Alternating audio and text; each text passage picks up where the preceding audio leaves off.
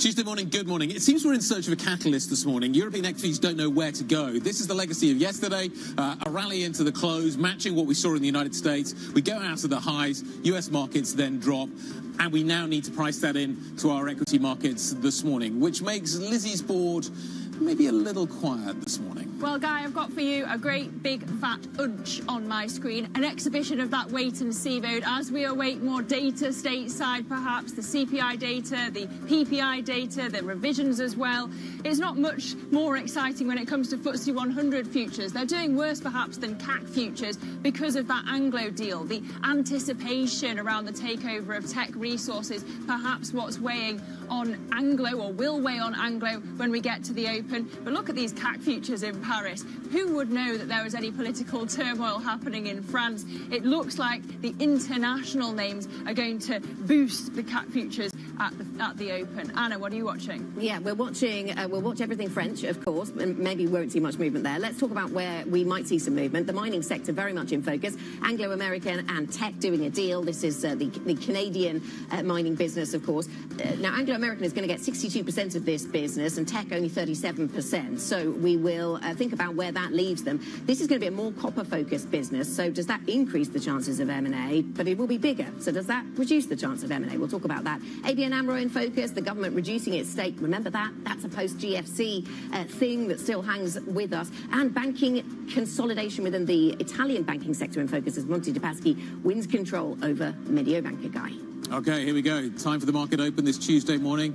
Drum roll, very quiet drum roll, but a drum roll nevertheless as we anticipate the market open. And as you can see, it is, as Lizzie suggested, a quiet one. The FTSE 100, they're getting a little bit of traction. I say a little bit, it's a very little bit. We're up 0.05 of 1%. We await the arrival of the CAC 40. That may be the more interesting market to watch this morning. But as Lizzie was also saying, actually, it's probably the international names that actually may drive the narrative there. The IBEX is barely budging. The stock 600 is up by less than 1/10 of 1%. We are in search of a catalyst. The FTSE 100, though, has some interesting names within it that may be on the move this morning, and the CAC 40 arrives up 0.2 of 1%, but pretty much in line with all the other international markets around Europe. So, Lizzie, what does the sector story look like? Well, so despite what TradeGate had suggested, actually you've got Anglo shares up at the open by 1.9%, more than 2% now.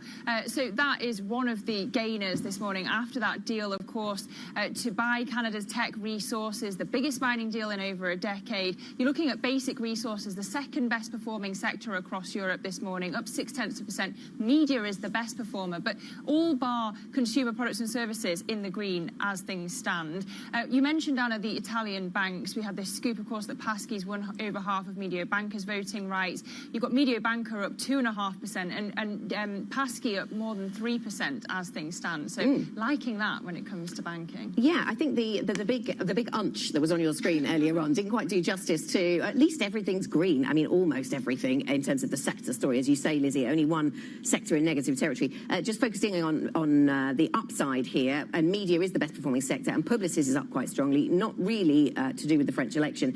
This has got an upgrade, Publicis. So there's a bit of analyst activity having an impact on that particular mover to the upside. But elsewhere, as you point out, Lizzie, we are seeing strength in some miners, and Glencore, I see, tops the Europe Stocks 50. Essentially, defence names are soft. They were up yesterday. Names like Rheinmetall, we're going to be hearing from them a little bit later on. There's a big defence event taking place in London. BAE Systems is soft. Airbus is soft. Leonardo is soft this morning. So that's where actually the weakness is coming through. UBS is also down, which is adding quite a lot of weight to the downside, as is Novo. So kind of separate those two out. You actually have probably some weakness in some of the more outperforming sectors of late. So Kongsberg is also lower. Upside, in terms of points, some of the energy names are coming back, mixed in pharma, but I can't see any. There's not an obvious theme here. Yeah, Glencore is up, but other than the miners, there doesn't actually appear to be a clear theme. Yes, and I mentioned Publicis trading higher on a broker upgrade, and Saab, you mentioned the defence sector. Saab is trading considerably weaker, and that is also on the back of a broker downgrade, so, or at least an initiation with an underweight rating over at Barclays. So it's one of those days. It's a day where some of these broker moves cut through. Okay. Let's talk about what we may see a little bit later on. I suspect it's going to be a busy session. It's politics that are going to dominate. But I just wonder when the French kind of story has the potential to take a step forward. It was interesting listening to Fabrice talking about a wealth tax. So you get a wealth tax in France. Is that something that actually does cut through to French stocks, even the big international ones, in terms of the names of them? And the outgoing Prime Minister clearly very nervous about the competition with Italy in that regard, isn't he? Let's talk about where we are on these markets then. Stephanie Niven joins us, Portfolio Manager at 91. Stephanie, very good to have you with us. We'll get to some of the themes that you're investing around in a moment, but just in terms of risk appetite, how are you evaluating the market right now? Goldman Sachs, perhaps a little nervous, David Solomon saying that he's not sure we need a rate cut in this kind of market, looking at what risk appetite looks like, and we have stocks off all-time highs, not far off all-time highs. How are you thinking about risk at this point? Sure. Well, it's been really interesting to see last week, with the weaker jobs numbers come out and the reaction coming through yesterday and increasingly today. And to Guy's point, the market is looking for a narrative. So you're seeing that reaction to the big mining deal. But on the flip side, you're seeing things like the software sector begin to be a little bit more weak. And I think that's really interesting, how we're kind of seeing the AI story kind of pivot away from that hyperscaler, investment in data centers, etc., into what does that really mean for the economy? So how can we think more broadly about the economy in the light of AI? And that, I think, is really where we're going to start to see the market move as we look into the hopefully the Fed rate cut coming. Right. And let me ask you mentioned the mining M&A, and that does seem to be something that is having a bit of an impact here. It's been a theme for a while, even if not a lot of deals have necessarily come through. But here we have one that looks more likely than not.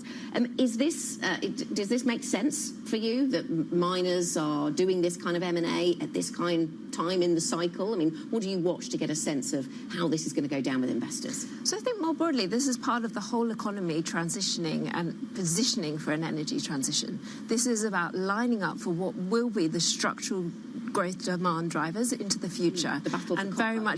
very much see Anglo as kind of rowing in behind this and positioning for that undeniable growth that's going to come through. And Stephanie, just going back to France, Guy searching for a catalyst here. Are we underestimating the contagion risk around French politics? I think it's unclear at this point. I think, geopolitics has been a larger theme this year than perhaps we were expecting, and it's certainly had its ramifications in the US. We've had a lot of chaos kind of ongoing in the US market. How that comes into Europe, how we continue to see, the markets navigate that volatility is going to be very difficult for investors to call. And it's interesting when you're talking about AI. I mean, there are so many questions I could ask you on this, but we've been talking a lot about the labour market data, obviously, in the context of the US economy. I just wonder how much of that freeze that we're seeing when it comes to hiring and firing is because actually, and it's not the tariff uncertainty, it's because, you've got AI doing jobs that humans were doing before. How much do you think about that? Quite a lot. And I think really you can think about AI as being a shock absorber, really, within the US. So we've seen a lot of difficult underlying signs happening within the US economy. However, it's not coming through in the data yet. And I think we're going to see that point of transition. If AI investment begins to normalize, if it begins to internationalize a little bit more, then we could see a lot of pressure come through on the dollar. And I'm not sure that investors more broadly are positioned for that. Can we just talk about the possibility of a re-rating of the AI trade? There was a story in the information yesterday talking about OpenAI upping its cash burn forecast. They are epic at the moment. This is a company that doesn't make profits, and it's just significantly upgraded its cash burn story over the next decade, effectively. So it's going to be this is a struggle for profitability, and it's hard to see kind of at what point that comes through. There's also an MIT study which has caused a lot of attention about companies not using AI particularly well. There's a Census Bureau story where AI adoption has been declining amongst firms that have 250 employees or more. I'm quoting Richard Windsor here. Are we coming to a sort of a catalyst moment for the AI trade where the reality of how much it costs and the use case story surrounding that starts to crystallize a little bit, and we start to get a better understanding of who the winners and the losers ultimately are going to be? Yeah, I think you're exactly right. We're at the point where we're starting to see AI move from being a feature into being business as usual. And that will require capital allocation decisions. It will require pivots in strategy. It will require CEOs to make bold moves. We're at that point where that is going to have to happen. So we're going to move away from perhaps more artisan kind of approaches to AI within companies to much more changing business processes and leaning into all the great things that AI can bring in terms of pattern recognition, the ability to kind of see different insights. And I do think we're at that juncture. But, so companies are terrible at using their data sets. So AI is going to resolve that problem. But in terms of who is going to take the benefit from that, is it going to be the hyperscalers? Is it going to be OpenAI, which is burning cash like nobody's business at the moment? Is it going to be a commoditized story in terms of generating those models? I can't yet figure out who are going to be the winners. And it always is, in the case of these kind of technological revolutions, it's never the first adopters. It's never the first companies that come to market. Is it the picks and the shovels? Is it the companies further down the road? Or the software? Do you have clarity yet? Are you beginning to see clarity? I think it's beginning to emerge. Right. So I think you're right that it's not necessarily the first movers who put the largest amounts of capex in the ground. It's about the most sophisticated business models that have the ability to pick up those recurring revenues, that make those capital allocation decisions make sense. And I think we're going to start to see differential performance emerging going forward. And you're right, picks and shovels will be a super important part of that. But also we'll see this dynamic where it's not just about power, it's about efficiency. And we began to see that come through with Broadcom last week, where you saw that transition, you know, away from necessarily the fastest chip into the most efficient chip. And I think that dynamic will start to become more apparent going Does that forward. imply a re-rating of where the AI trade is now to a more realistic valuation? I think it can imply more of a focus on earnings and, to your point, more of a focus on emerging profitability and how it can inflect existing business models to adapt and be scalable going into an AI future. So there will have to be a lot of difficult decisions by CEOs, a lot of difficult decisions about where capital allocation needs to be prioritised, and we will start to see that impact business models, and you'll see much more of a stock-picking focus rather than a sector-picking focus. Okay. But is it just that everybody starts using AI and it's built in for everybody? Is it not that there would be someone on the receiving end of the disruption and in some sense it's a zero-sum game? Well, there will be a lot of commoditization, of course, and you're seeing a lot of kind of startup, businesses offering quite generic tools now. But it's about how you use those tools in your business, how you build on proprietary data sets, and take effectively a data platform into a digital delivery device. And I think that's where you'll see really scalable and really customizable solutions that do differentiate businesses from one another. Nice to see you, Stephanie. Let's talk about to see us. Stephanie Niven, Portfolio Manager at 91, joining us around the table this morning. Let's take a quick look at the core six. Defence stocks are under pressure. There are broker notes out there that are maybe causing names like Saab to come under pressure. You can see Rheinmetall is down by nearly 1%. Tech, though, on the front foot. ASML up. Schneider in the AI trade, though, the data centre trade, a little softer this morning. What else are we watching? You've got banks, you've got miners. There's plenty of activity for Chloe Mellet this morning. Good morning, guys. So let's start with Italy, where both Mediobanca and Monte dei Paschi are up this morning. On the news there, Monte dei Paschi has finally won control over Mediobanca to create Italy's third largest bank. So both of those companies are up this morning, almost 4%. This is also a deal that will make Prime Minister Giorgia Meloni happy. She wanted to create a new large bank that could rival Unicredit and Intesa. So good news on that Italian banking sector this morning. Moving on to Anglo-American. Anglo-American is also up this morning, 5.5% on the back of the news that it has agreed to buy Tech Resources over in Canada. This is a deal that will complete within the next 12 to 18 months, and this is one of the most important mining deals in a really long time, and that's getting investors really excited. Moving on to the defense sector, where we've got a new initiation of coverage at Barclays for SAB, and it is a coverage of underweight. It's got an underweight rating that is dragging down the shares of this Swedish defense company. It seems that it is perhaps not as well placed, as well positioned as other companies in that sector to take advantage of the military buildup that we've got going on in Europe. So it's really taking quite a beating this morning. And finally, moving on to Publicis, the advertising company. It is up this morning. It got upgraded to an outperform rating by Oddo BHF. It said that the short-term momentum looks good, long-term potential also looks good, and this is a company that's also been outperforming all of its peers in that advertising space. So it's another boost for Publicis this morning. Chloe, thank you. Chloe Melly from our equities team with a rundown of some of those movers, and there are some. Coming up on the programme, we'll check in on French assets as President Emmanuel Macron starts the search for a new premier. We'll bring you that next. This is Bloomberg.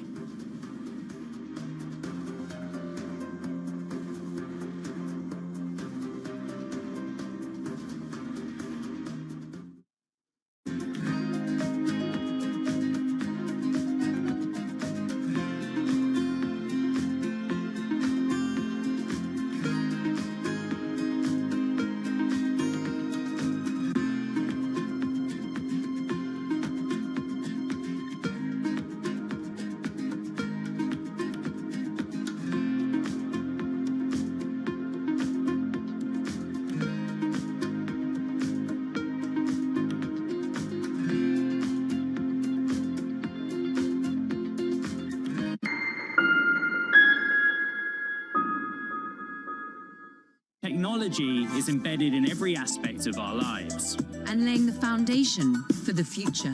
From finance to defense, AI to entertainment. And from the road to the stars. Bloomberg brings you the latest stories of the people and companies pushing the tech sector to new frontiers. And the politics that shape global tech markets. I'm Caroline Hyde in New York. And I'm Ed Ludlow in San Francisco. Watch Bloomberg Tech every weekday. Only on Bloomberg Television. Join me each week on Wall Street Week for stories of capitalism from business, markets, economics, tech, and climate. More than what you need to know, it's what you need to think about. The countdown is on. Everything you need to get the edge at the end of the market day. Get ahead of tomorrow's trading with The Close. Weekdays on Bloomberg. Context changes everything. From our studios in New York and San Francisco, our expert hosts have the data and analysis from the companies you know and the startups to watch, plus the interviews you don't want to miss. Watch Caroline Hyde and Ed Ludlow on Bloomberg Technology, the only daily business show dedicated to tech, right in the middle of the trading action. Live every weekday, only on Bloomberg Television. Context changes everything. From the world of politics to the world of business, Joe Matthew and Kaylee Lines deliver news, insight, and analysis live 2 times a day, every trading day. Balance of Power at 1 and 5 Eastern, only on Bloomberg. Right, okay, ready? David, what initially sparked your interest in this topic of longevity? 15 years ago, I turned 60, and I began to wonder how much longer I'm likely to live and what I could do to extend my life. On longevity, I talk with the leading experts in science and medicine to educate people about how they might be able to change their conduct so that they can live a happier and healthier life. I'm David Rubenstein. Join me on a 4-part journey as I explore the great quest for longevity. Only on Bloomberg. Bringing you up-to-the-minute energy news whenever and wherever it happens. I'm Joanna Bersecci in Vienna, and this is Bloomberg.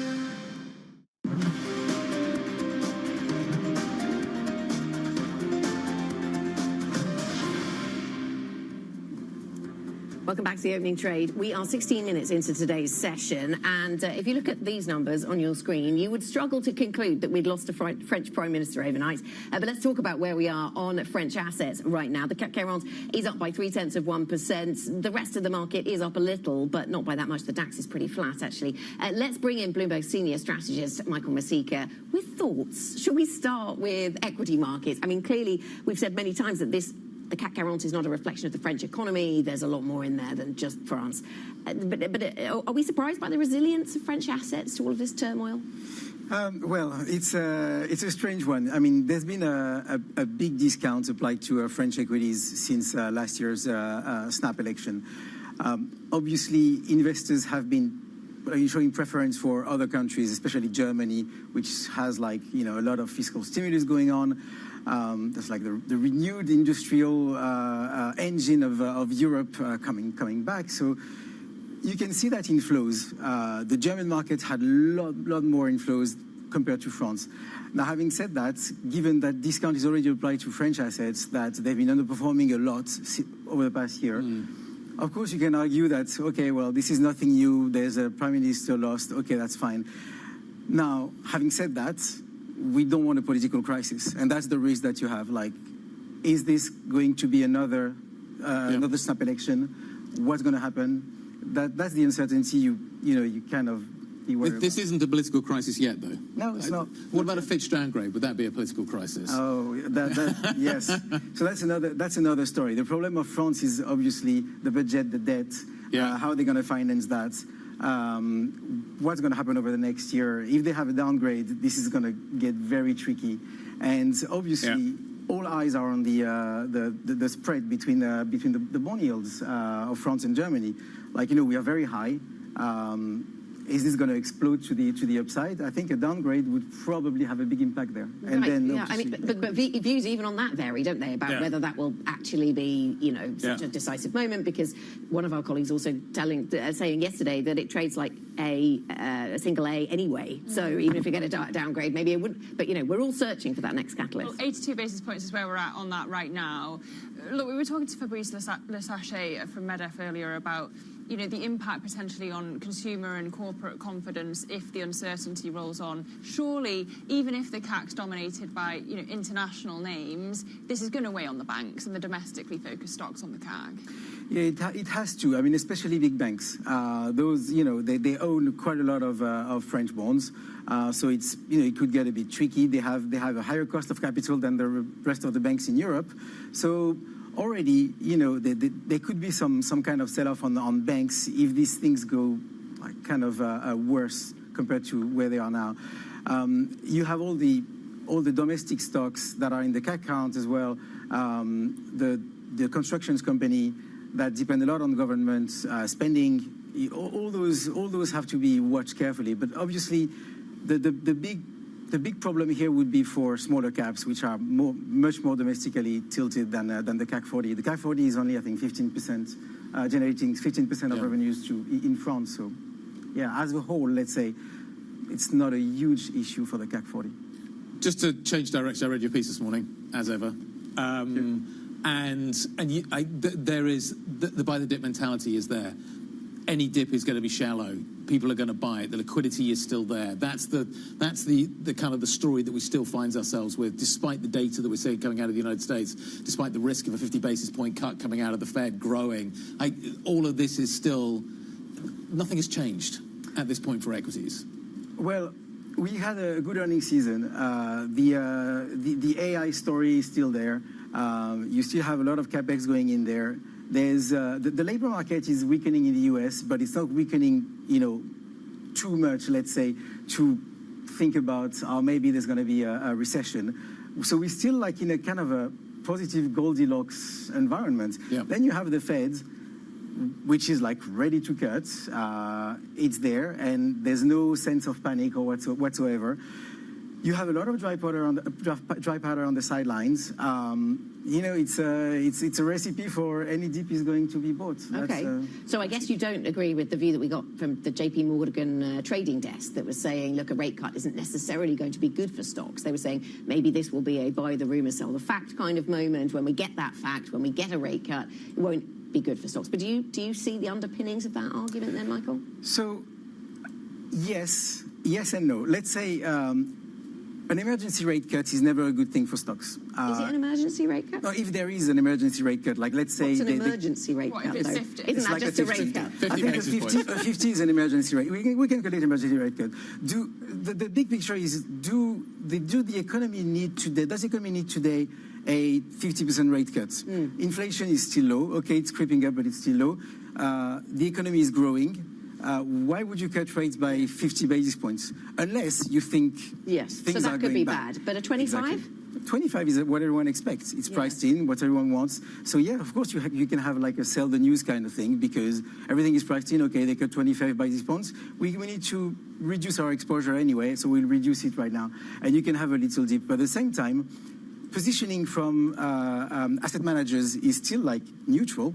It's neutral, like that's it. The only cohort of investors that is heavily positioned on stocks are systematic strategies, CTAs, vol control. Those guys, they've been buying crazy because vol has been crashing because they were underexposed and the momentum trended higher. So that's how it works. And now yeah, they could be selling. But again, is this cohort going to be strong enough to crush the market when you have all the asset managers still like, neutral weighting position? I'm not sure. Okay, Michael, good to have you on the table. Michael Masika, Bloomberg's senior strategist, we thank you as always. Now, getting back to that M&A, Anglo-Americans among the biggest gainers on the Stock 600 this morning, up, as you can see, more than 5%, nearly 6%, after it confirmed a Bloomberg scoop, that it's to acquire the Canadian firm Teck Resources. Now, news of the biggest mining deal in a decade saw Teck shares in the US also soaring in extended trading. So let's get the details now. Martin Ritchie from our metals and mining team joins us. Martin, just talk us about the significance of this deal and what we know about the detail. Okay, I will start with the significance of this deal, which, as you said, it's one of the biggest mining deals in the past decade or more. This combines two major copper producers. Everyone in the mining industry is desperately looking for more exposure to copper. This creates a company that would be among the top 5 producers. And it comes obviously after last year BHP failed in its bid to buy Anglo. That bid turned out to be very complicated, protracted. Since then, Anglo has simplified its business. Teck has also offloaded some assets, and they're combining together to create what will hopefully be a cleaner, very copper-focused company, and that's what they very much emphasized in their release today. It's all about copper. Martin, why does this deal work and others don't? Why does Anglo want Teck and not another business? What is it about this transaction that is different to all the other deals that have been talked about over the last few years? There have been a lot of other deals, not just deals that the executives have tried to make publicly, but also a lot of chatter about who should or could merge with who in the mining space. In 2023, we had Glencore trying to take over Teck. That turned out to be too complicated due to both the structure and the shareholding structure of Teck. BHP's bid for Anglo, that didn't come off again. These were two quite complex companies. It was a complex transaction because Anglo has a lot of different assets. Here we have a company, Anglo, that's already sort of downsizing itself, spinning off assets. Like steel, coal, like diamonds, like nickel, to focus more on its what it sees as its core business. Teck has sold coal as well, so these are companies which are much more solidly focused on copper, and it's a much more kind of simple proposition to the investors. I think that the figure they're giving is 70% copper focused. The rest is mainly iron ore and zinc. Martin, it's going to be a fascinating one to see transact and go through and deliver. Martin Ritchie on the mining deal that we're watching so closely this morning. And the stock is up pretty strongly on the back of that. The initial call was lower. Yeah. We would see Anglo moving down, but actually aggressively to the upside on the back of this. Yes, and that's what, when one company buys another, you're often looking for one of them to drop. But this one on the rise, I mean, Martin was just talking about how this has made a real copper business. Does that make it more attractive? That's what one of the analysts this morning out with a note was talking about, how a more copper-focused business could actually end up being the subject of more M&A attention. But it is bigger, so that might make it harder to digest. Yeah, of course, Teck had been the subject of a takeover bid from Glencore. Glencore shares also on the rise this morning, up 3.6%, but that's nothing on the Anglo move, 6.3%. No, but Anglo, Antofagasta is up by 3-something%. Yeah. So the copper trade is on this morning, definitely. Coming up, we're going to speak to the CEO of the German sensor and defence manufacturer, Hensoldt, here in the UK. That conversation next. This is Bloomberg.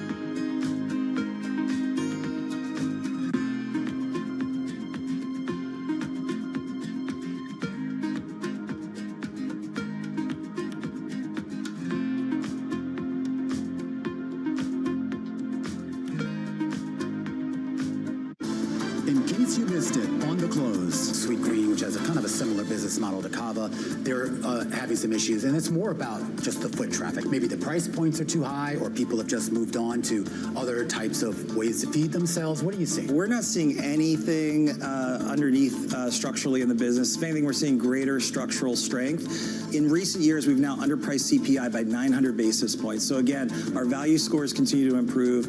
We continue to make our food more accessible and really try and mitigate any of the impacts of, say, tariffs and not have to pass along to our guests. There's been a lot of talk about how do you reimagine stores like this. What do you want your customer to do? If you're in a hurry, we've got great digital channels. We've got 60 drive-through pickup windows. But if you want a great physical experience, you can have that walk-the-line experience, see the food, smell the food, interact with our team members. Our mission is to bring heart, health, and humanity to food. So we want to deliver that humanity in the four walls of our restaurants and have a great environment for you to enjoy your Mediterranean meal. Don't miss The Close, live every weekday.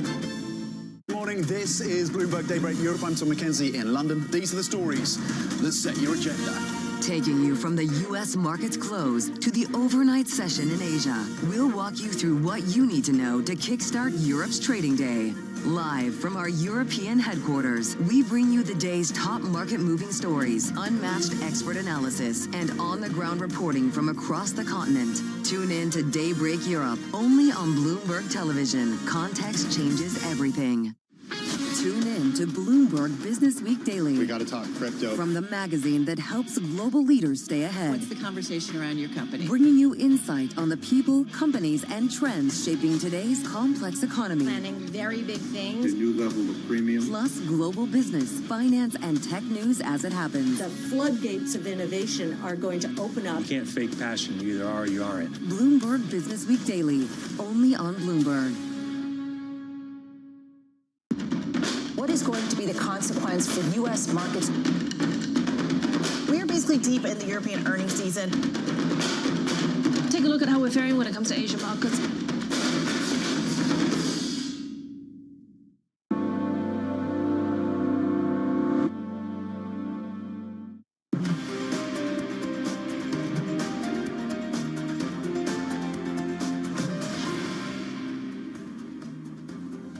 This is the opening trade. We're 30 minutes into today's session, and it's steady and gaining confidence in the European stock story this morning. 0.4% higher on the Euro Stoxx 600. We thought that Anglo-American shares were going to be weighing on the London index this morning. Alas not. That is not what's happening at all. Big boost for Anglo shares on the tech deal, and the FTSE 100 actually up 0.2%. Also, who knew that the French Prime Minister was ousted yesterday? The CAC up 0.7%, Guy. It's green across my screen. Absolutely. It's incredible, isn't it? Actually, the initial calls on Anglo, really wrong. What I think is interesting is that Liz has just shown us a bunch of indexes that are a little higher. You take a look at the internals, though. You've got 433 stocks up, 141 down. That tells you that actually some of the bigger, heavier weight stocks are down today because they're counterweighting that move to the upside. Volume's a little on the light side. You've got a London strike that's still on. You've got a whole bunch of factors. There's a bit of seasonality in the mix as well. But there are some 52-week highs out there that are worth noting. Antofagasta is one of them. Now, this is the derivative of the Anglo trade this morning, but copper is on the front foot this morning. Antofagasta is the obvious name you think about when you think about the copper trade. It is tracking higher, as are most of the miners. It's up by 3.4%. That's giving London a little bit of a lift as well. Banco BPM is tracking a little bit higher. There's a few banking names out there that are higher as well. So the Italian story front and centre. And also, there's actually a story this morning that UK consumers have been spending a little bit of money in August, and that feeds through into some of the retailers that we're watching here in the UK. J. Sainsbury in the UK, despite actually all that is happening in the grocery space at the moment with inflation and everything else, which in some ways you could argue is good for the grocers, this stock is tracking higher. That's at a 52-week high. Up by 0.5% this morning, Anna. Yeah, despite battling with the tax on their wage bills. That's been something that the sector has been talking about. Let's get to some of the other stories that we do need to know this morning. Guy's been referencing what's been going on in the mining sector. Anglo-American has agreed to merge with Canadian miner Teck Resources in a zero premium deal. A statement released this morning says Anglo shareholders will own almost 2/3 of the combined company, with Teck holders controlling the remainder. The merger marks one of the biggest mining deals in more than a decade. The French President Emmanuel Emmanuel Macron starts the search for a new Prime Minister, with François Bayrou set to formally resign today after losing a confidence motion less than 9 months into the job.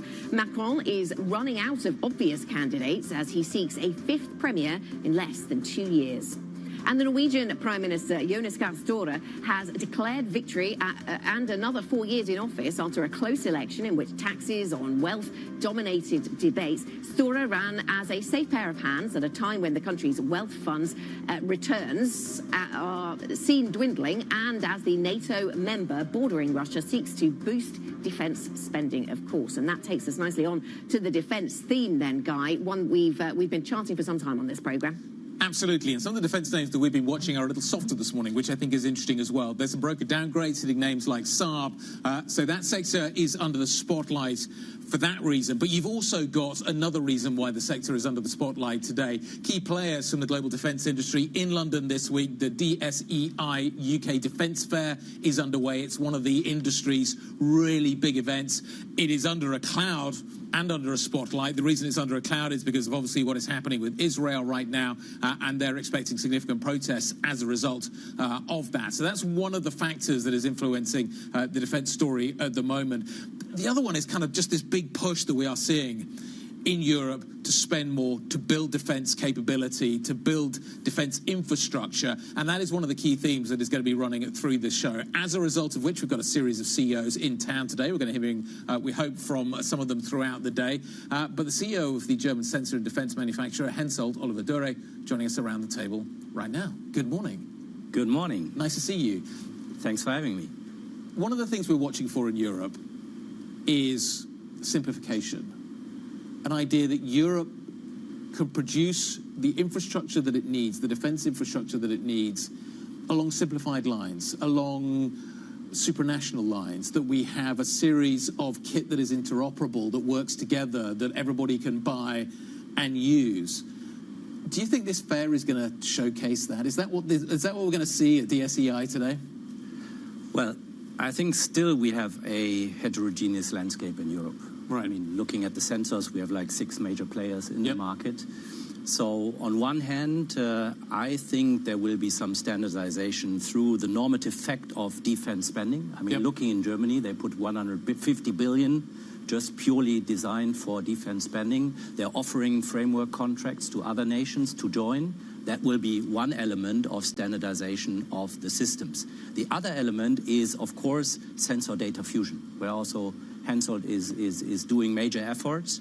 I think we will see, besides shared data models and so on, looking at the heterogeneous landscape, that we have interconnectivity of even heterogeneous sensors in the network, and that will bring the step forward in defense. Are those that are going to spend the money those that are going to set the standard? It's interesting. So you're a German company. Germany is going to spend a lot of money on defence. France, we've talked about the political struggles this morning, looks like it's going to struggle to maybe spend the same amount, which takes me to the FCAS programme, which is the 6th generation, next generation fighter programme. There are 2 in Europe. There's GCAP, which is led by BAE, and you've got the FCAS programme, which Dassault wants to lead out of France. You're involved in this. Obviously, you're not the major involved. It's not a major involvement. Airbus is the major involvement. It is notionally German in this case. Is this programme working? Is it going to deliver a 6th generation fighter? Does Europe need 2, maybe even 3 next generation fighter programmes? You're watching this. What do you think is going to happen? Well, Guy, we are, as you rightfully say, only exposed to the sensor pillar. Yeah. So here I can say, I mean, we're working with Indra, with Thales. Yep. So really we have a great cooperation. And that's one opportunity to have really a standard sensor in the air domain for the future aircraft. On the other hand, we have the capability in Europe. However, I think FCAS is a good example where political will yet doesn't translate into industrial reality. And of course, we're committed to go to... What is the industrial reality? Well, the industrial reality is that you have like 3 players in Europe, with Dassault, with Airbus, with Saab, who have, I would say, good aircraft that have a decent share of the global market. So, but I think it's about compromise, and at that stage, I don't think yet we are ready for taking compromise. That's Europe. Let's think about the Middle East. So Germany is no longer sending weapons that could be used by Israel in Gaza. How does that affect your business?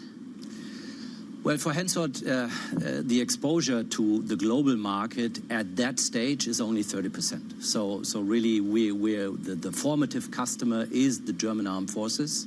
Of course, mid to long term, we are looking at the market. So we have set 6 focus regions. UAE, Middle East is one of them. So at that stage, I've recently visited the Middle East. I don't see any major change. I think our technology is leading. So we have a very strong interest, not only of the government, also from the local industry, to join into partnerships with us. And I'm sure you'll be seeing John Healey, the UK Defence Secretary, when you're at this fair today and this week. What's your message to him? Well, I think UK-German relationship, looking at the Trinity House, has a strong potential. I've recently here in London attended a round table of the industry. So I think let's create momentum. And again, also here, a key point is really looking at compromise. We can't have it all. I mean, for example, accepting the really leading position of Germany in air defense, as we are the main provider, despite the US, for air defense in the Ukraine. I think that is really where we should leave our traditional agendas of promoting industry and go for a best athlete approach. That is probably what I will be asking for. Oliver, can I ask you about recruitment and growth at Hensoldt? Clearly, there's a lot of ambition around the German defence sector more broadly, and you're playing your part in that. We've previously talked about how those leaving the auto parts supply chain, for example, Bosch, Continental, might find a place at Hensoldt. How is that story developing? Are you finding the staff you need as quickly as you need them for your growth plans? Well, absolutely. We by the end of the year, we will be around 9,000 people, so that is quite a strong growth we have been seeing looking at our workforce. Looking at the automotive, and I think it was here when I introduced this hype of automotive, it cooled down a little bit because we see that the top-notch people, I mean, that's about connected cars, that's about automotive driving, autonomous driving and all of that. That is where they try to stick to some experts, but we worked with Bosch, we worked with Conti, so we have already hired significant team, a higher amount, double-digit amount of people. So that is really developing, probably not at the hype that we saw it before. So people are choosing to stay in the auto sector and not go to defense? It's rather a topic of what does the automotive sector wants to get rid of, right, and what we need. Yes. So we see that the mapping, the match is not as big as we had expected. However, in general, we don't have an issue because also we work a lot in outsourcing. Yeah. What I always say, looking at 9,000 people at the end of the year, I don't see that linear with our growth. We will also augment our workforce. It's also about resilience, depending in partnerships. And I wonder what the pitch is in terms of recruiting people in Germany or elsewhere. Has it become easier to pitch jobs in defence since what's been happening in Ukraine, not too far away? Has that changed those conversations? I see a change, definitely. We have a lot of, initiative applications that are coming in. We see that many of the people want to have their contribution. I mean, we're discussing the conscripts, the draft in Germany again. So some of the people really are seeing maybe I can contribute through working in the defense industry. Yep. And that is really creating momentum for us. Oliver, great to see you. Thanks for stopping by once again to see us. We always appreciate your time and the time you spent here at Bloomberg. Oliver Dure. Thank you very much. The CEO of Hensoldt. Stay with Bloomberg. We've got another defence conversation coming up. The CEO of Rheinmetall is going to be joining us a little later on. I think Tom's going to be joining him in conversation a little bit later on down at the show. So looking forward to that conversation as well. Coming up on the programme today, we head to the steps of the National Assembly in Paris after the French Prime Minister François Bayrou was ousted in a confidence vote. We'll get back to that story next. This is Bloomberg.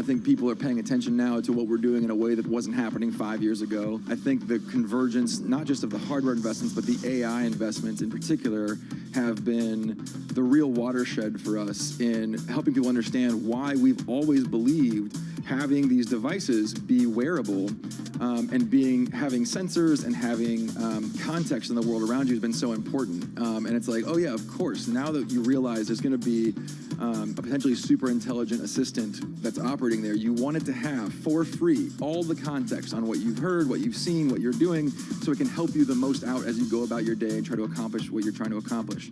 So we feel a lot of vindication on that. I think the question is, yeah, will it be us? Will it be a competitor? That depends on our execution and their execution. I have a lot of confidence that the paradigm that we're in right now, which has been stable for a long time, right? The phone that you all have in your pockets now is roughly the same as the phone you had in your pocket 4 or 5 years ago. There's not really a lot of new innovation happening at that scale. There is a lot of things. The phone is the greatest consumer electronic device ever built, and yet there's also a lot of things that we wish it could do better or different. And I think with AI and integrated context with the world around us, that becomes more and more obvious. So I'm very confident that the paradigm will shift in that time frame. And you all know the saying, we get a lot less done in 1 year than we think and a lot more done in a decade. That really is going to be true, I think, when it comes to these shifts.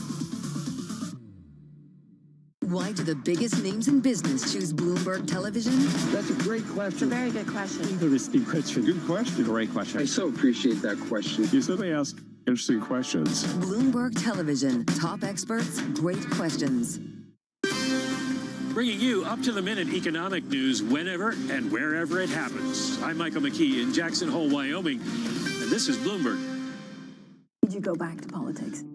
Putin, I'll be very frank with you. Had Russia not attacked Ukraine, I would not have run for president of Finland.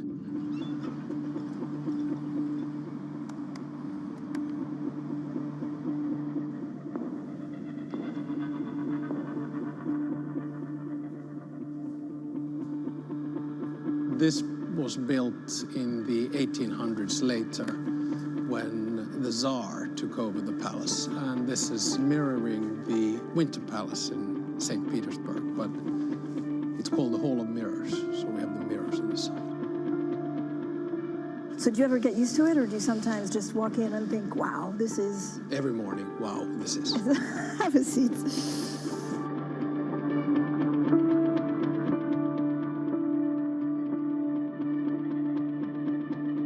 Talk to me about resilience. It's something I think we in Finland know something about, actually.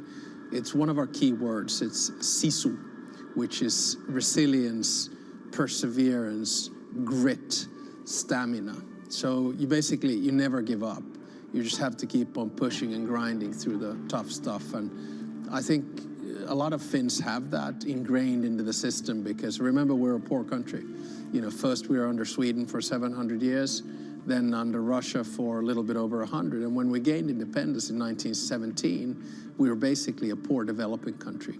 And I think then this sort of idea of resilience, let's try to overcome, let's work hard, came very much a part of Finnish DNA. And I think I'm still part of that generation.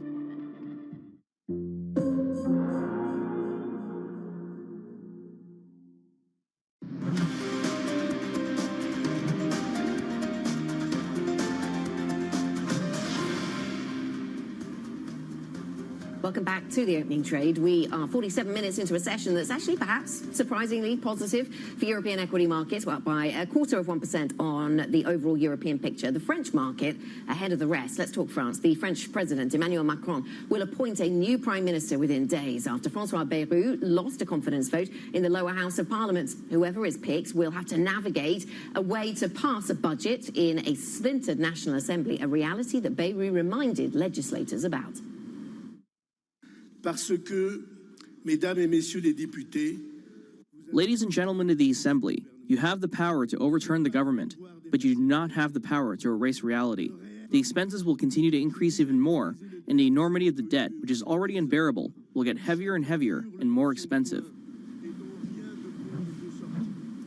For more, we're joined now by Bloomberg's Caroline Conan, who's outside the National Assembly in Paris. So he's working through a list. He's been through a couple of prime ministers in a short space of time. President Macron, Caroline, who's still on the list? Who do we look to next?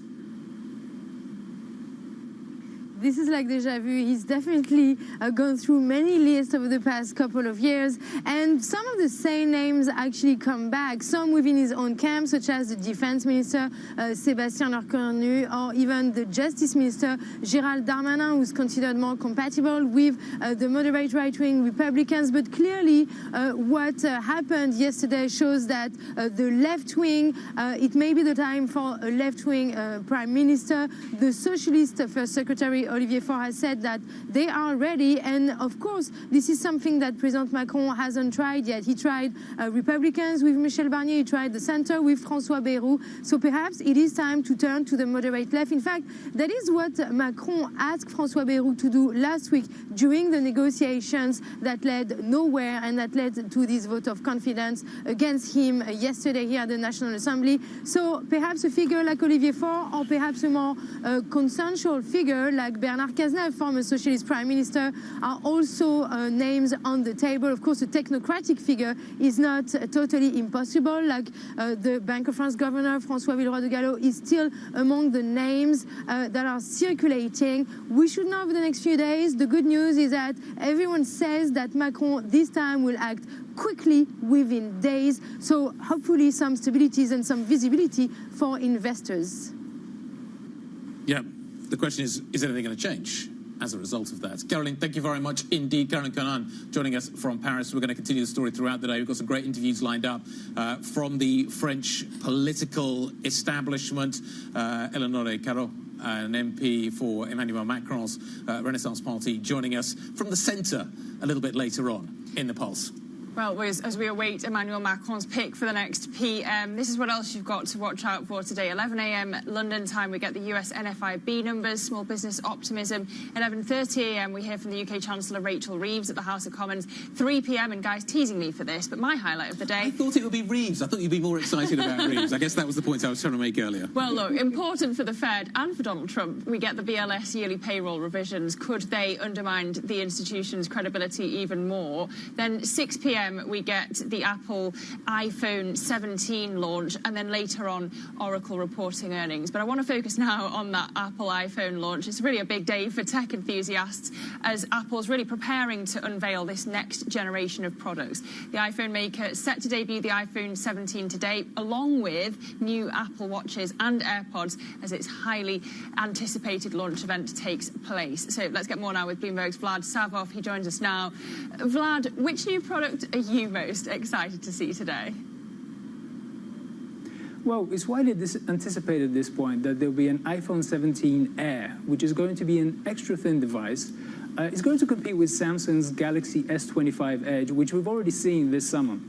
I've laid my hands on the S25 Edge, and it isn't just a thinner phone. When you actually hold it in your hand, it's thin enough, it crosses a threshold where it's tangibly different from a regular smartphone.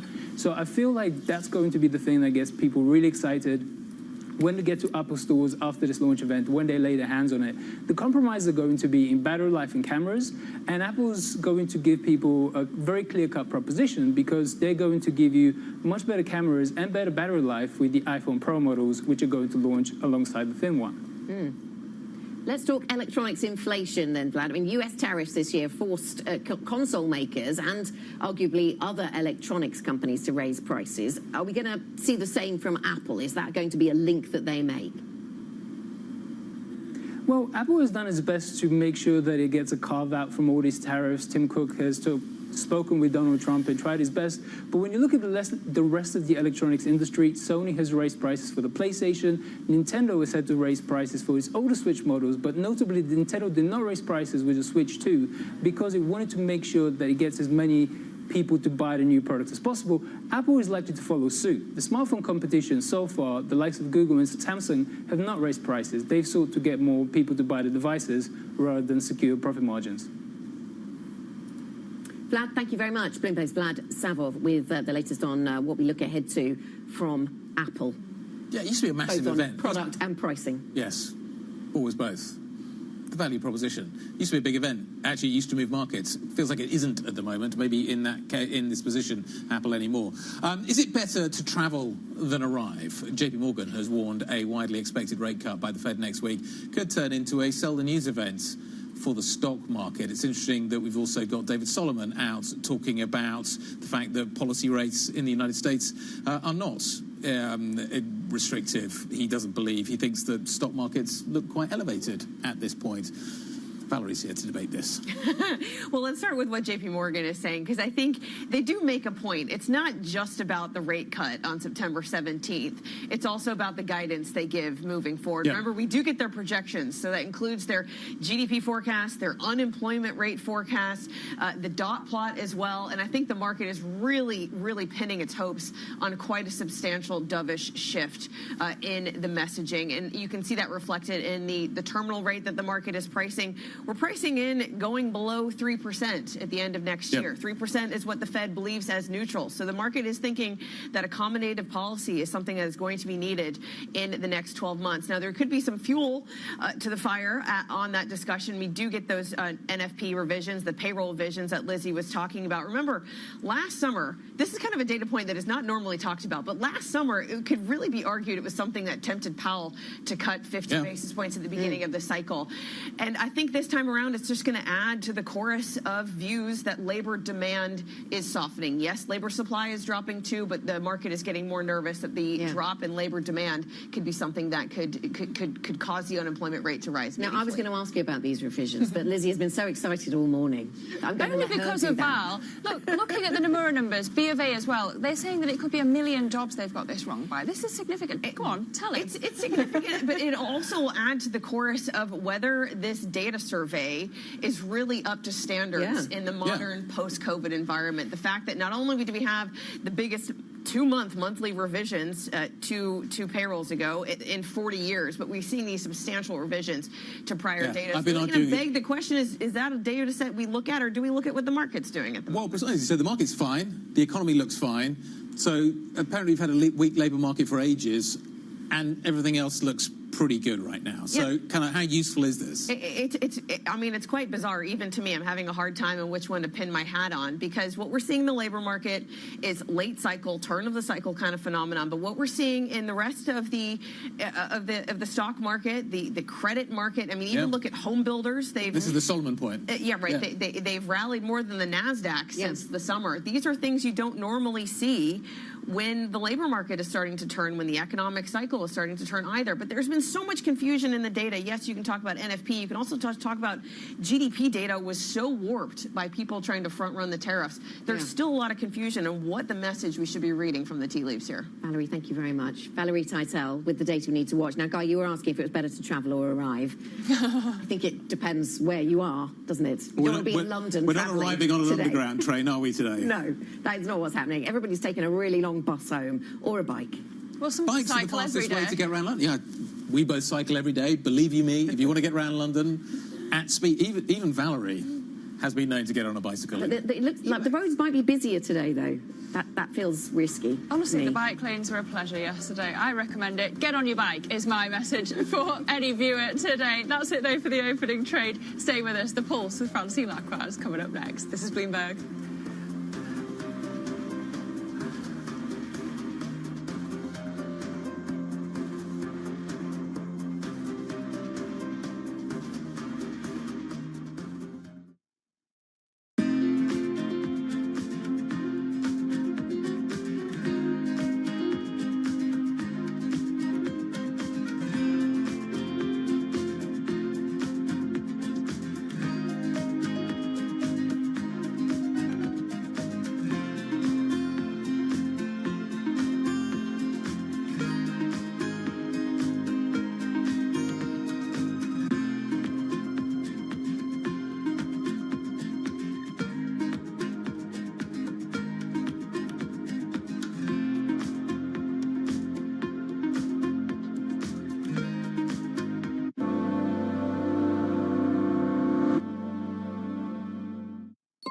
Asia is at the forefront of some of the world's biggest stories. I'm Sherrian in Tokyo.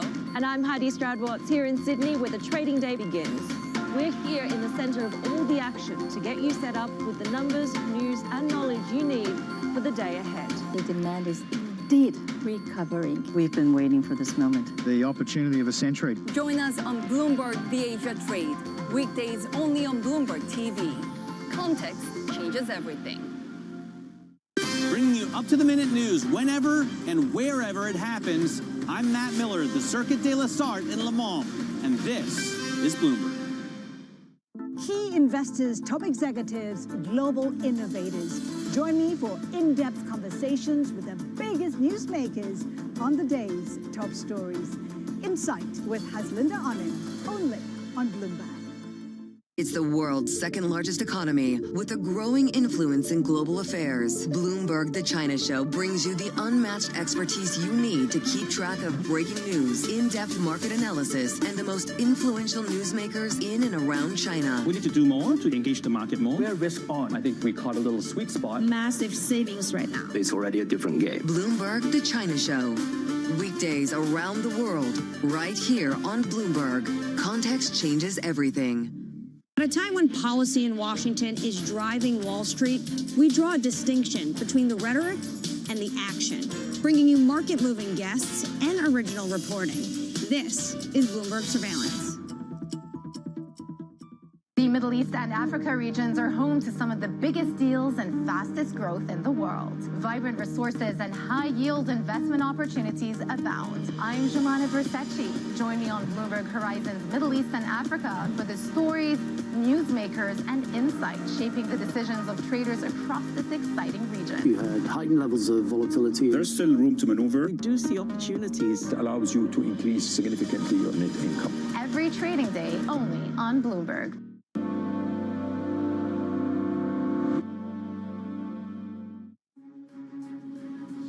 The French president will appoint a new prime minister in days, the country's fifth in less than 2 years after François Bayrou is voted out.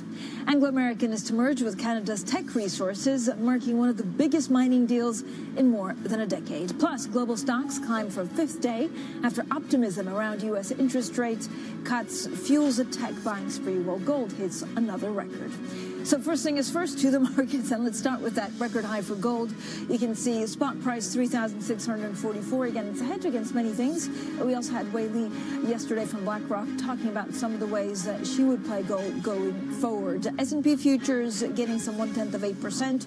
Look, a lot of the focus is, of course, on the U.S. and what we heard after the jobs data from Fed speakers that will continue speaking today. A September cut is pretty much priced in, but it depends on actually how big that cut would be and whether it gets them closer to neutral. The U.S. 10-year yield 4.0703 and then Eurodollar 117.53. Now, we always mention Eurodollar because it's a great way of looking at some of the political angst across Europe. So we start with the CAC 40 gaining some 0.4%. Despite political upheaval, Emmanuel Macron, of course, the president of France, now has a difficult choice on who to put prime minister, hoping that he will last more than his last two. Anglo-American has also agreed, as we were saying, to combine with Canada's Teck Resources in one of the biggest mining deals in more than a decade. So pre-market, you can see Teck Resources gaining some 11%. And then we have that little thing of a banking deal in Italy between Mediobanca, of course, being bought by the bigger rival, so Monte Paschi. So we'll get to that in a second. For the conversations that matter and the insights you need, let's get started.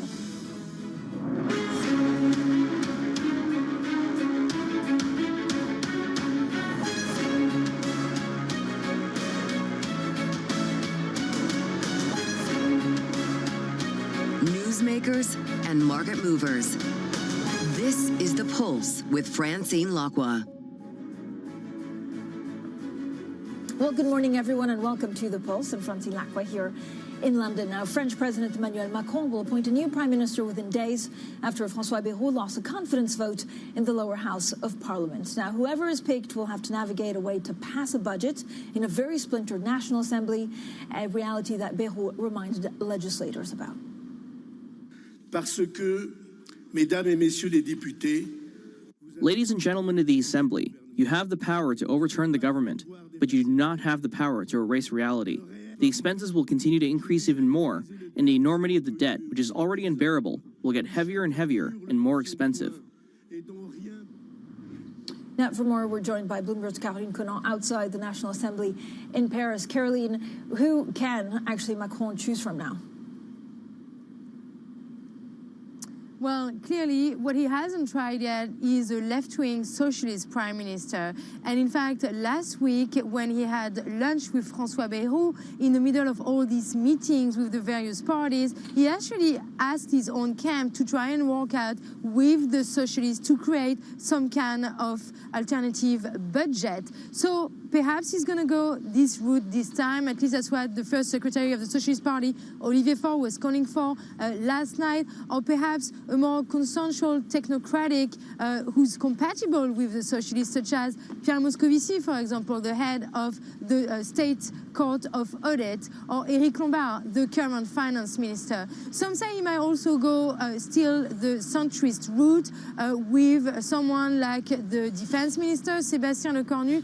But of course, this is a very dangerous route to go because he's already tried this, and this might actually anger the socialists, but this also might anger the streets. You know, France is facing 2 days of national rallies tomorrow and next week, and clearly if the social anger is mounting and we have a new sort of yellow vest movement starting, then this will have a bigger impact longer term on the economy. I was talking to a French economist this morning from Allianz. She was telling me that the yellow vest, for example, cost 0.2 points to the French GDP. So, of course, even if in the short term, Beirou's fall was mostly priced in, investors are looking for stability. The business community is also looking for stability. The MEDEF vice president just an hour ago was saying on Bloomberg TV, we need stability in order to keep investing, keep hiring. So a sort of coalition government with the socialist moderate left might be the way to go, even though it's not exactly in the spirit of French politics.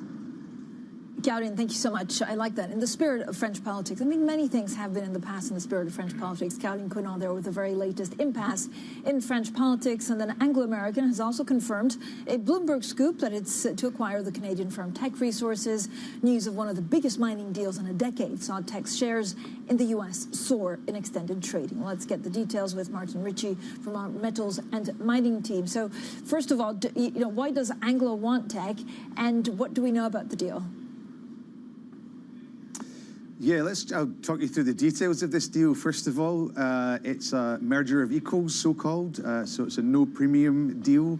The combined company likely to be worth more than $50 billion based on the recent valuations of both companies. Anglo shareholders will hold 62.4%, Teck holding the remainder. They're promising $800 million in cost synergies, a further $1.4 billion possible operational synergies through combining some of the operations in Chile, for example. This company will be 70% copper focused is the figure they've given out, and that's a good way of leading into this sort of why are they doing this deal. As you know, mining companies the world over have been trying to get more exposure to copper. One of the big deals last year that fell through was BHP trying to buy Anglo. In fact, Anglo since then has simplified its business, offloaded a lot of other assets such as diamonds, metallurgical coal, nickel, to focus more on copper itself, and it's taking over Teck, which again has sold off some of its non-copper assets to create this company it says will be among the top 5 copper producers worldwide. Martin, thanks so much. Martin Ritchie there with the very latest on this mining sector M&A. Now, Banca Monte dei Paschi has secured a majority stake in Mediobanca, cementing a once unthinkable 16 billion euro takeover that's set to reshape Italian finance. According to a filing, Mediobanca investors have tendered more than 62% of the shares for Monte Paschi's unsolicited bid. Now, the deal is set to create Italy's third largest lender by assets. You can see Monte Paschi getting some 5%, Mediobanca gaining also 5%. Well, joining us is Callum Pickering, chief economist at appeal hand. Callum, I'm not going to ask you about M&A, although it does seem like it's right in the middle of it. Thank you also for braving the strikes. And I know, people get on bikes and buses and all sorts to get to the studio. The Fed, the Fed is left, right, and center after that pretty ugly jobs report on Friday. Does it change everything? Are you expecting 25 or 50 basis point cuts in September? I'm expecting 25. I think what we've got with the jobs report is an answer to the question which the Fed has been sort of posing to itself, but markets have been posing to through summer, which is, will the anti-growth, potentially inflationary tariff and economic policies of the Trump administration cause the Fed to stray further away from its employment mandate or its inflation mandate? In the end, that was going to dictate the pace of any future policy changes. That was a pretty weak jobs report. We'd had those past revisions. Actually, US data just looks a little bit soft, certainly versus where we have been. And so the risks now seem to be to the downside on the labor market, much more than to the upside on inflation. That opens the door for the Fed to go. I don't think the Fed can really justify going 50 basis points yet, because there is still some inflation risk. So, Cal, first of all, is there a realistic outcome from the CPI on Thursday where actually the Fed could be forestalled in cutting rates next week? I think it's unlikely, just because expectations for U.S. inflation have come down significantly on the back of the economic weakness that we've seen. So there's nothing really to derail a cut at this point? You would need a very, very big surprise. I think it would be hard for even if we were surprised a little bit to the upside by the Fed, by inflation data, that probably dictates the pace of cuts, whether you go over successive meetings or whether you cut and skip and cut and skip. But I think at this point, markets would be very disappointed, and justifiably so, if the Fed didn't start to move rates lower. And here's where things get a little bit technical. It really is a macro market at the moment. You have two types of neutral interest rates. There's the neutral interest rate in the long run, which stabilizes the economy when basically nothing weird is happening. And then you have the interest rate which stabilizes the economy in the short run when you're faced with shocks. The US is now processing several structural and supply side shocks, and we're clearly seeing this downside risk to the US labor market. And the fear will be that the softness in cyclical momentum in the US starts to produce some very serious labor market weakness, and then the Fed will realize it's behind the curve. And I would just notice that all of the speculation that the administration is putting pressure on the Fed, and that may be the reason that the Fed needs to go, that's completely out of the window now. Now it's just a macro story, so the Fed is wide open. But so why not go for 50? Well, notice last year, actually, if we were sat here a year ago, the Fed did go 50. The Fed saw weakness in the labor market. This kind of SARM rule was activated, and the Fed says, okay, we need to start getting ahead of this. But when you're facing normal inflationary pressures and normal inflation risks, weakness in the labor market should produce disinflation through wage and price setting. When you're still worried about inflation risks, that's not an obvious call to make. And so I think the Fed needs to get on the other side of any inflation risk before it starts to go a little faster. But again, if we're at the start of some real weakness in the US economy, I think the market is right to start asking whether 50 is the right move. And the Fed typically reacts more aggressively to downside risks to its inflation employment mandate than it does upside risks to its inflation mandate. Cal, there's a lot, of course, we've been talking a lot about central bank independence and Fed independence. We now understand there's a great report by BGov Finance saying that, Hassett, Warsh, and Waller are probably the Fed chair finalists. But there's also a lot of, concern about Lisa Cook and whether this is lawful, the removal, even if she's done something wrong. Why is that not playing out more in the markets? Well, I'm not sure if it is to a certain extent, but at the long end of the bond market. Right? This is where we start to bake in these worries about structural pressures. I hate to bring Brexit into this conversation, but just let me for a moment, because it provides a nice template. What we learned with Brexit was we worried much too much about the near-term economic consequences, did not factor in the long-term economic and credibility consequences of Brexit. That's, I think, is now playing out in the US, where all the panic in April about a US recession and lots of US inflation has given way to real question marks over the structural integrity of US institutions. I think timing will probably be on Donald Trump's side and the administration side, which is just to say that by the time you will be ready to change Powell, I don't think inflationary risks are going to be a big story in the US economy. It's going to be an economy that's growing below its long-run potential rate, let's call it mid-1.5s, with very little inflation worry. And so even if you put a very dovish Fed chair in there that wants to satisfy the administration's desires for lower rates, that's probably going to be the right economic policy decision anyway. When you look at some of the political instability here in Europe, we're just talking about France. We have other countries that face similar fiscal pressures with the inability to actually put a budget together. Where does this go? I realize my cup says help. It's like I'm sending subliminal messages to the audience. I'm really not. This is just a button on the terminal pad.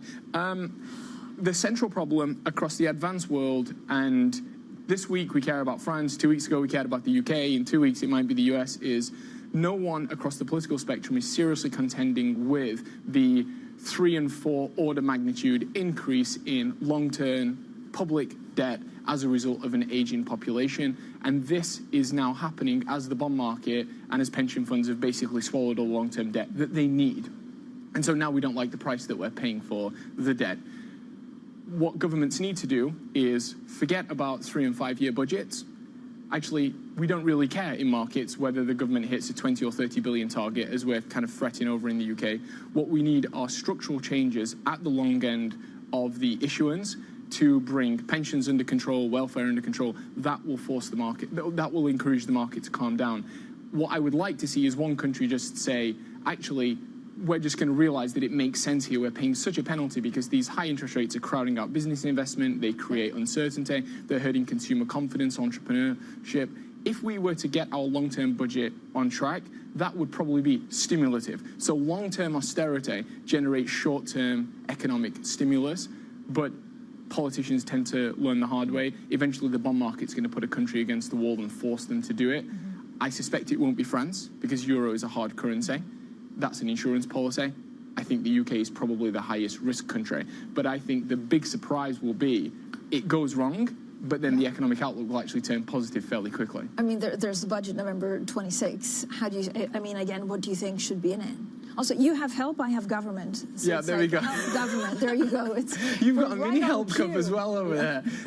My guess is that Keir Starmer, with the changes to his immediate economic team, with the shift to the cabinet, is recognizing that the center of gravity on politics in the UK is actually shifting to the right and economic policy issues. He needs to start moving away from wealth taxes, fears, taxes on housing, taxes on business and entrepreneurship. I mean, the governments like to fly kites in the UK. This is the adage. They're really dropping anchors and sinking ships. I think he'll probably put to bed all of that speculation. He's probably going to pick a fight with the anti-cuts fringe of his party to try and pass another welfare bill. Wouldn't be surprised if the Conservatives try and help him do that. And then with the Fed cutting, we're probably going to see actually that the bond market helps him out heading into the budget. And I don't think the budget will be all that scary.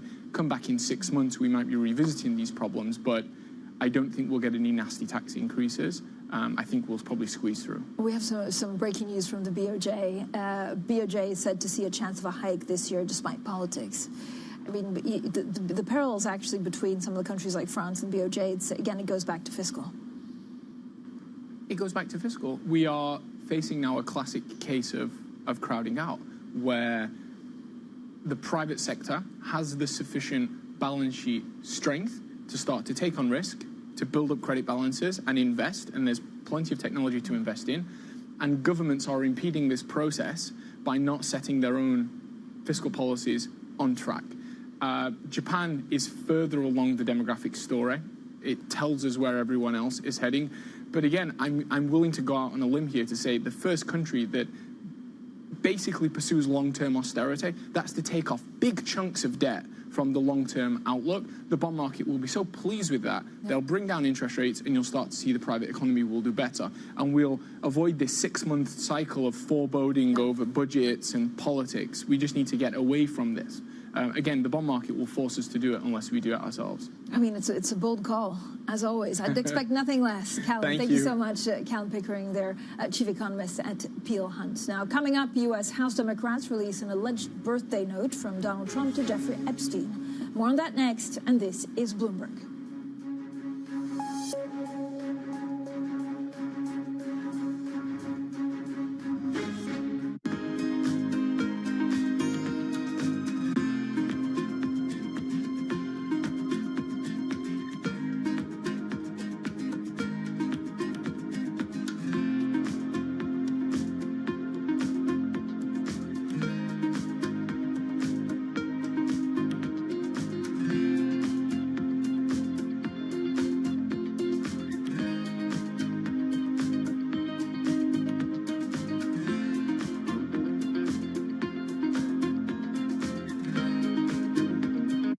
bringing you up-to-the-minute economic news whenever and wherever it happens. I'm Francine Lacqua in Sintra, Portugal, and this is Bloomberg. Technology is embedded in every aspect of our lives. And laying the foundation for the future. From finance to defense, AI to entertainment. And from the road to the stars. Bloomberg brings you the latest stories of the people and companies pushing the tech sector to new frontiers. And the politics that shape global tech markets. I'm Caroline Hyde in New York. And I'm Ed Ludlow in San Francisco. Watch Bloomberg Tech every weekday. Only on Bloomberg Television. From our studios in New York and San Francisco, our expert hosts have the data and analysis from the companies you know and the startups to watch, plus the interviews you don't want to miss. Watch Caroline Hyde and Ed Ludlow on Bloomberg Technology, the only daily business show dedicated to tech, right in the middle of the trading action. Live every weekday, only on Bloomberg Television. Context changes everything.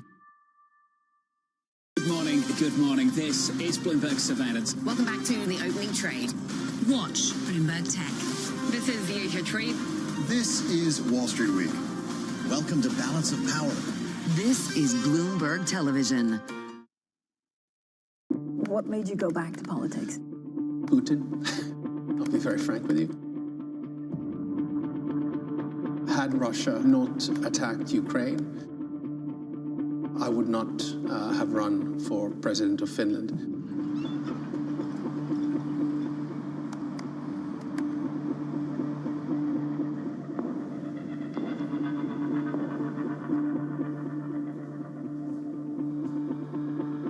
This was built in the 1800s later when the Tsar took over the palace. And this is mirroring the Winter Palace in St. Petersburg, but it's called the Hall of Mirrors, so we have the mirrors on the side.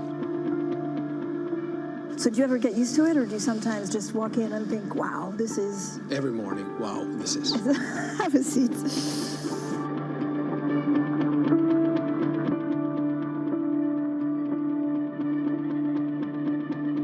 Talk to me about resilience. It's something I think we in Finland know something about, actually. It's one of our key words. It's sisu, which is resilience, perseverance, grit, stamina. So you never give up. You just have to keep on pushing and grinding through the tough stuff. And I think a lot of Finns have that ingrained into the system because remember, we're a poor country.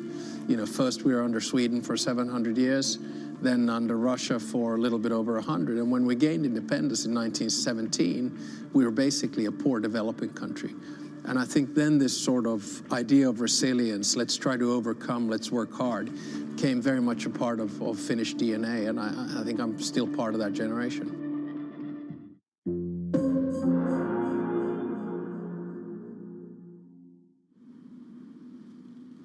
And you can watch the full interview with the Finnish president on Friday, this Friday at 5:30 p.m. in the UK or 7 p.m. Eastern in the US. You can also watch it on the Bloomberg website and on the terminal from 9 a.m. London time on Friday. It's the first of 6 episodes of the first season of Leaders with me, Francine Lacqua, where I sit down with decision makers shaping our future to explore the personal stories behind their public personas.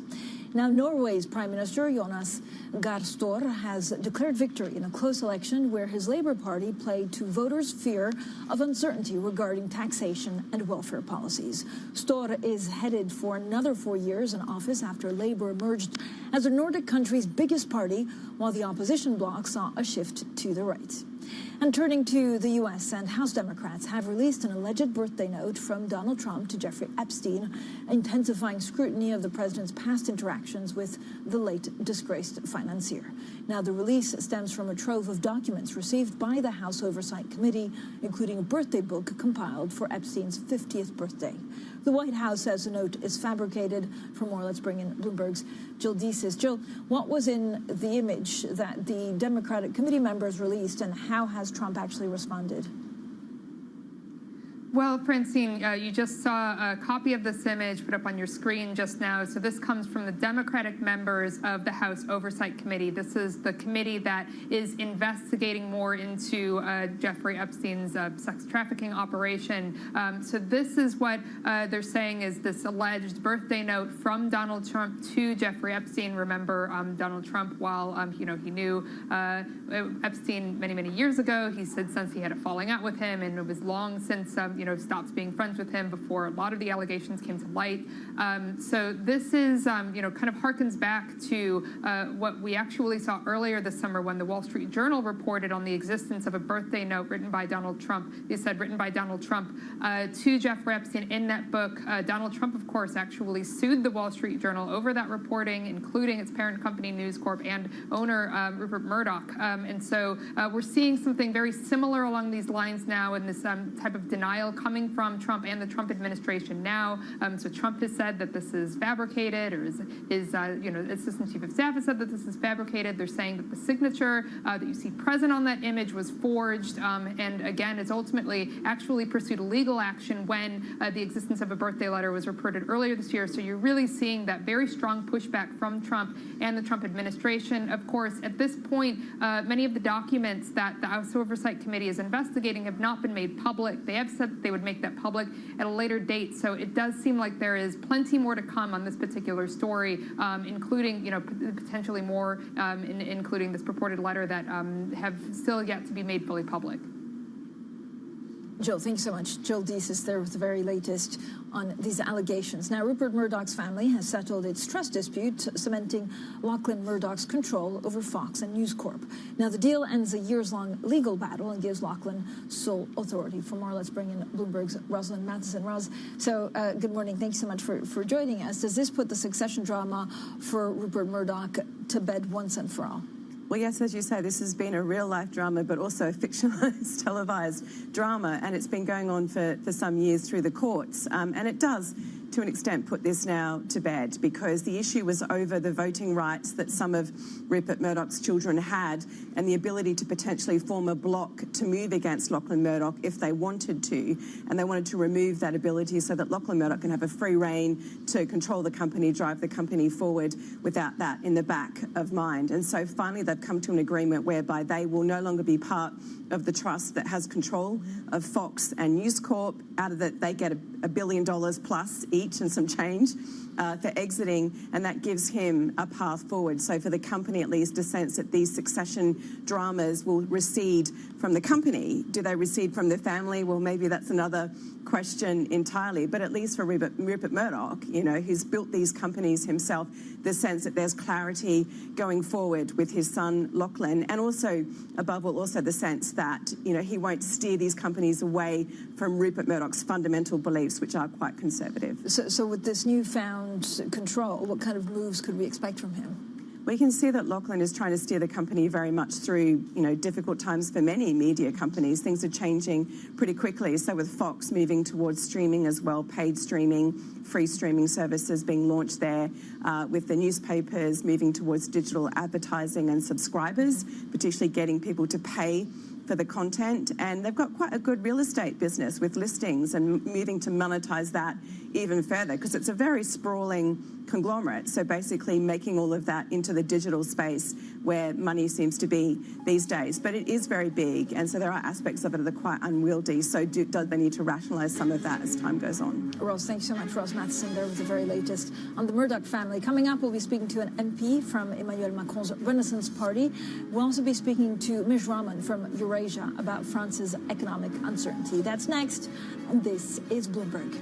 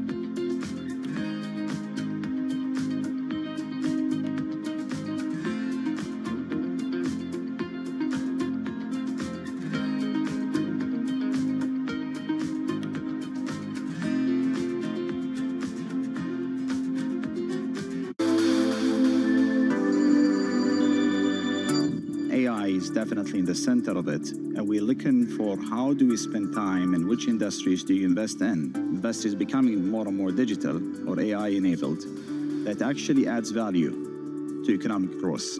And this, we think could be time because you have a strong hardware power and you have a strong software power as we see, and it's accelerating significantly. But a very important, another element, which is changes in demographics.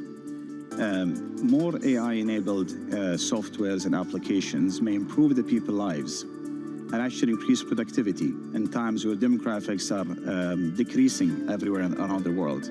So this, I would say, is a major theme. So digitalization and AI-related technologies, and we think of it technology, but in reality, a lot of the businesses coming up and claiming to be technologies that are actually cannibalizing a lot of traditional businesses.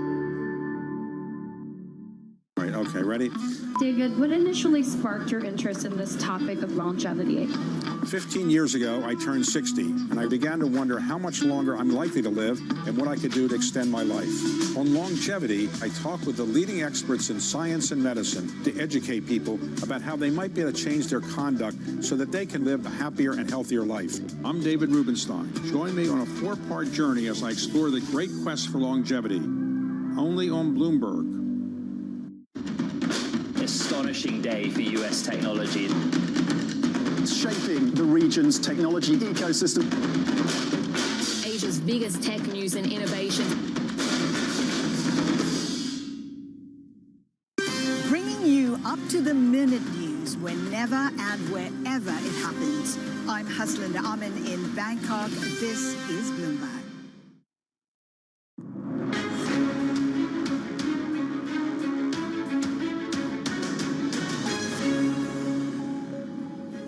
Well, good morning, everyone, and welcome to The Pulse. I'm Francine Lacroix here in London, and these are your top stories. The French president will appoint a new prime minister in days, the country's 5th in less than 2 years after François Bayrou is voted out. Anglo-American is said to merge with Canada's tech resources, marking one of the biggest mining deals in more than a decade. Plus, global stocks climb for a 5th day after optimism around U.S. interest rate cuts actually fuels a tech buying spree. Gold hits another record. So let's return to one of our top stories. And the French president, Emmanuel Macron, is to appoint a new prime minister within days after the current premier was defeated in a confidence vote in parliament. Earlier, France's 10-year benchmark bond roll pushed the yields above Italy's. The vice president of employees organization MEDEF, Fabrice Lesage, spoke to Bloomberg a little earlier on business confidence. The businesses, they want stability, of course. And unfortunately, the political situation makes it very difficult for France to have stability because Parliament is dispatched in few political forces that have not a lot in common. And to support a long-term pro-business policy, we need to have a stable majority, which was the case in the Fifth Republic for a long time. For more, Bloomberg's Caroline Conan is outside the French National Assembly with a guest. Hi, Caroline. And I'm joined by one of the most prominent figures of the Renaissance Party at the National Assembly, Eleonore Carrois, one of the Renaissance MPs here. What are Macron's options now? What can he do? What should he do?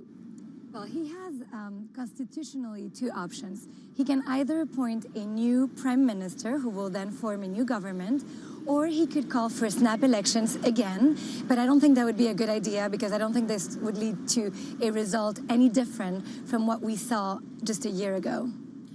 Who can that be? I mean, obviously, he's tried the right wing, he's tried the center. Do you think that President Macron now has to listen to Parliament and has to choose a socialist prime minister?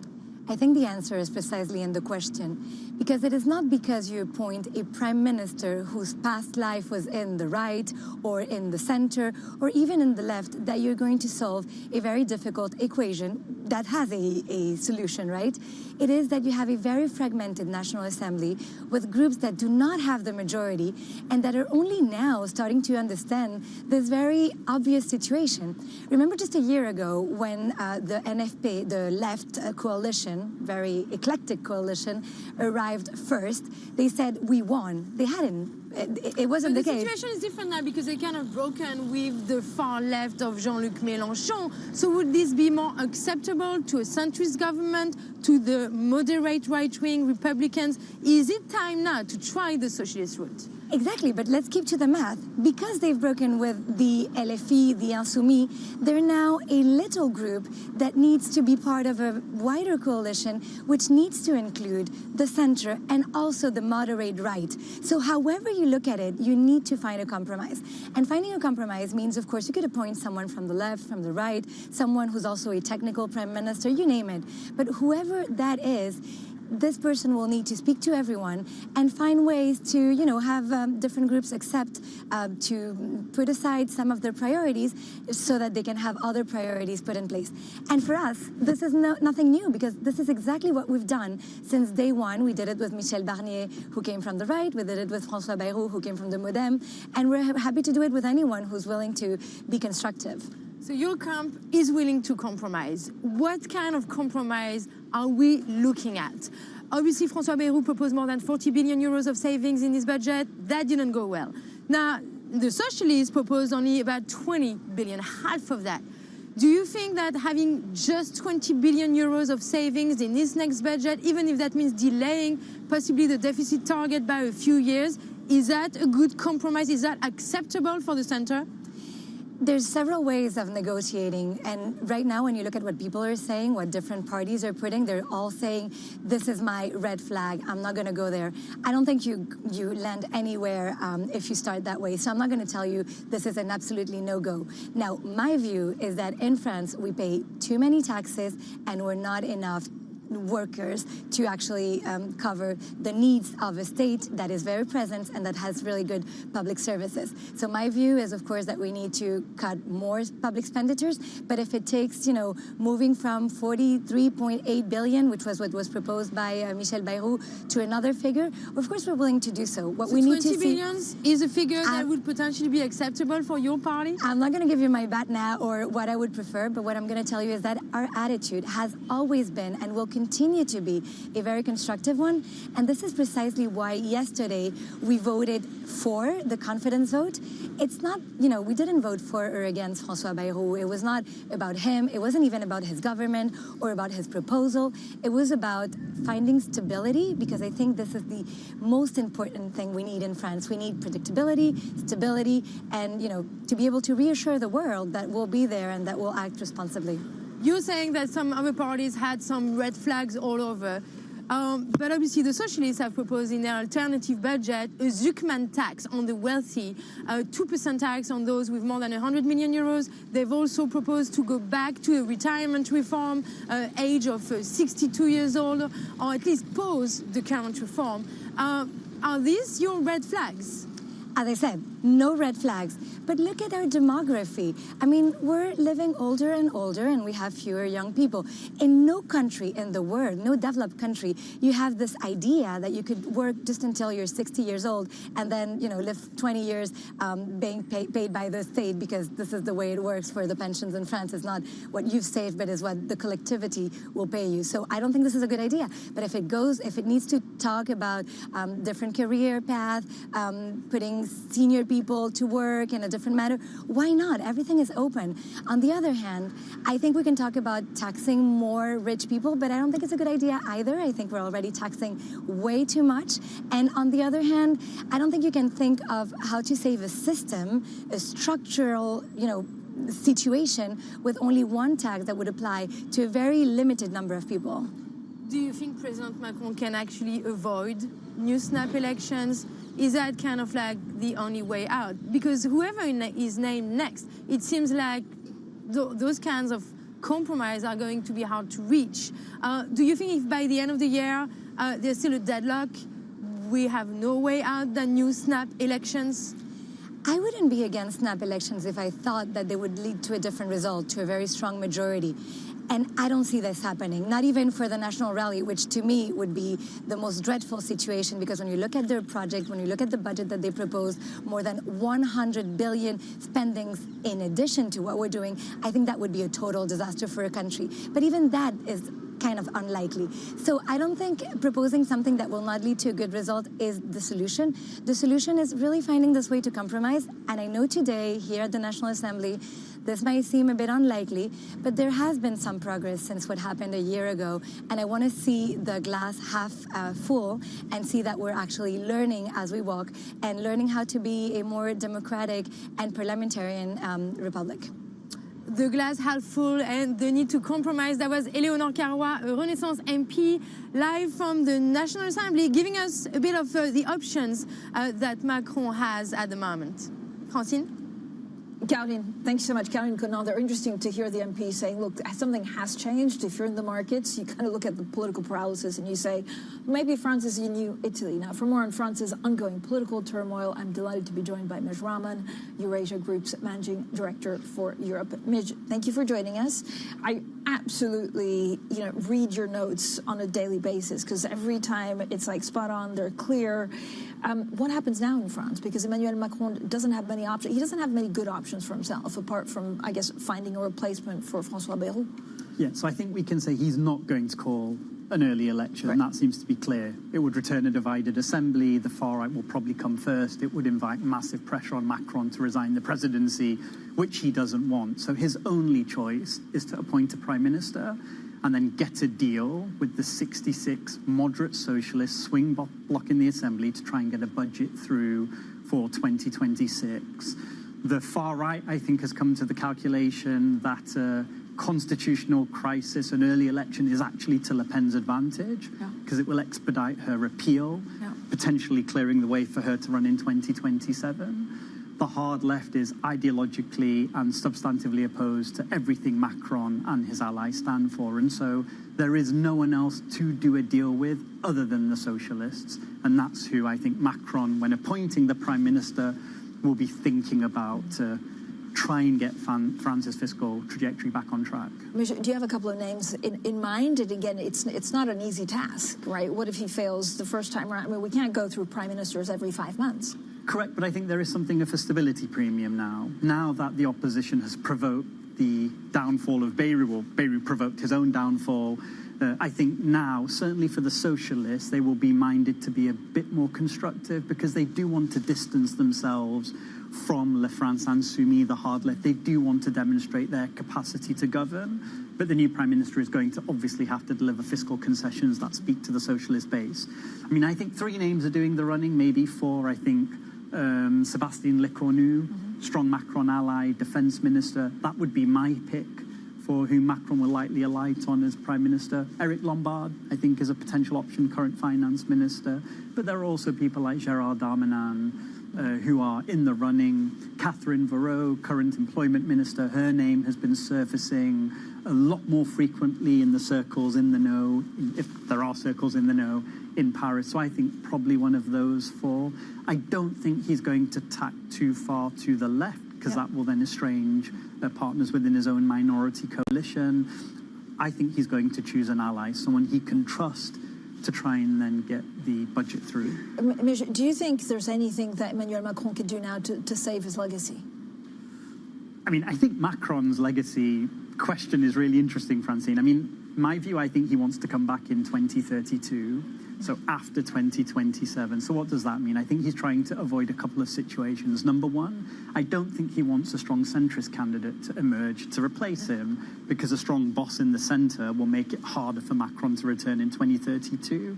So Edouard Philippe, Gabriel Attal, some of these characters, I don't think that's where Macron wants France to go. I think he also wants to avoid gifting either the premiership or the presidency to the far right, because obviously that would be in direct opposition to everything he has stood for over the course of his time in power. So I think, Les Républicains, Bruno Retailleau, a character like that, I think is somebody that potentially Macron could see as a quote-unquote heir to him to enable him to potentially run again in 2032. But I accept the premise of your question, which is both in terms of economic performance, in terms of public finances, in terms of performance of the far right. Macron is arguably leaving the country in a far inferior situation than the one he inherited in 2017. Is there anything that he can do now, from now until 2027, to be, to put France actually on a better footing economically? or does France not want to be reformed, full stop? I think it's really hard. I mean, I think the only thing that clears the blockage is a presidential election. In every election, Francine, since 1958, so the inception of the Fifth Republic, a presidential election has been followed by a parliamentary election that has delivered the president a majority. Yeah. Macron was denied that outcome in 2022, and obviously with the decision last year around dissolution is now in the equilibrium that we see, which is effectively an assembly divided into three major blocks. I can't see that equilibrium changing between now and 2027, and so, you know, I think there will be incremental fiscal consolidation, incremental reform, but it's basically about keeping the show on the road. And the big game, presidential elections in 2027, and whether after those elections a parliament is returned that gives the new president a majority and the capacity to actually do the things that need to happen in terms of reform, fiscal consolidation, and so on and so forth. I also want to ask you about the UK, because there's been big changes actually, and effectively the Prime Minister has taken more control of the economy with the appointment of Darren Jones at number 10. Where does that leave the Chancellor, and where does that leave the budget November 26th? So I think Starmer's in real trouble. I think there's no way, you know, Labour is underperforming. You see it reflected in the opinion polls, inflation, the economy. I think the budget will obviously look to respect the manifesto red lines. It will respect the fiscal framework. So the game is about increasing taxes and which taxes will be increased to rebuild this cushion against the fiscal rule. I think next May is the moment of maximum danger for Starmer and Rachel Reeves. There are regional elections, Scotland and Wales, to both of their respective assemblies. Assuming the opinion polls are right and there are Labour reversals in both of those contexts, I think Starmer is in absolute trouble. That could be existential. And of course, if we are in a situation next year where we are again talking about the performance of inflation, of quarterly growth figures and of the fiscal framework, then I absolutely think Rachel Reeves is in play as well. Part of what Starmer did earlier in the week was put in place a team that could potentially succeed to HM Treasury in the event that Reeves has moved on, and Darren Jones, I think, is probably in prime position to do that unless Reeves and the economy start performing more strongly. But it seems that a lot of the policies that Labour is chasing is trying to get votes that would maybe naturally today go to reform. Does that make him even more unpopular come next year? I mean, it certainly makes him a lot less popular with his own MPs and with the left flank of the Labour Party, and you'll see that manifest and reflected in the race to succeed Angela Rayner. It also, of course, creates a problem on Starmer's left flank, both with respect to the Greens and the Lib Dems. And so that, I think, is the debate and the discussion that is now being had within the higher echelons of the Labour Party. What should their political strategy be as they look to confront 2029? Not only taking on Farage and moving to the right on immigration, but how they cover off their left flank as well. I mean, does Keir Starmer seemingly gets along actually with Donald Trump? Does that help at all? I mean, he's been good on foreign policy, Francine, and I think that's partly because of the operation in Downing Street. You have people from the Blair era and Jonathan Powell and others who are really strong on the foreign policy side, and he's had wins with Trump. Coalition of the Willing discussions, the strength on Ukraine. Obviously, the deal on Liberation Day tariffs was better for the UK than the deal the European Union struck, but you're not really seeing that reflected in domestic opinion polls. I mean, ultimately, Starmer, like Merz, indeed Macron, their ability to return to power depends on performance on two issues, cost of living and immigration. And unless those two issues are addressed to the satisfaction of the majority of voters in the UK, regardless of what Starmer does abroad, he won't win the next election. Amish, when you look at the next 12 months, and I know you write prolifically great notes on research in Europe, what's the biggest question mark you have on? Is it Ukraine and the relationship on the support from the US, or is it most domestic issues that could spell real trouble for these economies? I mean, I think it depends on the country we're looking at. I think in Europe there is a really consequential election in Hungary next year where Orban is on the cusp of losing power. That's, of course, highly consequential not only for the outlook for Hungary politically and economically, but for broadly Europe speaking, given Orban's ideological opposition to a lot of what the European Union does at the aggregate level. So I think that election is important. We've talked about the UK. In France, there'll be local elections in the first quarter of next year, and then the game for the presidency will begin in earnest. I think that's important. I do think there's a very important and challenging fiscal debate in Germany, Francine, not in the context of this year's budget for next year, but the budget for 2027, where there's a fiscal gap of around 34 billion. The gap that brought down Scholz's administration was a fraction of that number, and so we do think there's a roughly 30% probability of the German government collapsing in the third quarter of next year when you have a combination of bad results in regional elections and that very difficult discussion on fiscal policy. That's so interesting, Mish. Thank you so much for coming on. As always, Mish Raman, they're Managing Director for Europe at Eurasia Group. Now, coming up, as private credit players navigate U.S. tariffs and a prolonged deal drought, we'll speak to Simon Drake Brockman from Pemberton Asset Management. That's next, and this is Bloomberg.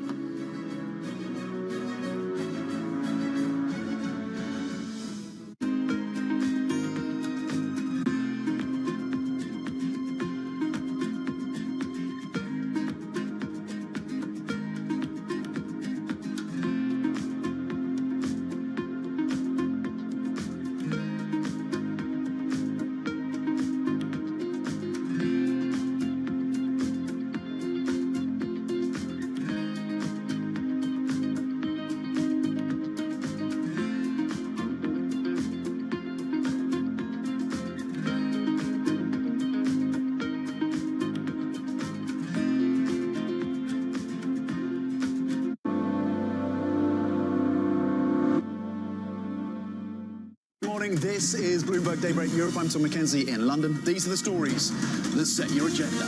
Taking you from the U.S. market's close to the overnight session in Asia, we'll walk you through what you need to know to kickstart Europe's trading day. Live from our European headquarters, we bring you the day's top market-moving stories, unmatched expert analysis, and on-the-ground reporting from across the continent. Tune in to Daybreak Europe, only on Bloomberg Television. Context changes everything. The countdown is on. Everything you need to get the edge at the end of the market day. Get ahead of tomorrow's trading with The Close. Weekdays on Bloomberg. Context changes everything. Tune in to Bloomberg Business Week Daily. We got to talk crypto. From the magazine that helps global leaders stay ahead. What's the conversation around your company? Bringing you insight on the people, companies, and trends shaping today's complex economy. Planning very big things. A new level of premium. Plus global business, finance, and tech news as it happens. The floodgates of innovation are going to open up. You can't fake passion. You either are or you aren't. Bloomberg Business Week Daily, only on Bloomberg.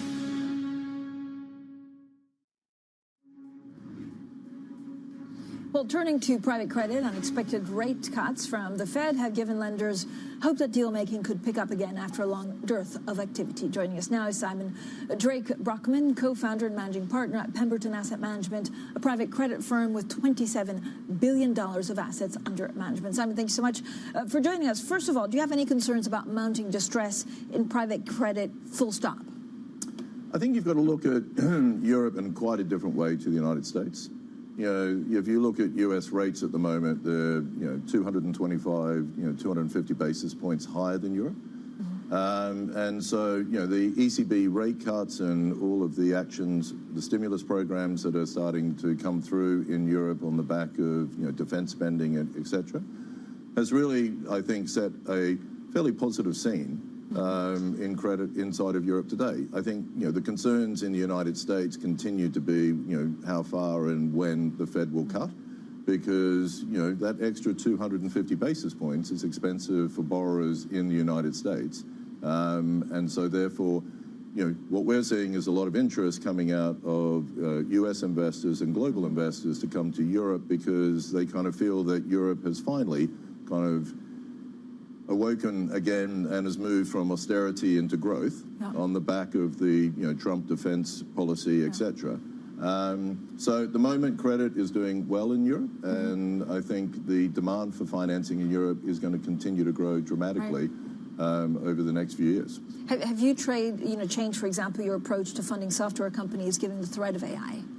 I think it's a lot of the stuff, if you look at the type of outsourced business services we do, is supporting, what would have been historic data centers. You can now put it on the cloud. You can bring specialized companies in to look at firewalls and other treatments, which we use rather than having to build expensive teams internally, etc. So AI will have quite a big impact, for example, on data mining. So we're using it actively and looking at all of the information that we're given about companies, particularly in underwriting new companies, so that we can absorb and compare them within their peer group very, very quickly in that space. So I think it won't necessarily undermine some of the key service parts. It's going to change how people are able to analyze and respond much more quickly on the back of the, if I say, 1,000-page documents that we get on, corporate data when we're looking at these new transactions. But Simon, I mean, I guess the biggest concern in private equity is that, first of all, private credit is that private credit somehow masks some of the concerns, right, in the space, or that companies aren't valued correctly. Yeah, How do you work around that? Yeah, and I think once again I go back to two parts. I spent 7 years running businesses in the United States for two major banks. The industry in the United States is, nearly 3 decades old. Yeah. If you look at corporate lending in the United States, 75% of it is done by private firms like ourselves in the US market. If you look at the European market today, only 12% of what's done inside of Europe is coming from organizations like ourselves. So I think the real concern that you see a lot of people talking about is, are there too many people chasing too few opportunities? And the way I characterize that to people is, potentially in the United States, there are, because there's hundreds of managers competing, particularly in the mid-market space. If you come back to Europe today, some of the key metrics that show that I think supply and demand balance is still in a positive, place for investors is, margins in Europe are higher, loan documentation is much stronger with more controls around it, upfront fees are larger, which private equity is paying that extra premium to borrow the money and providing much more protection in the documentation because there is a limited supply of capital and there's a huge demand for financing, whilst the European banking industry continues to go through a very long-term structural change. So I think the concerns are different. I think answering your question about, mark-to-markets and, is there real visibility around this? I think the regulators, if you look at, for example, the Luxembourg, the CSSF, have put a huge amount of emphasis on managers like ourselves around using independent organizations to come in and value our assets to provide it, and that's to make sure that the insurance investors and the pension investors that we are managing money for actually have the real facts. Simon, talk to me a little bit about this new NAV financing fund. So are they loans that basically provide smart liquidity tools for private equity, or do you worry that they're hidden leverage? No, I think, it's, in my mind, it's really self-policing. So NAV lending to private equity firms has been going on for decades. Yep. So the very large investment banks were providing the leading private equity firms with financing on the concept of building a partnership so that they could do more M&A and more underwriting. I think what's happened now is, as the industry has continued to grow, the mid-sized private equity firms are looking at how they can use this as well, and that financing is coming from organizations like us rather than the big banks because there isn't so much M&A wallets for us, for them to get off those clients. And I think the LPs are being very, very focused on policing around it. So if they're really borrowing money to add value to the portfolio to make additional add-ons, and I think the real, if I can say, bridge around this is private equity has an investment period, say 4 years. I think they've realized with COVID and the other events, the period that they need to develop these companies is longer. And so once the investment period has closed, if they need additional capital, they're really using these things to develop those companies in a thoughtful way. Simon, thanks so much for joining us. Don't be a stranger. You'll have to come back. Simon Drake Brockman, they're co-founder and managing partner at Pemberton Asset Management. Up next, it's Bloomberg Brief, and this is Bloomberg.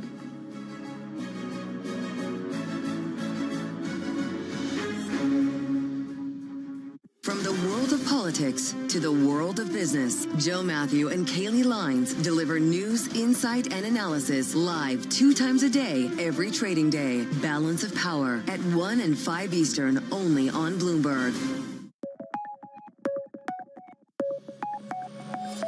For Trung Tzu Bin, you're never too young to learn AI. That's why he's urging the government for school kids as young as 6 to be taught how to use it. Within this system, from first grade, they all start with the AI education. They play 4 years, just playing. And then from fifth grade, they start to develop AI by themselves. And STEMs and robotics, I see very clearly how Vietnam should be in future. Vietnam just about 100 million people, young people, good education, and latest technology. That's the only way to go. Education not contribute much profit for equity, but from the country point of view, that's most useful contribution, what equity should do. And today we're thinking about every kids, not in cities like Hanoi or Ho Chi Minh City, but kids in the countryside should got the good education. That's what we're going to do now. So you're leapfrogging. Yes, exactly.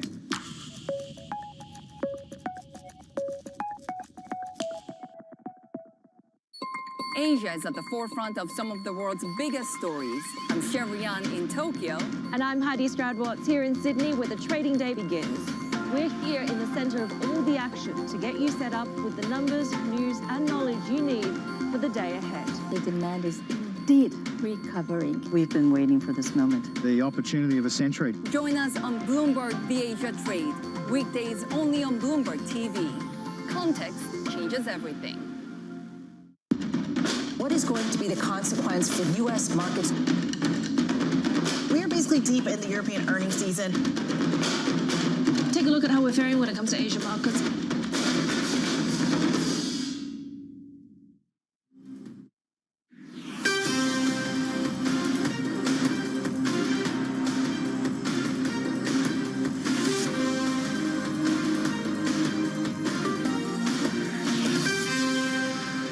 It's 5 a.m. in New York City. Good morning. I'm Bonnie Quinn with your Bloomberg Brief. Here's what you need to know. A major markdown potentially looms. Treasury rallies taking a breather as investors brace for downward revisions to jobs data. Reshaping mining. Anglo American agrees to buy Tech Resources in one of the biggest mining deals in more than a decade. And more deals. Microsoft strikes an AI cloud agreement worth nearly $20 billion with Nebius. So let's take a look at those markets, because in spite of everything, potentially a more fragile labor market, slower growth, we keep seeing this rally. Obviously, JP Morgan yesterday warning that we could see stocks tank once this Fed rate cutting cycle starts. But that's not stopping things for now. The Nasdaq Composite Index hit a record yesterday. It was up 0.5% on the Nasdaq 100, and we see futures pointing higher again today. S&P futures also higher, even though the S&P is also hovering around a record. A little weight to the US dollar index. I want to point to oil as well, because Saudi Arabia, as my colleague put it, basically has turned into a supermarket, cutting crude prices across the board, and that would have had an impact on oil, but there are buyers coming in to take advantage, and so oil is a little higher today. Let's look at the bond market, though, because it is really, I mean, the last month has been just so fascinating in this bond market. Would you believe global bonds have now entered a bull market? They're up more than 20% from their March 2022 trough. We're talking sovereign and corporate bonds across DM and EM. Today, we have yields up about 2 basis points across the board. Not too much movement, but that 2-year yield hugging 350 as we await those jobs revisions. Let's get to some individual stocks to watch now. Here's Valerie Teitel in London. Good morning, Ivani. Let's start with the merger of the day. Anglo American will be combining with Canada's Tech Resources in one of the biggest mining consolidations in the industry. Those shares of Anglo American are cheering this news, up more than 9% in trade here in London. Now, this marks one of the biggest deals of the combined company, we valued at around $50 billion, and marks further consolidation in the mining industry where scale really matters. Another area where scale really matters is when it comes to these data centers. We've had another tie-up. Nebius, which is a Dutch AI infrastructure company that is listed in the U.S., is signing a deal with Microsoft to have access to its new data center out in New Jersey. It's a five-year deal, Vonnie, that could be valued at up to $19 billion. Nebius will start delivering this capacity later in the year, and we're seeing shares just fly in pre-market trade, up more than 48% for Nebius. Lastly, lastly, let's end with Dell. A bit of a reshuffle at the top. The CFO announced she is resigning after 2 years at the helm. The company, though, the PC maker, came out and said this has nothing to do with any disagreements about financial reporting or financial statements. And to that, guys, and also to help investors back up that confidence, they did confirm their full year guidance when it comes to their numbers, but we're seeing shares of Dell down more than 1% so far in pre-market trade on this CFO reshuffle. Bonnie? Thanks, Val, and boy, do those deals just keep on coming. That is Valerie Teitel in London. And in just moments, we'll push ahead to the jobs revisions with Vasily Pachikudridi of BlackRock. Later this hour, Mark Hackett of Nationwide joins us as tech leads stocks near records. So, investors repositioning on a surge in Fed rate cut bets. Vasiliki Pachikudridi of BlackRock says risk-taking is not dead. She's head of EMEA iShares fixed income strategy and joins us now. Vasiliki, thank you so much for joining. So obviously, global bonds are back in a bull market, and yet we're seeing stocks also surge ahead. Are there risks here? Well, Bonnie, good morning. What I definitely see is that investors have been ramping up their allocations to fixed income for the past month or so. August was the biggest month on record when it comes to bond ETF flows. And what I see investors is trying to reposition ahead of the Fed cutting, resuming pretty much with certainty next week. So a lot of buying of US Treasuries, definitely intermediate duration, trying to benefit from the Fed rate cuts, avoiding the long end, but also a lot of buying of high quality credit, investment grade. And as you mentioned earlier, high risk taking in fixed income is not dead. Of course, risks do remain. That would be a further slowing of the US growth in the economy overall. This is not our base case scenario. And of course, things that affect the longer end, sticky inflation and concerns around fiscal sustainability, they're not going to go away anytime soon. Sure, but we have seen this massive rally, Vasiliki. So are you advising investors to continue to buy this rally, or is there a point at which they should potentially pause? Yeah, I think the important question is where does this kind of allocations back into fixed income are coming from? And what I see in my conversations with clients is that there's a lot of investors that they've still been sitting on the sidelines. Between now and year end, we expect cash rates to continue to fall. So you're starting to see this kind of investments coming from the sidelines, people putting cash to work. The steepening of the yield curves, both in the US and in Europe, have been a catalyst for that trend. And what investors are looking in is to lock in yields that are still at historic highs. So I think that starting point is really important. And it's really kind of hard to ignore opportunities in the US, of course, but also internationally. Demand for European bonds is still very high. Emerging market debt. So I think we're in a moment where being selective, having a diversified portfolio of fixed income yielding assets is probably the thing that I see most investors looking for.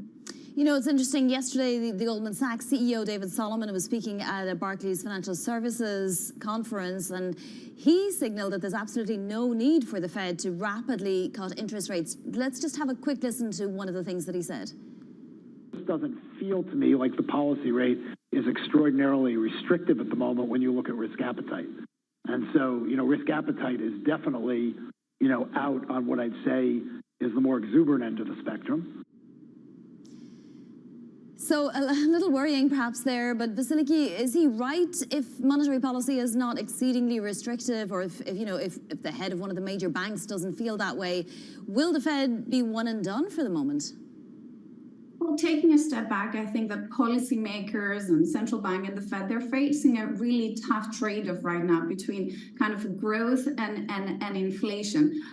Clearly, kind of we do see some Fed cuts coming through this year. We're leaning towards like a back-to-back maybe between September, October, and December. But over the longer term, I would agree that maybe over the course of 2026, we would stay cautious of a kind of a more dovish narrative, because yes, risks still kind of persist, uncertainties around inflation, the impact of tariff, fiscal sustainability. But as I said, I think policy kind of trade-offs and uncertainty are featuring through the macro environment. And it's why we have been long proponents of staying lighter on duration in portfolios and thinking about fixed income for the purposes of generating quality income in portfolios.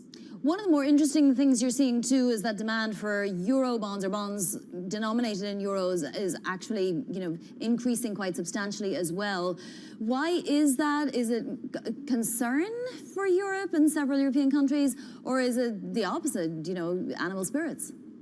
Yeah, so I think there's a couple of parameters. Maybe an obvious one is kind of the currency dynamic. So people kind of buying European bonds or international bonds from the US in either an FX hedged way or unhedged, kind of capitalizing on dollar weakening. But coming closer to my hometown here in Europe, I also think kind of of course, there's a lot of uncertainties here in Europe as well. This morning we were talking about French risks in particular.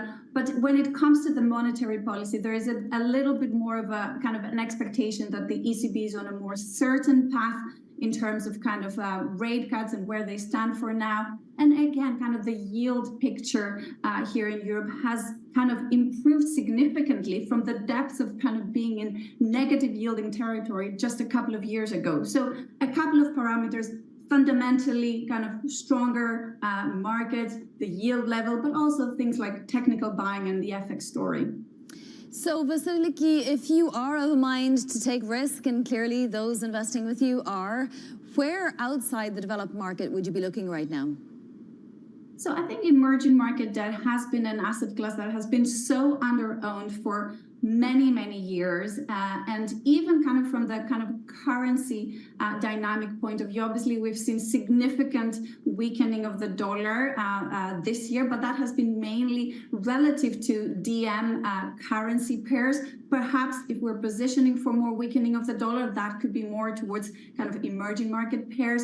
And again, emerging markets have really grown, and they are on a path of a more sustainable future, creating opportunities for kind of steadier and quality yields in there. The other side of the picture is obviously I've spoken about the flows that we see in high quality investment grade credit that has been kind of very strong. But let's not forget that IG credit is highly owned in portfolios right now. So pairing that up with opportunity, for example, in the securitized space, CLOs is an asset class that has opened up to a lot more investors, given the kind of the invention of kind of ETFs and easy to access vehicles to capture opportunities in the loan space. Vasiliki, thank you so much for joining us this morning. That is Vasiliki Pakatouridi of BlackRock. Now to other top stories trending on the terminal this morning. Microsoft struck a multi-year deal worth nearly $20 billion to get AI cloud computing power from Nebius. The agreement represents a massive windfall for Nebius, which has been working to capitalize on the AI frenzy. Microsoft didn't say how it would use the Nebius resources and didn't immediately respond to a request for comment. And a once unthinkable takeover that's set to reshape Italian finance. Monte Paschi has secured a majority stake in Mediobanca in a deal worth $18.8 billion. The deal is set to create Italy's third largest lender by assets. ASML is investing €1.3 billion, or about $1.5 billion, in France's Mistral AI. With the investment, ASML becomes Mistral's largest shareholder with an 11% stake. Coming up, one of the biggest mining deals in more than a decade sends the sector higher. We'll bring you those details next. This is Bloomberg.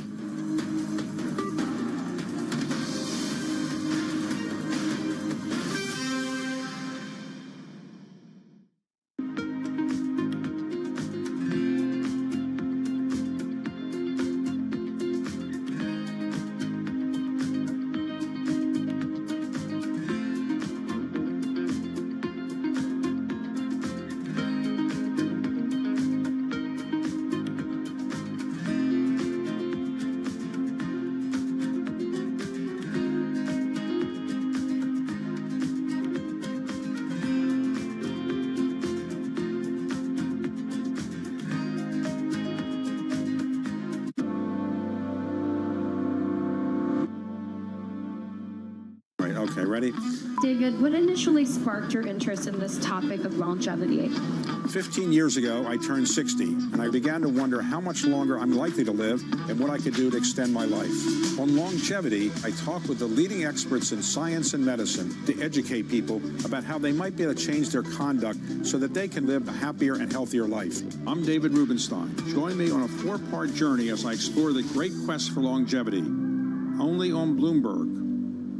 Middle East and Africa. Vibrant resources and high-yield investment opportunities abound. Join me on Horizons Middle East and Africa for the stories, newsmakers, and insight from this exciting region. Now weekdays, only on Bloomberg.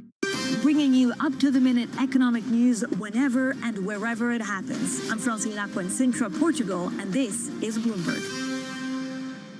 It's the world's second largest economy with a growing influence in global affairs. Bloomberg The China Show brings you the unmatched expertise you need to keep track of breaking news, in-depth market analysis, and the most influential newsmakers in and around China. We need to do more to engage the market more. We're risk on. I think we caught a little sweet spot. Massive savings right now. It's already a different game. Bloomberg The China Show. Weekdays around the world, right here on Bloomberg. Context changes everything.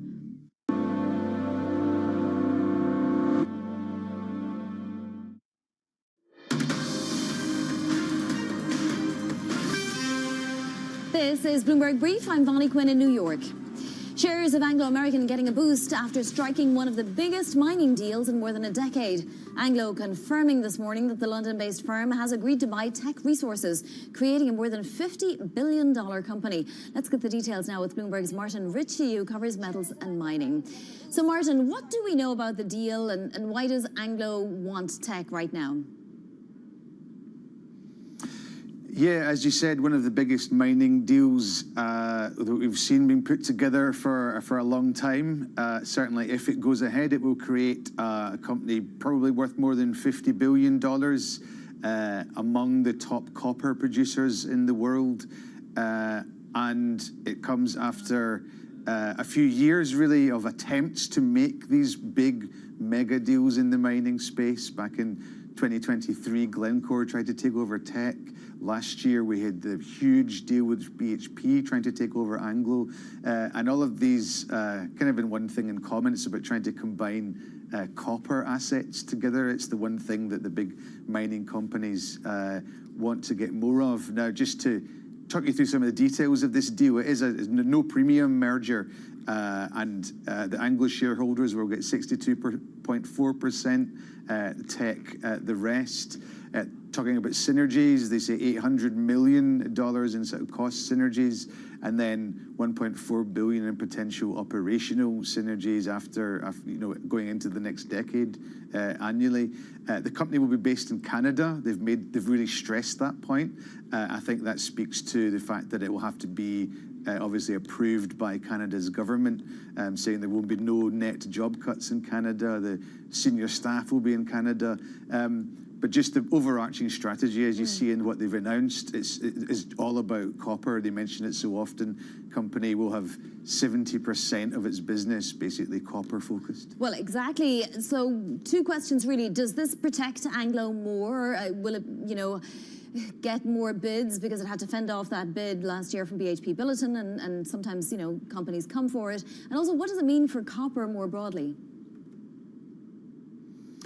Well, obviously, the next thing that people are looking at is, will there be any competition for Teck? BHP, as you said, tried to take over Anglo last year. That transaction was very complicated because Anglo was a kind of sprawling, very diversified company. It is in the process of simplifying itself at the moment to become a much neater company without some of the coal, the diamonds, the nickel business that it used to have. So we'll have to see whether there's any other company waiting in the wings. And certainly, since the BHP swoop on Anglo last year, there's been all sort of talks about who can take over who in the mining space. So everyone's running a rule over each other, and you have to wait and see if there's any competition in terms of coming out for tech. It's fascinating, Martin. No doubt we'll be back in touch with you very soon. That is Martin Ritchie there covering that deal for us. So let's take a look at those mining stocks. As you can see, Anglo itself is trading up almost 10%. We also have Glencore on that halo effect, of course, Rio Tinto down just very slightly.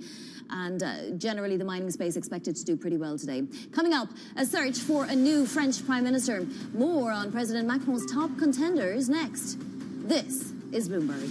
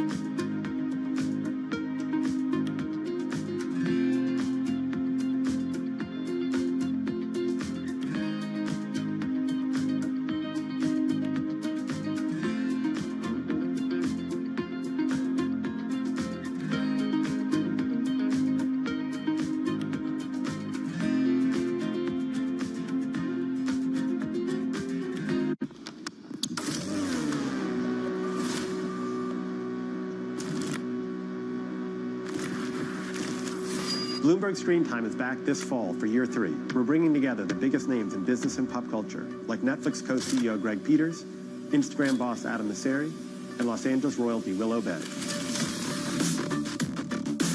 We're going to talk about how sports is eating entertainment, check in on the state of the movie business, and get an update on LA after the fires from Rick Caruso and Irving Azoff. You should expect newsy interviews from industry leaders, meaningful business networking, and of course, great food. We'll feature some of the best chefs and food trucks from my hometown of Los Angeles.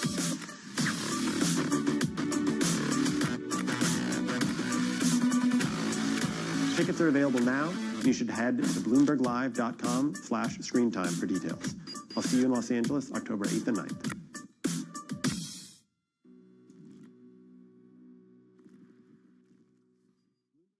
Key investors, top executives, global innovators. Join me for in-depth conversations with the biggest newsmakers on the day's top stories. Insight with Haslinda Onim, only on Bloomberg.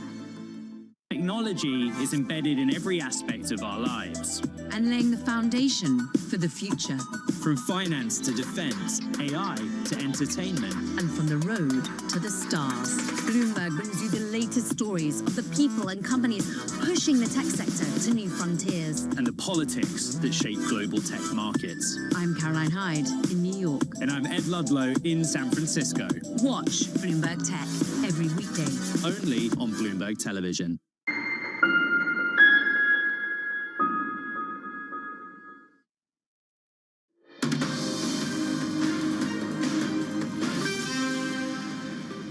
Parce que, mesdames et messieurs les députés, ladies and gentlemen of the Assembly, you have the power to overturn the government, but you do not have the power to erase reality.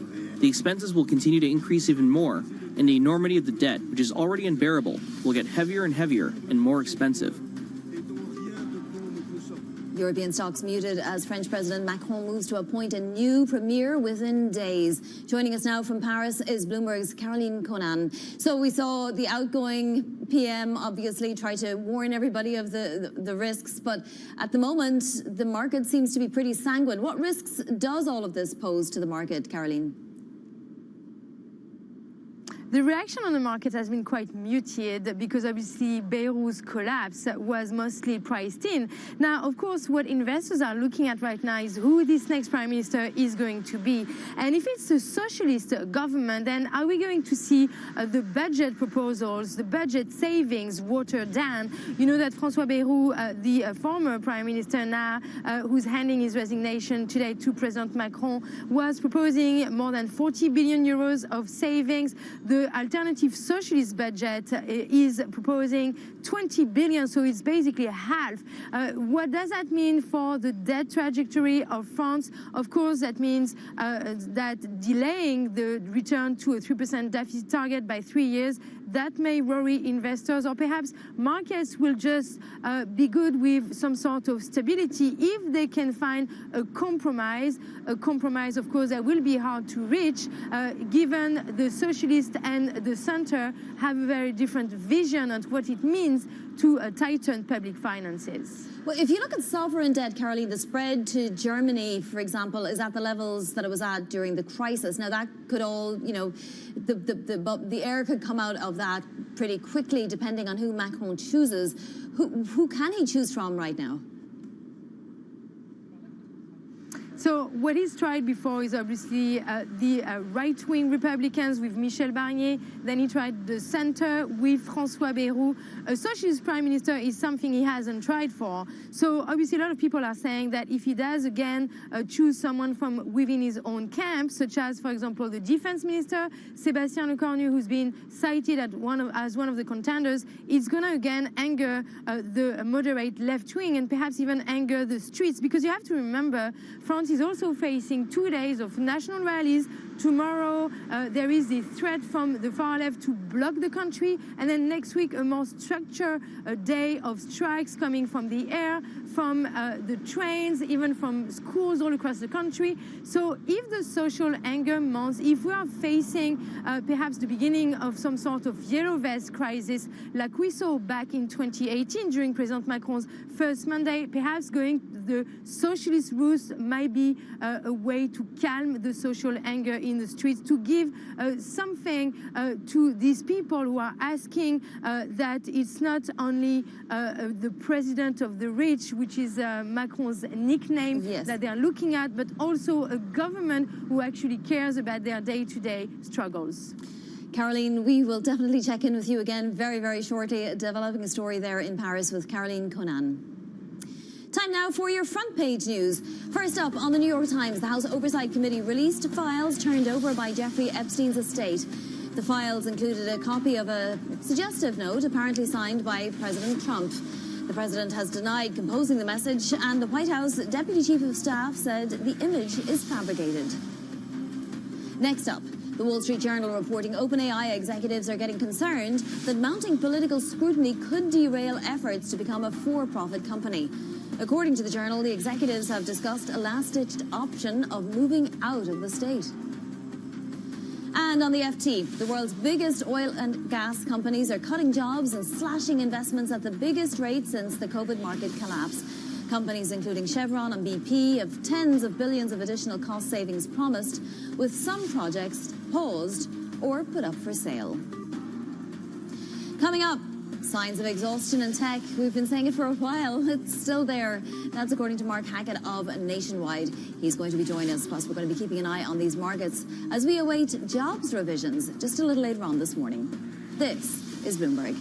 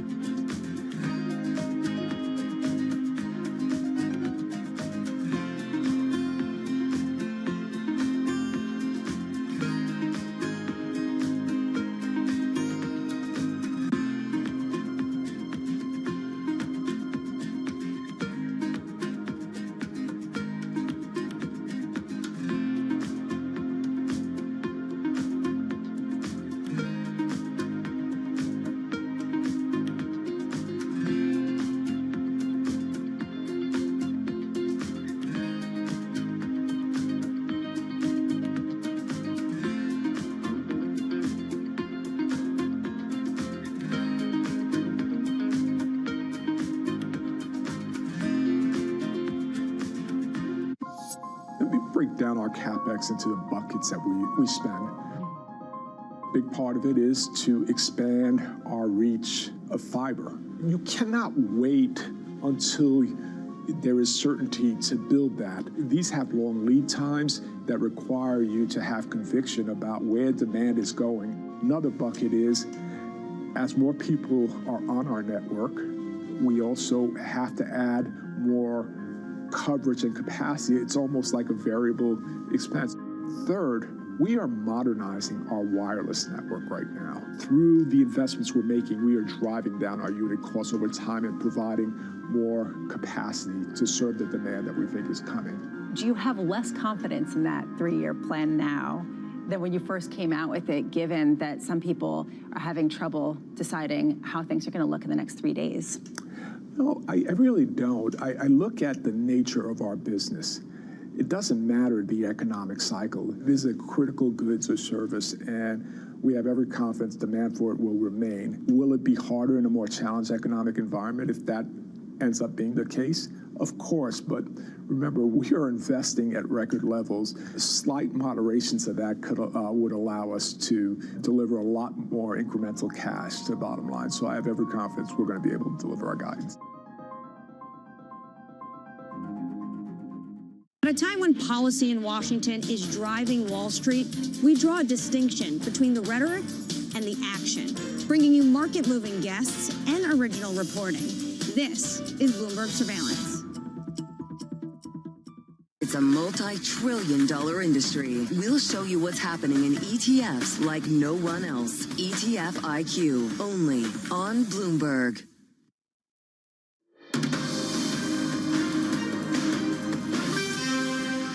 It's 5:30 a.m. in New York City. Good morning, I'm Vonnie Quinn with your Bloomberg Brief. Here's what you need to know. A major markdown potentially looms. Treasury rally taking a breather as investors brace for downward revisions to jobs data. Reshaping mining. Anglo American agrees to buy Teck Resources in one of the biggest mining deals in more than a decade. And more deals. Microsoft strikes an AI cloud agreement worth nearly $20 billion with Nebius. So even as we hit markets yesterday, we continue to point higher today. The Nasdaq Composite Index was at a record yesterday. 100 futures up 0.2% now, and S&P futures pointing to a gain of 0.1% at the open, in spite of the JP Morgan warning that we could see a massive sell-off if indeed the rate cycle begins, the rate cutting cycle. A little bit of weight to the dollar index once again today, 0.2%. But let's look at global bonds, because we are now out of that bear market. We're in fact in a bull market for bonds. Globally, if you look at sovereign bonds and corporate bonds across the world in DM and EM markets. Today, though, we have the 2-year yield up just more than a basis point, the 10-year and 30-year yield up 2 to 3 basis points apiece, still hugging that 350 there on the 2-year yield. Massive move in bonds the last 30 days. Let's get to some individual stocks to watch now before we talk more about fixed income. Here's Valerie Teitel in London. Valerie. Good morning, Ivani. Let's start with that mega merger in the mining space. Anglo American and Teck Resources out in Canada will be combining into a company worth more than $50 billion, one of the biggest tie-ups in the mining space in the last decade. We're seeing shares of Teck Resources up over 10%. We're also seeing shares of Anglo American over in London cheering this merger news as well. That marks further consolidation in the mining industry, where scale really matters to bring down costs. Another industry where we're seeing a big tie-up and a big investment is over to Microsoft. Nebius has agreed to some data leasing. It's a data AI infrastructure company. They've agreed for Microsoft to have a 5-year lease when it comes to the data center they just built out in New Jersey. We're seeing shares of Nebius up over 50% in pre-market trade. It's a 5-year deal valued at some $19 billion. Lastly, let's end with Dell. A bit of a reshuffle at the top. The CFO announced her resignation, but the PC maker out with a statement quickly after. This had nothing to do with any disagreements when it came to financial statements or financial regulations. Dell is down in pre-market trade, down 1%, even though the company did try to bolster confidence by reaffirming its full-year guidance. Bonnie? Valerie, thank you so much. That is Valerie Teitel there in London. Well, markets are bracing for a downward revision of U.S. payrolls data through this April, coming at 10 a.m. Eastern. Here to take us through it is Michael McKee, Bloomberg's international economics and policy correspondent. So, Michael, these are the revisions for previous months coming out at 10 a.m. Eastern. What matters? Is it the aggregate number or the individual months, or how will traders read this? Well, you look at the aggregate number because we don't get the individual month breakdowns now, but this is an annual event where the BLS rebenchmarks its jobs numbers against unemployment insurance records to make sure that they're as accurate as possible because, of course, the numbers they produce on a monthly basis are based on survey responses. So this is actual data, just comes in slower, so they can't use it at the time. And what they do is go back and figure out what the total number of people on payrolls is versus what had been reported through the surveys, and then the difference is what Wall Street is going to be watching. And the guess is that it's going to be somewhere near 600,000 to 800,000 jobs fewer in that period of April 2024 to March 2025. And we get a final report on that when we get to January, and we do this every year. They update the numbers and they allocate to each month. And of course, last time we got this, it was a downward revision of 818,000, and it caused kind of ructions in the market, which is one of the reasons why we're so closely watching it today. What would it take for there to be a jumbo rate cut on the table next week? Oh, this isn't going to affect that at all because the Fed knows about this and they understand what it is. This isn't a change in the current situation. This is a change in what happened over the past year, and you got to go back over the past year before April. So it's just basically an updating of the statistical numbers. Now you have to remember too that there more data will come in. Last year, as our chart showed, there was 800,000 roughly in the initial estimate that we got in September of last year. The final was 589,000, and economists expect the final revision to be lower than whatever we get today as well. So the downward revision could be revised back up a little bit, is what you're saying? Yes. Michael, thank you so much. Full of context, and of course, Michael will be taking us through those numbers at 10 a.m. Eastern here on Bloomberg Television as well. That's Michael McKee there. Nationwide's Mark Hackett is writing this today. We expect signs of exhaustion in the large cap tech space. That said, investors are aggressively buying dips, confusing institutional investors and disincentivizing absolute or relative short bets. Mark Hackett, Nationwide Chief Market Strategist, joins us now as Michael McKee walks off set there. And thanks, Michael, for all of your contributions. So, Mark, signs of exhaustion, we've been seeing them. It's not stopping the market. The market doesn't care that it's exhausted. Well, certainly the tech stock rally that we've seen over the last couple of years was warranted in a lot of ways. The earnings growth rate, the secular demand story, even the margin expansion warranted outsized performance relative to the rest of the market. This year, though, it's been a lot less clear that direction. We have right now 11% return for the Magnificent Seven and 11% return for the other 493. So we haven't anymore seen this tech-led rally, although the news cycle certainly focuses on that. When we look forward, however, the growth rate gap is narrowing very dramatically. At the same time, the valuation and performance gap is quite wide. So the risk-return profile works a lot better for things like small caps, some of the value space, financials, industrials, some of the areas that have been stronger lately. The problem is that we've been waiting for that to come true for so long that at some point, do you just capitulate? Well, capitulation, we're not looking necessarily for a tech collapse. What we're looking for is hopefully somewhat gradual handoff in leadership from tech to everything else. I think you're starting to see some elements of that recently, so we're not necessarily looking for any degree of a collapse. But the leadership shift should be subtle. A lot of the reason we haven't seen that shift in any persistent way has been the instinct of retail investors in times of stress to just gravitate towards that technology space. So it's a bit of a comfort blanket, one that in the short term certainly seems like we would see dips. But again, we're looking not necessarily for a collapse and an acceleration, more of a subtle shift. It's fascinating because you say that it's confusing institutional investors, and yet surely it can't be all retail holding up this rally. Well, it's not necessarily retail. What it is, the retail investor causing some sort of reaction from the institutional investor. So if you look, the microcosm of this was earlier this year following Liberation Day, where the institutional investors did what they thought historically was sound, which is move to the sidelines and wait for some sort of development. The retail investor did not act like they historically act, in that they would normally be the ones capitulating towards the end. They were actually buying that dip very aggressively. What that did is it put the institutional investors that, as I said, were either absolutely or relatively short They were on the wrong side of that bet. They had to close that gap. Right now, we're not seeing them in any excessive positioning. It's just much more back to neutral. But the retail instinct to buy dips and doing so with leverage, like things like triple levered Qs and options activity, it's just moving that incremental institutional investors' confidence level more towards the middle. You know, I mentioned earlier JP Morgan was saying that we could see stocks tank once the rate cutting cycle starts because, you know, most of this is priced in. But if it is priced in indeed, then why aren't we seeing, you know, rate sensitive stocks improve? Yeah, I don't know that we necessarily have seen it priced in for the cycle. I think certainly this September rate cut is priced in, but you know the rate cycle historically we see about a 20% average return for the market when the Fed is in rate cut mode. That's much better, obviously, than 16% on a steady or a -6 when rates are rising. So you know the easy bet here is to say that the tailwind is behind us because the Fed is in rate cutting mode.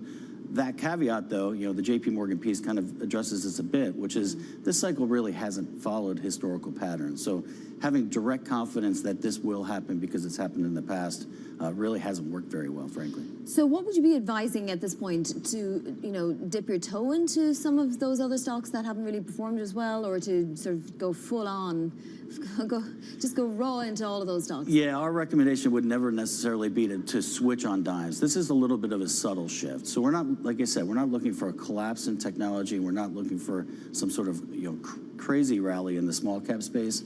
We're looking for things where the tech space maybe moves sideways for a little bit here and the rest of the market catches up. So overall index returns may not be what we've seen over the last 3 years, but if you're creative and you move into some of these better risk reward bets, you can actually do fairly well. But, you know, it's so exhausting, right? Because every time you see this rally in tech and sort of the typical trade that we've been used to for the last 2, 3, 4 years, you know, then you get the Russell 2000 rallying and you think, okay, we're off to the races. But then when we have a sell-off, it's the Russell 2000 that performs much, much worse than the other indices. So how patient do you need to be here? Well, a lot of this is going to depend on the earnings revision trends. So historically, when the small cap rally has happened, or even the value rally, or even the international rally, it hasn't followed through with earnings to back it up. This time, we actually are seeing estimate revisions turn higher for the small cap space and for the non-tech part of the large cap space. That's very encouraging. We certainly need that to continue, and that I think will be the ultimate driver in whether or not this forecast comes true. Now, you also see significant tailwinds developing, including, you know, fallout from the OBBB, as well as a new Fed chair. Why should they be tailwinds necessarily? So normally we think of right now as headwinds from a seasonal perspective. That actually hasn't happened the August-September period. But as you move forward, historically, seasonally, you get a tailwind in the fourth quarter and the beginning of the following year. But there's a cascade of events that are happening over the next 6 to 12 months. You know, first, as you mentioned, there are some embedded benefits from the recent budget bill that passed, but there's also a lot of purchase agreements embedded in these trade deals that have happened. Some of the longer-term investment stories are a little less clear if they'll happen, but the near-term purchase agreements will be a tailwind. On top of that, you do have this dovish shift from the current Fed, but also perhaps an even more dovish shift as we get a leadership change early next year.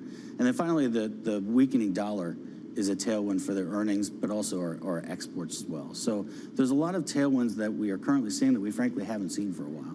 All right, Mark, thank you so much. Looking forward to seeing if those prognostications come true. Thank you. That is Mark Hackett of Nationwide.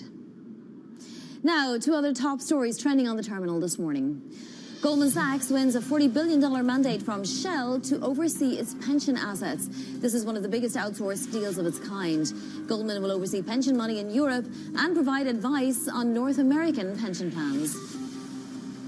Rupert Murdoch and his children have resolved their succession feud. The settlement hands eldest son Lachlan Murdoch control over the media empire, which includes the Wall Street Journal and the Fox broadcast network. Murdoch's other 3 children, Prudence, Elizabeth and James, will cede their stakes and receive about $1 billion each.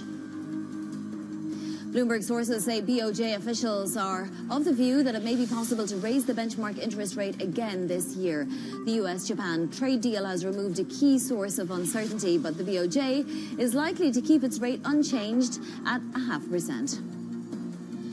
Coming up, Deals Tuesday. Microsoft inks a $19 billion cloud computing agreement. We'll bring you those details next. This is Bloomberg.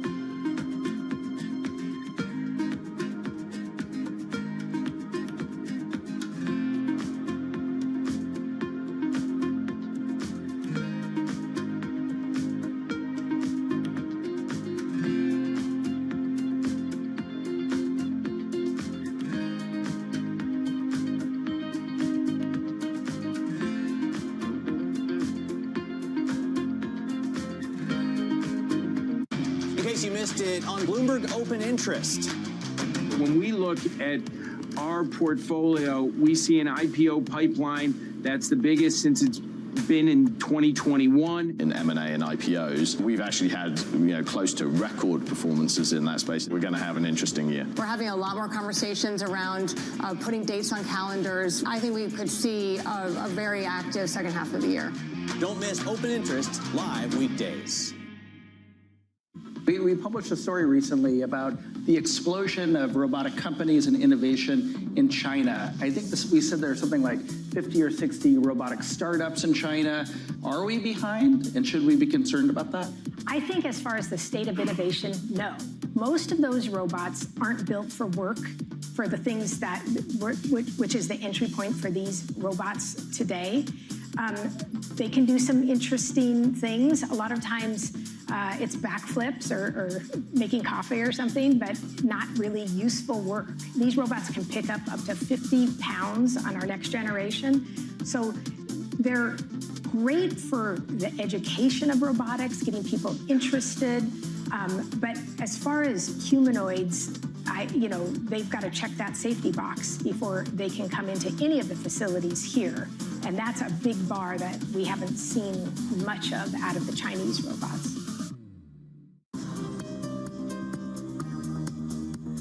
It's the countdown to the market open as we bring you the first trades across Europe. We'll debate the most important stories and what will drive the big investment decisions throughout the morning. I'm Guy Johnson. I'm Kriti Gupta. And I'm Anna Edwards. Join us every weekday morning for the opening trade, live at 7 a.m. here in London. Only on Bloomberg. Context changes everything.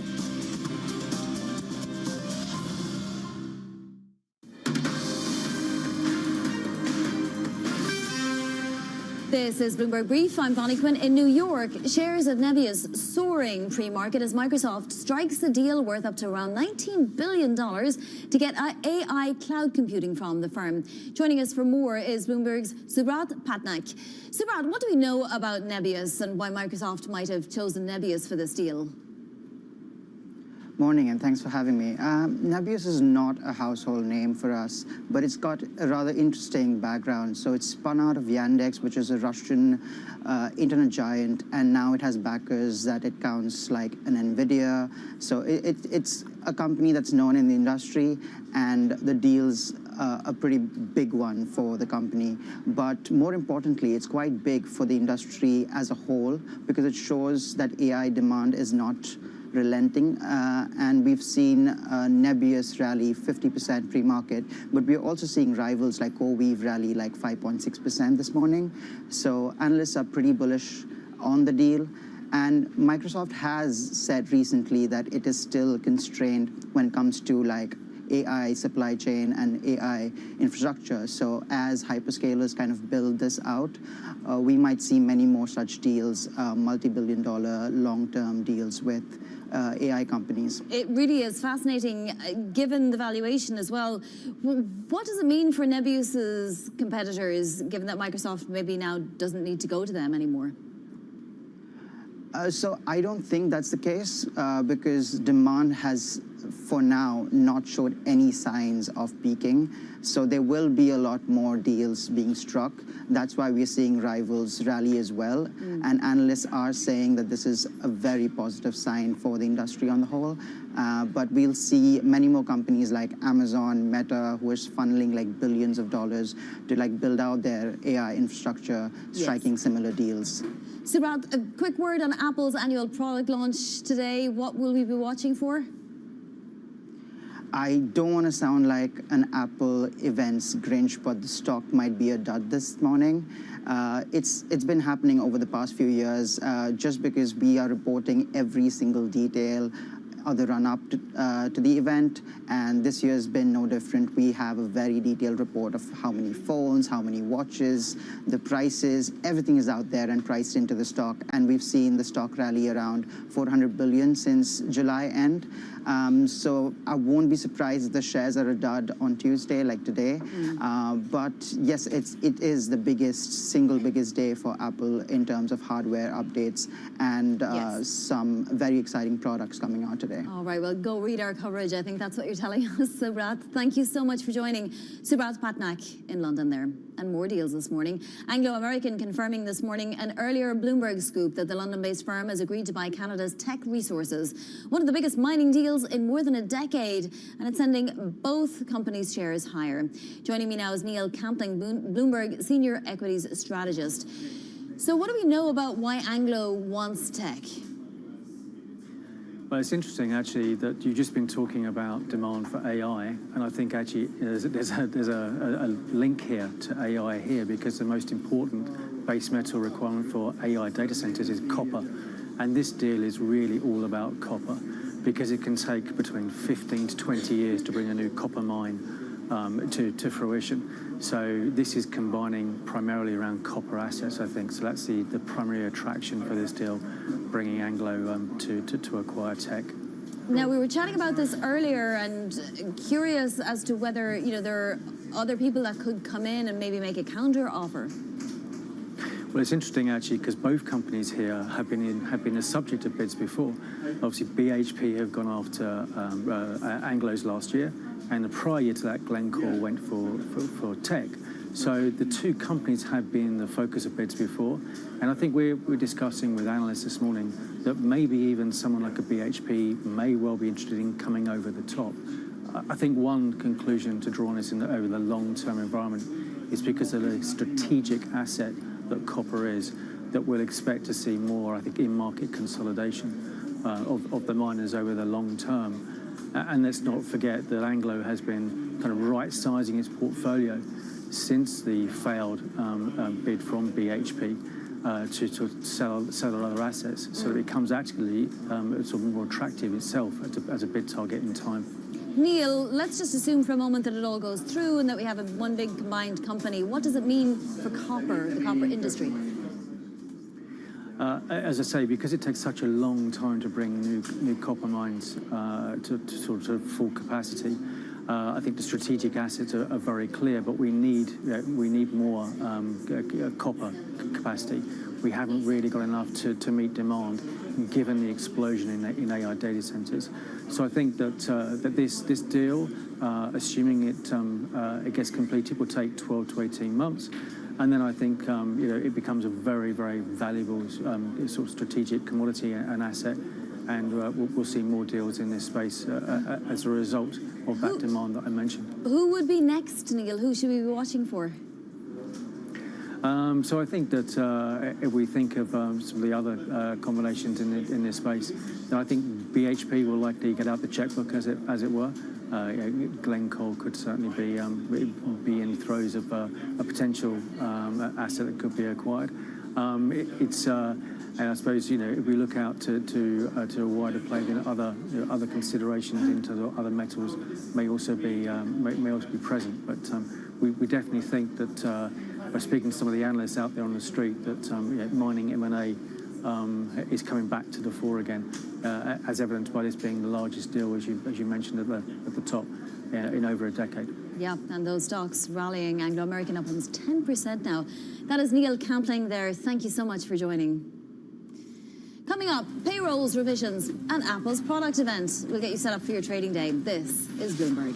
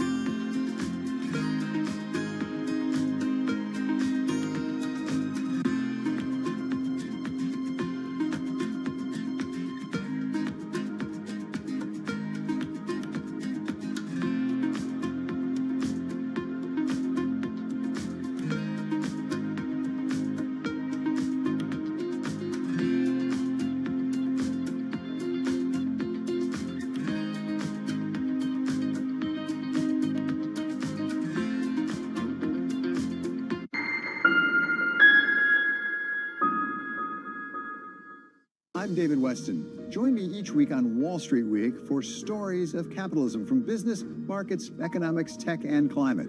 We go on the road for a look at what lies behind the headlines of today and what will likely be the headlines tomorrow. We need more transparency. Oil and gas is still important. They said every citizen should be investing in the market. Accelerate progress in all fields of science. Watch Wall Street Week right here on Bloomberg. More than what you need to know, it's what you need to think about. U.S. jobs numbers are released. Bloomberg has the report under surveillance with crucial data and expert analysis at terminal speed. Nobody covers Jobs Day like Bloomberg. Why do the biggest names in business choose Bloomberg Television? That's a great question. It's a very good question. Interesting question. Good question. Great question. I so appreciate that question. You certainly ask interesting questions. Bloomberg Television. Top experts, great questions. Tune in to Bloomberg Business Week Daily. We got to talk crypto. From the magazine that helps global leaders stay ahead. What's the conversation around your company? Bringing you insight on the people, companies, and trends shaping today's complex economy. Planning very big things. A new level of premium. Plus global business, finance, and tech news as it happens. The floodgates of innovation are going to open up. You can't fake passion. You either are or you aren't. Bloomberg Business Week Daily, only on Bloomberg. Bringing you up-to-the-minute geopolitical news whenever and wherever it happens. I'm David Gura in Alberta, Canada, and this is Bloomberg.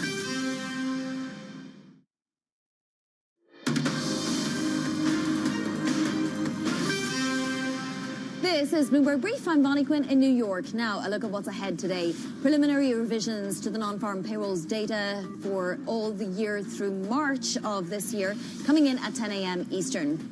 Then, $58 billion worth of Treasury 3-year notes go on auction this afternoon. We'll be watching that. And, of course, we'll be watching a keynote speech at the Apple event, which begins at 1 p.m. Eastern Time. Bloomberg Tech, by the way, will be live from Cupertino for all of that. Now, let's take a look at some movers this morning. Nebius moving on news of an AI cloud computing deal worth up to $19 billion with Microsoft.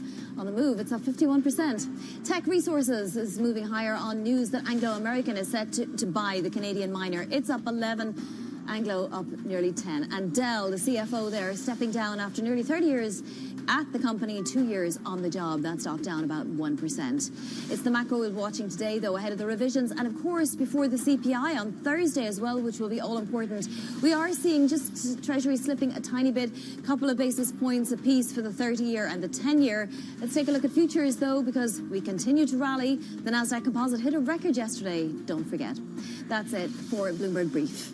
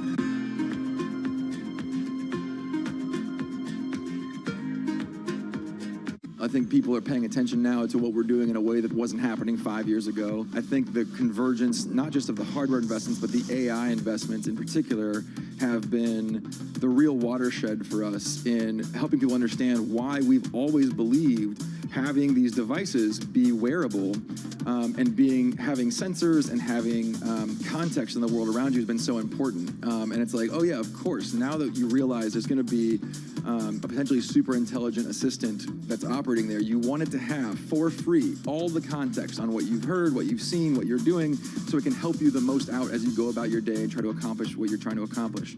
So we feel a lot of vindication on that. I think the question is, yeah, will it be us? Will it be a competitor? That depends on our execution and their execution. I have a lot of confidence that the paradigm that we're in right now, which has been stable for a long time, right? The phone that you all have in your pockets now is roughly the same as the phone you had in your pocket 4 or 5 years ago. There's not really a lot of new innovation happening at that scale. There is a lot of things. The phone is the greatest consumer electronic device ever built, and yet there's also a lot of things that we wish it could do better or different. And I think with AI and integrated context with the world around us, that becomes more and more obvious. So I'm very confident that the paradigm will shift in that time frame. And you all know the saying, we get a lot less done in 1 year than we think and a lot more done in a decade. That really is going to be true, I think, when it comes to these shifts. Astonishing day for US technology. It's shaping the region's technology ecosystem. Asia's biggest tech news and innovation. Join me each week on Wall Street Week for stories of capitalism from business, markets, economics, tech, and climate. More than what you need to know, it's what you need to think about.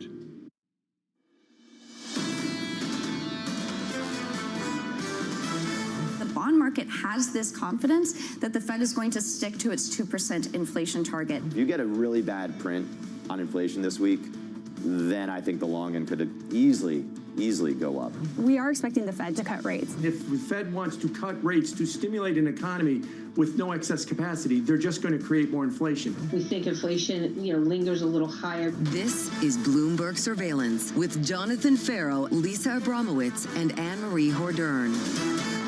Live from New York City this morning. Good morning, good morning. For our audience worldwide, Bloomberg Surveillance starts right now. Coming into Tuesday, looking for some big revisions. Economists expecting another big jobs markdown to set the stage for rate cuts. As the Goldman Sachs boss is playing down just how restrictive Fed policy is, the stock market is once again within 0.1% from all-time highs just days after weaker than expected data. There's a real contradiction here, and I feel like everyone is struggling with this. On one hand, people are pointing to a labor market that clearly seems to have entered a new cycle of some sort. Yesterday, we saw consumer expectations for finding a new job fall to the lowest in a series of data going back to 2013. At the same time that inflation expectations are ticking up. Square that circle. You expect there to be enough weakness to tamp down inflation, and yet not enough weakness to torpedo a risk rally.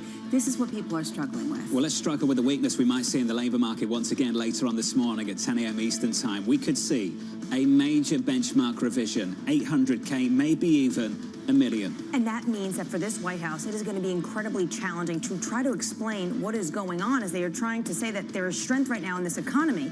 The fact of the matter is, if we get this second revision, compared to what we saw also last year, overstating potentially the economy by 1 million jobs, you basically have to look at this and say the Trump administration inherited a much weaker economy than many thought. And that is why it is so interesting that the Wall Street Journal has this report that right now Trump's advisors are looking at a report that might be very critical to the BLS. Yeah, the timing here is pretty important, isn't it, Lisa? If we get these massive revisions once again, it's another reason for this White House to put more pressure on the BLS. On the BLS at a time where they already have gotten rid of the head and potentially might get rid of other people. My question isn't who are they going to get rid of, it's who are they going to put in? What are they going to do to fortify the methodologies of the Bureau of Labor Statistics so that they are more reliable statistics? But in the meantime, you have a situation where a Federal Reserve has been relying on numbers that have overstated the economy, which raises the specter of being late. And how do you play catch up given the lack of certainty around where we are currently in the economic cycle? And how does Trump explain the Fed cutting rates that in September? Remember, it was like around this time last year, he was on the campaign trail at a crypto bar in downtown New York. The Fed cut rates, and he was asked about it, and he said, well, actually, that means the economy is probably weaker than we expected under the Biden administration. What is he going to answer for this time around? Look, the Fed is often criticized and sometimes correctly, but last year, if we are a whole lot weaker than we thought, to Anne-Marie's point, the Federal Reserve and that push to cut interest rates by 100 basis points is vindicated, based on the revisions we might get later this morning. So if they're vindicated, why are people so excited about the start of a new cycle? This is what I was alluding to earlier, this idea that risk assets, as you were talking about, John, so close to all-time highs, closing out yesterday with the NASDAQ at all-time highs yet again, one day after another, creeping into this risk asset rally of a Fed that's going to backstop it at the same time that we're talking about a potential sea change when it comes to labor market dynamics. Dan Greenhouse yesterday really nailed it from Solis when he said something feels different and no one should look for a turn in the labor market cycle. It's a super odd disconnect right now. The labor market's asking for rate cuts, financial markets are priced pretty richly here, which goes to the point that the Goldman Sachs boss David Solomon is making. Look, when David Solomon is talking about interest rates, he's talking about financial conditions. What the market needs and what the economy wants can be two very, very different things. And that's what's interesting about this setup. The labor market is asking for rate cuts. Financial markets aren't at all. Ed Giardini joins us later this morning, and he's talking about the prospect of financial instability if this Federal Reserve goes big in the next few meetings. He, to me, has one of the most interesting points because he's been talking about the roaring 20s and how a lot of what we're seeing in terms of market activity points to that roaring 20s. You get a rate cut, you turbocharge it into bubble territory, and then you have a problem. On the flip side, how far divorced has the S&P 500 gotten from the underlying economy, given that small businesses, lower-income families are all struggling with costs of housing, costs of basic goods, costs of cars that are skyrocketing out of their income bracket. The stocks are up again this morning, positive by 0.1% on the S&P 500. Coming up this hour, we'll catch up with Max Kettner of HSBC on why he's bullish into year-end. We'll speak to Neil Datta of Renmac, looking ahead to big revisions on US payrolls, and Oksana Aronoff of JP Morgan Asset Management, warning the Fed risks spurring inflation. We begin this hour with stock steady, following a record close for the NASDAQ 100. Max Kettner of HSBC writing the following: we remain firmly risk-on into the final 4 months of 2025. We remain overweight both high yield and equities, preferring US equities the most. Max joins us now for more. Max, welcome to the program, sir. You're bullish into year-end. Let's start with why. Yeah, good morning and thanks for having me. Look, I think actually what you guys were just talking about, how sort of disconnected can the S&P become from the overall economy. Let's remember that actually the Q2 reporting season has been pretty much the best earnings season since COVID, since 2021, since we had these ridiculous strong earnings beats, both in terms of the earnings beat rate, but also in terms of how much companies have surprised to the upside.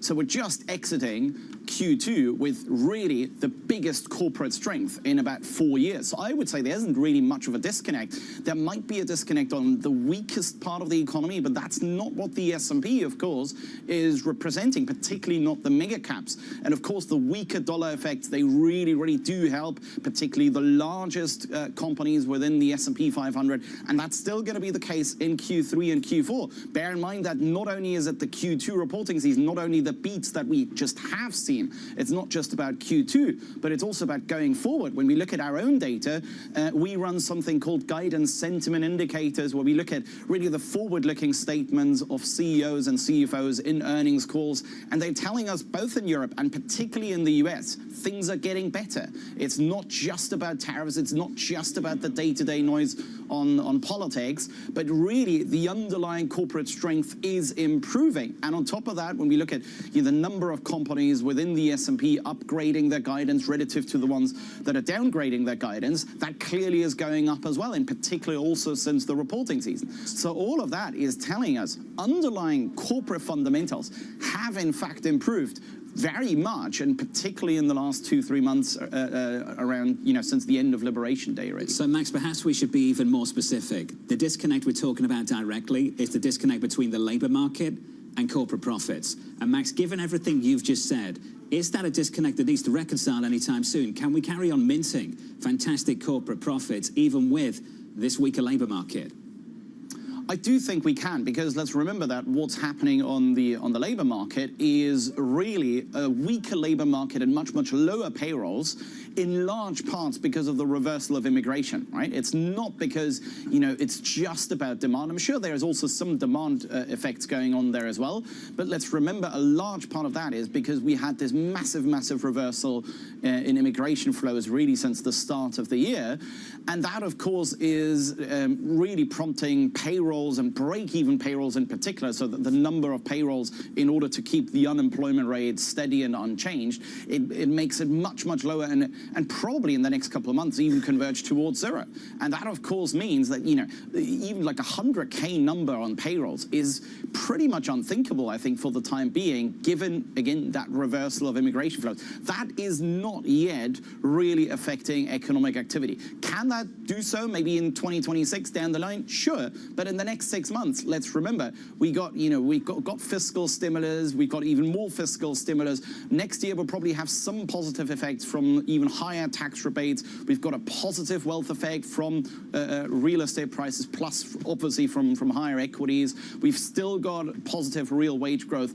All of that really still keeps consumption still pretty healthy. And then you look at corporate profits and you look at that AI tailwind, which now is affecting pretty much half of the S&P, plus the effects, the tailwind from the weaker dollar. All of that is a perfect cocktail for further risk on. And then on top of that, you throw on rate cuts that actually from a growth perspective, we kind of don't need, and certainly from a financial condition perspective, we don't need. And that's an even more potent hold on cocktail, a second, Max, because if what you're saying is correct, and a lot of the labor market weakness is a head fake that really is predicated on a complete change in immigration, then why aren't you in the Ed Yardeni camp that any kind of rate cuts is only going to turbocharge a financial asset bubble that will lead to financial instability?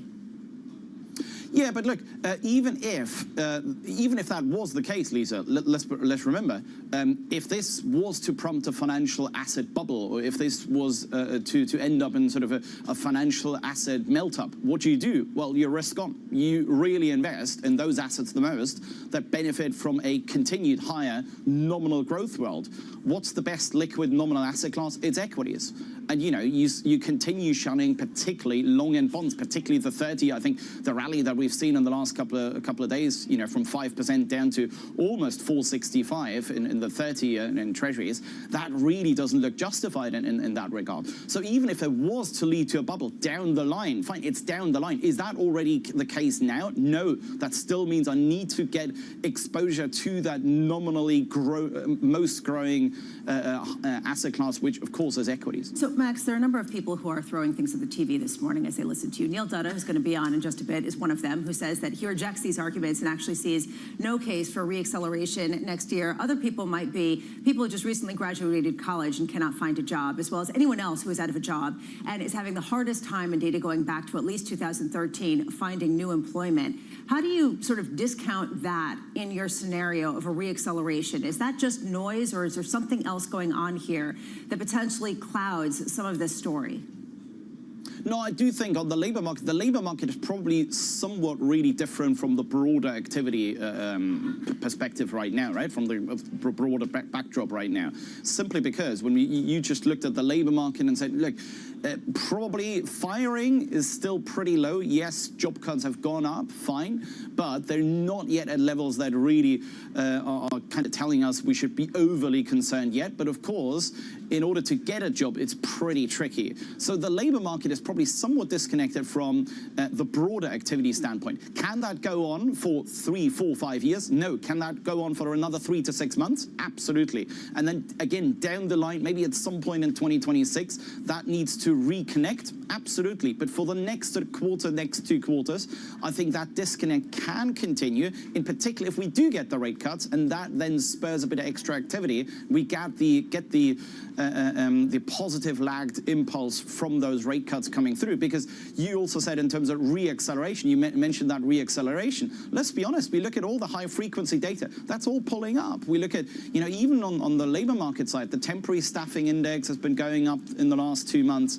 Same store retail sales are going up, credit card data is going up, even Visa spending momentum index is going up. So particularly on the consumption side of things, since the end of June and the beginning of July, so really the last 2.5 months, high-frequency data in the US, particularly on the consumption side, really is looking like it's actually trending up a little bit. And we are seeing that in aggregate nowcasts as well, or proxies. Look at the Fed's weekly activity index. That's been going up as well in the last 2 months. As well as you look at the Atlanta Fed's GDP now, we're tracking at 3% for Q3, which is much higher. You know, consensus started this quarter with round about 0.5% of GDP growth. Again, much higher than consensus growth. So overall activity, broader activity, industrial production, retail sales, consumption, all of that is still really healthy. And if anything, has shown signs of improvement in the last 2 months. So Max, we're getting closer. Let's put a bow on it. I'll just be direct. What would make you bearish? I think one thing that would make me bearish is if we get, let's say, if we get really 2-3 months of negative payroll data, that probably would be what makes me quite cautious, because then we get the rate cuts for the wrong reasons. Then we get the rate cuts really because activity has already slowed so much. Max, you don't think that's what this is right now?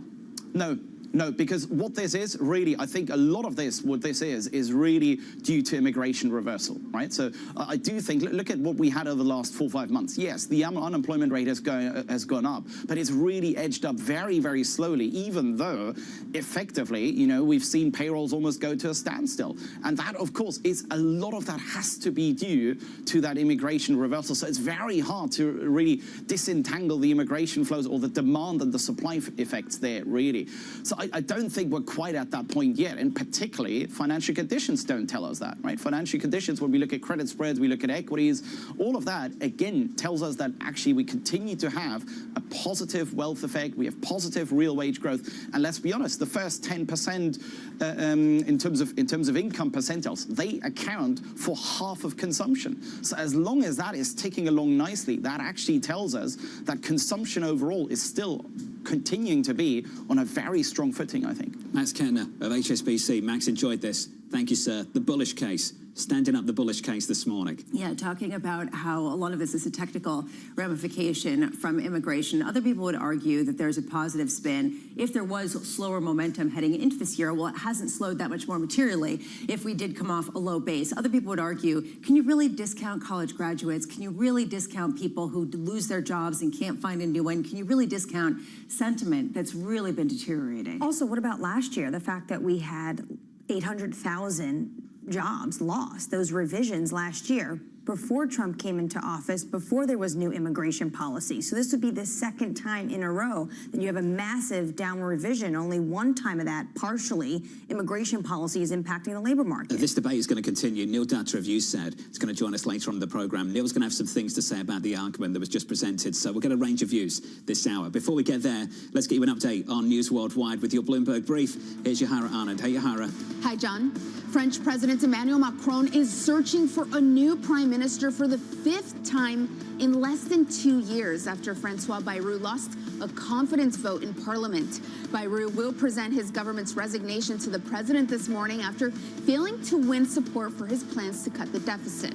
Macron says he'll appoint a new premier in the coming days. Meanwhile, here, President Trump extended his immigration crackdown to Chicago. Operation Midway Blitz is targeting what the White House calls criminal illegal aliens in the city and other parts of Illinois. The Department of Homeland Security blamed Democratic Governor J.B. Pritzker for sanctuary policies that it said helped protect lawbreakers. And the Senate Banking Committee will vote tomorrow on White House Economic Advisor Stephen Miron's nomination to the Fed Board of Governors. This paves the way for potentially full Senate confirmation September 15th on Monday, just 1 day before the Fed's critical policy meeting. The central bank is widely expected to cut interest rates for the first time since December. That's your Bloomberg Brief. John? Yahara, thank you. If we could live stream that meeting, box office, pay-per-view next week. That I think, especially with a newly placed Stephen Miron. Can you imagine? Do you think that some people will not want him to sit at their table? Do you think it's going to be like high school? Like Mean Girls? I think a little Can't bit. sit with us. Yeah, actually, don't. Sorry. Imagine Chairman Powell. You can't share my paper. Yeah. Up next on the programme, not that. The BLS under pressure. We need accurate numbers coming from BLS, and finally we'll have new leadership to deliver. Donald Trump needs to rely upon the numbers. America needs to rely upon the numbers. Just what is going on? We'll get the view from Bloomberg's Mike McKee in just a moment. Live from New York City this morning. Good morning.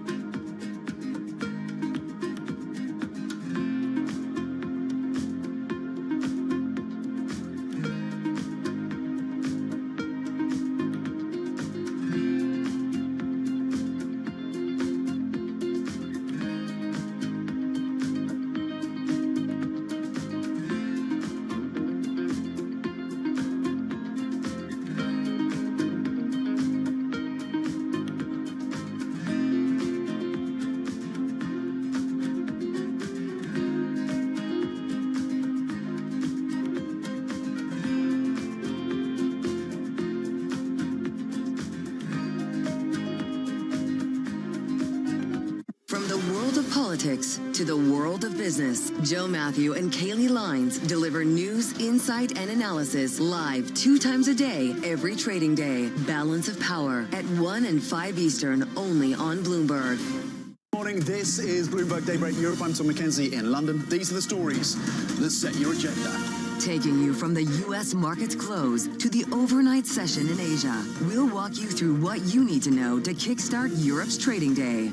Live from our European headquarters, we bring you the day's top market-moving stories, unmatched expert analysis, and on-the-ground reporting from across the continent. Tune in to Daybreak Europe, only on Bloomberg Television. Context changes everything. Making money isn't about drowning in emotions. It's about understanding what's actually happening. Markets are the best way to glean signal from noise, and that is what we try to do every morning. This is Bloomberg Surveillance.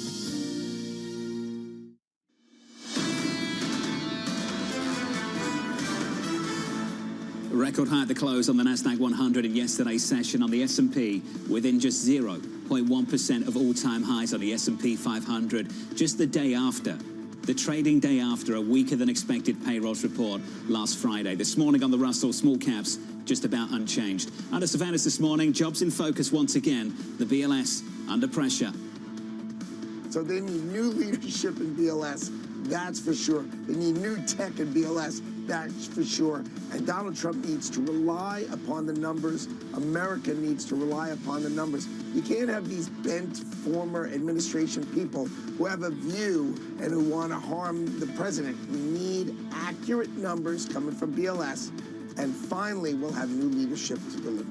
So here's the latest this morning. The White House ramping up pressure on the Bureau of Labor Statistics. People familiar with the matter telling the Wall Street Journal that President Trump's administration is preparing a new report critical of the agency. With the latest, here's Bloomberg's Tyler Kendall. Morning, Tyler. Hey, John, good morning. Well, this, of course, comes against the backdrop of an unprecedented level of criticism by the White House against what's historically considered to be a routine process. And the Wall Street Journal is reporting that the administration is weighing publishing this report compiled by the Council of Economic Advisors on the BLS's alleged shortcomings within the next few weeks, signaling to us that this pressure campaign isn't going away, particularly as we wait for these preliminary benchmark revisions today. Though they only cover part of the first 3 months of the Trump administration, it's likely opening the door for officials to criticize the last administration. But this White House has been really critical of the revision process, and experts tell us that these revisions have been larger in recent years, partly due to declining response rates. Now, we're watching really closely a few different things here, but I will point out that the NEC director, Kevin Hassett, did suggest to me on Friday that he actually thinks August numbers are going to be revised up. He pointed to a recent analysis by Goldman Sachs that suggests that the later reporting submissions for the month actually tend to be higher. So a few different justifications from the administration, but it's clear that they are going to keep ramping up this pressure campaign. And John, as you well know, August numbers marked the first time that the new report came out since President Trump had fired the last BLS commissioner. Currently, there's an acting commissioner in place. He's been at the agency since 2015 as we wait for the Senate to take up President Trump's pick to replace the last commissioner. That's E.J. Antoni. He's currently the chief economist at the Heritage Foundation, a conservative organization based here in Washington. As of yet, there hasn't been a nomination confirmation hearing date set quite yet. Tyler Kendall with the latest. Tyler, thank you. Appreciate it. Bramo, we've been through this a few times. Does it feel different this morning? Does it feel different this time? Well, it feels different because of the response coming from the White House and the likely changeover in staff yet again. It also is different in terms of already the changeover in staff that we've seen with respect to not only the top of the ticket, but also below some of the career staff members. Why should they stay? And so this raises a question, not should things change, how should things change, and exactly who are they going to be putting in that place? Also, I think the administration needs to get on the same page on whether or not they like certain research at certain banks. You just heard Tyler there talk about how Kevin Hassett is saying how Goldman Sachs is saying he's seeing this revision potentially from August. It's a noisy month. What did the Treasury Secretary say over the weekend? He made a career, a living betting against Goldman Sachs. I think we're cherry picking just a little bit. Let's cherry pick a little bit more with Bloomberg's Mike McKee. Mike, good morning, sir. I'm joking, of course. Walk us through the process that we can expect to go through later on this morning. Well, basically, John, once a year, the BLS updates its data using unemployment insurance records that come in. It's the quarterly census of employment and wages. And then they put out a report that aligns those numbers with what they've done the year before. And they do it for the year that ends in March. So what we're going to get today is a report that will say in March of last year, there were somewhere between 800,000 and 1 million fewer jobs in the United States. And then you compare that to what the BLS had initially reported, and you get the difference that we're talking about. So the issue is not so much whether the BLS is manipulating things, it's the size of the change. Last year, 800,000 was the preliminary estimate. I stress preliminary because these numbers will be revised again by the time they are finalized in February of next year with the January employment report. Last year, we had 818,000 initial preliminary job losses, but it ended up being 589,000. Mike, just quickly, there have been a lot of economists who've been critical of the Bureau of Labor Statistics data just by virtue of the response levels, how quickly the responses come in, as well as some of these revisions. What are some of the tangible things the BLS could do to make their data more reliable for Wall Street and, frankly, during the first read, not just the second, third, and fourth reads? Well, this is one of the issues here because this CEA report seems to be the president says there's something wrong, so we're going to find something wrong. Well, everybody who has worked with the BLS or is in the statistical business knows some of the issues, and you've talked about them, the low initial response rate. COVID caused a lot of issues with seasonal adjustment, hiring patterns change. That's working its way slowly out of the data, but it's still in there, and everybody knows that's the case. They're also severely understaffed, 20% fewer workers than they had in January, thanks to the DOGE efforts and the president's efforts to fire people and early retirements that were offered. And they've been having their budget cut for years. So to develop new systems, to update their computer systems, et cetera, hasn't been possible. So there's a lot that could be done if you wanted to sit there and say, how do we fix this, rather than just criticize. Mike McKee, appreciate the update. Stay close. It's going to be a busy morning for Mike. Just think about to those payrolls Fridays. Think back to those days over the last 12 months. If they were 70K lower, how different the conversation and the market action would have been on any given morning. And how much the Fed has to play catch up, just like they did last year around this exact same time. Up next on the program, we'll get Neil Datta's view over at Renmac as we await payroll revisions. Plus, we'll touch base with Danny with your morning movers as an AI cloud deal sends one stock absolutely soaring.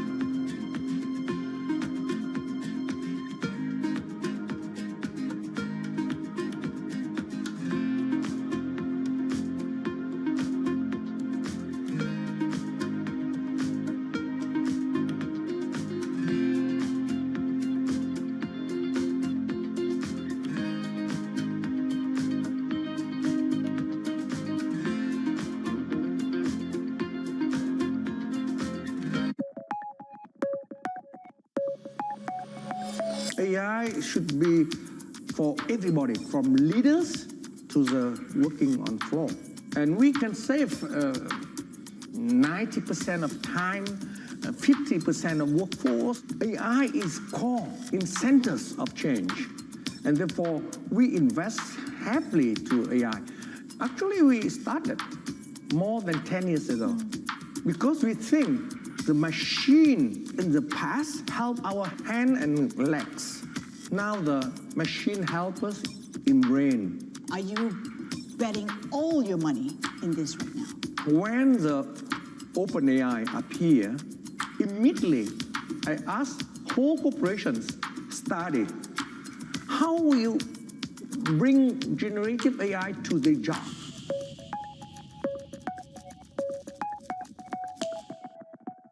Right, okay, ready?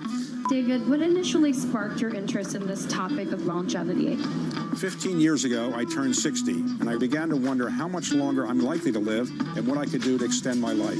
On longevity, I talk with the leading experts in science and medicine to educate people about how they might be able to change their conduct so that they can live a happier and healthier life. I'm David Rubenstein. Join me on a 4-part journey as I explore the great quest for longevity. Only on Bloomberg.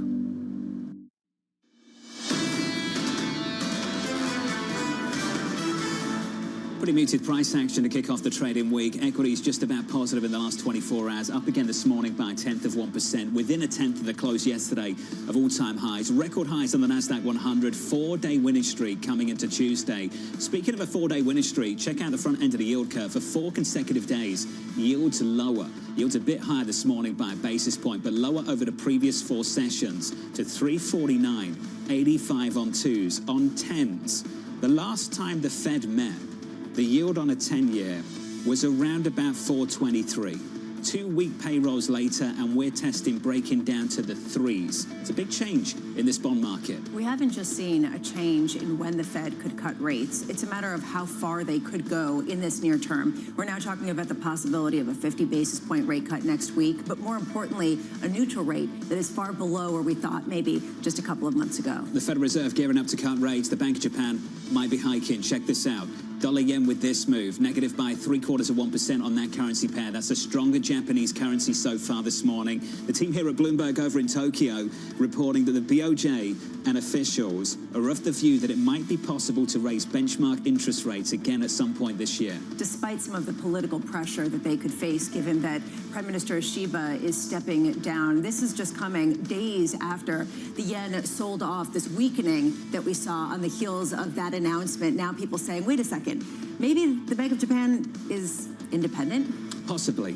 Maybe. 146 on dollar yen so far this morning. That's the currency story. 3 hours away from the opening bell on the equity side of things with your morning movers. Here's Danny with more. Hey, Danny. Hey, John. Some real deals coming into this market. One that was announced was Nebius. This is a AI infrastructure provider making a deal with Microsoft, providing them with some $19 billion worth of infrastructure. This is remarkable for them. You can see just the share price reaction up 50%. It's listed in the U.S., but it's Amsterdam-based.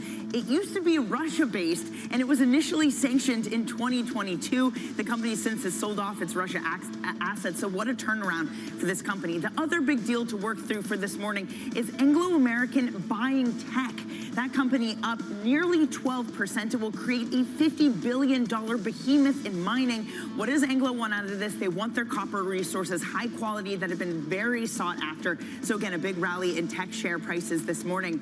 Elsewhere, Dell announcing late yesterday that its CFO, Yvonne McGill, would be stepping down. Analysts over at Morgan Stanley noting that this is really odd timing. It comes just 11 days after their earnings, 29 days before their annual investor meeting. Not exactly an ideal period to announce a CFO change. Michael Dell said that the reason was because of fatigue. The response in share prices down 1%, John. Danny, appreciate the update. More from Danny in the next hour. On our radar this morning, some of our top stories. Wall Street preparing for payrolls revisions from the BLS due at 10 a.m. Eastern Time. Nomura, Bank of America and RBC saying labour market data could be downgraded by nearly 1 million jobs. Elsewhere, South Korea's foreign minister is in Washington today, the country's top diplomat, looking to secure the release of about 300 workers detained after a DHS raid at a Hyundai plant in Georgia on Friday. And finally, Anglo-American shares surging in London, the mining firm agreeing to merge with Canada's Trek Resources, creating a copper giant worth more than $50 billion. The combined company will be called Anglo-Tech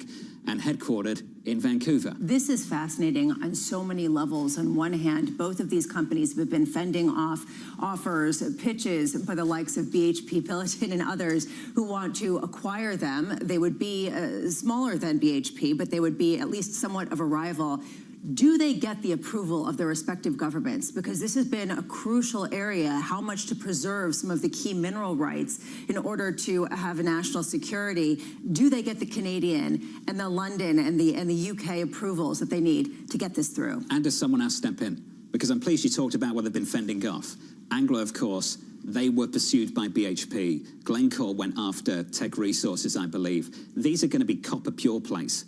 This is ultimately what Anglo wants to be, selling down platinum, selling off De Beers. Diamond price is terrible at the moment, by the way. We could talk about that another time. Not a great time to be selling that asset. But ultimately, this is still going to be very attractive to a lot of players out there. And I just wonder if, in the next 12 months, this deal is disrupted by more than one thing. And it would take 12 to 18 months to get it through. You've got the potential rival offers, you have the potential pushback from national governments, and then you have a question of just in general, does the market sour further, making this deal, the economics of it, somewhat challenging given the fact that China supposedly is going to be retrenching some of their overproduction. But this is because the miners really want the copper assets. When you look at how much is being produced, Anglo-American produced 770,000 tons of copper last year. Tech is more than 500,000. You're talking about more than 1 million tons of copper when these two companies are able to combine. But already the deal was going on in the behind the scenes because others were trying to go after these exact assets. So I think your point is spot on. There's potential that this deal doesn't even make it to the finish line. It's going to be an interesting 12 to 18 months for these two companies, that's for sure. That's the latest on Anglo and Tech Resources. Turning back to the US economy, BLS benchmark payrolls revisions due at 10 a.m. Eastern time. The data coming on the heels of Friday's disappointing jobs report. Neil Dutta, the head of Renmark, writing the following. The latest employment data cements at least 2 rate cuts this year. Neil joins us now for more. Neil, welcome back to the program, sir. Appreciate catching up with you. I've just framed the debate on Wall Street at the moment, and I want you to push back against one theory that's still out there. There are some people who believe this step down in payrolls growth is a bigger result of what's happened on the supply side of the economy. Neil, what would you point to push back against that this morning? I mean, I would say look at the unemployment rates for those at the margins of the labor market. The unemployment rate for blacks has been rising. If you look at the unemployment rate for younger people, 16 to 24, that's been rising. If you even look at the unemployment rate for those with college degrees, that's been rising. So unless we had a bunch of black folks and those with college degrees swarming across the border over the last number of years, to me, it's a little bit of a stretch to say that this is primarily about labor supply. At the same time, I mean, forget the BLS data for a moment. Look at what consumers are telling you about the job market. They're telling you that it's getting harder to find a job. That was released in the New York Fed survey yesterday. That's true of the Conference Board survey yesterday. So for all this talk about whether there's, the data quality is strong enough, look at what consumers are saying. If it was all about labor supply, the consumers that are being surveyed by these, by the New York Fed or the Conference Board, they wouldn't be telling you that labor market conditions are getting worse. So, to me, I think the most important thing, let me just make this last point. It's very important for people not to rationalize away a slowdown in the job market. Neil, some people would argue, not necessarily rationalize, but would argue that corporate profits are turning up. You've got companies in a better situation, and as soon as they've got a greater degree of policy certainty, they're going to go out and they're going to hire more, and you'll see some sort of unleashing of the labor market, that essentially there has been a disconnect between some of the corporate returns that would have been reported versus what consumers are telling you, and that won't necessarily come together in a bad way. How do you push against that? Well, I mean, financial conditions have been loose for a while, so why hasn't it already happened? I mean, I think, look, I mean, there's the uncertainty around trade policy, but then there's the trade policy itself. And you could make the argument that now that the uncertainty around it has come down and we kind of know what the cost structure is going to be, now companies have an opportunity to react. And given the fact that the effective tariff rate is 10, 11%, that would mean that they take steps to deal with that, namely by potentially raising prices on goods or curbing. I think what's more likely is curbing back on hiring and investment. Later this morning, we're going to get revisions to the Bureau of Labor Statistics data that might show that heading into April, this economy was already in a much weaker position from the labor market perspective than previously anticipated. How much do you think that the BLS data is responsible for a lack of clarity around just how weak the labor market is? I mean, the data are what the data are. I mean, I think the economy's been slowing for a while. Remember, going into the year, I mean, the consensus did anticipate some slowdown in the economy already.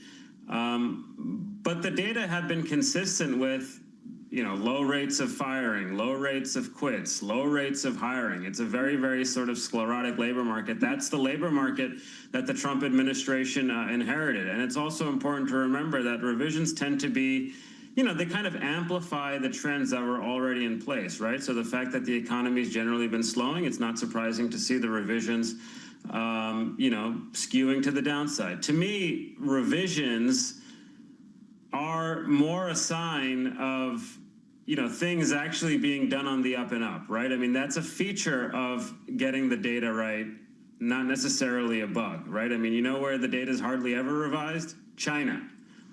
So I do think that it's just, it's important to understand why the data works the way it does. But as I say, it's very much consistent with a lot of the, frankly, survey measures of activity that we've been monitoring. Neil, do you think we're on the precipice of a recession? Yes. I think we are. Yes. I mean, I've been saying that. I mean, I think it's, certainly I think the markets are underpriced for the prospect of one. I don't think recession probabilities have really changed all that much from where the markets were, in the immediate aftermath of Liberation Day. But at the end of the day, I think for me, the biggest disconnect or difference between where I was last year versus where I was this year is that, last year I thought the Fed should cut 50 and they would cut 50. So my economic call and what I thought the Fed should do was kind of aligned. This year, I kind of think they probably should do a little bit more up front, but I don't think that they will. Because, in their mind, they're kind of worried about like the phantom inflation expectation story or, the threat of potential inflation coming from tariffs. I mean, I think those are really secondary considerations at this point, given what we're seeing in the jobs market. So to me, I think the risk is that the Fed ultimately won't deliver as much as they should, and that kind of reinforces the slowing that we've already seen. Neil, the word you just used, phantom, the phantom inflation story. What makes you pour freezing cold water over it going into year end? Well, survey measures of inflation expectations look fine. I mean, business expectations are low. If you look at the New York Fed survey that was just released yesterday, I think that's a lot more. That's much better than the UMich data. That's basically been flat for a while. Even the small business sentiment data that came out. Look at. Plans to raise selling prices or those raising selling prices. But ultimately, it comes down to first principles, right? I mean, if you look at the 3-month trend in aggregate weekly payrolls, that's a proxy for nominal wages and salaries. That's running below 3%, right? So consumers don't have the capacity to absorb higher prices. So to the extent that companies try it, they're going to find increasing resistance, which means that consumers are going to ultimately cut back. And then, in turn, what are companies going to do? They're going to have to cut prices on the things they tried to raise prices on. So I don't think inflation is getting away from the Fed, which is why I think they should be focusing more on the growth side of the economy at the moment. Neil, appreciate it. Thanks for joining us this morning. Thank you, sir. Neil Dutta there of Renmac. Essentially, the message coming from Neil and others too, don't worry about the inflation side of the mandate because there are so many more reasons to worry about the labor side of the mandate. Jim Reid over at Deutsche Bank put it well this morning when he said it's as if Thursday's data doesn't matter.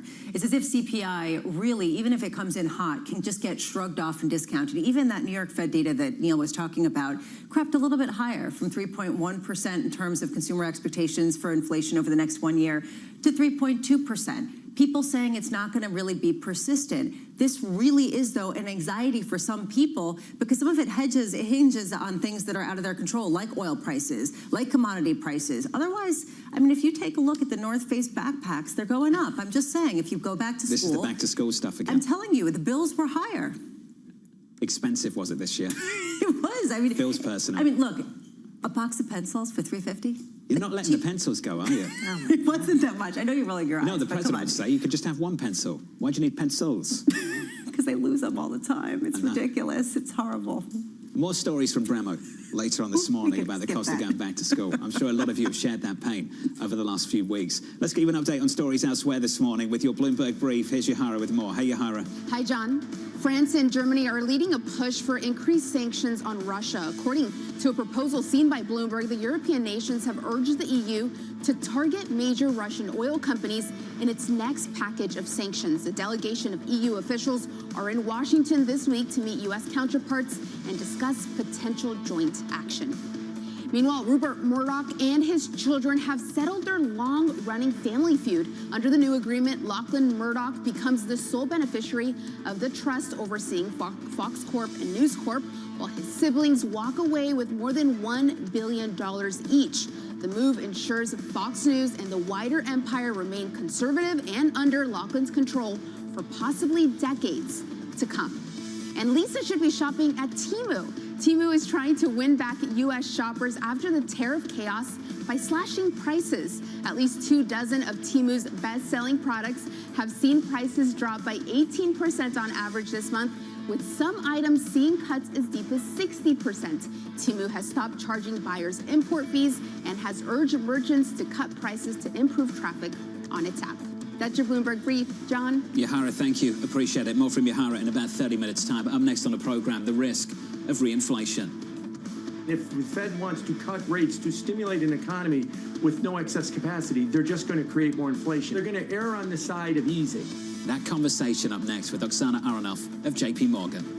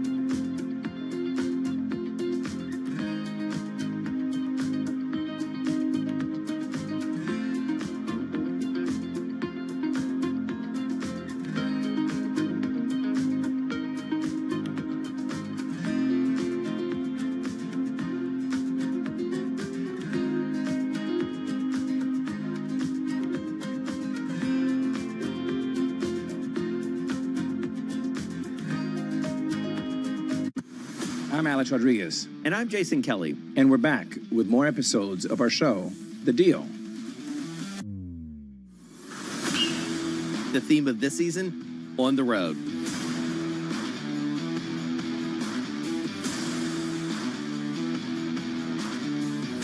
We're bringing you more behind-the-scenes conversations with the biggest names in sports, business, and culture, like Melody Hobson. I started to study women's sports like an 11-year-old studies baseball statistics, and I got dangerous in seeing up arrows. Susie Wolf. When you're competing, you're not thinking about any fear or any worries of what could happen. Josh Harris. You can't do a good deal with a bad person. Jay Batt. At the end of the day, there's never been a better time to be a student athlete. And more. Stay tuned.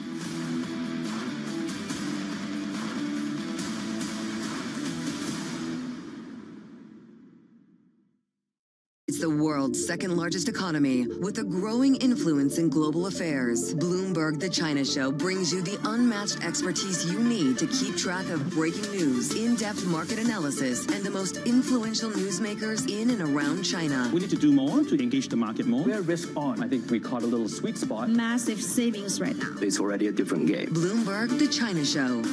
Weekdays around the world, right here on Bloomberg. Context changes everything. Asia is at the forefront of some of the world's biggest stories. And we're here, where the action starts in Sydney. And in Tokyo, yet ahead as the global trading day begins. The Asia Trade, weekdays only on Bloomberg. Bringing you up-to-the-minute economic news whenever and wherever it happens. I'm Jennifer Zabasaja in Cape Town, South Africa, and this is Bloomberg.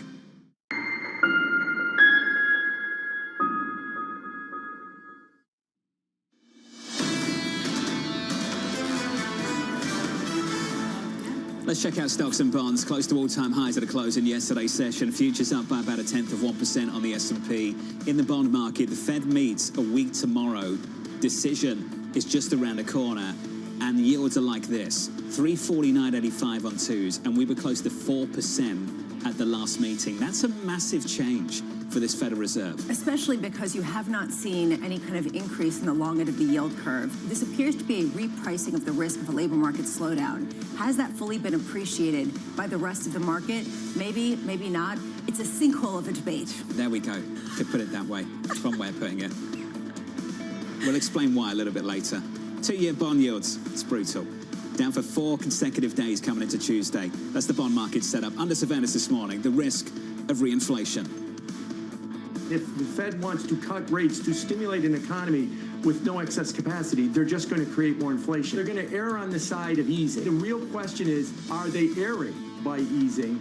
And that's only going to be known over the fullness of time. Something has changed in the supply dynamics of our labor market, and we need to kind of understand it. So here's the latest this morning. Views diverging on Wall Street ahead of the Fed's latest interest rate decision next week. Some even betting on a jumbo rate cut. Oksana Aronoff, the head of market strategy at JP Morgan Asset Management, raising concerns, writing, if the Fed thinks the economy should be churning out over 150K a month, that's going to guide them into cutting short-term rates, which is stimulatory for the higher inflation environment we're in. Oksana has made it into the studio, navigating sinkholes of her own through Westchester. It's good to see you, Oksana. Good morning. Literal and figurative ones. Thank you for making it. Let's start with this Federal Reserve. What are you actually expecting? So let's make a divide, a big distinction between what you think the Fed will do versus what you think the Fed should do. That has been a divide for over a year now. We did not believe they should have been cutting last year when they did. We saw the long end react in a way that I don't think anyone anticipated. We anticipated it because, of course, the long end was reacting to realities around technical, supply of treasuries and long-term inflation expectations. And that is the reality, I think, that the Fed will continue to grapple with this time around. Nothing is likely going to stop them from this cut that's coming up this month, even a higher than expected inflation print. And that's unfortunate because I think they would probably benefit from standing still here, looking at what's actually happening in the economy, looking at variables like what's happening with population growth, for example. We are really not sure, given that the border's tighter, there are deportations, right? Population growth is a tremendous driver to jobs, and that is changing. And we're not entirely sure how that's changing. And to the comments you quoted earlier from me, if the Fed is still being guided by the economy needs to be churning out 100, 150, 200,000 jobs a month, then that's going to guide them in a direction that's going to be pro-inflationary. It might not be 150,000 jobs a month, but it's not a contraction like what we saw in June for the first time since December 2020. It's not these surveys indicating that people don't feel good about getting jobs. Why won't that curtail inflation on its own? Why doesn't that suggest maybe the Fed has some room to normalize policy from what might be considered restrictive? Well, this is really the issue, is that the Fed keeps calling this level of rates mildly restrictive, or restrictive is continuing to be part of their rhetoric. And it's hard to see where is it restrictive because financial conditions continue to loosen. They're looser now than when the Fed started their hiking cycle, 3-4 years ago. And so, yes, the jobs backdrop is moderating, but the unemployment rate is still, 4.3% versus 4.2% a year ago. Is there some slowing? Without a doubt. That is a natural kind of ebb and flow of the markets and the economy.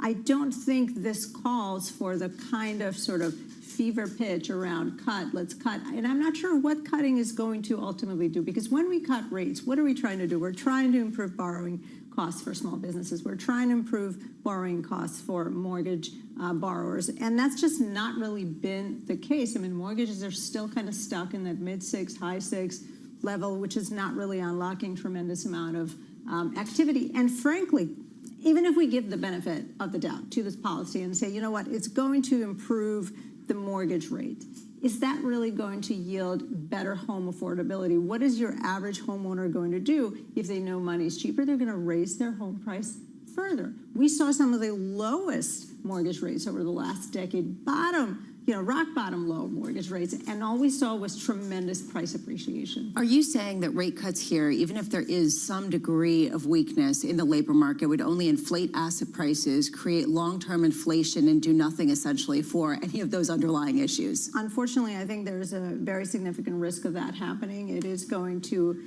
probably stoke asset price appreciation, which is already at a very rich level. We know that credit, and I've talked about this before here, credit has never been more expensive. Credit has been more expensive, 1% of the time historically. 99% of readings in credit over the last number of decades have been less expensive than where it is today. So price appreciation, although I will say if the Fed is aggressive around price cuts, that may actually spook markets, where markets may be like, well, what do they know that we don't know? And that can actually spark a sell-off in credit or in risk assets, which, look, risk assets are definitely pushing some boundaries there, and a correction is not outside the realm of reasonableness or possibility. But I just don't think the Fed has enough here to really be as aggressive as everyone is asking it to be. However, the Fed has done no favors to itself, right? Over the last 18 months or so, they looked political, whether they wanted to or not, when they, for the first time ever, changed policy within a couple of months of an election last year. And that made them look politicized, whether they were or were not. And so that's why I think the market generally is sanguine around this question of, Fed independence. We're seeing markets kind of look through that. Yes, maybe it's a red flag, but until we see, the White House actually set monetary policy, I think the markets are going to continue looking through that. In the 30 seconds we have left, how would you deploy capital?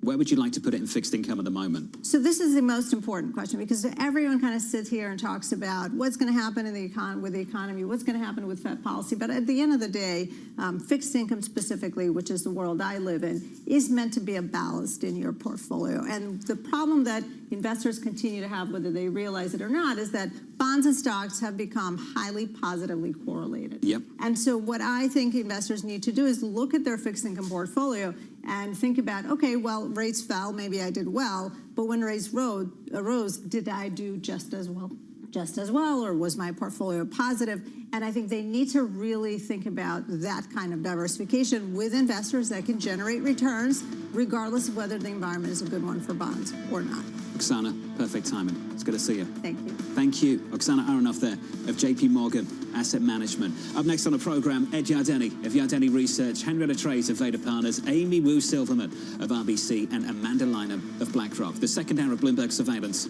up next. Technology is embedded in every aspect of our lives. And laying the foundation for the future. From finance to defense, AI to entertainment. And from the road to the stars.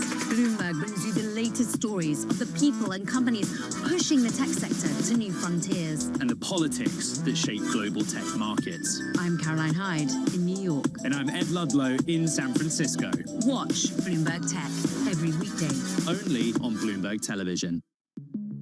There is a nice confluence between the long-term investor and what we're trying to do. We have an operating principle that's in our handbook, take the long view. When we went public, we put a timeline up on the screen for the whole company in an all-hands meeting. And that timeline went from founding to 100 years out. And the IPO was one dot in 1 year on that timeline. And And we tried to orient the employees to, this is a wonderful event, this IPO, but it's a moment in time on a very long journey. This is a company that you want to exist in 100 years. We do. Wall Street doesn't think in... No, they think in like hours. Yeah. And what I've learned of Wall Street, and particularly Wall Street investors, when they say they are long-term investors, that means they'll keep your stock for like a month. There has been one instance where I did something that was just for short-term stock, and I felt so bad about it that I don't think I'll do it again. What was that? There was one quarter, a few quarters ago, we were not going to beat the quarter. We were going to probably just hit it. And so far, we beat every quarter. So we were all like, wait, what? Our perfect record. We're like a 4.0 student that is going to get a B for the first time. This is not good. And I decided that for a short period of time, at the end of a lesson in our app, we would show 2 ads instead of 1. Turns out that that by itself was good enough to beat the quarter, but it's bad for the product. It's not good. After that, I'm never doing that again. In case you missed it, on Bloomberg Open Interest. When we look at our portfolio, we see an IPO pipeline that's the biggest since it's been in 2021. In M&A and IPOs, we've actually had close to record performances in that space. We're going to have an interesting year. We're having a lot more conversations around putting dates on calendars. I think we could see a very active second half of the year. Don't miss Open Interest live weekdays. Middle East and Africa. Vibrant resources and high-yield investment opportunities abound. Join me on Horizons Middle East and Africa for the stories, newsmakers, and insight from this exciting region. Now weekdays, only on Bloomberg. It's the countdown to the market open as we bring you the first trades across Europe. We'll debate the most important stories and what will drive the big investment decisions throughout the morning. I'm Guy Johnson. I'm Kriti Gupta. And I'm Anna Edwards. Join us every weekday morning for the opening trade, live at 7 a.m. here in London. Only on Bloomberg. Context changes everything.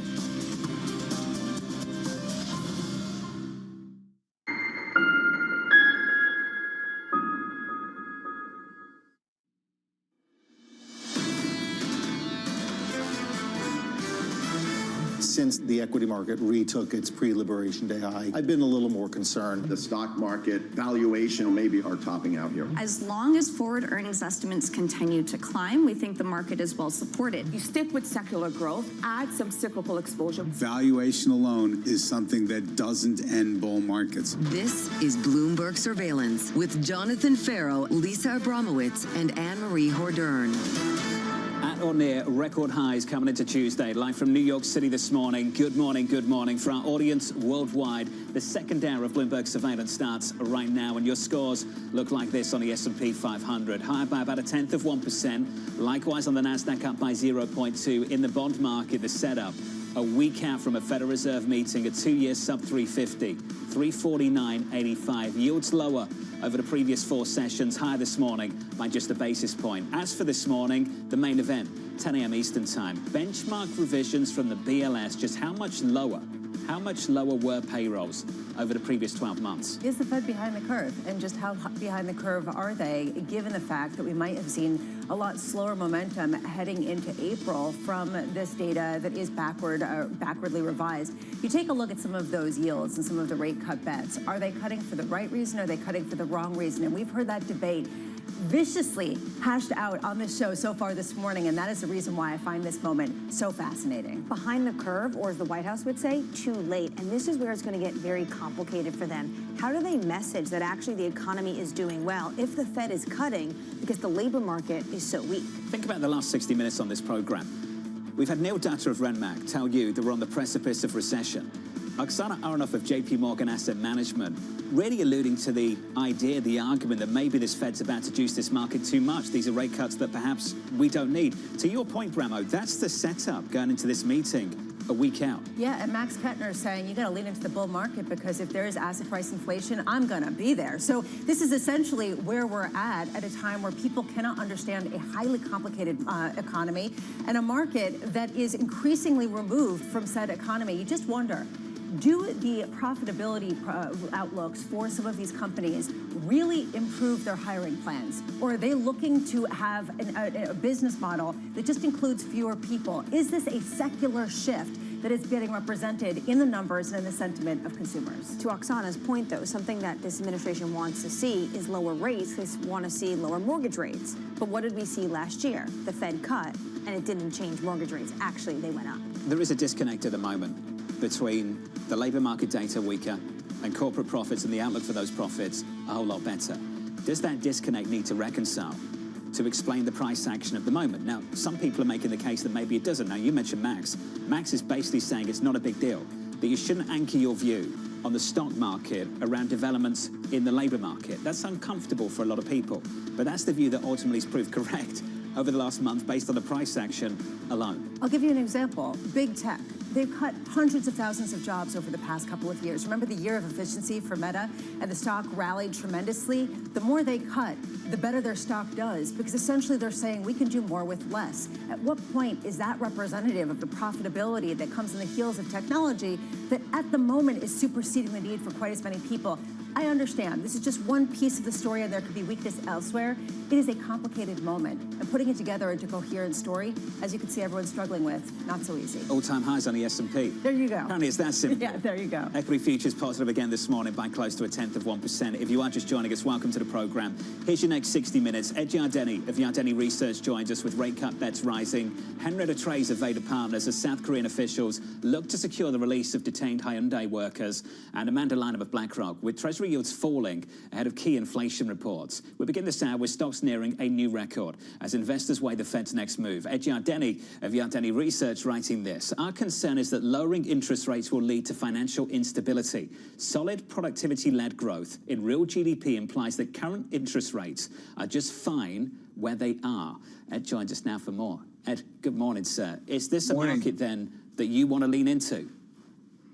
Absolutely. It's a bull market. It's been actually a bull market since the last recession. The last recession was a 2-month recession back in 2020. Remember, with the lockdowns, we made a low on March 23rd, 2020, and it's been, the market's up about basically 100% since then.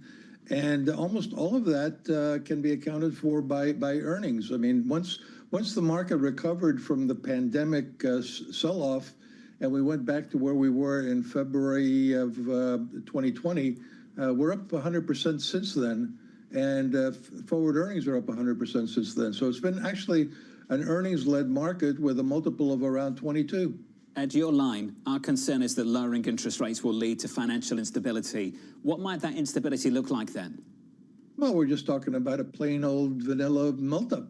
You know, I mean, 2022 is a very elevated valuation multiple.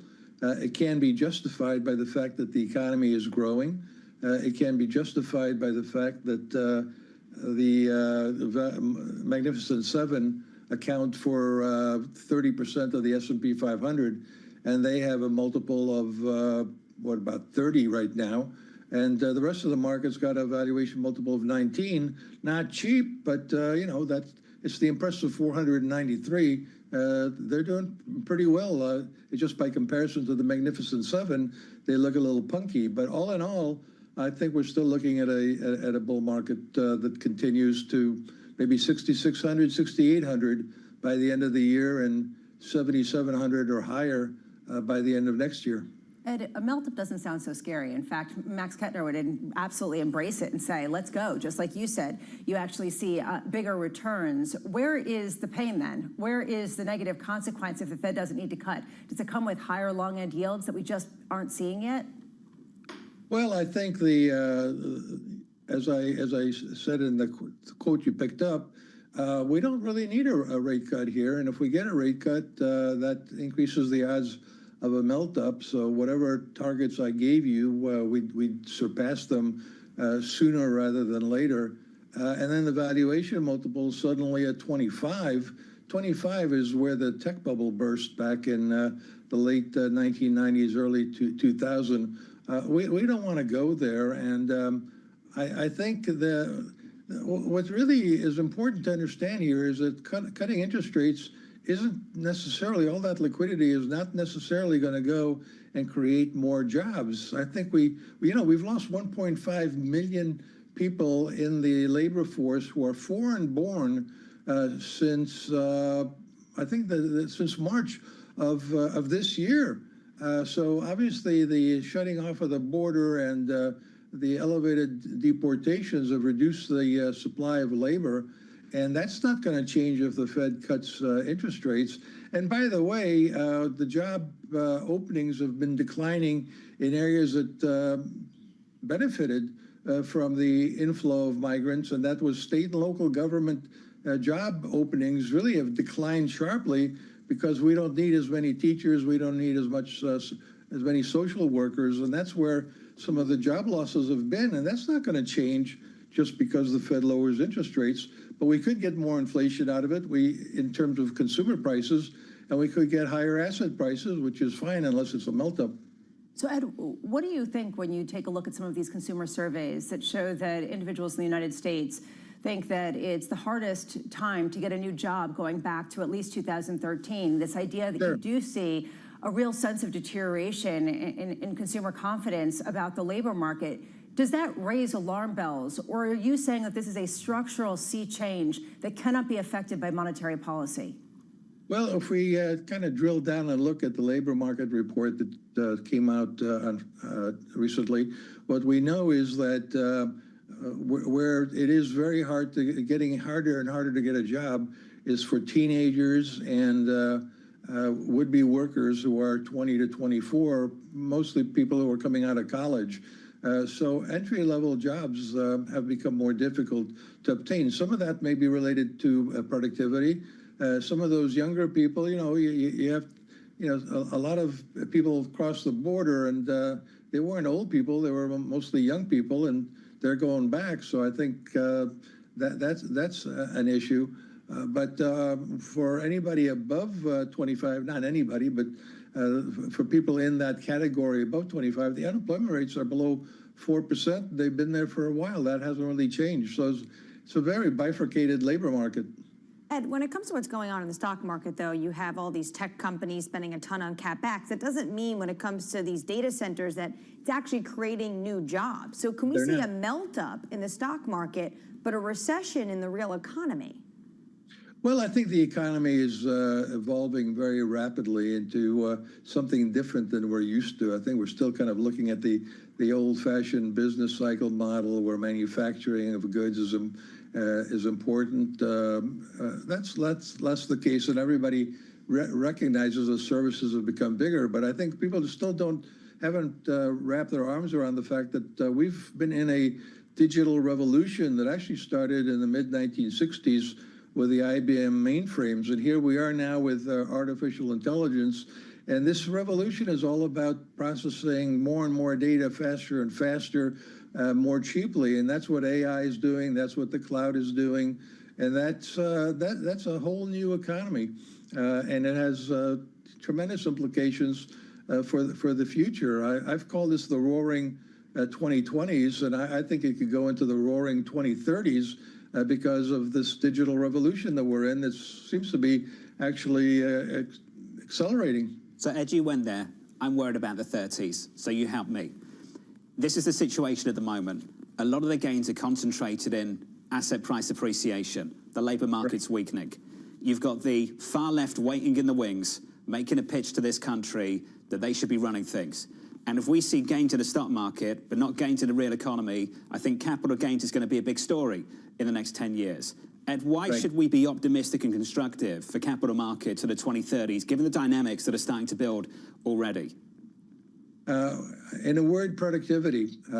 So, for example, today we may very well see that the Bureau of Labor Statistics lowers the level of employment over the past year or so, at least on a preliminary basis, by 450,000 to 750,000 jobs.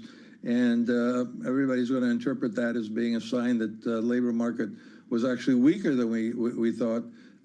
Actually, I think it indicates that productivity is increasing. So what we sort of lose on the headcount side, we gain on the productivity side. And if that's the case, then real wages go up. So all the workers that are out there are going to, on balance, on average, get an increase in their inflation-adjusted wages, and that's where the growth in real incomes are going to be, and that's where the growth in consumption is going to be fueled. And then we've got capital spending, particularly in technology. It accounts for over 50%. Technology accounts for over 50% of capital spending now. That's only going to go higher. And so, again, I think the economy's nature has changed pretty dramatically. I think the stock market has figured it out.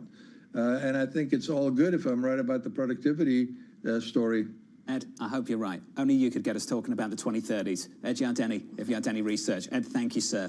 On a bullish view, not just for now, but well into the future. Yeah, what he's talking about is actually fascinating. This idea of companies being able to do more with less as being a feature, not a bug, and actually being the fuel to get the United States into another decade of double-digit gains on the S&P. 7,700 is sort of the low-ball base case for him for the end of 2026. So this is where we're at right now. What do you make of the bull case going into year-end? Never mind the 2030s. The bull case into year-end, that we're underestimating just how hard this Federal Reserve is going to run things. That, to me, comes with the potential risk of what he said, which is getting there too quickly and then getting some steam blown out from it. The idea that it's asset price inflation without any benefit to the underlying economy. There are a number of people who disagree with that, but there are a number of people who do agree with that. Max Kettner might be one of them, but you might as well ride it while it's hot, and that, I think, is what a lot of people are saying. The price of gold speaks for itself, up 39% so far year to date.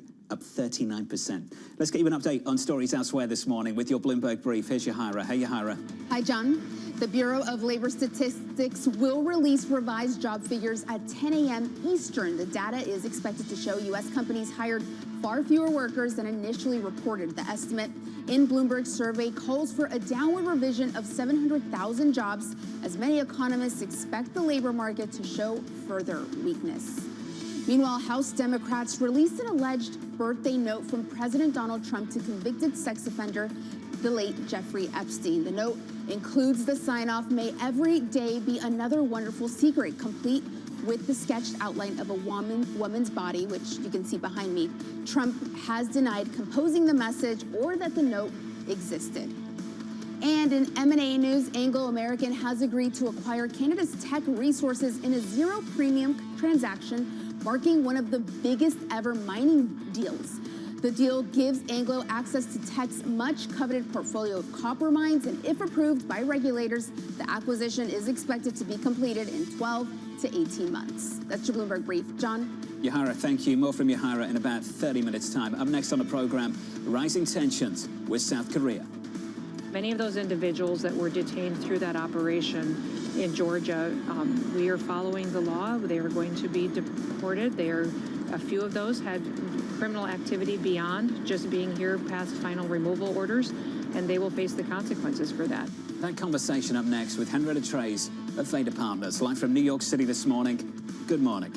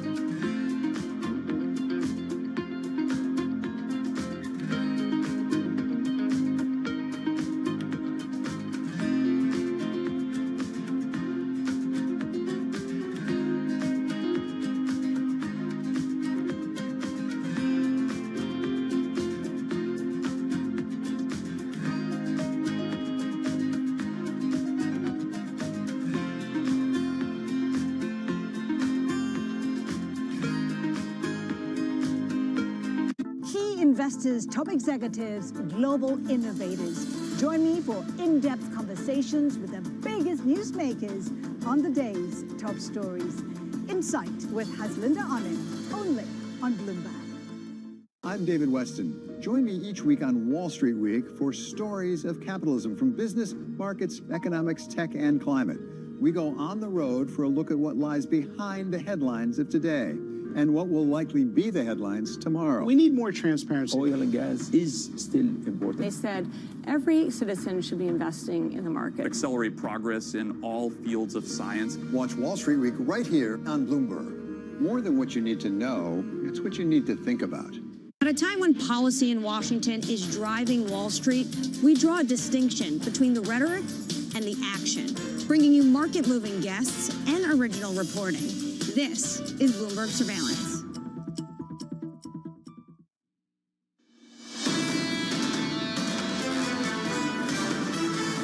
Remember when this used to be the biggest event on the planet? Like there was nothing else. Apple was coming out with a new phone. 1 p.m. Eastern Time. It's the first time we've mentioned it all morning. Yeah, the expectations are pretty low. Performance of the stock has been fairly low. It typically sells off after the event. They might announce some small, thinner phone that could potentially be foldable at some point in the future, but unless they announce sort of a self-driving aircraft, it's hard to see what's going to get people particularly excited. That big unveiling that everyone's excited for comes a little bit later on this afternoon. At the surveillance this morning, I'm not. Rising tensions with South Korea. People that are in this country illegally need to know right now today that they have an opportunity to go home before they are detained. So many of those individuals that were detained through that operation in Georgia, we are following the law. They are going to be deported. A few of those had criminal activity beyond just being here past final removal orders, and they will face the consequences for that. So here's the latest this morning. South Korea's top diplomat arriving in Washington today. The foreign minister looking to secure the release of about 300 detained workers after an immigration raid at a Hyundai EV plant. Bloomberg's Tyler Kendall joins us now for more. Tyler, welcome back to the program. Have we got some clarity on just what rules were broken here? John, at this point, it's unclear. A person familiar does tell Bloomberg News that the majority of these workers were skilled equipment engineers and that most of them did have visas. But at this point, it's not totally clear exactly which visas they did have. And the administration has said at this point that this came after a months-long investigation into the plant and that it appears that they were breaking labor laws in the U.S. But really, we know that this is part of this broader immigration push from the White House to curb what they say is illegal immigration. We're still waiting on how this is all going to shake out. You mentioned that the foreign minister is going to be here to try to secure a deal, and Bloomberg News is reporting that at this point, they're planning to send a chartered plane from South Korea to Atlanta, which would bring home those 300 detained workers. Tyler, with the latest, thank you. I want to bring in Henrietta Schrays of Vader Partners. Henrietta, I just want to stick on these pictures. And I want your perspective on how these kind of pictures play out in places like South Korea, when their government is getting together and negotiating with Washington to come up with $350 billion investment deals. What do the people of these countries think?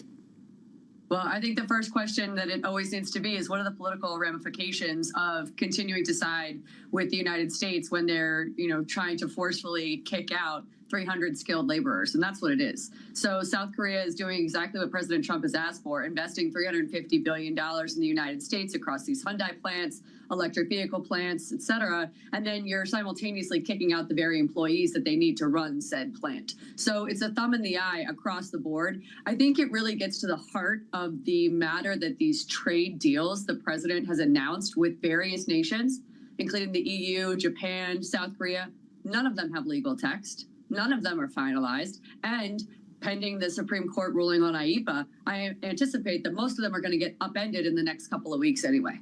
So basically, we do not have a deal with South Korea. We do not have a free trade agreement. Tariffs are exponentially higher than they were when Trump took office, and we had a congressionally passed 0% tariff rate on like 95% of goods coming in from South Korea before this administration took office. So I don't see any material good news here. And local press in South Korea is saying at the same time the U.S. and South Korea are holding working level talks when it comes to the trade deal. But how can what's happening at Hyundai and this plant impact those negotiations? Well, I think the issue, as we're seeing in countries across the world now, is that their political leaders cannot enter into binding agreements with the United States for their own domestic political purposes. So it really just is that, thumb in the eye situation that creates an impossible, intractable path for the United States and these nations to come to an agreement. And their political leaders can't have it just like Trump can't have it. Does it mean that potentially the United States won't get this $350 billion worth of investments from Seoul? Absolutely, no question. So where does this leave the trading relationship? I don't think that there is a trade deal, and we've already undermined the free trade agreement and overridden it with the IEEPA tariffs. So we have these tacit commitments on things like sectoral tariffs for 232s on pharma, on semis. A critical one for South Korea is one that hasn't emerged yet. That's the lumber and timber tariffs, which President Trump tweeted about being the furniture tariffs a few weeks back. Those are directly targeted at South Korea and Canada.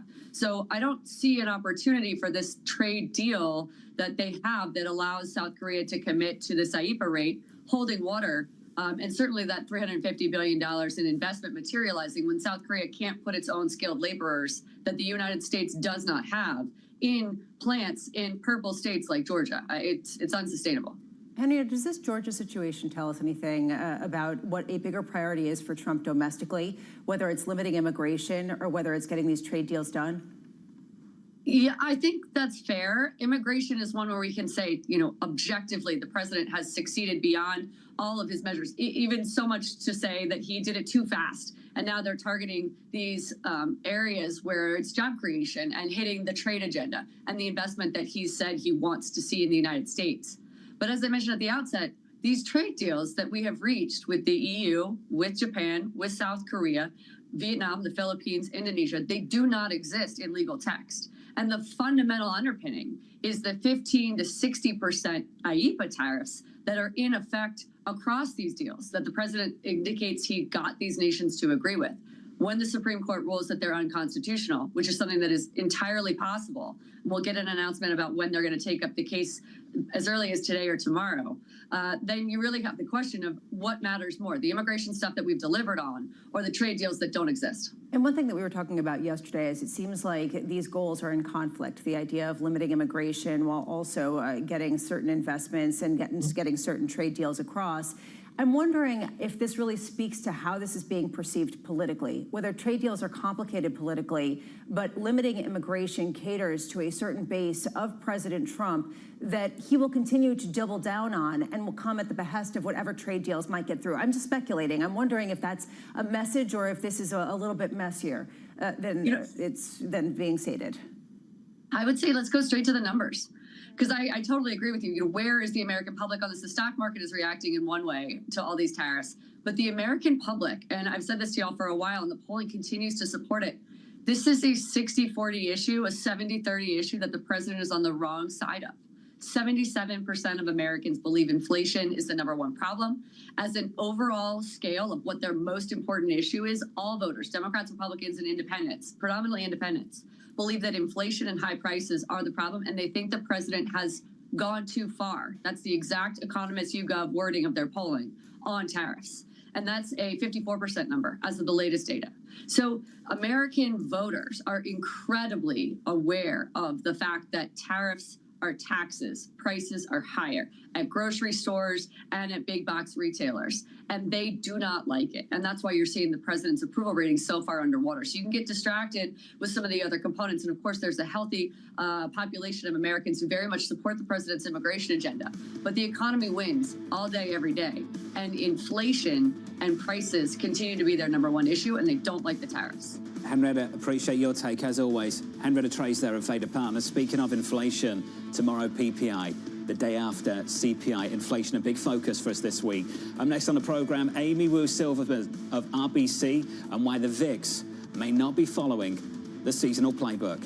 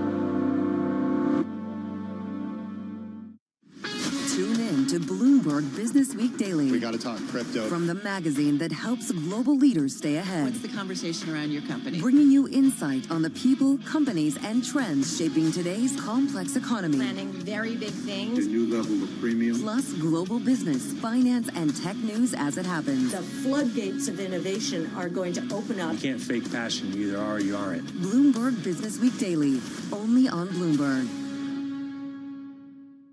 Why do the biggest names in business choose Bloomberg Television? That's a great question. It's a very good question. Interesting question. Good question. Great question. I so appreciate that question. You certainly ask interesting questions. Bloomberg Television, top experts, great questions. Bringing you up-to-the-minute news whenever and wherever it happens. I'm Matt Miller, the Circuit de la Sarthe in Le Mans, and this is Bloomberg. Morning, this is Bloomberg Daybreak Europe. I'm Tom McKenzie in London. These are the stories that set your agenda. Taking you from the U.S. market's close to the overnight session in Asia, we'll walk you through what you need to know to kickstart Europe's trading day. Live from our European headquarters, we bring you the day's top market-moving stories, unmatched expert analysis, and on-the-ground reporting from across the continent. Tune in to Daybreak Europe, only on Bloomberg Television. Context changes everything.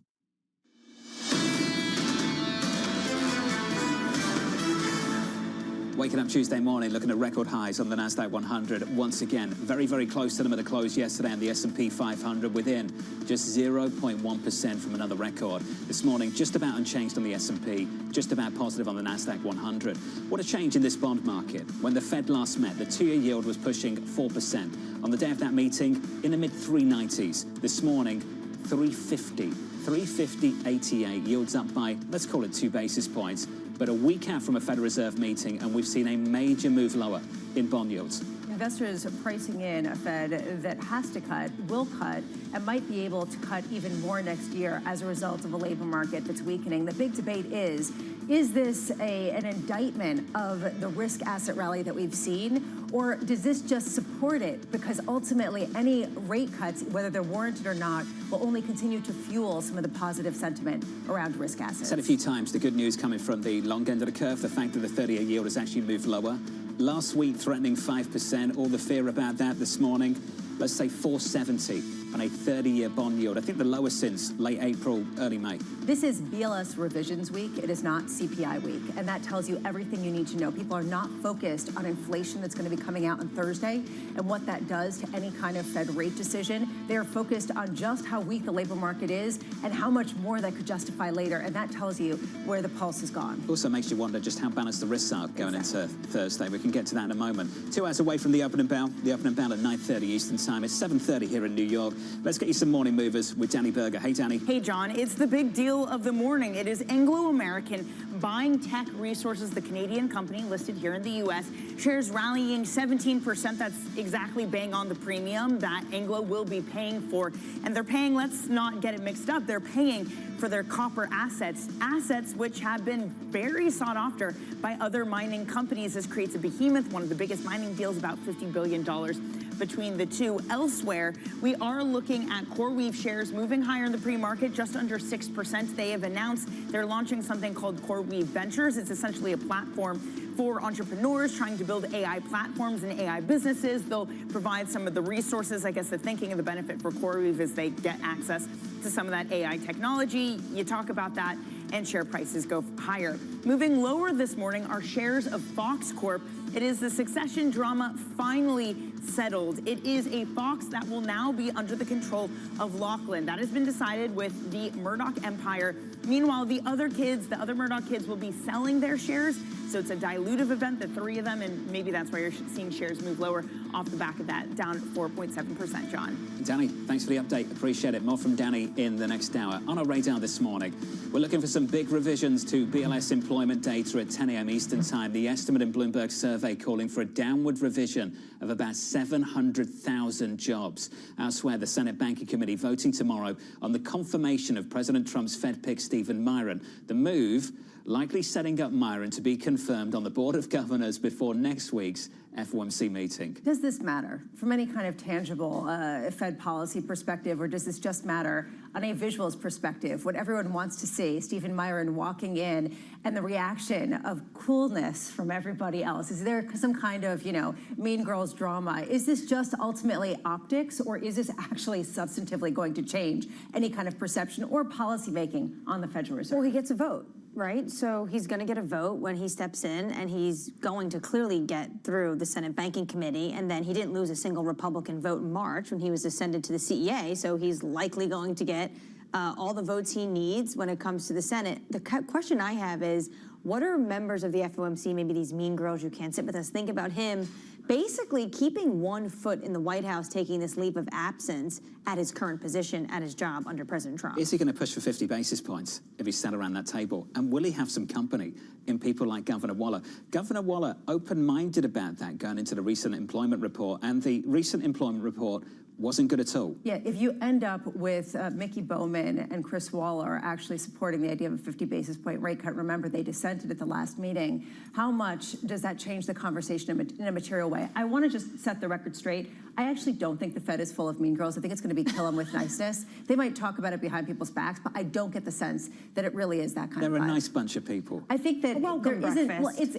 I don't think it's going to have that kind of vibe of "don't sit with us." They might think that, but I don't. That's just my gut. Starting to think of someone on that committee that would be mean. I can't think of anyone, Right? to be honest with you. I don't see style. it. No, it just doesn't seem to be it. No. Okay, glad we settled that. Beth Hammock sort of throwing things because she's a hawk. I don't see that either. Coming in with a That's beak? not their vibe. All right, let's move on. At all. All right. Apple holding its annual product launch event today. The highlight expected to be the iPhone 17 Air, the phone getting criticism over its shorter battery life and single rear camera. Do you want a phone that folds? I'm serious. Is that really important to you? There's a new trend. Flip phones, Nokias, are coming back in style because there's college students, there's children in school and high school that are saying they don't want to keep doom scrolling and feeling the need that they always need to be online. So what's old is apparently very cool again. Have you seen the Google commercial? I think the language in that is great. I'll share the quote with you. If you buy a new phone because of a feature that's coming soon, but it's been coming soon for a full year, you could change your definition of soon, or you could change your phone. I think that's such a great message. If you want mean girls, go to Google and Apple, evidently not the Federal Reserve, because that's some pretty serious boxing gloves. The boxing gloves are coming out, and I think that is exactly the point, which is Apple has competition in a real way for the first time in a long time. Can they really turn the tide back to themselves? The bar is so high that the expectations are very low heading into this meeting. We'll come back to this story in about 40 minutes' time. We'll catch up with Walt Piecyk on what you can expect later on this afternoon in Cupertino, California. Let's turn back to financial markets. Stocks trading near record highs. Amy Silverman of RBC saying the following: while seasonally the market gets these September scaries, it is important to note that since the summer, VIX has not been following the seasonal playbook. Amy joins us now for more. Amy, good morning. Good morning. We'll try and make this very simple. So typically, when you're really worried about lots and lots of things, you see a VIX above 15. I think a lot of people are still worried about lots and lots of things, and the VIX is at 15. Can you help explain that for people? Why is that happening? This is, I would say, one of the most common questions I get. So I've had to bring back my paddling duck analogy. Just, it looks calm and smooth on the surface, right? But those little duck feet continue to furiously paddle underneath. And that compression we see is not evident until you dig deeper. So when you look at single stock option prices, when you look at rotations, there are multi-standard deviation moves, but you don't see that in the headline VIX. And beyond that, everyone keeps talking about the September scaries. They talk about August being the inflection point for both VIX and spot returns, but we haven't seen that play out this year, and it's not necessarily the case you're going to get it for September and October either. Do you think people have been conditioned by some of the recent outperformance that we've seen? That risk goes to both the downside and the upside, and that maybe there's just this ultimate sticky feeling of that we've missed out, we keep missing out, we can't keep missing out? I think that is 100% it. So I think of kind of post-COVID as its own volatility regime. And the reason is when you look at the distribution of tails, so your left tails being the scary bad things that can happen in the market and the right tails being that chase up, most investors I talk to, they've been hurt by the knife up more than the knife down. And so, you think about the anchoring to the most recent risk It was April 2nd where they got caught offsides on the way up. They were protected on the way down, John. They were caught offsides on the way up. I think that's why the right tail is still in everyone's mind. Do you see more volatility getting priced into specific sectors, to specific company stocks? The idea of it's too difficult to sort of put the whole market together and make some sort of cohesive bet based on how much macro uncertainty there is. So I'm going to bet just on this sector. I'm going to bet on this stock. Do you see that in a more significant way? We really do. And so part of the problem is if you take something like VIX, which is just S&P, 1 month implieds, that kind of gets canceled out because if you see more on one sector and less on the other, you're not seeing that again on that duck floating on the surface, but it is happening. One thing I'll say that's interesting is despite the concentration risk in the market, you're not overly seeing it in Mag 7. So you see it when we kind of look through all the sectors, we compare those pairs of volatility. You may see it in healthcare, you may see it in some of the sectors that are more tariff related. You don't see it yet in the heavily concentrated Mag 7, and we know how the meat is made, right, Lisa? It's made by Mag 7, and that's not showing up in S&P. This is one reason why a lot of people, in particular, John's been picking up on the cyclical tilt to the recent rally, the idea that small caps have been benefiting from this idea that the labor market's weak. Somehow that's positive for small caps, but that actually does mean the beginning of another cycle because of rate cuts. And it sort of is this conundrum baked in an enigma, baked in a riddle, and I wonder if you're seeing people taking the other side of that. The idea that cyclicals don't have that much more room to run if the labor market truly is as weak as maybe some people are suggesting. So I will tell you that the one thing we have seen, and we use IWM and S&P basically as proxies. So IWM is your small cap to mid cap proxy versus S&P, your more Mag 7 concentrated. That spread is really wide. It is telling you that people are trying to place these bets through the options market. I will tell you that I kind of remain more, boy who cried small cap. I'm a little bit skeptical because I've seen this movie a lot of times. It's had fits and starts, but it doesn't go all the way through. And one of the reasons is you don't need to participate in a rally in small and mid cap the way you do if S&P knifes up because of Mag 7. There is a concentration risk. We call it benchmark FOMO, but it exists because NVIDIA is so much of S&P and you don't have that in IWM. So again, that right tail, going back to that knife up risk, it doesn't exist as much in positioning dynamics. Could we pick up on the knife up risk, what happened, the melt up basically after Liberation Day? Are investors pricing in taco enough? I don't think so. It's kind of interesting. So I think that there was kind of this tantrum when Trump was discussing the idea of firing Powell, but then you essentially saw it less and less when we started talking about Cook. I feel like the market kind of priced a certain level. The thing I think is interesting in terms of the taco is what we learned is basically there are guardrails to the market. I think there was this debate in April whether or not there were. There were, I think it was multi-standard deviations below what the market had expected, but it does exist, and I don't see why that wouldn't be true on a carry-forward basis when it comes to Fed independence or BLS or any number of things. We spent hours every single morning talking about the Trump put and whether it existed anymore in the equity market. That moment you had on Air Force One with the president asking about equity markets and how angry he got over the issue. Yeah, he said it was a stupid question because he doesn't want anything to go down, but it said that the economy at some point may need medicine. I think what we learned is that Trump really does have a tremendous amount of patience and can really bite his tongue while the market is going down, but at the end of the day, there is a line in the sand for him. Amy, any recommendations going into year end? What's the conviction call for you and the team? I think one thing that sets up as reasonable and attractive, again, if you think we're not necessarily going to get the playbook and we're worried about that knife up, is just short-term NASDAQ or S&P calls because they're relatively inexpensive right now. And again, there's much more benchmark FOMO going up than there has been down since Liberation Day. Interesting. Amy, enjoyed this. It's good to see you, as always. Thank you. Amy Silverman there of RBC Capital. If you're just joining us, welcome to the program. Equity futures just about positive on the S&P 500. Let's get you an update on stories worldwide with your Bloomberg brief. Here's Yahara. Hey, Yahara. Hi, John. Supreme Court Chief Justice John Roberts let President Donald Trump temporarily oust a Democratic member of the FTC. The decision signals that the court is likely to back Trump's bid to assert control over the independent agency. Roberts set a deadline for next week for Rebecca Kelly Slaughter's lawyers to respond. Meanwhile, a former Meta employee is suing the social media giant, alleging WhatsApp contained, quote, systemic cybersecurity failures. The former head of security alleged Meta retaliated against him after he notified leaders, including CEO Mark Zuckerberg, of the security issues. Meta is disputing the allegations. And Monday Night Football kicked off last night. The Minnesota Vikings defeated the Chicago Bears 27-24 to wrap up Week 1 of the NFL season.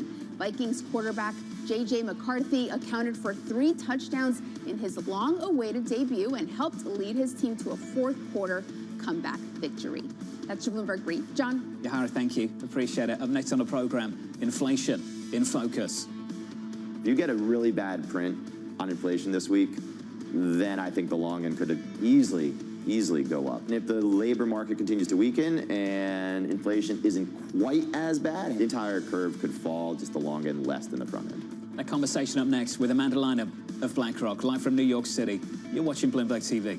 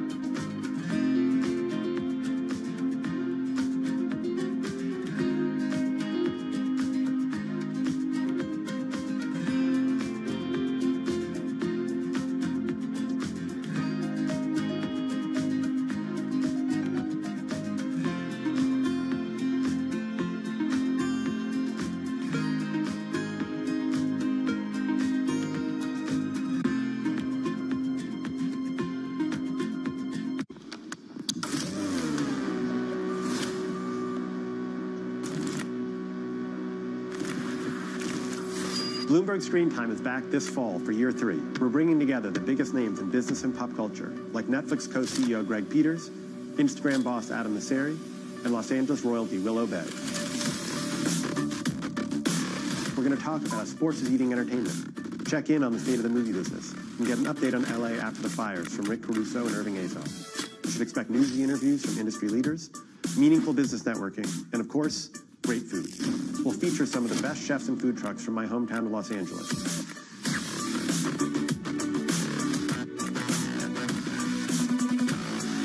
Tickets are available now, and you should head to bloomberglive.com/screentime for details. I'll see you in Los Angeles, October 8th and 9th.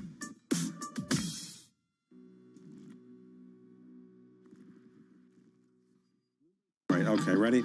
David, what initially sparked your interest in this topic of longevity? 15 years ago, I turned 60, and I began to wonder how much longer I'm likely to live and what I could do to extend my life. On longevity, I talk with the leading experts in science and medicine to educate people about how they might be able to change their conduct so that they can live a happier and healthier life. I'm David Rubenstein. Join me on a 4-part journey as I explore the great quest for longevity, only on Bloomberg. Astonishing day for U.S. technology. Shaping the region's technology ecosystem. Asia's biggest tech news and innovation.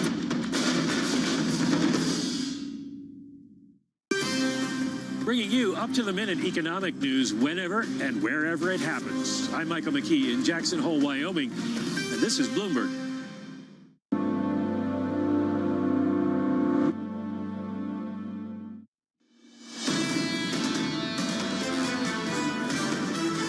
Stocks are positive by 0.1% on the S&P, higher by 0.2 on the Nasdaq. The main event in the commodity market, gold, 36.52, up for 10 of the last 11 sessions, I think. All-time highs, and this morning up another 0.5. Is this the fly in the ointment for the story that maybe you could have a Fed cutting for the wrong reason or for the right reasons and have a market that just keeps chugging along? Is this a sign that people are getting worried about what that could do to the dollar and the long end of the yield curve as people continue to go into gold for a haven trade? Keeps going back to that bull case. Just how hot is this Fed willing to run things? This has been a story all year. All year. And also, I think another leg to this, if you really want to get into the doomsday story type stuff, if you believe the Fed's going to come in and be taken over as an institution It's a fringe view, but if you believe that, they come in and they're just going to buy loads and loads of bonds, and you're going to get fiscal dominance come through, then the way to play it is to short the dollar. Against what? Against what? The euro? The yen? I don't know about that. Sterling? No, thank you. You're going to play it through precious metals and gold. And this is the actual secular story you're seeing play out with central banks around the world, in particular China, which is reportedly buying a significantly greater amount of gold than they are reporting at any given time. So a huge source of demand as people look to diversify away from the dollar. We've seen some of that, some fringe views, some contrarian bets, and look, whatever you think is the reason gold is going up, and the chart's been up and to the right for a number of years. Under surveillance this morning, inflation in focus. If you get a really bad print on inflation this week, then I think the long end could easily go up. And if the labor market continues to weaken and inflation isn't quite as bad, the entire curve could fall, just the long end less than the front end. I think some of the risks have sort of transferred more to labor. But remember, you're going to lose top-line growth as well as inflation does go up and consumers start to pull back. So here's the latest this morning. Investors looking ahead to a double dose of inflation data before the FOMC meeting next week. Amanda Lynham of BlackRock writing, we anticipate the Fed's rate-cutting cycle will ultimately resemble normalization cuts to lessen the degree of the restrictive stance. Amanda joins us now for more. Amanda, good morning. Good morning. Thank you for having me. I want to lean on something you've been talking about. It's the growth inflation mix. It's been souring through summer. Do you expect it to get better through the rest of the year? I think through the rest of the year, no, but into 2026, maybe there's some potential for a recovery. I've been really positively surprised by the commentary from management teams in the second quarter earnings season. They're pointing to a myriad of operational levers to help them navigate this uncertainty. If you couple that with some easing in financial conditions that we do expect from rate cuts that will probably materialize starting in September, coupled with some of the fiscal impulse, I think that does set up for a more constructive stance, at least, or not least of which because some of the uncertainty has also been lowered. So I think the key message that we're advocating for investors is there's an opportunity cost to being too defensive in this market. I think in your question, it's notable that the risk asset move is actually different from the economic backdrop, right? So there's a bit of an economic overhang into the rest of the year, but actually we're pretty constructive on risk assets, and actually December is quite a favorable month seasonally for corporate credit. So which is the bigger risk? I mean, as Anne-Marie is doom scrolling over here, she talks about a risk of potentially a deterioration in the labor market that Neil Duddick calls a recession potentially down the line.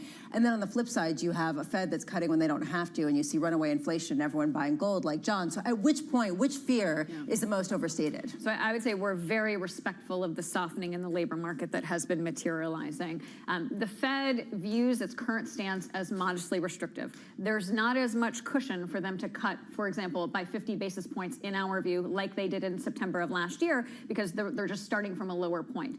I think the way that we view this is that the Fed really wants to get ahead of a material kind of nonlinear deterioration in the labor market. Do they have to cut rates? If you look at a variety of risk assets, it would tell you no, but there are pockets of corporate credit, of consumer credit, that would actually welcome some lessening of the degree of restriction. I think if I had to boil it down, it really is the growth backdrop in the labor market that I think is the more pressing concern at this point. I was surprised that Chair Powell noted that in Jackson Hole that one time doesn't mean all at once on the inflation pass-through, and so it almost seems like they're bracing for this kind of rolling impact of inflation, which I think is a tone shift from the Fed. Do you think that Thursday matters at all, CPI? I do. I think it matters, but I think the bar for the market to allow it to derail what they believe is the forward path of monetary policy is also very high. So really, the commentary from companies is that they have a myriad of navigating tools to go through this dynamic, this uncertainty. In some instances, they're taking price. In some instances, they're not. So I think, yes, we have an eye on the inflation data, but the one data point is not going to, I think, derail a path. It would need to be a consistent pattern of kind of second round effects of inflation. But what kind of print could we see that you think actually does get Jay Powell's attention? Well, I mean, I think obviously goods are in focus. From the perspective of the Fed, I think they're bracing for some upward pressure on inflation. I mean, they've been almost kind of looking at something above the 3% range as in terms of a possibility. But I actually think it's more in kind of the second round effects. Does it cause an increase in wage inflation? Do we have kind of labor shortages that are causing upward pressure on services? It seems like the goods is baked in, but the services is more of an issue. But I don't think we're going to get that answer, Anne-Marie, on Thursday. I think that's a longer-term trend. I'm so pleased you mentioned that one line from Chairman Powell's speech, because I actually think that's the most important line for the next maybe 6 months. The chairman is basically setting themselves up to ignore hot inflation prints for the next several months. Doesn't that make this setup for markets pretty bullish? Yes, but it's also part of the reason why we're expecting steeper interest rate curves, right? So I do think there are some trade-offs, but yes, in terms of the lessening the degree of restriction is a welcome development for corporate credit, especially when they're not doing it in response to a significant deterioration. Let's just sit on that for a beat, if I can, just to explain it a little bit more. So when we go into a hot inflation print, it's not going to reduce the amount of interest rate cuts because we understand through the Fed's reaction function articulated by Chairman Powell and Jackson Hole, that's not going to disrupt things, but you're going to see it further out along the curve. I think so, and I think that's what you have been seeing episodically. We've backed away, for example, the 30-year from that 5% level. We're closer to 4.7 as of this morning, but I do think we are expecting volatility in long-end rates. That's not specific to the U.S., by the way. That's a global phenomenon. That coupled with some of the fiscal overhang, I think you expect steeper curves. What's going to drive risk appetite, the front end or the long end? Well, I think yields across the board have been driving risk appetite, and you can see it. Look no further than the new issue market this week. Actually, new issue concessions are very modest. Volumes are very heavy. Yields are actually backing away from the peaks. Investor demand has been insatiable, right? So we've seen very modest new issue concessions and a lot of appetite for that risk. And so I think it's the yield backdrop across the curve that remains pretty attractive by historical levels. Such an interesting moment, this setup. Financial markets are not demanding rate reductions, but the labor market's like screaming for them based on the revisions we'll see again later this morning. Yeah, and this really comes at a moment when the U.S. government could get penalized in terms of long-term borrowing costs, but companies could have a very robust funding backdrop, especially because people might prefer owning them for a little more yields than just owning the straight government bonds that are seen maybe as less creditworthy. Can I ask you the chicken or the egg question? And forgive me for asking it. Are financial markets doing well because we're anticipating rate cuts, or are they doing well because it's anticipating a recovery? I think financial markets are doing well because corporates have been very forthcoming about all of the operational tools at their disposal. I think actually it's because we've had above trend growth for 2023 and 2024, and perhaps the market underestimated the degree of cushion that was actually embedded in in corporate balance sheets. Amanda, appreciate it. As always, thank you. Amanda Liner of BlackRock on a very resilient corporate America. Yeah, you know, Amanda is reflecting what I hear from other corporate executives across the board. They're surprised at how decent things have been, and that even though there's been a lot of headline risk, they haven't seen it in their underlying businesses to the same degree that they had expected. You hear that again and again and again, and then they lay out why they can reduce prices on something that's tied to oil prices, but can increase prices on something that's tied to something more tangible. Max Kettner, HSBC, first guest out of the gate early on this morning, basically said to us, don't anchor your view on the equity market around payrolls growth. Anchor your view around the equity market, around what's happening with corporate earnings and corporate America. And that's been the tell for him. You and I both agree, and Emery, I know you do too, that this dissonance can't go on forever. Something's got to give. Something's got to give. And that, I think, is really also, the if you're sitting in the White House, you can't just say the economy's doing well because we just hit another all-time high when people are losing their jobs. Saw that with Biden. Doesn't work too well. No. You don't want to repeat that act, that's for sure. Up next on the programme, Emily Rowland of John Hancock, Walt Piecyk of Lightshed Partners, James Egelhoff of BNP, and we'll catch up with Gershon Distenfeld of AllianceBernstein. From New York City, this is Bloomberg.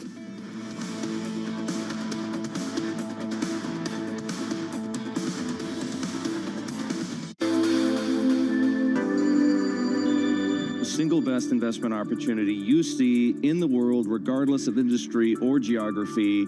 Why? And again, how are you making it available to your clients? I think there's no question AI is going to impact everything we do. The opportunity to take great companies and use AI is going to transform. Also, the issue of jobs. What do we do with jobs? Because there's no question, you know, you look at things that are customer service oriented, and the AI is so much more efficient. You know, as we look at across all these different opportunities, what we really like is data centers in the U.S. And, you know, the one thing that we know is that AI is just going to create this enormous demand for data. in this even growing opportunity for cloud computing. So for us, owning data centers for 20, 30, 50 years, we're going to have a limitation on power in the U.S. There's no question over the next 20 years, the technology will change for chips. It'll become more competitive, and NVIDIA may not be the only major provider. So I think you're going to have a big technology refresh over the next 20 years. But the one thing we know is you're going to need data centers, you're going to need power, you're going to need cooling to support all this growth in the cloud. So we look at them as long-term bonds. It's the world's second largest economy with a growing influence in global affairs. Bloomberg The China Show brings you the unmatched expertise you need to keep track of breaking news, in-depth market analysis, and the most influential newsmakers in and around China. We need to do more to engage the market more. We're risk on. I think we caught a little sweet spot. Massive savings right now. It's already a different game. Bloomberg The China Show. Weekdays around the world, right here on Bloomberg. Context changes everything. We published a story recently about the explosion of robotic companies and innovation in China. I think we said there's something like 50 or 60 robotic startups in China. Are we behind, and should we be concerned about that? I think as far as the state of innovation, no. Most of those robots aren't built for work, for the things that, which is the entry point for these robots today. They can do some interesting things. A lot of times it's backflips or making coffee or something, but not really useful work. These robots can pick up to 50 pounds on our next generation. So they're great for the education of robotics, getting people interested. But as far as humanoids, they've got to check that safety box before they can come into any of the facilities here.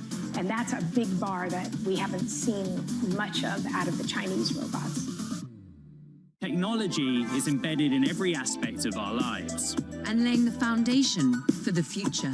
From finance to defense, AI to entertainment. And from the road to the stars. Bloomberg brings you the latest stories of the people and companies pushing the tech sector to new frontiers. And the politics that shape global tech markets. I'm Caroline Hyde in New York. And I'm Ed Ludlow in San Francisco. Watch Bloomberg Tech every weekday. Only on Bloomberg Television. Bringing you up-to-the-minute economic news whenever and wherever it happens. I'm Francine Lacqua in Sintra, Portugal, and this is Bloomberg.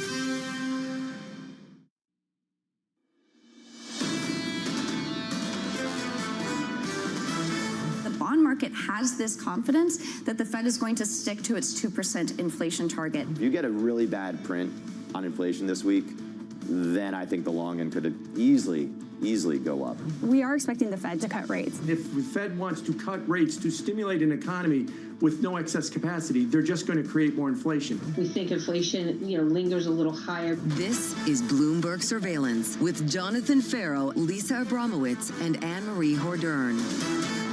The opening bell about 90 minutes away. This is the third hour of Bloomberg Surveillance, and it starts right now, live from New York City this morning. Good morning. Your scores look like this in equity markets. Financial markets firmer by 0.1% on the S&P, up by 0.2 on the Nasdaq 100. In the bond market, yields a little bit higher by 2 or 3 basis points across the curve, just north of 350 after settling down sub 350 in yesterday's session, 351.91 this morning. The economic data you're looking for comes at 10 a.m. Eastern time. It's about 2 hours away. You'll get those benchmark revisions to payrolls growth over the previous year through the month of March. And then later, an event that used to be the event and no longer. Apple iPhone, a new one at 1 p.m. Eastern time. And it just feels like such a dud over and over again. Expectations are pretty low. It also used to be that Apple shares would rally significantly in the 6 months ahead of their conference where they released some new products. There's not a lot of anticipation. The shares have lagged behind the other Magnificent Seven names. There's a real question of how big of an innovation would they need in order to restart the dynamism around the name. You raised the point of Google and the tongue-in-cheek advertisement against Apple, and I think that's exactly the right point. There are competitors, and they're coming after Apple in a new way. How do they fend those off? and how much do they have to really innovate in another kind of direction. And when it comes to Apple, the setup is they're going to unveil this new iPhone that people are not really that excited about. At the same time, will they price hike on these iPhones? Will there be a price hike because they are dealing with things like tariffs as well? But you're raising the price for a phone that people maybe don't even want. How long has Dan Ives of Wedbush been coming on this program and talking about the upgrade super cycle? We've been talking about that forever. And again and again and again, every year, there's not a phone that I believe personally is worth upgrading to. So now I think we get to the more important question. What would it take for that existing base to believe, I'm going to go somewhere else? Because that's the most important question now for competitors. You've got to the point where people aren't upgrading. The upgrading super cycles just never come around. It's always been like the bullish view. It's not happening. What would it take to actually get people to move away from the Apple ecosystem? How close are we to that moment? And how much does this really hinge on artificial intelligence, the development that's been elsewhere, and not necessarily with Apple? We've seen a lot of their AI-related staff poached by the likes of Meta, and I do wonder whether Google and some of that rhetoric that you were reading, the idea of maybe if everyone's hoping that this new launch will be it and it's always going to happen and it never happens, maybe you're looking at the wrong place. Where else would you look? Something that can make your lunch, make your dinner, tell you how good you look that day. A humanoid robot. In the shape of a thin phone? I don't think so. You know, leave your house. That launch in Cupertino, California, coming later on this afternoon. We'll have full coverage on the ground of that event from the Bloomberg Technology team. Coming up this hour, we'll catch up with Emily Rowland of John Hancock Investment Management as stocks trade near all-time highs. Walt Piecyk of LifeShed Partners as Apple is set for its latest product unveiling. And James Egelhoff of BNP Paribas as he's raising his bets on rate cuts. We begin this hour with stocks edging higher ahead of key economic data. Emily Rowland of John Hancock Investment Management writing, risk assets may be overly confident that rate cuts will be able to mitigate the associated economic risks with a weakening jobs market. Emily joins us now for more. Emily, welcome. You don't seem comfortable with stocks at all-time highs. No, John, we think it's right that the bond market has seen yields come down and reprice for 3 rate cuts this year, but equity markets are still in this honeymoon phase where the weaker labor market data is enough to ensure that the Fed's going to cut, but not weak enough that the Fed can't sort of get us out of it. And the equity market's on the biggest honeymoon ever. We're trading at 22 times forward earnings with double-digit earnings growth embedded in that number. High-yield bond spreads, an astonishing sub 3%, suggesting that there's really no risk in credit right now. And we think, you know, the honeymoon's probably over when initial jobless claims start to rise, where you see a high-yield bond spread start to widen. That we're not seeing that right now, but the best time to reposition portfolios is while you're still sort of like on the beach on your honeymoon. The sun is still shining. So we think sort of fading into these more speculative corners of the market that are still seeing gains and redeploying assets into higher quality areas of the market right now makes a lot of sense. Before we get to how you'd rotate away from where the market is priced right now, let me just offer you the bull case. It comes from Mike Wilson of Morgan Stanley. Acknowledges there are some risks, could be some bumps along the way into year end, but says this: June is the latest low point for payrolls this cycle. Emily, that line's really important. What if I told you that June was the worst of it? That was the low, and that everything in our future improves from here. Would that be sufficient to stick with things? I think it's a tough case to make right now, John. You know, markets are acting like this is Goldilocks labor market data. To us, it's not. Job openings, 7.1 million in July. That is near a post-COVID low. Challenger layoff tallies were up 40% month over month and 13% year over year. And companies are telling us that they have the least amount of hiring plans since 2009. Non-farm payrolls, we know a very weak 22,000 with negative numbers from June. Healthcare is driving all of that. Without the healthcare sector, jobs growth would actually be negative. The unemployment rate at 4.3%, that's a post-COVID high as well. So we think that there's actually something more nefarious going on here with the labor market. We would not brush over that. And at the meantime, inflation, yes, it's a little bit sticky right now, but we're seeing major shifts in the housing market right now. Shelters, 35% of CPI. Home prices are down 4 months in a row. Right now, there's a lot more buyers than sellers than buyers in this market. So we see all of those things contributing to slower economic growth, worse cracks in the labor market, and the Fed, frankly, here being behind the curve. How do you square this with corporate sentiment that isn't that bad? And I'm looking, for example, at the Small Business Optimism Index from NFIB that came out earlier this morning that actually went to the highest level since February, with companies talking about how their sales prospects are going up. They're seeing more opportunity to sell into an economy where the consumer doesn't seem all that bad. How does that square with some of the labor market data that we've been getting? Yeah, it's amazing, Lisa, and it all comes back to the wealth effect. We've had markets up 23 and 24, back-to-back 25+% returns. The S&P 500 is now up 11% year to date. And by the way, if you own international stocks, don't even worry if they have earnings or not. Chinese stocks are now the new technical titan of markets. Earnings growth is 0%.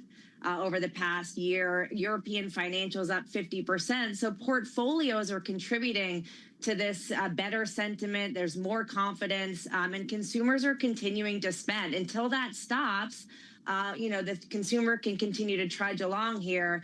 The key, again, is going to be the labor market. We're seeing consumers pulling back because they are concerned about the ability of jobs that are available out there. But right now, if the market keeps going up, there's a huge difference between what's going on Main Street and what's happening on Wall Street right now. And I think that's really fueling a lot of the confidence we've seen across these firms. And I get a sense that you don't think that can continue, that it has to break at some point, and that the underlying economy will be a leading indicator in some capacity of the business cycle. What is considered a haven in that type of backdrop, where you are still on the beach, still on your honeymoon, but looking to be a little bit prepared?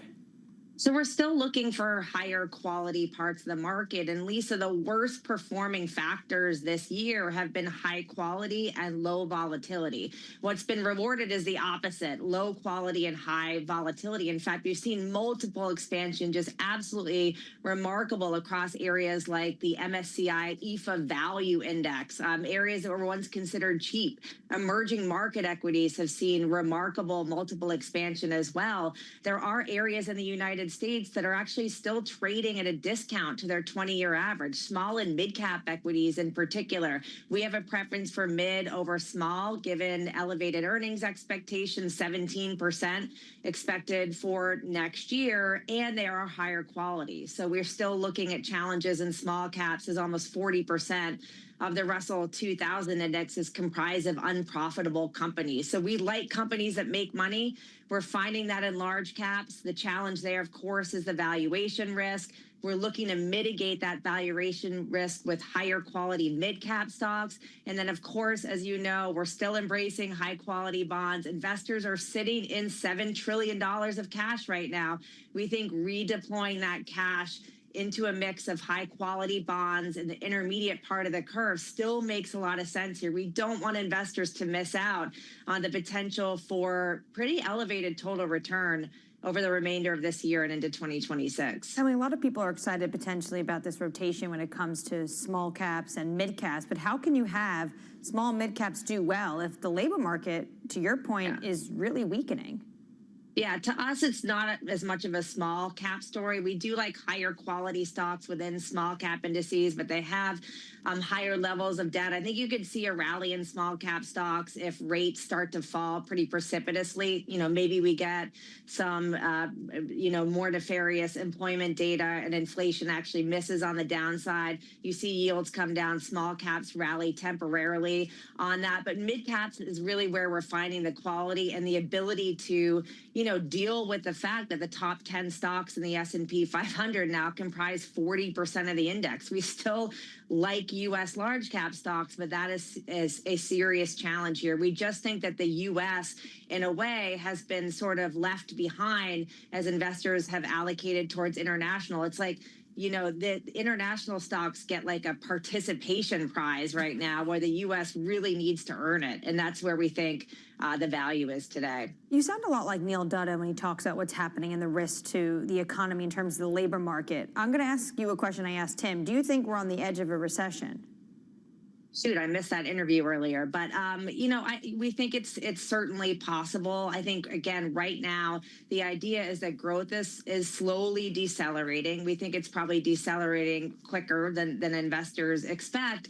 but there's this myopic focus on rate cuts and the ability for the Fed to get us out of it. We certainly hope that's the case. Hope is not the best investment strategy out there. So it's really just about repositioning for that lower growth environment. Equity markets are sort of yawning at the weaker data right now. We think it's time to wake up and sort of think about, preparing portfolios for a weaker growth backdrop. Emily, appreciate your take. Thank you. Emily Rowland there of John Hancock Investment Management. Emily, thank you. I'm right there with you, just tallying up the morning so far. Emily Rowland says it's time to wake up. Neil Dutta says we're on the precipice of recession. Then you've got Max Kentner, super bullish. You've got Amanda Lynham of BlackRock, who's constructive on corporate credit.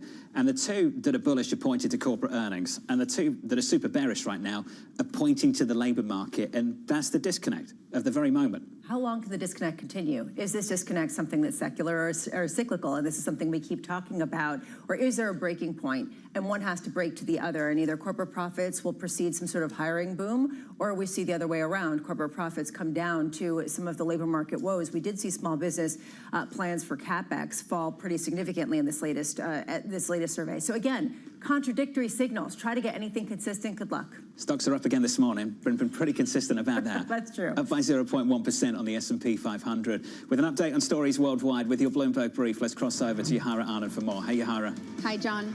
The Senate Banking Committee will vote tomorrow on White House Economic Advisor Stephen Miron's nomination to the Fed Board of Governors. This paves the way for potentially full Senate confirmation September 15th, just one day before the Fed's critical policy meeting starts. The central bank is widely expected to cut interest rates for the first time since December. Meanwhile, French President Emmanuel Macron is searching for a new prime minister for the 5th time in less than 2 years. Premier Francois Bayrou is formally presenting his resignation to Macron today after he lost a confidence vote in Parliament as he failed to win support for his deficit-cutting plans. Macron says he'll appoint a new premier in the coming days. And the deals keep coming. Anglo American has agreed to acquire Canada's Teck Resources in a zero-premium transaction, marking one of the biggest ever deals in the mining industry. The agreement gives Anglo access to Teck's much-coveted portfolio of copper mines, and if approved by regulators, the acquisition is expected to be completed in 12 to 18 months. That's your Bloomberg Brief. John? Yahara, thank you. Appreciate it. More from Yahara later this hour in about 30 minutes from now. Up next on the programme, the morning calls, plus Walt Piecyk of Lightshed Partners with Apple, set to unveil its latest product later on this afternoon. Live from New York City this morning, good morning.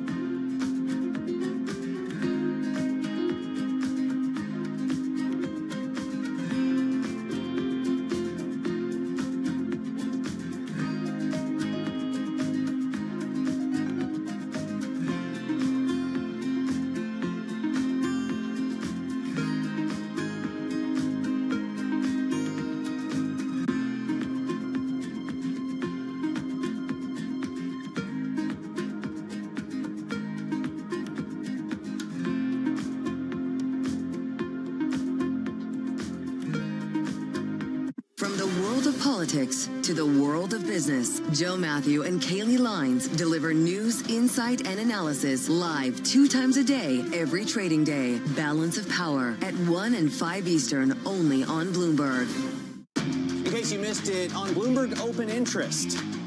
When we look at our portfolio, we see an IPO pipeline that's the biggest since it's been in 2021. In M&A and IPOs, we've actually had close to record performances in that space. We're going to have an interesting year. We're having a lot more conversations around putting dates on calendars. I think we could see a very active second half of the year. Don't miss Open Interest live weekdays. Making money isn't about drowning in emotions. It's about understanding what's actually happening. Markets are the best way to glean signal from noise, and that is what we try to do every morning. This is Bloomberg Surveillance.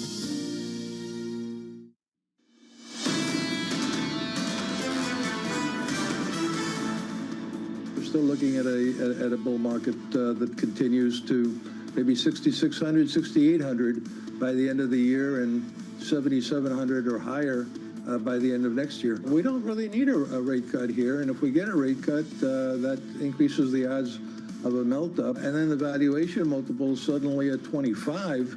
25 is where the tech bubble burst. Ed Yardeni of Yardeni Research leaning into the so-called melt-up in this equity market if this Fed eases too much. Too much, of course, that's your judgment call. Equity futures on the S&P 500 positive by 0.1% this morning. The Nasdaq up by 0.2. That's the price action. Here are your morning calls. First up, Citi upgrading Dick's Sporting to buy, believing its Foot Locker acquisition will lead to growth. Your second call from KeyBank downgrading Lululemon to sector weight, citing a lack of positive catalysts. And finally, BMO raising its price target on Oracle to 275, highlighting AI-driven revenue strength. Sticking with tech, investors looking ahead to Apple's product launch event at 1 p.m. Eastern Time. Joining us now is Bloomberg Senior Tech Editor Dana Wollman. Dana, welcome to the program. Thanks for being here. Can you just help us understand what we can expect to see later on this afternoon?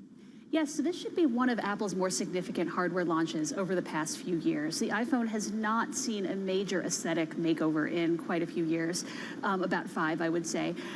So for the first time, we're seeing some actually new hardware here, not just new software features. The one that's gotten the most attention just in Bloomberg's reporting so far has been the iPhone Air, which is true to its name going to be a skinny iPhone.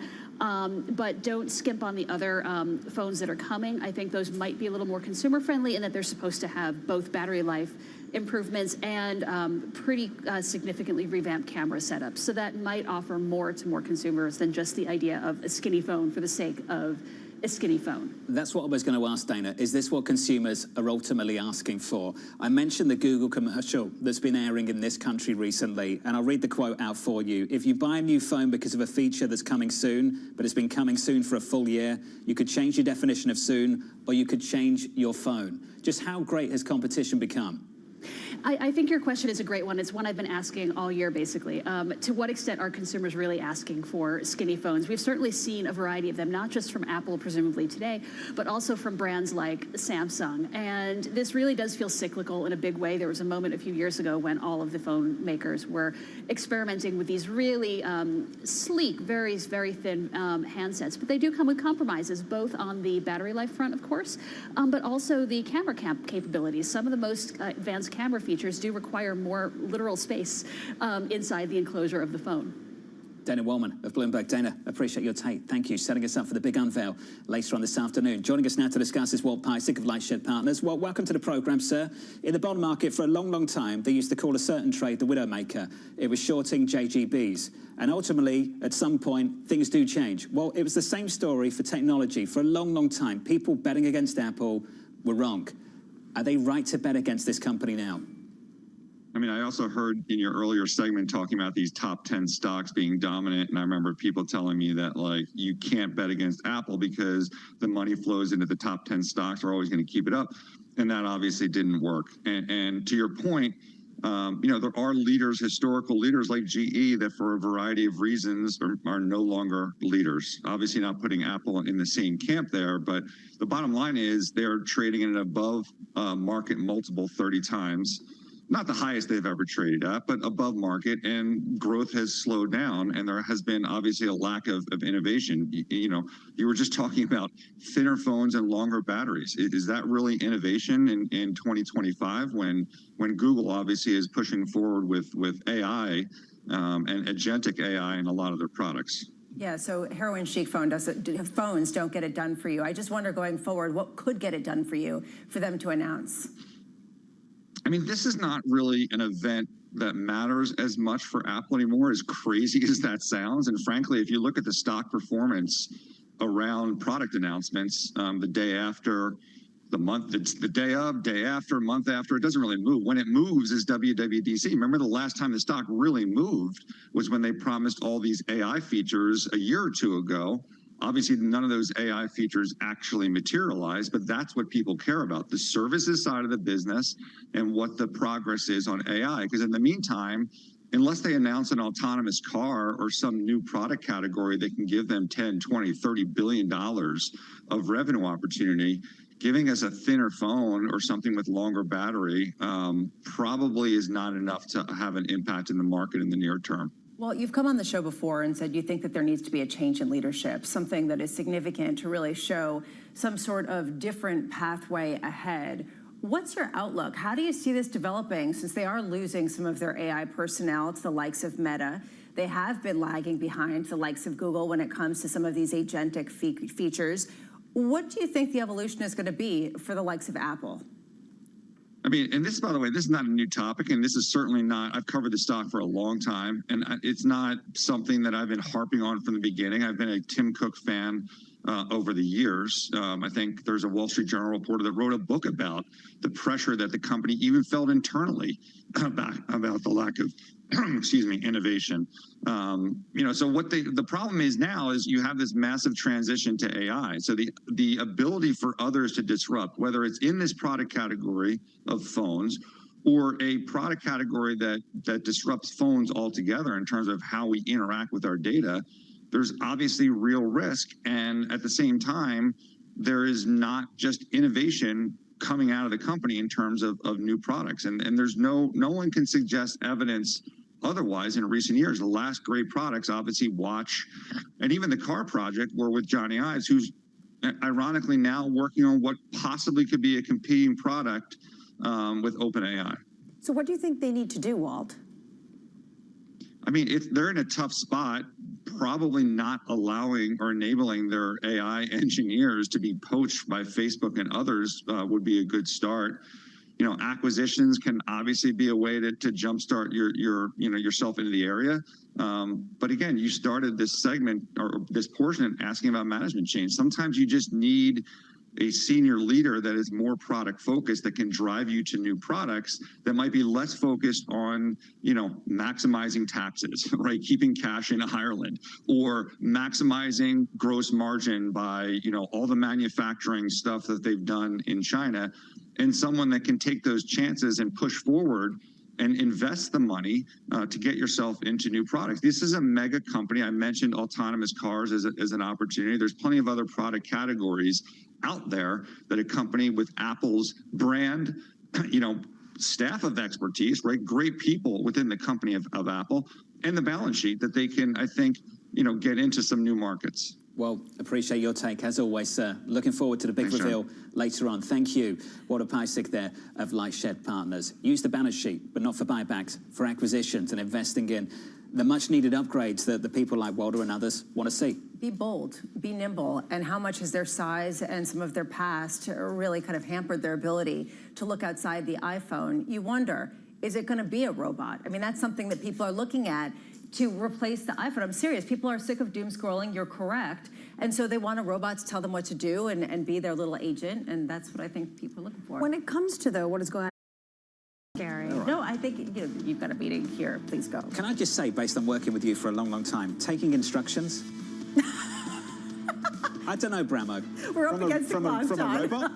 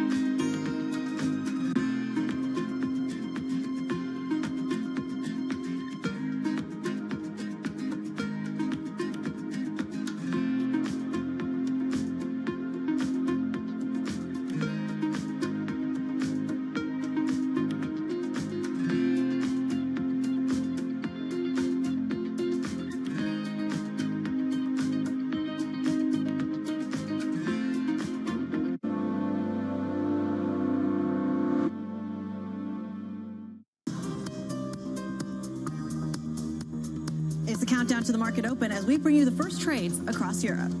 We'll debate the most important stories and what will drive the big investment decisions throughout the morning. I'm Guy Johnson. I'm Kriti Gupta. And I'm Anna Edwards. Join us every weekday morning for the opening trade, live at 7 a.m. here in London. Only on Bloomberg. Context changes everything.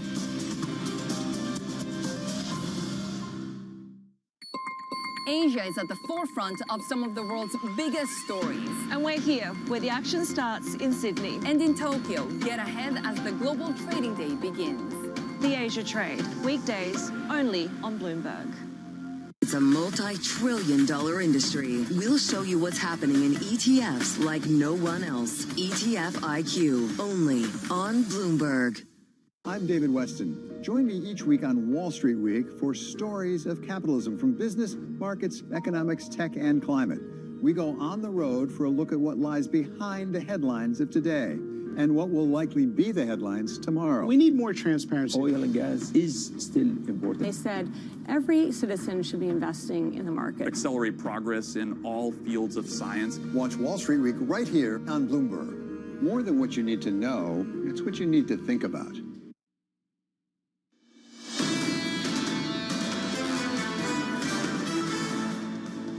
Live from New York City this morning. Good morning. Equity futures on the S&P 500 positive here by 0.1%. A lift into this market going into the opening bell about 60 minutes away. On the Nasdaq, we're positive by 0.2%. As we count you down to that opening bell, just around the corner with your morning movers, here's Danny Berger with more. Hey, Danny. Hey, John, some great news for United Health over the past hour or so. Shares up 3.9% on the news that 78% of their customers are rated in the higher category when it comes to their Medicare Advantage program. This is important because those higher rated users mean that United Health gets bonus payments. They get more reimbursements from the government. It's a company that's been struggling a lot for their things like pricing when it comes to that area specifically. So shares being sent up just under 4%. Meanwhile, to the downside, there is Fox Corp, the succession drama of who takes over Fox Corp after Rupert Murdoch has finally been figured out. It will be Lachlan Murdoch, the favorite son. That means that the three other Murdoch children will be selling their stakes of just about $1.4 billion of worth. That dilutive event means that we are seeing shares falling 5.6% this morning. Finally, wrapping things up with one of the big movers to the upside, that is Nebius. They have sealed a deal with Microsoft. They will be building about $19 billion worth of AI infrastructure for Microsoft. What a return for this company. It had been sanctioned in 2022 because originally it was a Russian company. The CEO then spun off, sold his Russian assets, relisted, or at least re-headquartered the company in Amsterdam. It is listed here in the US. So that deal with Microsoft sending shares up by just under 55%, John. Danny, thank you. Danny Berger with the movers. Looking forward to Danny and Matt working you through the opening bell in the next 30 minutes or so. Bloomberg open interest just around the corner. Succession, the last great piece of TV. Yeah. To be honest with you, I don't think anything's really beaten it since. Well, I think we're watching it play out in the corporate sphere. Is that essentially what you're saying with the... That's what Danny was talking about. Well, which I think absolutely. I think that you're seeing that, and you're seeing that in other spheres as well. Is that based on the Murdochs? I don't know. Thing? Was that really? Was it? Confession. I haven't seen it. Oh, you haven't watched it? I haven't seen it. Okay. So I'm going to try to you should watch it. Okay. I'm watching Boardwalk Empire. I'm kind of going back. And I'm you really got to watch that. Succession. Busy catching up on the last 10 years. almost wish I haven't seen it so I have something to look forward to because it's that good. You should watch that, Brahma. I'm going to move on, but you should tune in. All right. Payrolls revisions out at 10 a.m. Eastern Time. Look out for that. It's the main event for a lot of people following this economy. Mike McKee's going to run you through it now. He joins us for more. Good morning, Mike. Good morning, John. Well, here's what we get. Every month, the BLS surveys about 161,000 different businesses and comes up with its monthly jobs report, which is then revised twice. But then they revise it again by using actual data, not survey data, once a year. Unemployment insurance tax receipts, they cover the year to March of a year. So this will be April 2024 to March 2025. The final revisions will be announced in January 26th employment report, which basically comes out the first week of February. Now, in 2024, the final revision was 589,000 fewer jobs, but you can see the preliminary number was 818,000, so much wailing and gnashing of teeth when that first came out. and we are expecting it to be revised a little bit higher by January. But the idea that we have maybe lost that many jobs, and the survey we have shows estimates between 200,000 and almost 1 million, is something that people are going to be concerned about. The Fed is obviously aware of all of this, but the question will be, should they have started cutting sooner? And obviously the president may weigh in on all of this with his unhappiness with the BLS. But we also have to point out that when all is said and done, you look at these numbers and you look at the revisions and you look at how much does it really mean? Last year, the 818,000 would have been 0.5% of total payrolls. Private payrolls, 0.6%. You can see the other numbers there.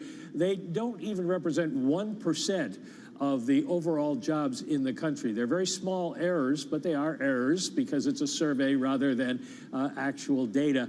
And so you can find something to argue about, or you can say, we have a pretty good data system and we'll make the best of it. Mike, for once, I'd actually like to give the Federal Reserve some real credit. Based on these numbers, you know, a year ago, a lot of people were criticizing the Federal Reserve for cutting interest rates by 100 basis points on what turned out to be a head fake in the labor market. But won't these numbers later on this morning vindicate the Fed's response to the labor market weakness of last year? They probably should, John, because they will include the numbers from last summer, and estimates are that the slowdown in jobs was probably even more pronounced than the Fed thought it was at the time. What we won't get is month-by-month figures. Those won't come out until the January release, so we won't know for sure, but it may give the Fed some satisfaction that they were on the right track. Mike McKee with the latest. Thank you, Michael. When we heard from Chairman Powell, I think it might have been in the last news conference or the one before, when he said, if anything, we were too late last year. And I remember we were all sitting there going, too late. A lot of people thought you shouldn't have cut anyway. Based on these numbers we might get later, it could well support their argument all along. Why they cut by 100 basis points, even though they had the move in the long end of the yield curve. If you push it forward, though, till now, you wonder if this justifies a more dovish take on exactly how Fed policy should go going forward. So does this vindicate people saying you should do a repeat of what we saw last year? Well, two things on that point. One, the Treasury Secretary around this table was talking about 50 basis points should be needed in September, but doesn't just vindicate the Fed. Doesn't this vindicate the president for giving Jay Powell the nickname too late? Isn't he almost correct? Jay Powell was too late when it comes to inflation, and now potentially is going to be too late when it comes to weakening labor market. So I'm going to borrow an argument from Neil Dutta, because I don't have opinions, as you all know. This is what Neil Dutta said over the last year or so, and he was right to point this out. Neil made the point that the Republican argument around the Biden economy was always wrong because they were drawing too much attention to the Federal Reserve, saying the Federal Reserve were being political, cutting interest rates to support Biden going into the election. What they should have been doing was emphasizing why the Federal Reserve was looking to cut interest rates, and it was because the economy was weak. And that was Neil's argument coming into 2025, that this economy wasn't as strong as people thought it was, that the Biden economy was weaker than people realized. And that should have been the Republican argument all along. Lay off the Federal Reserve, focus on the labor market and the economy. That's an argument, a man with no opinions, that I have a little bit of sympathy with. At the same time, you could fast forward to now. They say they want them to cut interest rates to allow the next phase of growth. You could say that the economy is weaker than it is perceived to be, and that is the reason why those rate cuts are necessary. Be careful what you wish for. Right now, the risk markets are not necessarily seeing that in any capacity, but that, I think, is really the tension underpinning this. Let's stick with the economy. James Egelhoff of BNP Paribas revising his long-standing forecast for no rate cuts this year. Now expected consecutive 25 basis point rate cuts through to year-end before moving to a quarterly pace in the first half of 26. James joins us now for more. James, good morning. Thanks. Great to be back. Fantastic to have you with us. Let's start with the change, because it is a big change for you and the team. What underpins that move? So let's talk about the things that haven't changed. We continue to see the economy doing reasonably well. We have a soft patch in growth associated with the tariff transition. We have a labor market where we have demand and supply cooling at a roughly the same pace, where we're not seeing an accumulation of labor slack, and we're expecting a prolonged period of elevated inflation. We've been expecting that since November, and that hasn't changed. Two things have changed for the Fed. One is that the political pressures become overwhelming. They perceive themselves to be under siege, and there's a strong imperative to try to take down the temperature a little bit and to deliver some easing. Secondly, we're having a more pronounced cooling of labor supply and demand than we had expected. There's a lot of experience historically with rapidly cooling labor demand, and it tends to take on a life of its own when it happens. We know very little about what happens when labor supply cools a lot. It could cool very quickly, or it might not. But the Fed is making the judgment between politics and the risk that the labor cooling and the demand side accelerates, that delivering some policy easing is appropriate. Do you think that 75 basis points of rate cuts through the end of this year, which is your new call, I believe, would ignite a longer-term inflation? Or do you think that the labor market is weak enough to kind of overwhelm any kind of longer-term inflationary impulse? For us in answering that question, it's about accumulation of slack. So are we seeing an accumulation of labor slack? And so far we aren't. So the unemployment rate remains pretty low.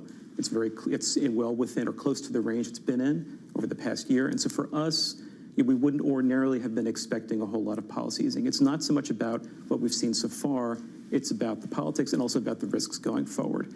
So we think the Fed is making a conscious choice in this environment to prioritize reducing to the maximum extent possible risks to the labor market, and it's accepting some increased risk of inflation, with the thought that it can deal with that later if it materializes. What's the new 2%? Is it 2.5%? Is it 3%? Is it 3.5%? So we think the Fed is going to continue to target 2% inflation, but for us, we're going to be a little less surprised going forward if we see high inflation as opposed to low inflation, because we think they've shifted their priorities a little bit. It's a change in reaction function. So it wouldn't surprise us if investors started to think a little bit more about the possibility that inflation might run on average over time a little bit hot at the 2% objective. When you say the Fed feels under siege in terms of independence, what exactly does that mean? Because the market doesn't think that the Fed independence right now is really at risk. So we think the market is also worried about the risk of recession, and we think that's helping to keep inflation expectations priced into the market lower. It's helping to push down bond yields, and that makes sense to us. It's hard to rule out the risk that labor demand cooling picks up pace from here, especially if policy uncertainty associated with tariffs remains high. But ultimately, the Fed depends on political support from the White House and from Congress to be able to make short-term sacrifices in the economy to achieve a long-term social benefit, which is 2% inflation. And right now, it seems, based on the media reporting, that the Fed isn't sure it has it. And so it feels a desire to pull back just a little bit. So you think there's a political implication for them cutting in September? We think it's part of the calculus for them, is how much is it worth to have this elevated level of tension, and what is the economic benefit of doing that? And right now, given the risks to the demand side of the labor market, there's a credible case to cut. And if that reduces some of the tension that we're seeing in Washington, so much the better. Your central thesis, though, your base case is that ultimately we can have this step down in payrolls growth, but measures of slack remain stable? So the Fed can help with cyclical shortfalls in demand, but it can't help with structural change. So if the economy is growing slowly and we're seeing poor job growth because of a structural shock to the economy, it can't necessarily help with that. And so the way we're trying to pull those two apart to see whether it's cyclical or structural is evidence of slack or the likely accumulation of slack over time. So with the unemployment rate pretty steady and with vacancies, jobless claims, layoff rate, all of those things relatively stable, that's telling us that slack is under control, it's pretty range-bound, and that in our base case, it's not likely to accumulate. Let's just take this another step or so. Let's say you're absolutely right and you're seeing things in a way that other people are blind to at the moment. And I know you've got some support out there. It's not exactly a fringe view. Wall Street's very divided on this issue. If the Fed is cutting interest rates and starts to stimulate demand at a time when this economy is supply constrained, you know where I'm going with this. Where does this leave the inflation story into 26? So we're above consensus for inflation for 2026. We think that the Fed easing rates here supports the economy staying in a soft patch, so it supports it not moving into recession. The fact that the Fed is doing this should make us even more confident that the economy remains robust, that we see positive growth, and that the labor market stays in good shape. And in that environment, we are very comfortable being modestly above consensus and modestly above 2% for inflation next year. It strikes me that someone has a hammer and they're trying to deal with a social problem. It doesn't feel like this is a very clean way for the Fed to really stimulate job growth. As you were saying, a secular issue versus a structural issue. And I wonder if this is going to be a tension that can continue of a labor market that kind of isn't very exciting to people, low hire, low fire type of dynamic for the foreseeable future. But asset prices can continue to climb, but businesses can continue to deliver upper end profits. Does that divide have longevity, or does it have to end at some point? The Fed only has one tool. So the Fed has interest rates, and it has to go to the FOMC meeting with the data it has, not with the data that it would like to have or that it might have at a later time. And so it has to make a judgment on what is the best course for interest rates that produces its dual mandate and that produces the sustainability of the institution over the long term. And so it's not an easy call. There's a turning point in the economy. The data is being prone to heavy revision. There are a lot of competing narratives and hypotheses on what's driving the data that we're seeing. And so we think this is the call they're going to make. This is the prioritization they're going to choose. James, this was fascinating. Appreciate your time. James Ogerhoff there of BNP Paribas. I think we all need to change our views on what a good payrolls print is in 2025 and into 26. Because it's a supply side story because of immigration and because there isn't necessarily the same kind of population growth. It's just hard to understand what exactly that is when then you get revisions on top of it, because suddenly negative jobs prints look very different than ones with a positive ahead of them. Those revisions are now and about 20 minutes away with an update on stories worldwide. With your Bloomberg Brief, here's Yahara with more. Hey, Yahara. Hi, John. Rupert Murdoch and his children have settled their long-running family dispute. Under the new agreement, Lachlan Murdoch becomes the sole beneficiary of the trust that oversees Fox Corp and News Corp, while his siblings walk away with more than $1 billion each. The move ensures Fox News and the wider empire will remain conservative and under Lachlan's control for possibly decades to come. Meanwhile, House Democrats released an alleged birthday note from President Donald Trump to convicted sex offender, the late Jeffrey Epstein. The note includes the sign-off, "May every day be another wonderful secret, complete with a drawing of a woman's body." Trump has denied composing the message or that the note even existed. And Apple is hosting its biggest product launch event of the year today, where the company is unveiling its new iPhone 17 lineup, including its thinnest phone ever, smartwatches, as well as AirPods. The new iPhones and their prices will be closely watched, but as for AI, Apple users may have to wait until next spring for any significant advances in that area. That's your Bloomberg Brief. John? Yahara, thank you. Appreciate it. Up next on the program, we'll set you up for the day ahead. Plus, Gershon Distenfeld of AllianceBernstein from New York City. You're watching Bloomberg TV.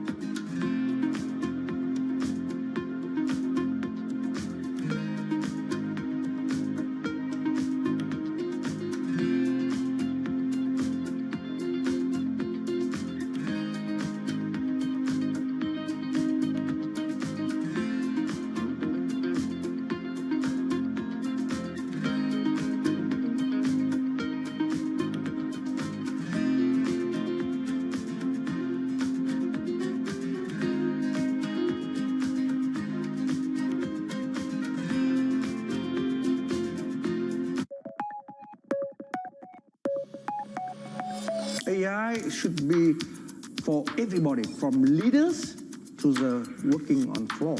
And we can save 90% of time, 50% of workforce. AI is core in centers of change. And therefore, we invest heavily to AI. Actually, we started more than 10 years ago because we think the machine in the past helped our hand and legs. Now the machine helps us in brain. Are you betting all your money in this right now? When the OpenAI appear, immediately I asked whole corporations study how will you bring generative AI to their job.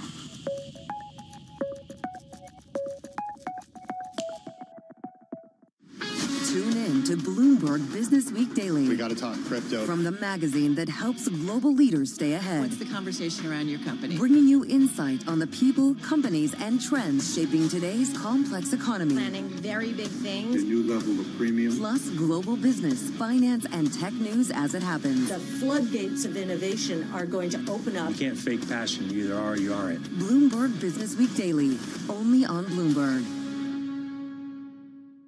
Middle East and Africa. Vibrant resources and high-yield investment opportunities abound. Join me on Horizons Middle East and Africa for the stories, newsmakers, and insight from this exciting region. Now weekdays, only on Bloomberg. U.S. jobs numbers are released. Bloomberg has the report under surveillance with crucial data and expert analysis at terminal speed. Nobody covers Jobs Day like Bloomberg.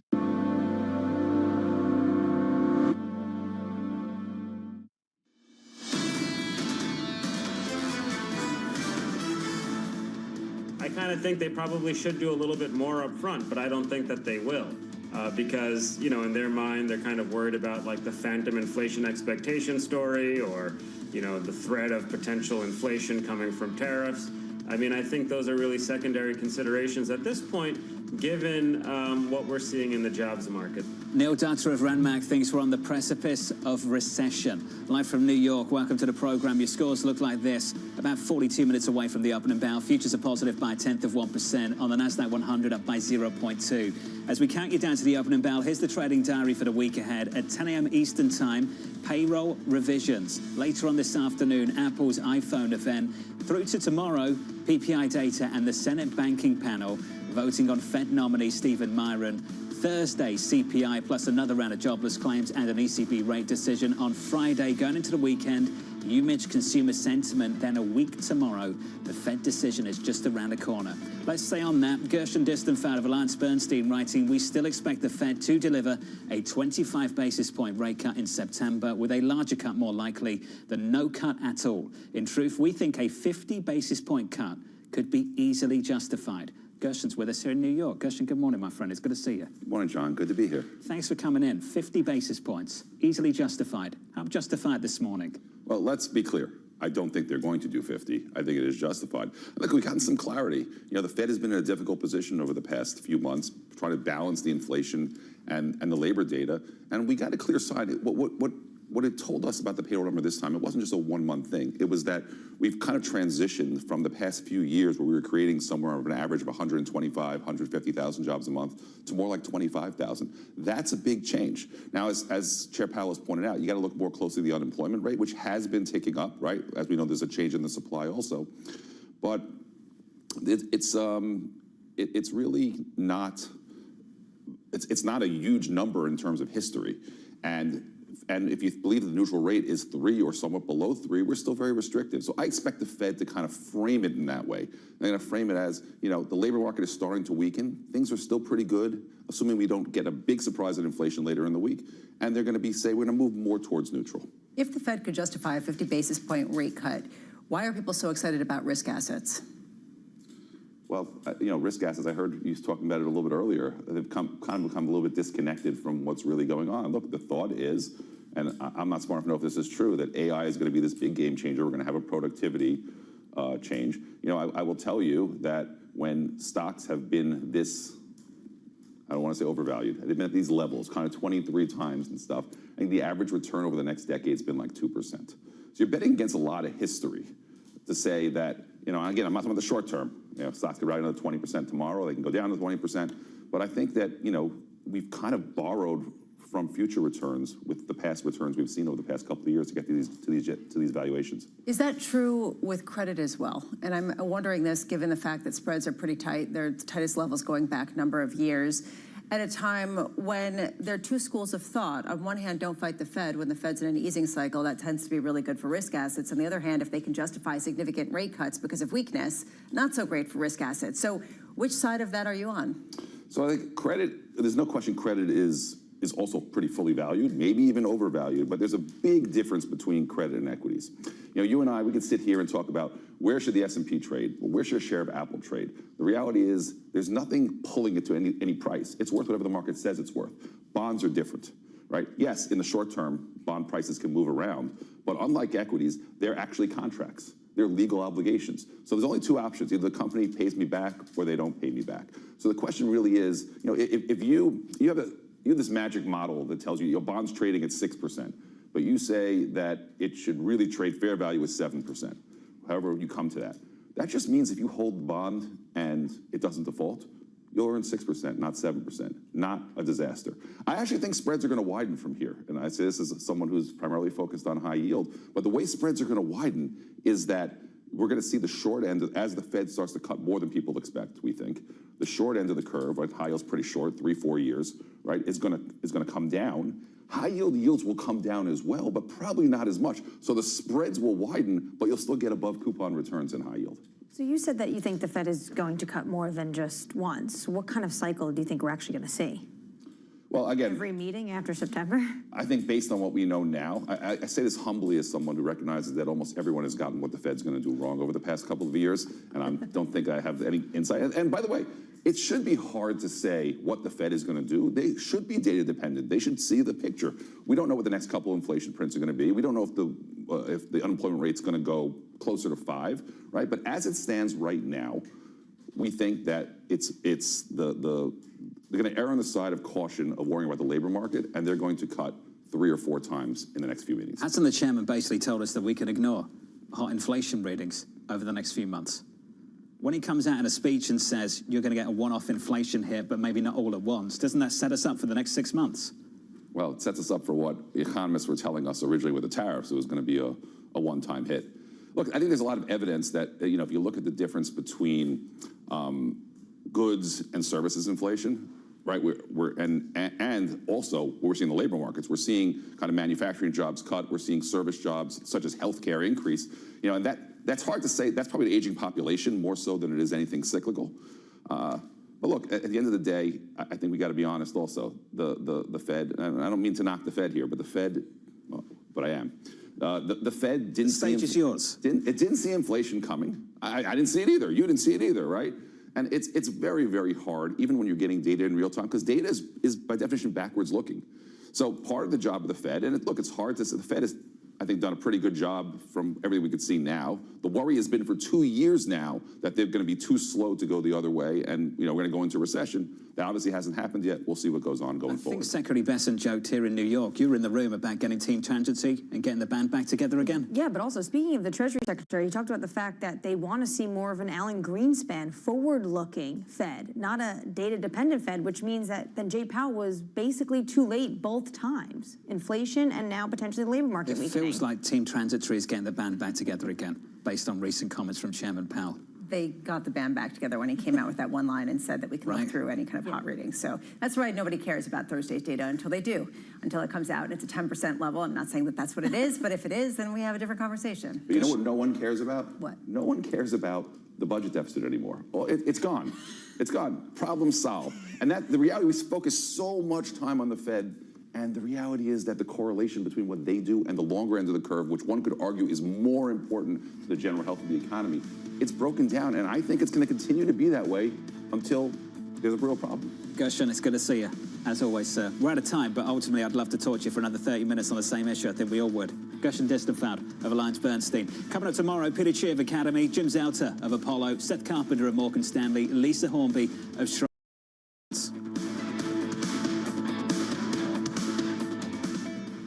This is Bloomberg Daybreak Europe. I'm Tom McKenzie in London. These are the stories that set your agenda. Taking you from the U.S. markets close to the overnight session in Asia, we'll walk you through what you need to know to kickstart Europe's trading day.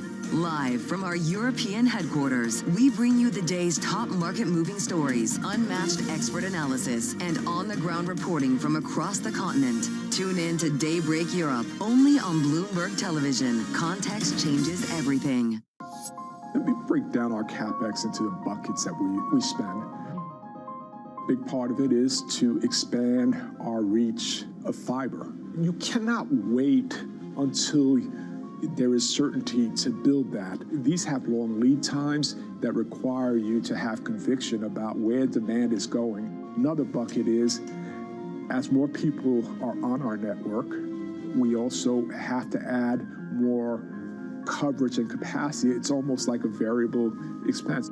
Third, we are modernizing our wireless network right now. Through the investments we're making, we are driving down our unit costs over time and providing more capacity to serve the demand that we think is coming. Do you have less confidence in that 3-year plan now than when you first came out with it, given that some people are having trouble deciding how things are going to look in the next 3 days? No, I really don't. I look at the nature of our business.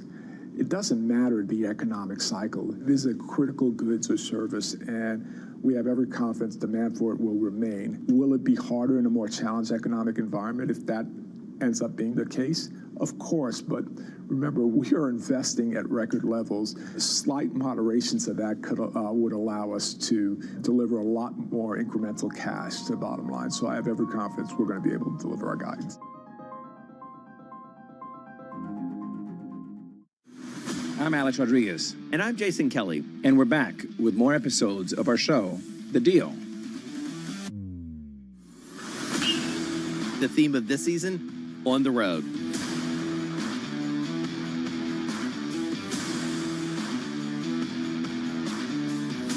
We're bringing you more behind-the-scenes conversations with the biggest names in sports, business, and culture, like Melody Hobson. I started to study women's sports like an 11-year-old studies baseball statistics, and I got dangerous in seeing up arrows.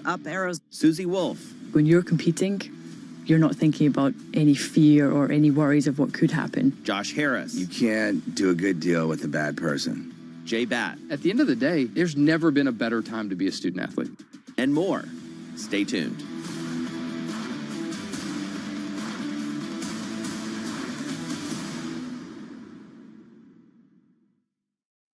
Bringing you up-to-the-minute geopolitical news whenever and wherever it happens. I'm David Gura in Alberta, Canada, and this is Bloomberg. 30 minutes until the start of trading after an all-new record high at the close last night. I'm Matt Miller. And I'm Danny Berger. Bloomberg Open Interest starts right now.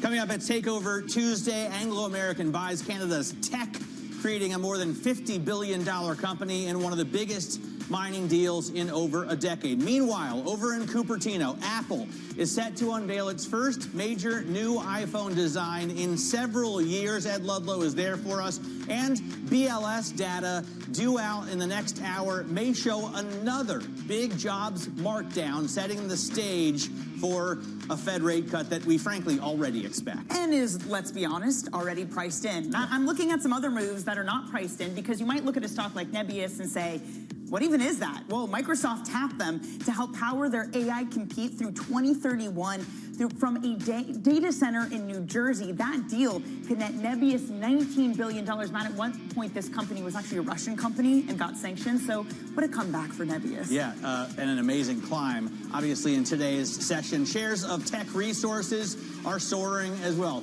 Not quite that much. We're looking at a 17% gain pre-market. This after Anglo American agreed to acquire the Canadian miner. The deal gives Anglo access to tech's much coveted portfolio of copper mines after a period when it has itself been an acquisition target and faced pressure from its shareholders. We're going to get much more on that deal right now. Let's do it, Matt. We are joined by Bloomberg managing editor for commodities, Simon Casey, on this story. Simon, it's a big deal in this market. It's been called by some a zero premium merger. How attractive is that really for tech to accept something like of that nature? Well, it depends who you are. If you're tech management, it's attractive. You get to stay in Vancouver. The enlarged company is still going to be based there.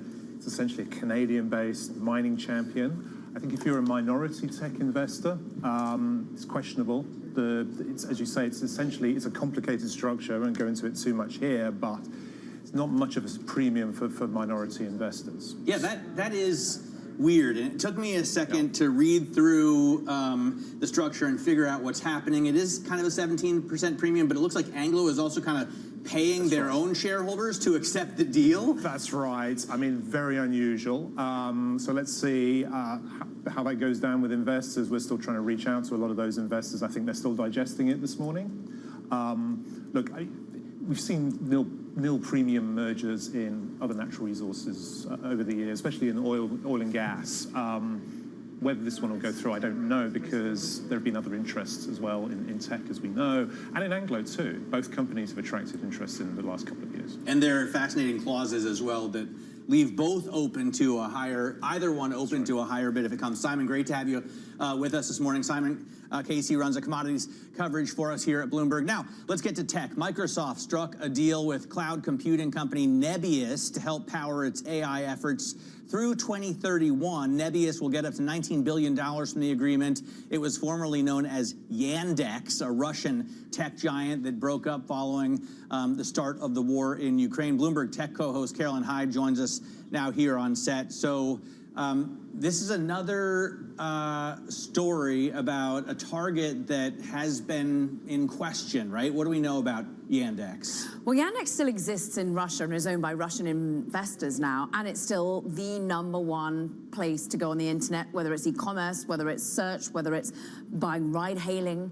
It's sort of your super app in Russia. But this Russian entrepreneur has moved completely away from it. And I'm talking about the man who's now set up Nebius, and he's all in on AI infrastructure, also cars, robotics here in the United States and Europe more broadly. This is a company that is now listed in Germany, and the founder is Arkady Volosh. Now, he has once been sanctioned by the EU, but once he condemned the invasion of Ukraine, he moved away from Yandex, he set up Nebius as a holding company, and now is fully integrated into providing for smaller startups, but also big enterprises, and now hyperscalers, the AI data center requirements that they need. He's basically the neo player at the moment when you talk about neo cloud. That is what D.A. Davidson analysts are currently saying. They're really excited about this offering, and this is all about $19 billion, up to $19 billion. It's going to be $17 billion with an option to do $2 billion more, and it's all coming from New Jersey. Vineland is where it's likely to start coming up with the AI infrastructure as soon as next year. What an incredible comeback story from being what a sanctioned story. to this. It is wild. Caroline, elsewhere, we are going to get Oracle earnings after the bell today. It's been a couple days of a run-up in this stock. I feel like everybody yesterday and their mother was upgrading. Oracle, where is the bar for them today? High, because the shares are up 40% year to date. This is another story in the same way that Nebius is getting along with the insatiable demand for AI compute. Oracle made that nice pivot, got into AI infrastructure, and has won. We're seeing likely this year to see a 70% increase in revenue for that particular part of the business, the cloud AI infrastructure part. On this fiscal quarter, it's their fiscal first quarter, we're likely to see about 56% growth there. You're likely to see revenue all told up about 13%. But is that going to be enough to live up to the hype that is already priced in? The fact that shares are up 40% year to date is pretty phenomenal. It's one of the best performing stocks in the S&P. Yeah, about $20 under their record high too. So we might get there after today. We'll see what it brings. Caroline, thank you so much for joining. Appreciate it. That's Caroline Hyde of Bloomberg Tech.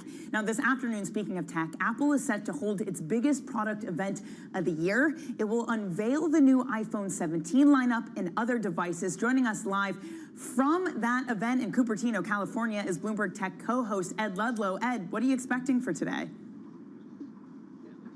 Yeah, you're right to frame it as the biggest event of the year, because the frank reality is that iPhone still accounts for more than 50% of revenue.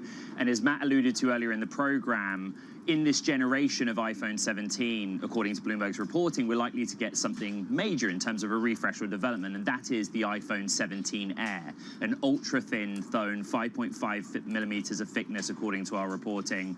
Important in the context of competition because Samsung came out with the S25 Galaxy Edge this summer, but depending on when these latest generation handsets go on sale, we're currently in the fiscal fourth quarter. It's all about the timing around the holiday season, and for all the political noise around tariffs and Tim Cook's relationship with the president, this is the bread and butter, and it's why it matters. The iPhone 17 range more generally, Pro and Pro Max at the high-end base model, improvements to camera, custom silicon, updated generation of processor, and battery life, all of these things matter. And as you guys know, often this is a sell the news kind of event for the stock, but look 30 or 60 days out. And if it's a success and it resonates with consumers, often that carries a longer-term rally for the stock as well. All right, so what do we know about the main product, the phone? What are we going to see? I saw the phrase awe-dropping, which doesn't make any sense at all, right? It's either awesome or jaw-dropping, but I love the portmanteau. Jaw-dropping, what's going to be in the iPhone 17? So on the sort of more negative side, Mark Gurman's reporting at Bloomberg on the 17 Air is that to get that ultra-thin phone, whether it resonates with consumers or not, you sacrifice battery life, have a more basic camera, and it has an A19 processor on it, not the highest end or cutting-edge processor. On the Pro and Pro Max side, innovation in camera technology. This is something that is very important to track because it is something that resonates with the consumer, with the developer, and then A19 Pro processor, custom silicon and performance comes into it. What's missing, of course, and I think that's kind of at the root of your question as well, is like, will we hear anything about artificial intelligence based on what we heard at WWDC with Apple Intelligence and Mark's reporting on a revamped Siri? Siri, probably not until the spring. So the features at the higher end of these phones are important. Then there's the issue of tariffs and pricing. Ed, you teased this last time we talked to you, but perhaps the last time Apple shares actually moved when it came to announcement was at WWDC when it came to an AI announcement. How much did these product launches really matter for share prices? Yeah, you know, we debate on Bloomberg Television all the time, like, does the tick by tick really matter? There was a moment at WWDC where essentially executives said, we will have more to say about Apple Intelligence and Siri later, next year, and the stock took a market leg lower. This data that we're showing on the screen is critically important. It's inspired by research from Bank of America, which shows essentially on the day itself, often Apple shares sell off. It is a sell the news event, as we discussed. But when a handset generation does resonate and does well, particularly in that holiday quarter, 30 days post-event, 60 days post-event, you do tend to see a positive reaction in the shares. Dan Curtis on our terminal team put this chart together custom because the left-hand column 2 months before is more interesting. Actually, all of the enthusiasm and excitement going into the event often results in outperformance of the stock prior to announcement of the handset. That's how high the bar is. So it actually takes quite a lot in the features to move the needle in the stock. But again, there are some big macro supply chain and political questions that we'll try to answer along the way as well. And of course, we're all just excited to see the tech, all of us who live in this Apple ecosystem. Ed Ludlow out in Cupertino is going to be there to show it to all of us from Bloomberg Tech. That kicks off at 11, and he'll be reporting from Cupertino at this awe-dropping event all day long. Ed, looking forward to it. Let's get a quick check on what's going on in futures this morning after closing at an all-time high yesterday. I believe 65.11 was the level on the S&P. We're looking at a slight gain, but we need more than that to make it up to the level we saw yesterday. NASDAQ futures up a little bit more, but only 0.1%, and the small caps, Danny, are down. It's down probably because bond yields are higher, but bond yields have been falling over the past 5 days, even though you've had an S&P that has just barely kept up 0.5%. Maybe this will also move the needle too, Matt. Coming up, the BLS under pressure ahead of U.S. jobs revision data that's due today. We're going to look at the issues plaguing the department and the figures we are going to be getting in about 50 minutes time. That's all coming up next. This is Bloomberg Open Interest.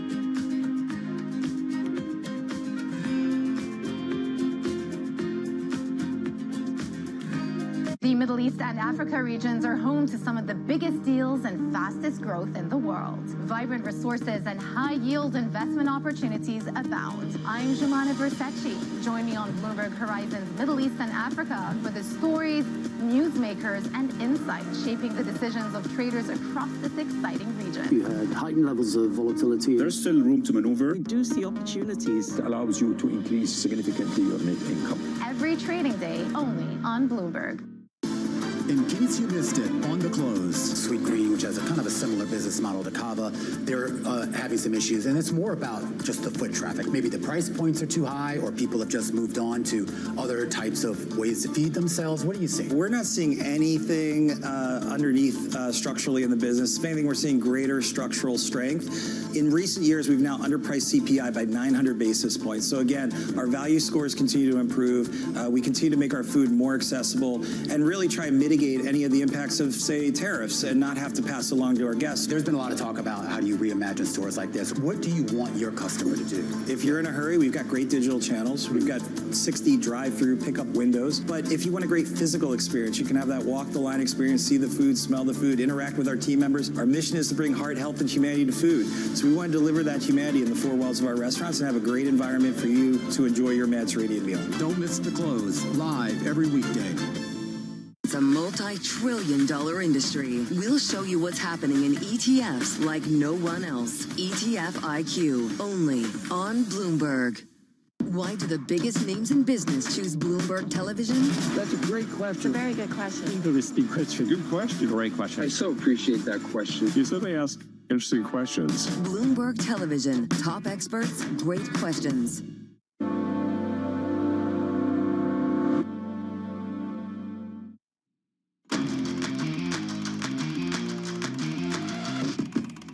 Let's get now to high interest. Look what's making headlines around the world. Israel ordered Gaza City's 1 million residents to leave in advance of a major military offensive. Top officials are vowing devastation unless Hamas surrenders. Global outrage has grown since Israel announced it would take over the city. European allies are threatening to cut trade ties, and it's not clear what the assault has given us. Israel so far has said it has attacked Hamas leadership.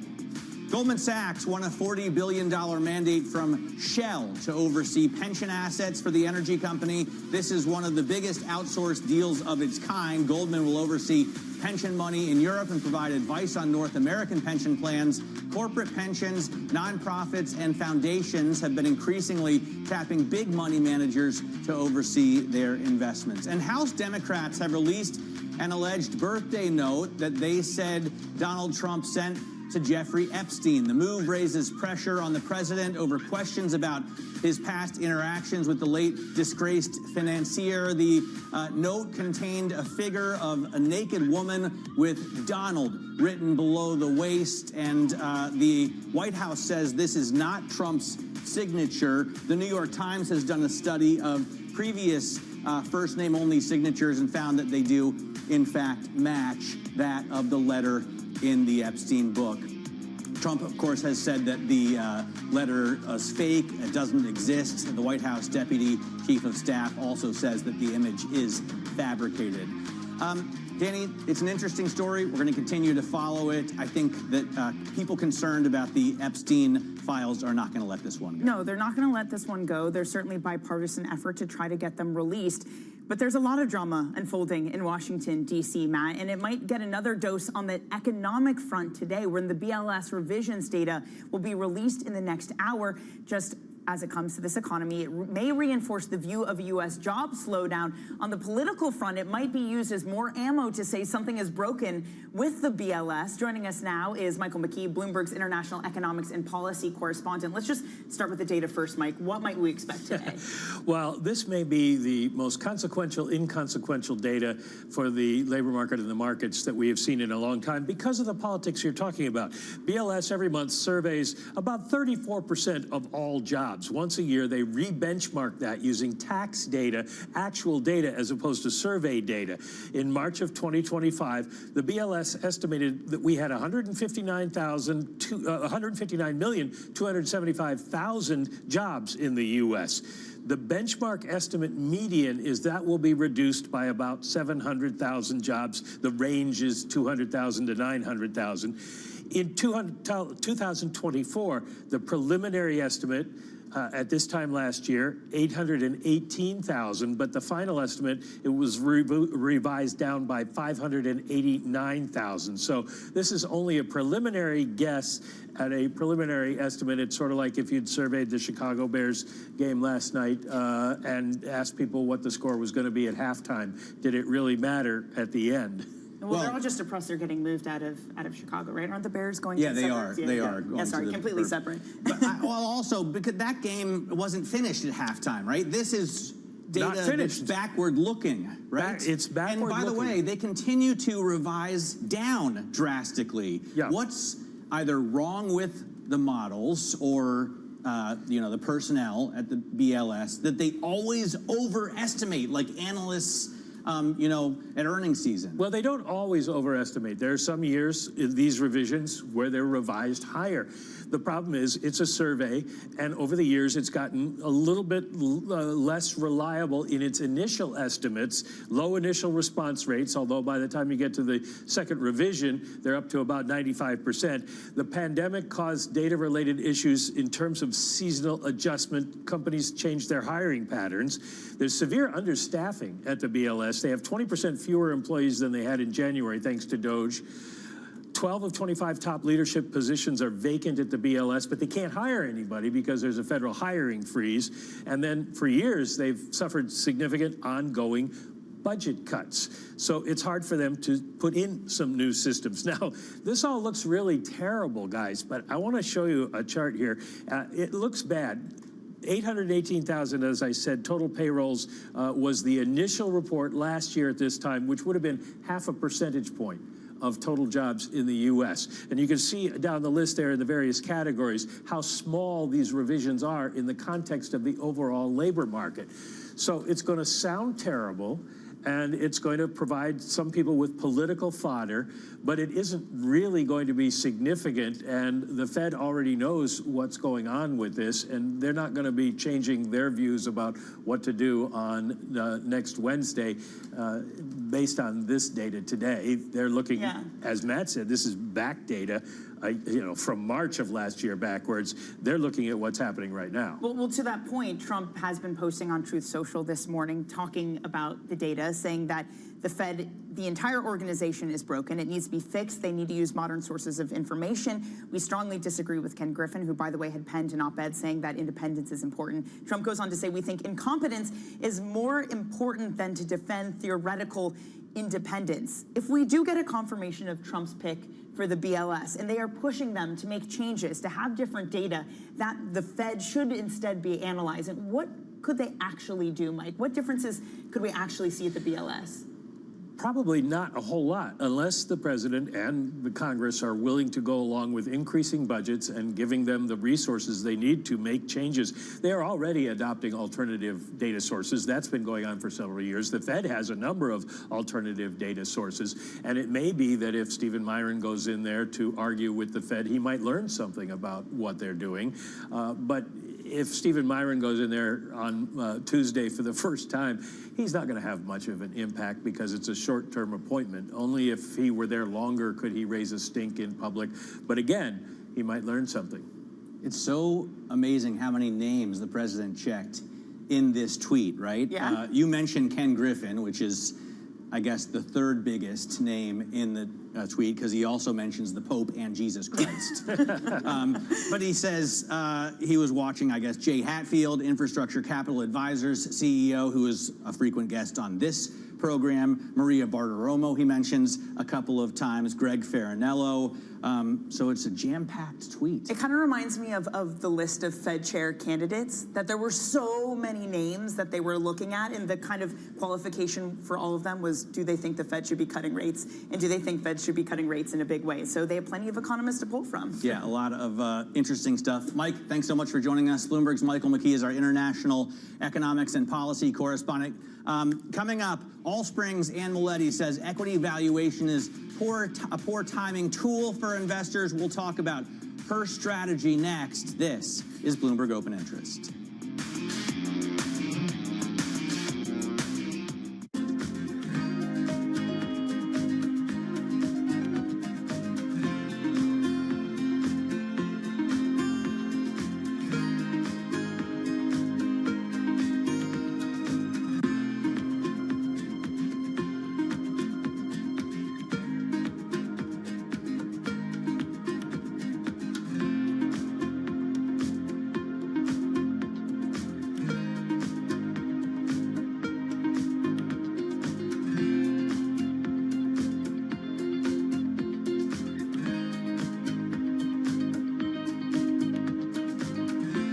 the world's second largest economy with a growing influence in global affairs. Bloomberg The China Show brings you the unmatched expertise you need to keep track of breaking news, in-depth market analysis, and the most influential newsmakers in and around China. We need to do more to engage the market more. We're risk on. I think we caught a little sweet spot. Massive savings right now. It's already a different game. Bloomberg The China Show. Weekdays around the world, right here on Bloomberg. Context changes everything.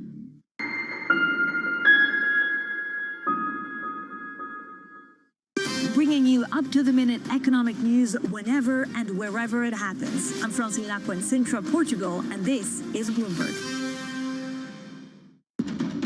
Astonishing day for U.S. technology. Shaping the region's technology ecosystem. Asia's biggest tech news and innovation. Okay, ready? David, what initially sparked your interest in this topic of longevity? 15 years ago, I turned 60, and I began to wonder how much longer I'm likely to live and what I could do to extend my life. On longevity, I talked with the leading experts in science and medicine to educate people about how they might be able to change their conduct so that they can live a happier and healthier life. I'm David Rubenstein. Join me on a 4-part journey as I explore the great quest for longevity, only on Bloomberg. What is going to be the consequence for U.S. markets? We are basically deep in the European earnings season. Take a look at how we're faring when it comes to Asian markets.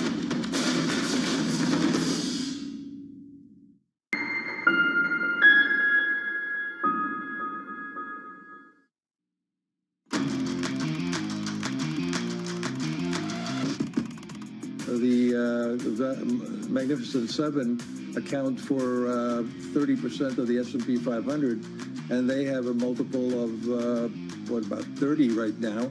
And the rest of the market's got a valuation multiple of 19. Not cheap, but, that it's the impressive 493. They're doing pretty well. Just by comparison to the Magnificent Seven, they look a little punky. But all in all, I think we're still looking at a bull market.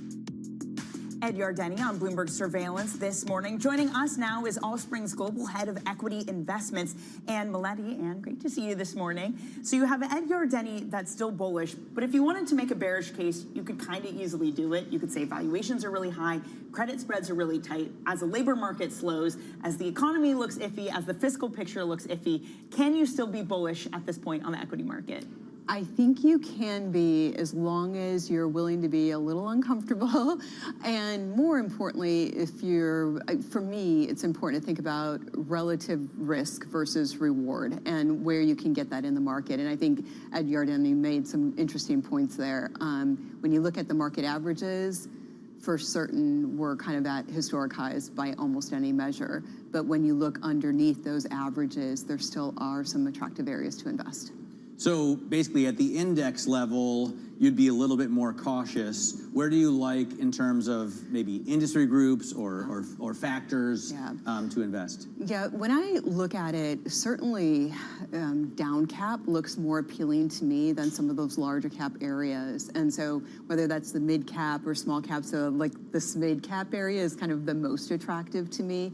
And I think that's just because on a relative basis, they have been pressured by a higher interest rate environment that has fueled that large cap space. Yeah. And yet there's a lot of innovation happening in that marketplace and across industries there. Yeah, well, we'll get more into the details in that when the market opens about 4 minutes time. Anne, you're going to stick around with us. Anne Maletti of Allspring. A quick check on futures ahead of that opening bell. We are moving just ever so slightly higher, a tenth away from all-time highs. Will we get there today? Your opening bell coming up next.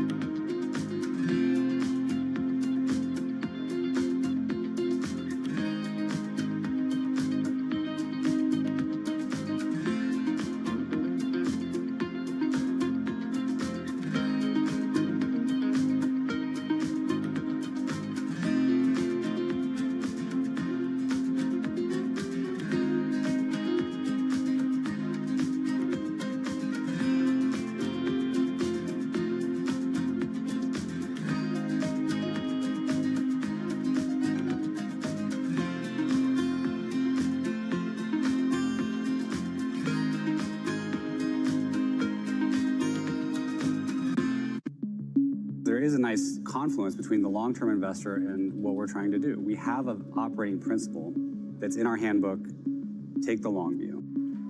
When we went public, we put a timeline up on the screen for the whole company in an all-hands meeting. And that timeline went from founding to 100 years out. And the IPO was one dot in 1 year on that timeline.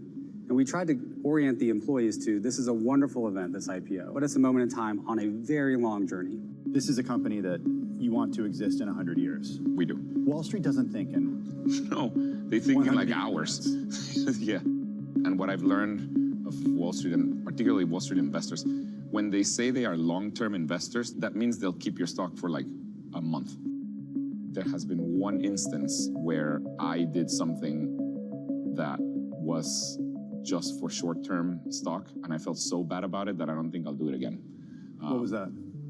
There was one quarter, a few quarters ago, we were not going to beat the quarter. We were going to probably just hit it. And so far, we beat every quarter. So we were all like, wait, what? Our perfect record. We're like a 4.0 student that is going to get a B for the first time. This is not good. And I decided that for a short period of time, at the end of a lesson in our app, we would show 2 ads instead of 1. Turns out that that by itself was good enough to beat the quarter, but it's bad for the product. It's not good. After that, I am never doing that again. Good morning. Good morning. This is Bloomberg Surveillance. Welcome back to the opening trade. Watch Bloomberg Tech. This is the Asia Trade. This is Wall Street Week. Welcome to Balance of Power. This is Bloomberg Television. Bringing you up-to-the-minute energy news whenever and wherever it happens. I'm Joanna Bersecci in Vienna, and this is Bloomberg.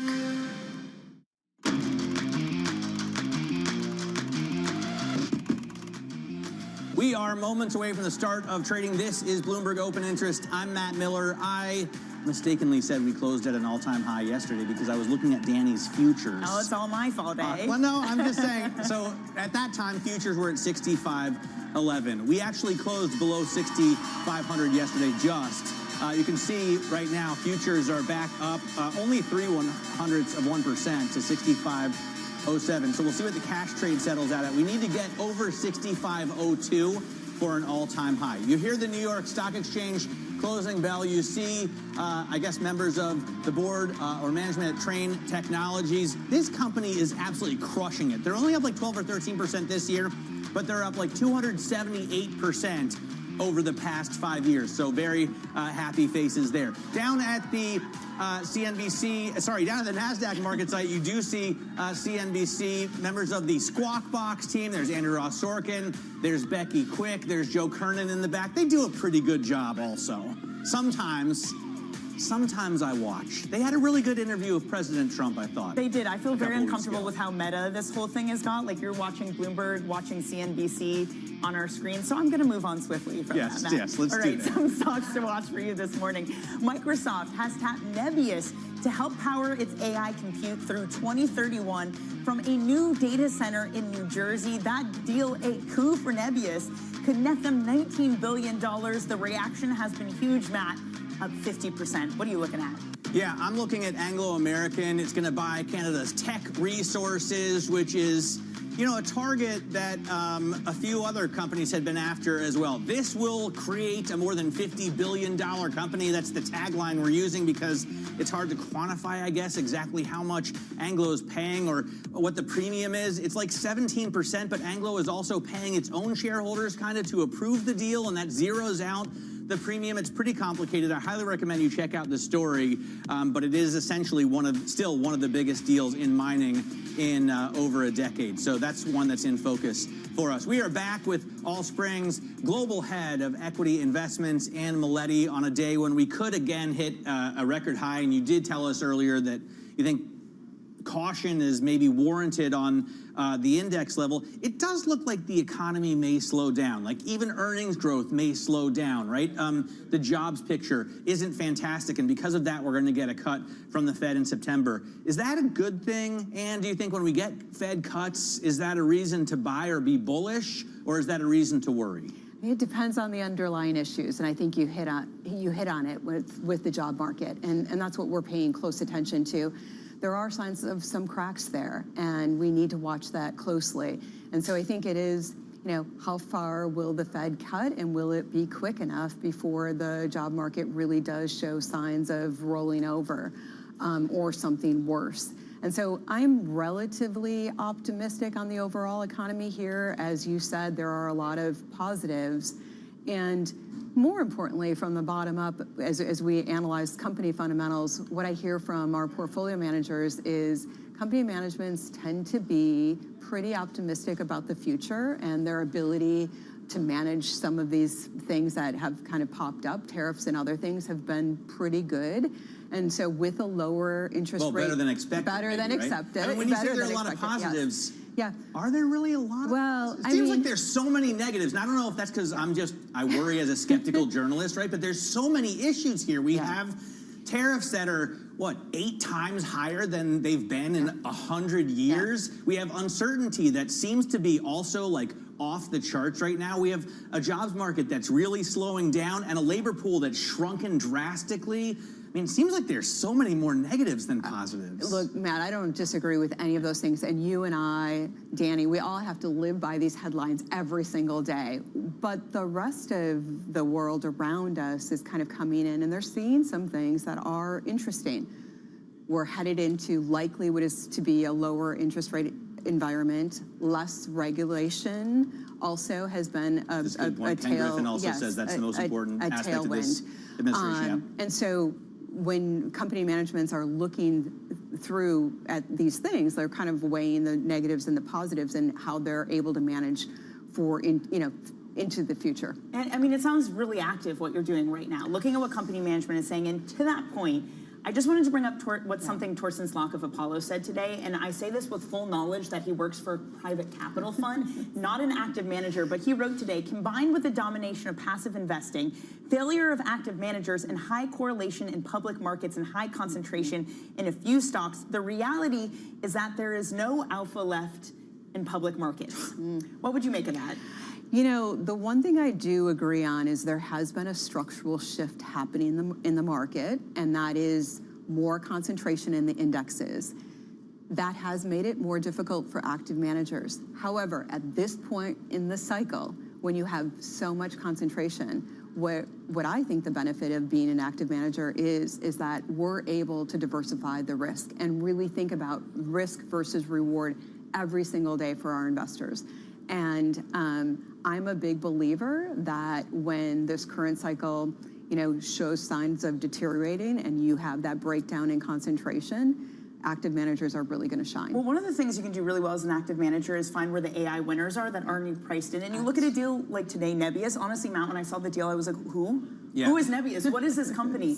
How difficult is it to find winners? What does this deal show us about kind of the learning curve of understanding who is benefiting from this and where you could actually see some real stock market? And to be fair, Allspring was pretty early on the AI trade. Yeah. I mean, pretty early on the big tech trade, before many of the other shops on the street came out for that. Yeah, and we're still a big believer that we're in the early stages of this innovation cycle. But what we're spending time on now is looking at what the next phase goes to. And the benefit for me is I started my career as kind of a TMT investor. And if you, tech, media, telecom, for those that don't remember, and, there was kind of like, you were not the most loved on the street if you were doing that. And then all of a sudden you became in vogue because that was the best area to be. And then it shifted. And whenever you're living through a big innovation cycle, there is a phase up front where certain areas of the market really do well before that broadens out. And if you think about what the internet did, it really broadened out across all of the economy. AI is doing that now. And so it's not that difficult for our investment teams, and that's what they're spending time on, is looking at innovation cycles and where the next winners are going to be. By the way, I started my career as a TMT reporter. So my first job was covering the UMTS auctions, the Vodafone purchase of Mannesmann, and I thought yesterday was so fascinating to see SpaceX buy that spectrum from EchoStar. They'll be able to offer, they already do, but they'll be really able to offer direct-to-device communications. And I thought, it's cool that this private company is using its shares as currency. They don't have to go public. And there's so many big private companies out there. What do you make of that as someone who now, you know, you're in charge of public markets, but in your career, this is your industry, right? And a lot of the big players are private. I mean, it has changed. You know, as we talk about structural changes in the market, it has changed the dynamics of what's going on.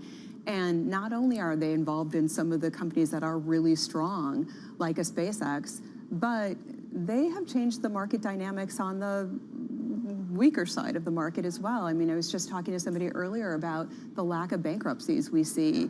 You know, as I talked about the small cap space, I mean, in some ways that's been a disservice, right? There was a survival. There's no good companies left. Well, there are. I think there are in the small cap space, but what they're diluted by companies that wouldn't have survived in the past.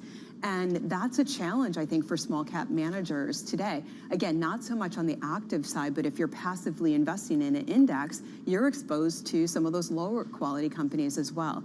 Again, the benefit of being an active manager today. So we're going to clip this up, send it to Torsten Stock, and let him know that alpha still exists in the markets. How about that? Thank you so much for joining. Really great to have your thoughts this morning. Allspring Global Head of Equity Investments, and Meleti.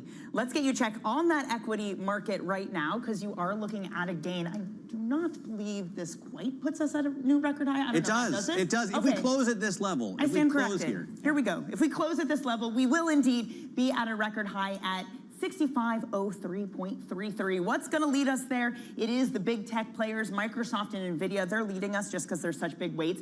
United Health, that's on specific company news that they have 78% of their customers in this higher premium group. That gives them refunds, rebates when it comes to Medicare. If you look to the downside, this is kind of interesting. We have that big Apple event today, and we are negative on Apple ahead of it, only by 0.5%. But again, one of the top 5 biggest weightings in this equity index benchmark. So hence you get it dragging down the overall index. Now, when it comes to the sectors themselves, a somewhat even split.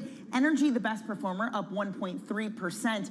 Just looking at it, you do have some more of the safer kind of companies that are outperforming. So healthcare, for example, tech, that continues to do well. You saw that on the screen before.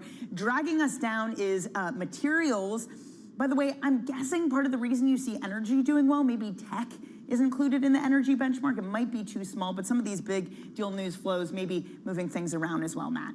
Yeah, absolutely. A lot of these indexes are full of companies that you may not expect. All right, coming up, investors await Apple's biggest event of the year. I think consumers, it's safe to say, are awaiting it as well. We're going to discuss all of what you can expect to get and more with Michael Wolff. He's a legend in the tech and media industry, and he joins us next on this Bloomberg Open Interest.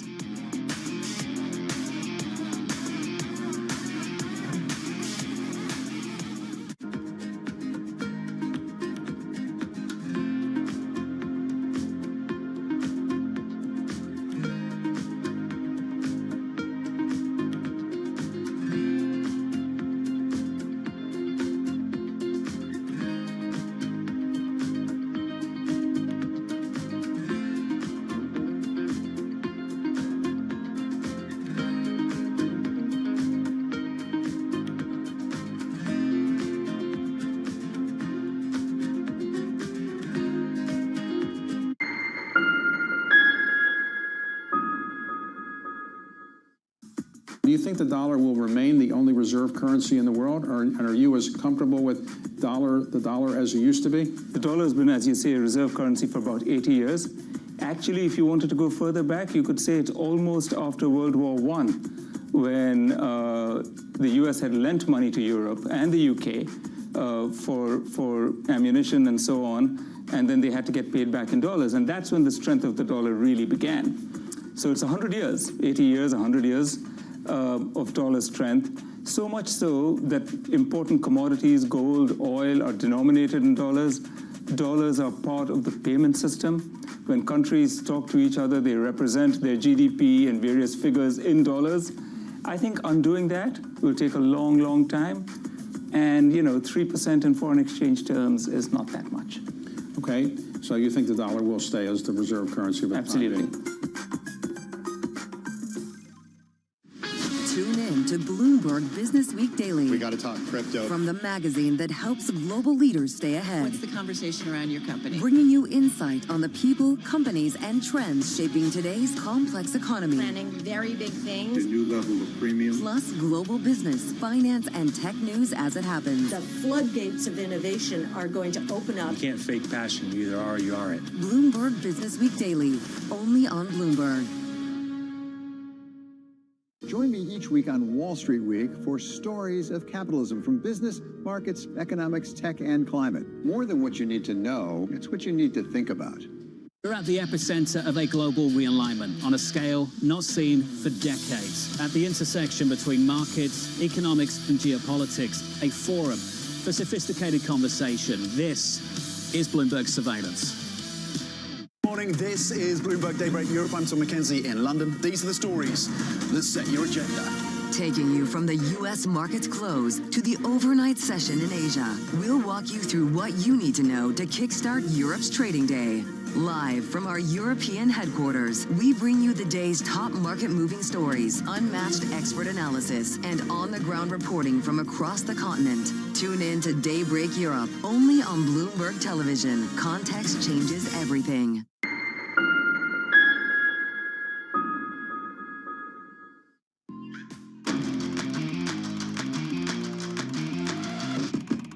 Get you some top calls, some of the analyst action in focus this morning. First up, Dick's Sporting Goods getting raised to a buy at Citi after the close of its Foot Locker acquisition. The company says, the firm says that the combined company will be a, quote, powerful force in athletic footwear and apparel. Those shares up 1.2%. Next up, Roblox getting rave reviews on Wall Street following its developer conference last weekend. Wedbush calling it the most compelling growth opportunity in the video game sector. JP Morgan sees healthy upside potential, and it's getting a boost to its price target from BTIG. Shares up 2.5%. Finally, Lululemon getting a cut at KeyBank Capital Markets. The firm citing increased competition in the Lulu market and a softer outlook for the U.S. shares, still up just barely 0.5%, Matt. All right, so there are some of your upgrades and downgrades in stocks to watch this morning. Let's talk about one of the biggest of all. Apple is set to reveal its latest lineup of tech ahead of the holiday season.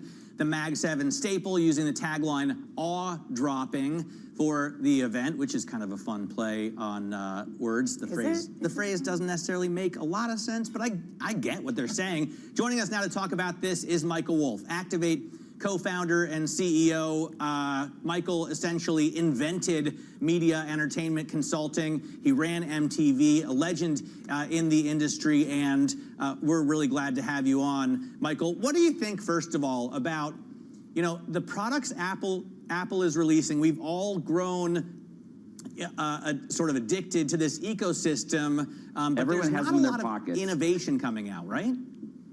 I mean, look, this is every year. It's New Year's in September for Apple. I mean, recognize that the upgrade cycle has less to do with large innovations, and a lot of it just has to do with people want the latest. Our research shows that a third of Americans are keeping their phones less than 2 years, for less than 2 years and then upgrading. And yes, there are a number of features. There's the 48 megapixel camera, there's liquid glass. I mean, part of what's making this interesting is a lot of it's more on the features that are not those central to that historically. So for example, Apple's making a major push into healthcare. So you've got 4 new phones, 3 new watches, all this rumored, as well as a new set of AirPods. And they all have new sets of health features.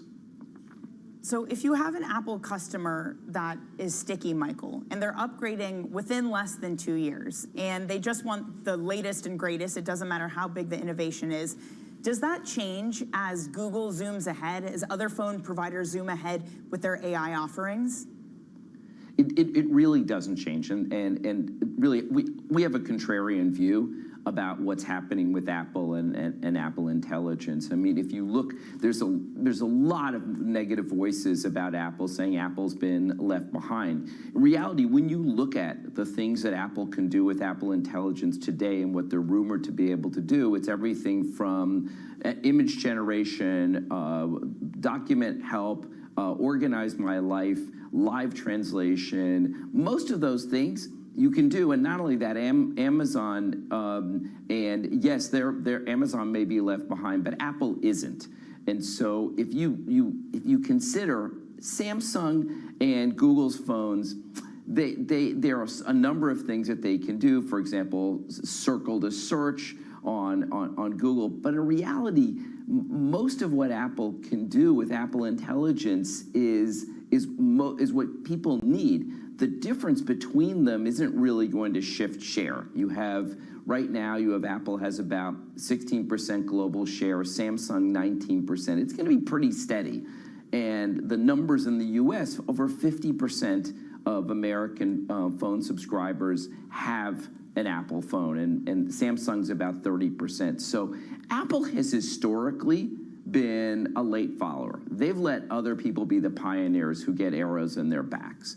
And this privacy feature is going to become very important. Everything is on device.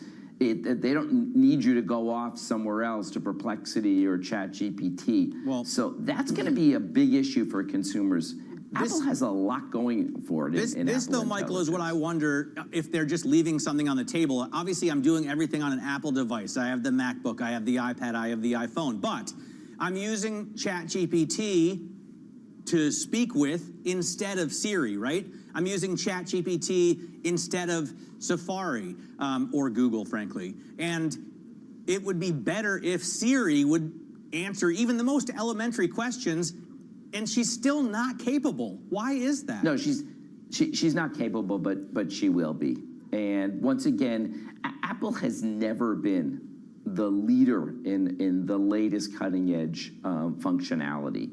When they're playing a great move by letting everybody else go first.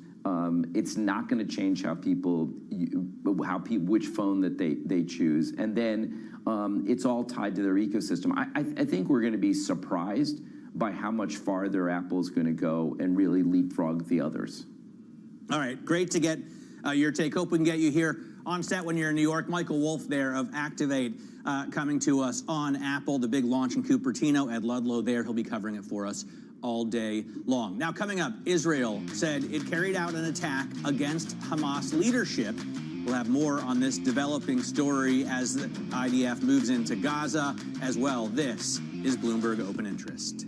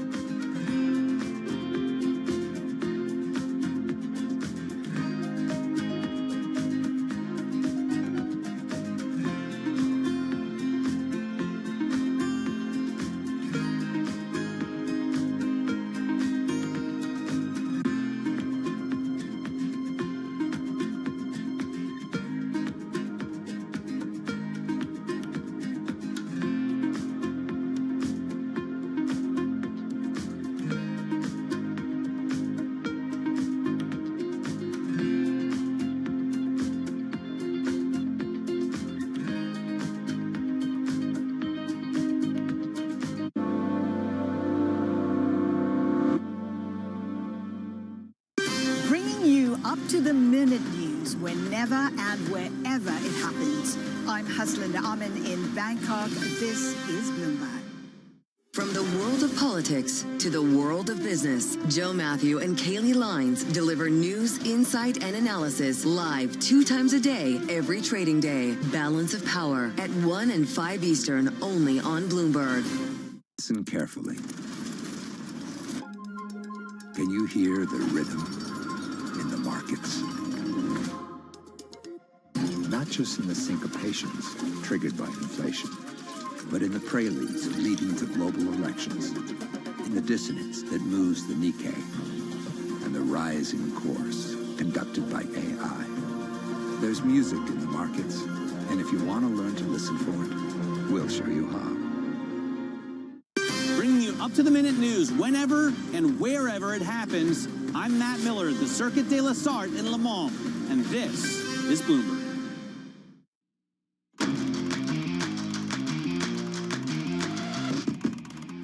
Israel says it has conducted a precise strike targeting the senior leadership of the Hamas terrorist organization. Let's go straight to Jomana Bersetchi, Bloomberg's host of Horizons Middle East and Africa. She joins us from Dubai. Jomana, what do we know at this point? Yeah, Danny, so about an hour ago, explosions were heard right in the center of Doha, in the cultural center, a part of town called Qatar.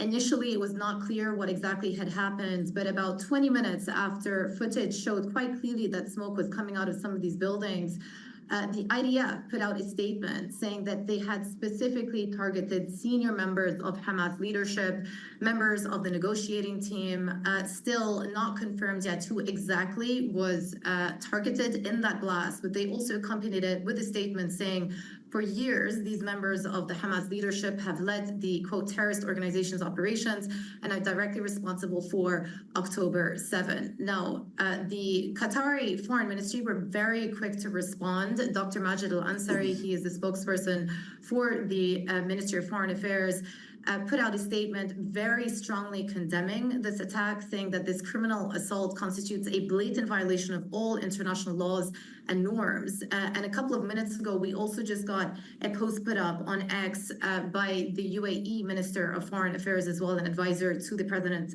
over here in the UAE, also saying that the security of Arab Gulf states is indivisible, and we stand heart and soul with the sisterly state of Qatar condemning this attack. So you're beginning to get the first response out of these UAE nations. And of course, it should be said that an attack like this on Qatar is unprecedented in nature. What you had back in the Iran-Israel war was somewhat of an orchestrated attack. You'll remember on Al Udeid base, done, administered by Iran. Qatar, in that circumstance, were given advance notice. This is a very different situation today and really takes this to the next level. What I would say is the backdrop to all of this is Israel has been expanding the offensive in Gaza City over the last couple of days, targeting high-rise buildings, issuing evacuation orders. But at the same time, you will recall that on Sunday, President Trump also said that it is time for both Hamas and Israel to get a ceasefire deal across the line. He also issued a very thinly veiled warning to Hamas, saying this is their last chance. This is their last warning. They have to accept the ceasefire deal that is being proposed to them by the U.S. And so this is the latest development, still trying to figure out who exactly was targeted.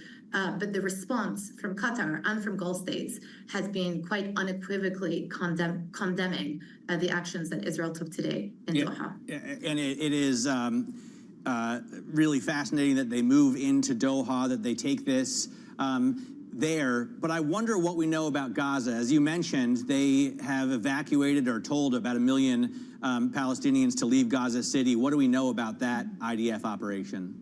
Yeah, so it's unclear at this point exactly how many residents have evacuated Gaza City. The latest that we know per the latest reporting is that only 100,000 residents have managed to evacuate. There are still about 900,000 residents still there.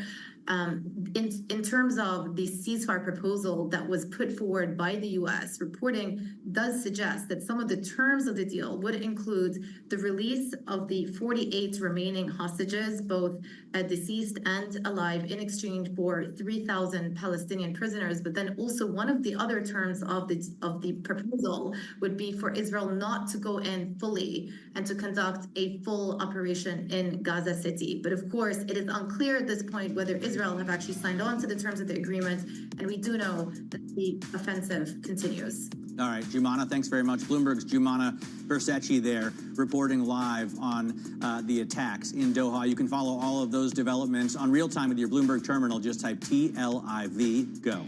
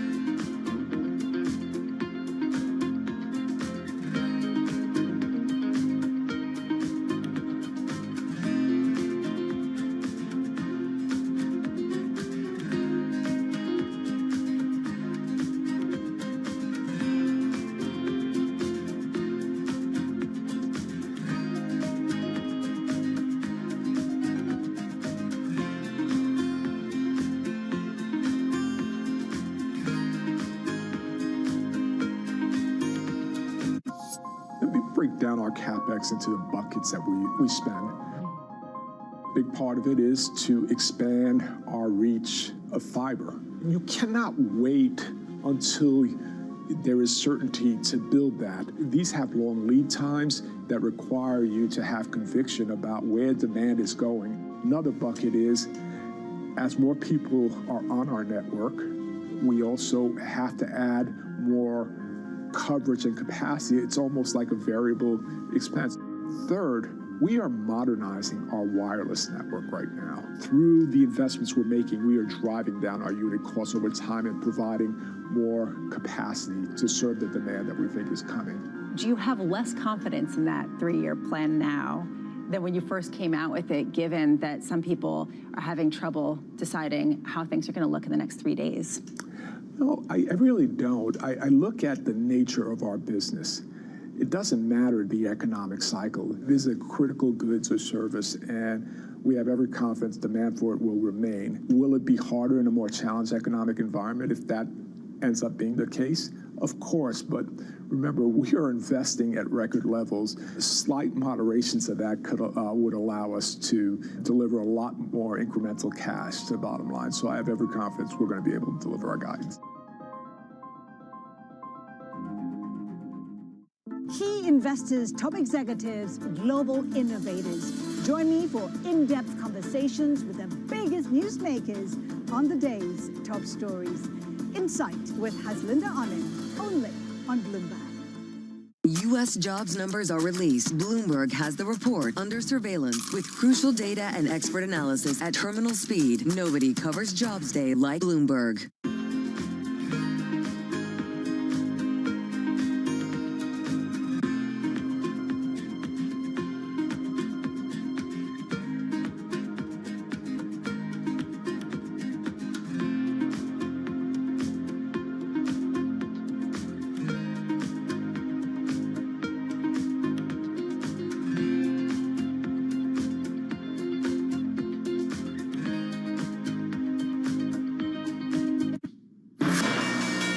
This is breaking news from Bloomberg. Good morning, everyone. Scarlet Fu and Tom Keene. And as Scarlet Fu predicted, it didn't come in, but there is the first print of this preliminary number, and it is toward what we heard from Dr. Englander. Scarlet, I'm going to suggest negative 911 is a wow statistic. Yeah, it definitely raises eyebrows, definitely at the far end of what economists were looking for. And you're looking at moves in the Treasury market. The 10-year yield has now gone negative. It was slightly higher, now lower at 4.035. 9%. The 2-year yield also gone negative. I mean, you look at it in terms of net change, it's little change, but they were higher. Gold over $3,700. That too. I know it's tangential, folks. Good morning, Dennis Gartman, James Steele at HSBC, to see gold explode up $33, 37.10 on gold. I have green on the screen, a little bit of an equity bid, the VIX 15.37. Let's go through the interest rate complex, Scarlett, before we go to IRA Jersey. I guess what I'm really looking at is the emotion here. Do we get a 10-year yield below 4%? Well, I don't see it yet. No, not yet. It's flat at 4.0379% because we like to go out several decimal points. Curve flattening here, and of course the 10-year real yield comes in really at the bottom end of the recent range, 1.67% on the inflation-adjusted, the residual 10-year real yield. We begin strong in this special edition of Bloomberg Surveillance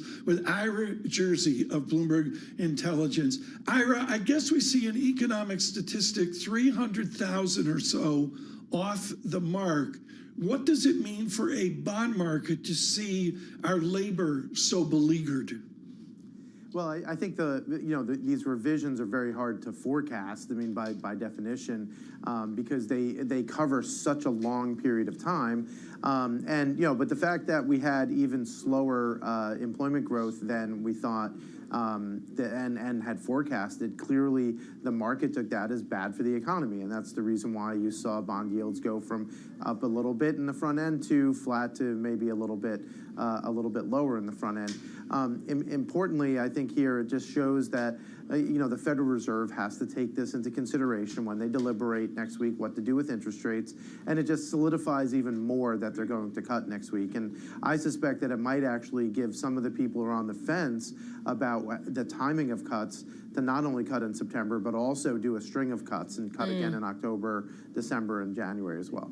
To your point about how it's very difficult to forecast this, in the survey of economists that Bloomberg has compiled, the lowest estimate for this revision was 900,000, and the actual number reported was 911,000 reduction in the number of jobs over the 12 months to March 2025. So we had expected a negative revision, perhaps not this sizable. How much of this was totally baked in to the point where a 50 basis point rate cut is something that is now becoming more of the default scenario?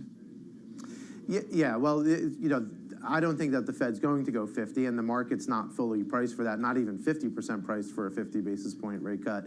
At least it wasn't when I walked in here. I haven't checked in the last 2 minutes, but I doubt that it's really changed. And one of the big reasons for that is there still is this inflation overhang, right? The fear about tariffs maybe still adding to some inflation. We haven't seen all of it. You've heard a lot of Fed speakers talk about the net effect of tariffs hasn't yet been seen. So I think the Federal Reserve wants to be cautious, right? And the idea that they don't have to go at every meeting, I think that's what this takes off the table, that unless you see a insanely low CPI print and tomorrow's PPI winds up being very low as well, at least below consensus, then the Federal Reserve probably just does their 25, then they guide, right? And it's that guidance, I think, that will ultimately move the bond market.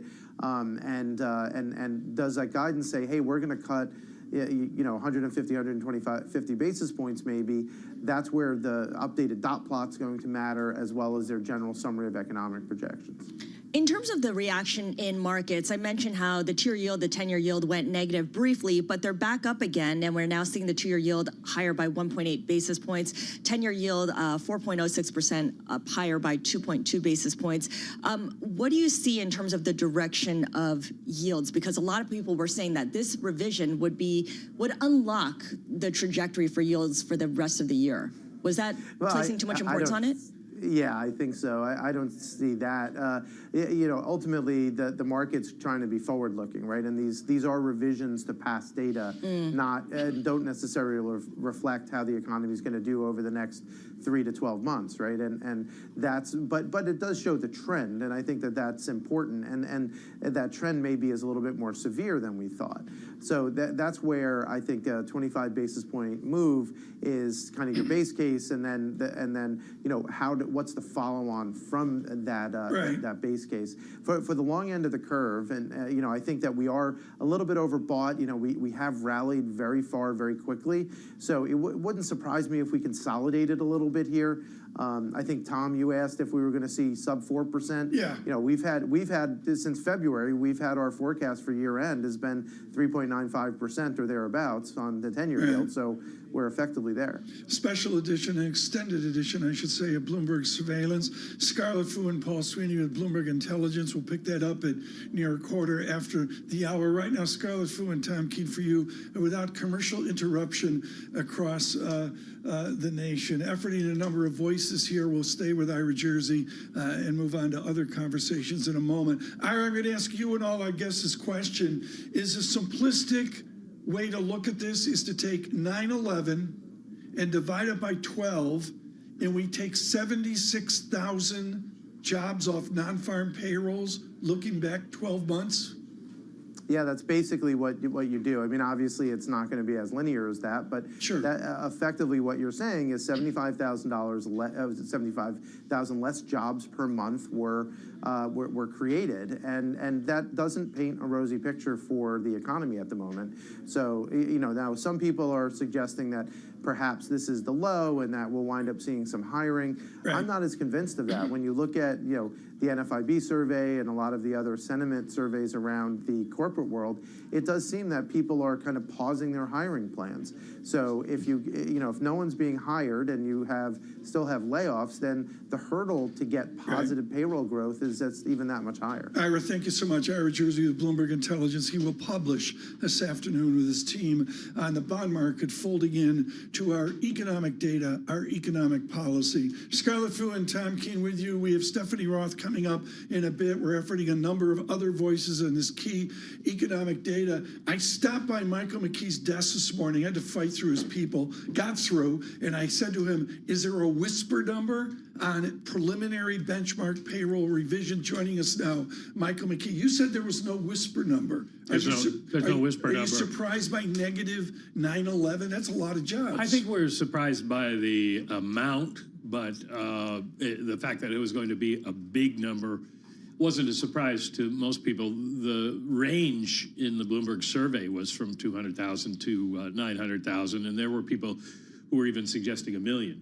And so that's not a surprise. But remember, what you have to do is take this, go back to March.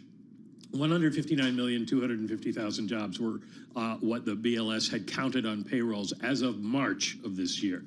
Now you subtract 911,000 from that in March, and that's where you are. So this is really backward-looking data. It's it's a way to update the data with actual data rather than a survey. Yeah. And it does show that the economy was weaker than we thought, but it doesn't have a lot of implications going forward.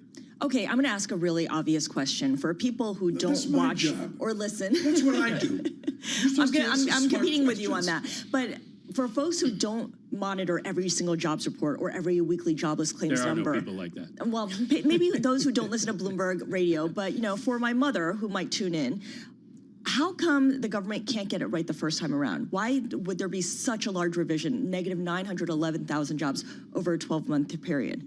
Well, the size of the revision is maybe a bit of a surprise, but the fact that they are revised, that happens every year, and it's hundreds of thousands in either direction, because what the BLS does is take a survey every year, or every month. They survey 161,000 establishments around the country, which is about, they say they account for about 33% of all payrolls. A sample. And this is the once-a-year data that they use when they get it in unemployment insurance taxes paid by companies, so they can see how many people actually were on payrolls, and that is about 98% of all jobs. So this is a much more accurate thing, but the numbers don't come out at the same time.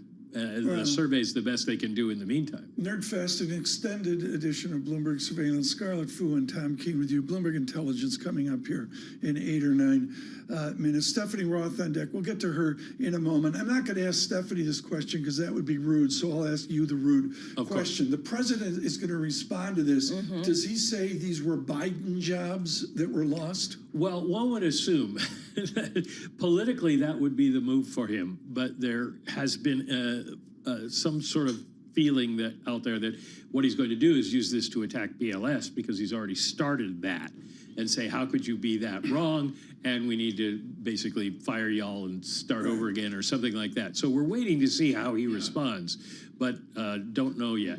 Michael McKee, thank you so much. Driving all of our economic coverage, truly knowledgeable on these arcane economic moments here. Again, if you're just joining us across the nation, a preliminary benchmark, payrolls revisions, a non-event for years.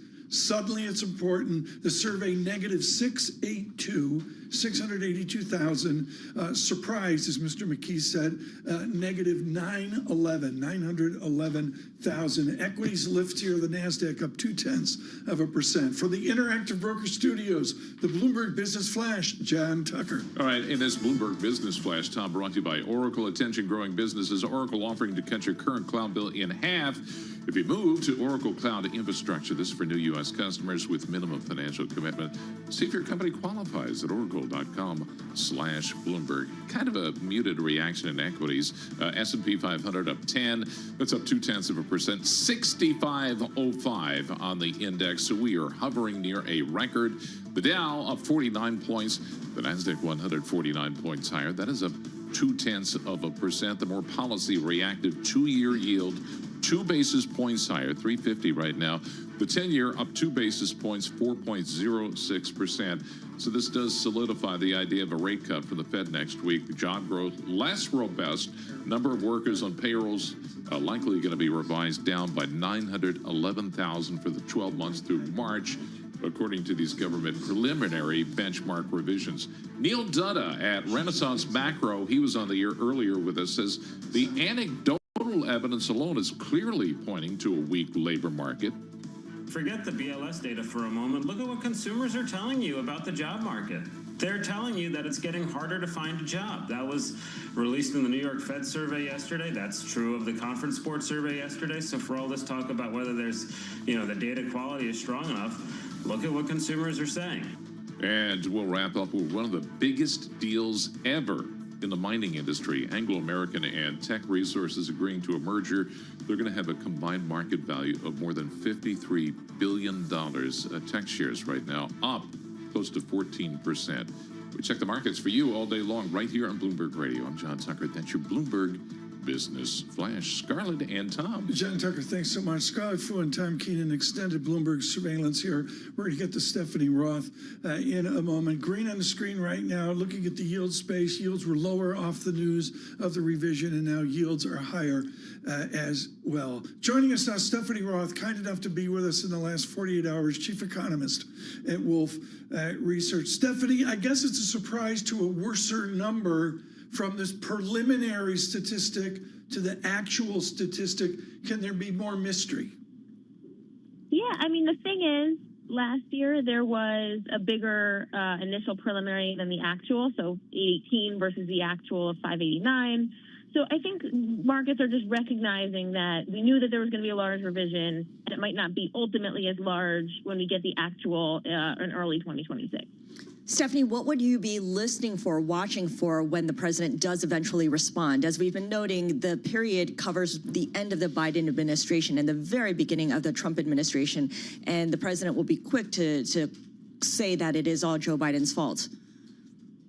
Yeah, I mean, I think that's probably right, and perhaps, as Mike McKee was saying earlier, it's perhaps more of just an attack on BLS and not getting the numbers right. Granted, this is a really difficult thing to estimate in real time, and BLS does their best by having a survey that doesn't represent the full sample. So once they incorporate all of the data from the unemployment insurance records, then they can get the full picture, and it's not always exactly right. But what we have seen is the preliminary is larger, shows a larger revision in recent years than the actual. Stephanie Roth with us, and we will continue with Ms. Roth of Wolfe Research. News intrudes. Oil is surged up $1, up 1.5% on Brent crude, 66.58 on Brent crude. Gold elevated $15. Our top live team, thank you, Paul Wallace, for your leadership in the Middle East. Israel strike in Qatar. This attack in Qatar is unprecedented. It's difficult to overstate how angry it could make the leadership in Doha, as well as other Gulf states, such as Saudi Arabia and the UAE. And to go over to the headlines, this is just breaking now in terms of actual headlines and not speculation. And the headline is simply, Israel targets Hamas leadership in strikes on Qatari capital. That from our Paul Wallace and Elisa Odenheimer as well. Scarlett Fu with Stephanie Roth. So let's follow up on that headline with oil prices now rising, and you see WTI, for instance, up 1.5%, Brent crude up 1.5% as well. We're talking about approaching a high $60 range at some point. What does that mean for the inflation picture, Stephanie? We get CPI and PPI this week, and all focus will be on that. But down the road, if this war is revived and this becomes a constant pressure point, how are you folding that into your analysis of inflation? Yeah, I mean, there does continue to be more inflation pressures than generally expected. So oil prices, you tend to look at it a little bit differently, and that's why the Fed looks at core, which is food and energy.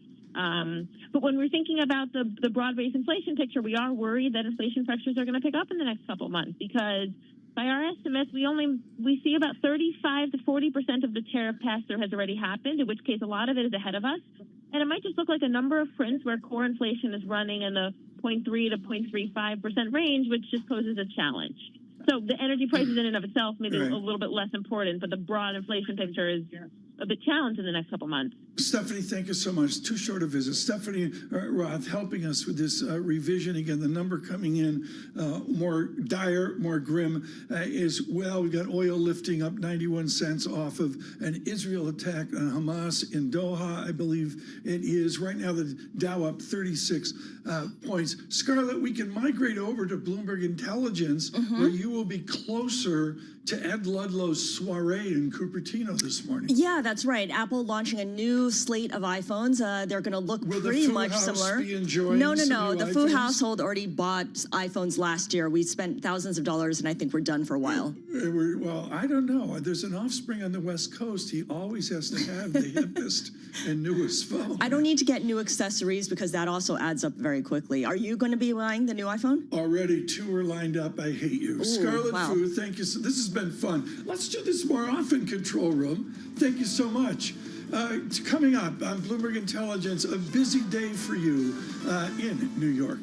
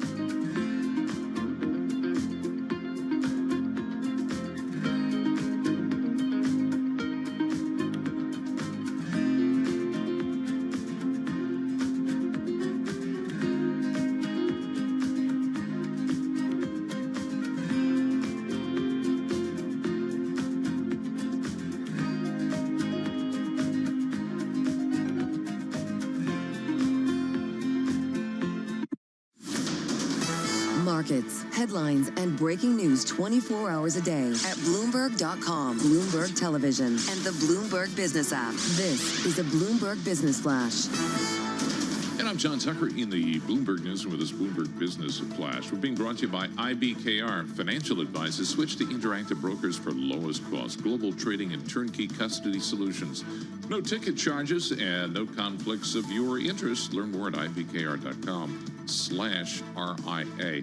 So this may seal the deal for a Fed rate cut next week. This morning, bigger than expected revision to the U.S. jobs data, signaling a continuing cooling labor market in the U.S.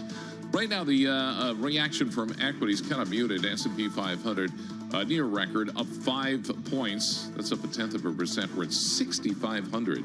The Dow Jones Industrial Average up just a point. The NASDAQ 100, 25 points higher. That is up about 0.1% right now. The 2-year yield, 3 basis points higher after those revisions, 351. The 10-year up 3 basis points. That is at 4.06%. Explosions in Qatar. Israel says it attacked Hamas leadership. That has oil prices spiking right now. Brent is up 1.5%, along with American crude, NYMEX crude, 67.01 a barrel. In the meantime, the U.S. is urging U.S. citizens in Doha, Qatar, to shelter in place. We have gold at a record today. And live from Cupertino, a product launch from Apple today. Among other things, they'll introduce the first entirely new smartphone model in several years. This iPhone, we expect it to be called the iPhone 17 Air, is going to be thin and slim, but it's going to sacrifice battery and camera. Shares of Apple right now down about 0.6%. We check the markets for you all day long right here on Bloomberg Radio. I'm John Tucker. That is your Bloomberg Business Flash. You're listening to Bloomberg Intelligence with Scarlett Fu and Paul Sweeney on Bloomberg Radio.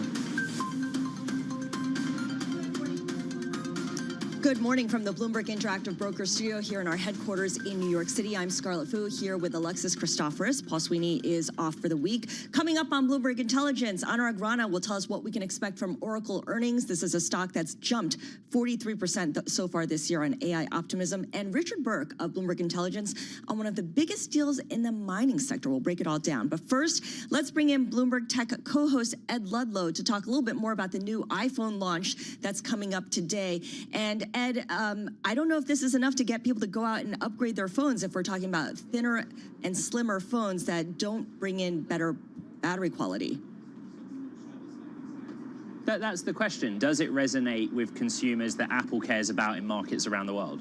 Right? The basics of it are iPhone 17 generation, a base model, a Pro model, a Pro Max model with a larger screen, and the biggest development, as per Bloomberg's reporting, iPhone 17 Air, the thinnest model, 5.5 millimeters of thickness, 6.6-inch screen. I heard you discussing with Tom Keene about generation to generation in your household. Well, if you just got a new iPhone in the 16 generation, why go out and get it? That's all that the question is, Scarlett. You know, do those thin features resonate with you? We can get into the development arc and history of Apple's rollout of products like this when they enter into new sort of categories.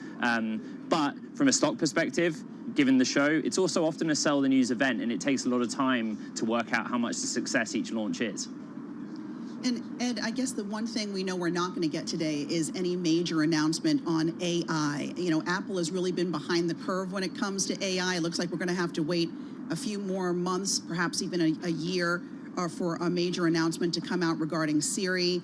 I'm curious, you're there, right, at the Apple event in Cupertino. Sort of what's the feeling there? Is there the usual excitement? Is there something different about this event than in prior events? There is, and this is the biggest event of the year. You can look at smartphone market data and see how Apple handsets generally compare against Android handsets, principally Samsung, but it matters to the technology community and it matters to investors. You know, like I look at it really simply, that Apple is the world's 3rd largest company by market cap, right, by value. iPhone is 50% of revenue, and the timing of this event always brings with it intrigue. We're in the fiscal 4th quarter. But the fiscal 1st quarter of the following year is the holiday period. And it goes back to Scarlett's original question. The details and capabilities of each generation of handset matter because Apple needs to drive revenue and drive revenue growth. And that key holiday period can be a time where Scarlett Fu's household goes, you know what, come on, Mum, let's get a new iPhone 17 of some description. Yeah, that's not happening right now. We're still recovering from spending all that money for the iPhone 16 line. Ed, does the new Apple Watch matter? Does the new Vision Pro matter? Because there will be upgrades on those pieces of hardware, but I don't see those as really moving the needle for Apple when it comes to its revenue line and therefore its profitability. I think you're right on that. I mean, on the Apple Watch in particular, the reporting from Bloomberg's Mark Gurman is that at the higher end, you get a watch that will have satellite connectivity and a larger screen, putting it in kind of more direct competition with ultramarathon Ironman participants who want to go off the grid and have that kind of high-end fitness device, extreme sports device. One point I make to you, irrespective of Watch and Vision Pro, is that the carriers and cell service companies are going to matter here, right? Because one thing that might persuade the consumer is trade-ins and other incentives to jump back into it immediately to a new generation of phone. And all of that will come into play this afternoon, particularly when we think about pricing, whether prices go up or they don't. Yeah, and that's I think the big question, right? It is pricing is going to be one of the most closely watched things at today's event. Are you getting the feeling that there are going to be hikes here? Or is Apple going to try to eat these higher costs, most of them due to the tariffs? It's one of the wonderful moments where we just say, we don't know. You know, in the past, Bloomberg's Mark Gurman has reported very specifically what the price of the handset's going to be. And generally speaking, he's been very accurate. It's a story either way. If Apple raises prices across the range and passes them on to the consumer, that's a consideration for the consumer. Are the features compelling enough to stomach that price increase? If Apple eats the price, then you're getting into financial analysis of and bottom line management. It will be interesting to see, and I bring it back to the carriers. You know, what role will T-Mobile and AT&T play this afternoon, and how quickly they come out the gate with trade-in deals not negates price positioning, but it is a big factor, particularly, again, going back to the timing of the fiscal quarter and the holiday period to come. Right, that might just be the catalyst to get people to upgrade their phones. Paul, Ed, before we let you go, I was thinking Paul Sweeney was sitting next to me, but he's, of course, in Italy vacationing. You miss him. I know, we do miss him. I do want to ask you about the iPhone and where it's made, because President Trump has come back to this idea again and again that Apple should make the iPhone in the U.S. Pretty much Tim Cook has made it clear that that's not a possibility. Analysts have looked at the numbers every which way. It's just not possible, is it? Apple has committed hundreds of billions of dollars for largely supply chain focused changes in the United States on key components, processors, in other words, chips that are manufactured in America, and some specific product lines. The reality is this: if you go to mainland China or to India, it is not as simply as talking about the facility that assembles the phone. It is the city around it of key suppliers in immediate vicinity to that facility. And going back to 2017, Tim Cook describes it like this: in China, you could fill a sports stadium with tooling engineers. In America, and this is true across many technology industries, you cannot. You know, it's not as simple as saying, do it, move iPhone production to America, and it's hard to see that being addressed or coming up today. All right, we're going to have to wait and see. It's all happening 1 p.m., I guess, Pacific time. Ed Ludlow is on the case for us, Bloomberg Technology co-host, reporting there live from the Apple event in Apple headquarters in Cupertino, California. All right, we want to move on now to Oracle, because the pressure is on that tech company to deliver another quarter of strong revenue growth powered by artificial intelligence. The stock has had an incredible run up about 40% so far this year. Taking a look at the stock right now, Oracle's down about 0.7%. With a preview of what we can expect after the closing bell, that's when they're out with earnings, is Anurag Rana, Bloomberg Intelligence technology analyst in our Chicago office. So Anurag, what's the main thing you're looking for in Oracle's report today? I think supply challenges and their capital expenditures are the two most important things that we'll be looking for, especially as we have a very good, you could say, tea leaves that the demand for AI infrastructure is very strong right now. When we look at results from Microsoft, even the Microsoft Nebius alliance yesterday shows that, there is need for more capacity out there. But the big question is whether they have the chips, whether they have the infrastructure to fulfill that demand. So what's interesting about Oracle is that there was a while where it was just kind of sluggish. It didn't really do anything. This was a company that's a serial acquirer, and that's how it would get its growth, by buying other companies, until the AI revolution came through. Are investors or analysts done re-rating Oracle, Anurag? No, I think you will look at, Oracle improving their sales growth for the next several years. A lot depends on how long is this big boom for AI infrastructure build up. Because as you rightly said, there was a while where the growth rate was sub 5%. But now, because of their cloud infrastructure product or the business, it's now going to get in double digits, which is, very unusual for a mature company like Oracle. But the big question is whether, do the AI infrastructure build up lasts next 2 years, 3 years, or longer? And then that's really the main driver for Oracle at this point. I guess the question is, even if Oracle comes in with really good numbers after the bell, what will the stock reaction be like? Is it going to be as lofty as we saw last quarter? It's very, I'd say it's very, you can't really make a prediction out of that, because a lot depends on what kind of bookings there are, what kind of capital expenditures goes in, how much hit they're going to see from the margin on that because of this business that's coming in. Initially, because it's a lower margin business than compared to some of their older software products. So I would say there are a massive amount of variables when it comes to the stock reaction. But when it comes to fundamentals, one could argue that they're going to improve over the next few years. Yeah, to your point, Alexis, I'm just looking at the SURP function on the Bloomberg. And last quarter, Oracle surprised by about 3.5% with its bottom line, and the stock jumped 13%. Before that, the stock had fallen the 2 preceding quarters when the results came out. Anurag, what will you be listening for on the earnings call when they talk about the road ahead, and especially what kind of demand they're seeing from customers? Yeah, as I said, capital expenditures is important because we know they have a very large contract with OpenAI coming in. So how much they have to spend for that? Second question is going to be, do they really have the chips and the hardware needed to fulfill that demand? Because right now, the entire industry is capacity constraints, not just on the chip side, but also on the power side, because that's an area where I think everyone is struggling at this point.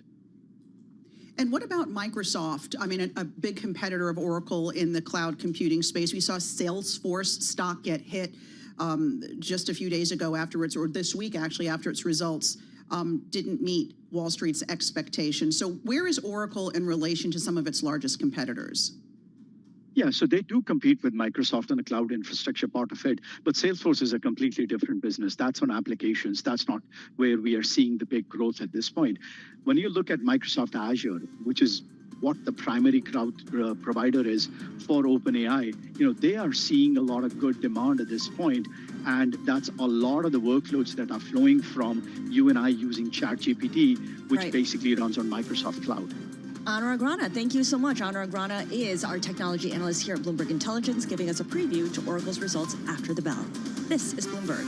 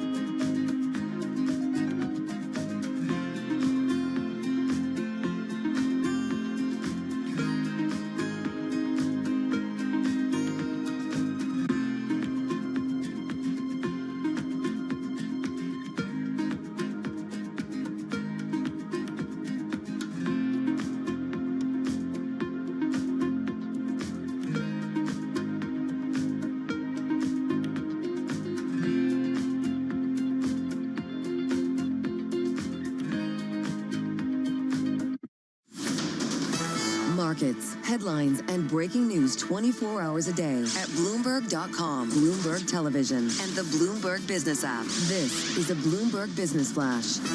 And I'm John Tucker in the Bloomberg Newsroom with this Bloomberg Business Flash. Major stock averages, they've turned mixed right now.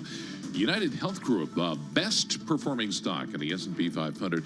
They expect most of their Medicare Advantage members to be in the highly rated plans that they earn bonus payments for next year. That's why the stock is higher right now. It is up just about 4%. We also had Israel's attack on Hamas in Qatar, and that is pushing crude oil prices higher. Brent, which I'm going to call the international benchmark, that's up 1.6%. As a result of that, energy is now the best performing of the 11 major industry groups in the S&P 500. Bigger than anticipated revision to the jobs data. That signals a cooling labor market in the U.S., probably seals the deal for a Fed rate cut next week. Meantime, Matt Maley at Miller Tabak says an interest rate cut from the Fed isn't necessarily good for stocks. When you see significant decline in interest rates, that means we're headed for a slowdown or a recession. That's actually negative for the stock market. And we saw it, we've seen it literally 6 times in the last 25 years. The stock market has gone down in tandem with the decline in interest rates. Again, the S&P 500 right now down just about 9 points. Oracle reporting after the close, down 1.2% ahead of that.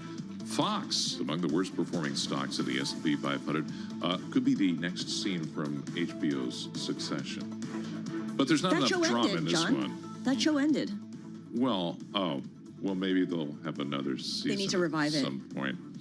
You think I'm up to speed on these things? Anyway, Rupert Murdoch I caught him. And his kids have resolved that messy family feud settlement that gives Lachlan Murdoch broad control. Can we say he's the favored son? He is now. Yeah, well, it also ensures Fox News and the rest of the media empire kind of retain their conservative slant. Fox A shares, they are down close to 6%. We check the markets for you all day long, right here on Bloomberg Radio. I'm John Tucker. That's your Bloomberg business. Was it canceled, the show? Or just No, it just wrapped up. Yeah. It was Okay. ran its course. It was wonderful while it was happening. Never saw it. Jesse Armstrong, let's get an update. John Tucker, thanks so much. Also, just want to bring you all this news crossing the Bloomberg wire. The White House is actually saying that Israel notified the U.S. of that strike against Qatar at Doha earlier today. And as John noted, we've got crude oil, Brent crude as well, up nearly 2%. We're going to have more on this unfolding story throughout the broadcast. But I want to talk now about the Fed, because that's what we keep doing here as we lead up to next week's meeting. And Wall Street's betting on the Fed handing us our first interest rate cut of the year. How large of a cut is still up for debate, but what's it going to mean for banks, especially those regional banks? Well, who better to talk about it than John Buren? He's CEO of Flushing Financial, and he joins us here now in our studios. John, good to see you. Great to be here. I'm just curious, because I know that smaller banks can usually be more nimble when there's policy change. What are you looking for from the Fed next week? And how are you positioning your bank to take advantage of whatever it is they do? Well, we're in a great position if the Fed cuts rates. Our funding costs go down and demand starts to pick up. So we've been dealing with, for about 2 years, with pretty much a inverted yield curve, and that is not the best place for banks to be. So banks tend to, particularly community banks, tend to borrow a little bit on the short side and lend a little bit more on the long side of the yield curve. So having a more positively sloped yield curve would be very, very helpful. So if the Fed reduces rates, that reduces the shorter end of the yield curve. So we're hopeful to see more than one, but we've got high expectations for the one in September for sure. Positive impact for us. As Alexis mentioned, this will be the first rate cut of the year, so there's been a lot of anticipation that borrowing costs will come down. What kind of preparations have your customers, your clients made for this rate cut? I mean, are they ready to go when that rate cut comes through? Oh, I think they've been ready for a while. They've been holding back on investments, clearly. So we've seen over the course of these past couple of years, really very, very low rate of investment, a very, very low rate of companies building more plant, going into longer term investments. The commercial real estate market is very, very very slow at this point in time. So we have an expectation that if those rates start to come down, that will generate a significant amount of business. A lot of your business does come from the small business and commercial side, right, versus individual or residential. But I'm wondering if those two markets are sort of in lockstep with each other. Have they been? Oh, they clearly are. I think I think a reduction in rates will help housing costs as well, and possibly spark another round of refinance activity, which is always very important in the real estate market. You're very much exposed to multifamily housing, lending to companies that are invested in that space. What can you tell us about where things stand right now? Because there's an affordability crisis, not just in New York, but across the nation. And I'm wondering how that plays out on your customers and what that means for their demand for loans. So the multifamily market has been pretty calm over the past couple of years between the rate environment and also the situation with respect to concerns about multifamily in general.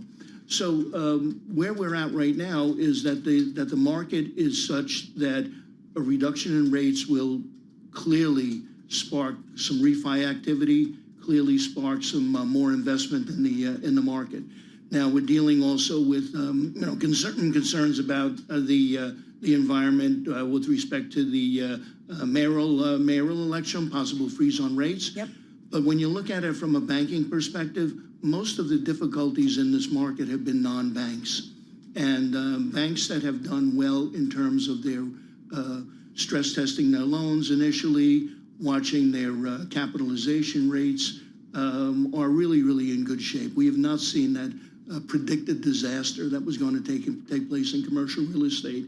And reduction in rates will just help to move us in a positive direction. What is the regulatory landscape like for the regional banks right now? And has it been a friendly one for you over the past few months? It clearly is showing signs of improving.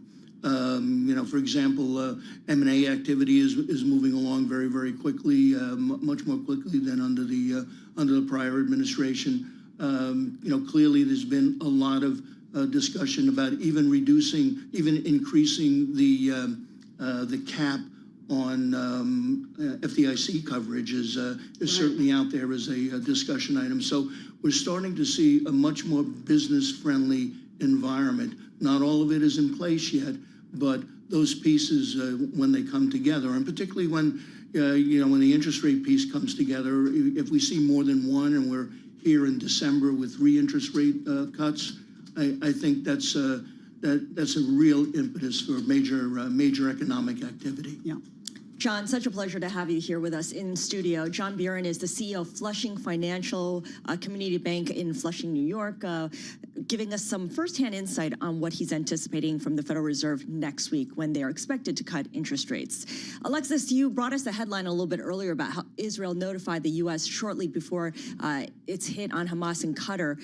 And we see oil prices climbing on the back of that news, of that hit. And we could see WTI, for instance, up 1.7% right now, 63.32 a barrel. Brent, which is the international standard, gaining by similar margin now at $67 a barrel. So we need to bring in our Mike McGlone. Mike McGlone is our commodities specialist for Bloomberg Intelligence, and he joins us now from Miami. Mike, this strike in Qatar, a surprise clearly because it escalates the conflict in the region and certainly increases the geopolitical risk premium for crude. I'm a little surprised that the move in oil prices is therefore somewhat held back a little bit, just 1.7% higher. What do we know? What do we not know right now? Hey, Scarlett. The key thing is from that situation, the bottom line for any of these type of events is, will there be a disruption in supply? And typically the market's becoming very much immune to these. It's very unlikely and very unlikely to be enduring. So markets, I'm sensing, are just looking for an opportunity to sell. So for instance, right now, you mentioned WTI crude oil, $63 a barrel. Last year's low is 65. So it maybe gets up to that year low. So that shows an overwhelming bearish market, excessive supply and declining demand. And when's the last time you've seen upward demand estimate revision on a global basis? So it's a bear market. So these type of things, markets becoming immune to. It needs something significant to keep it higher. Otherwise, responsive sellers are probably going to win. To your mind, what's the biggest catalyst for the oil market right now? I mean, we know that OPEC Plus had that smaller than anticipated promise to pump more. We've got, China stockpiling oil amidst concerns. What's the number one thing to your mind that's driving the market? So the bottom line, Alexis, is the big pump in prices to the peak in 2022. That shifted the world order. It's not just crude oil. It brought on that excess of supply. Remember, it's a high elastic commodity, and it shifted the world over towards EVs and to reduce demand. Certainly in China, demand and imports are declining. And now we're all heading lower. It's not just crude oil. It's happening in natural gas, in the grains and corn and soybeans and wheat. So they're all in that same stage of heading towards that low price cure. What's going to stop it? The key thing I'm worried about is what might accelerate these downward trends.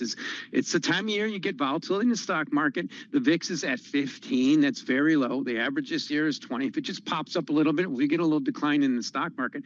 That's a significant deflationary force in commodities. So they need something to keep them elevated. The stock market has been elevated. So if the stock market drops a little bit for this normal September, October volatility, these commodities are already showing that deflation. It's very much indicative of what's happening in China. The key thing I like to mention is that 10-year note yield in China today is 1.8%.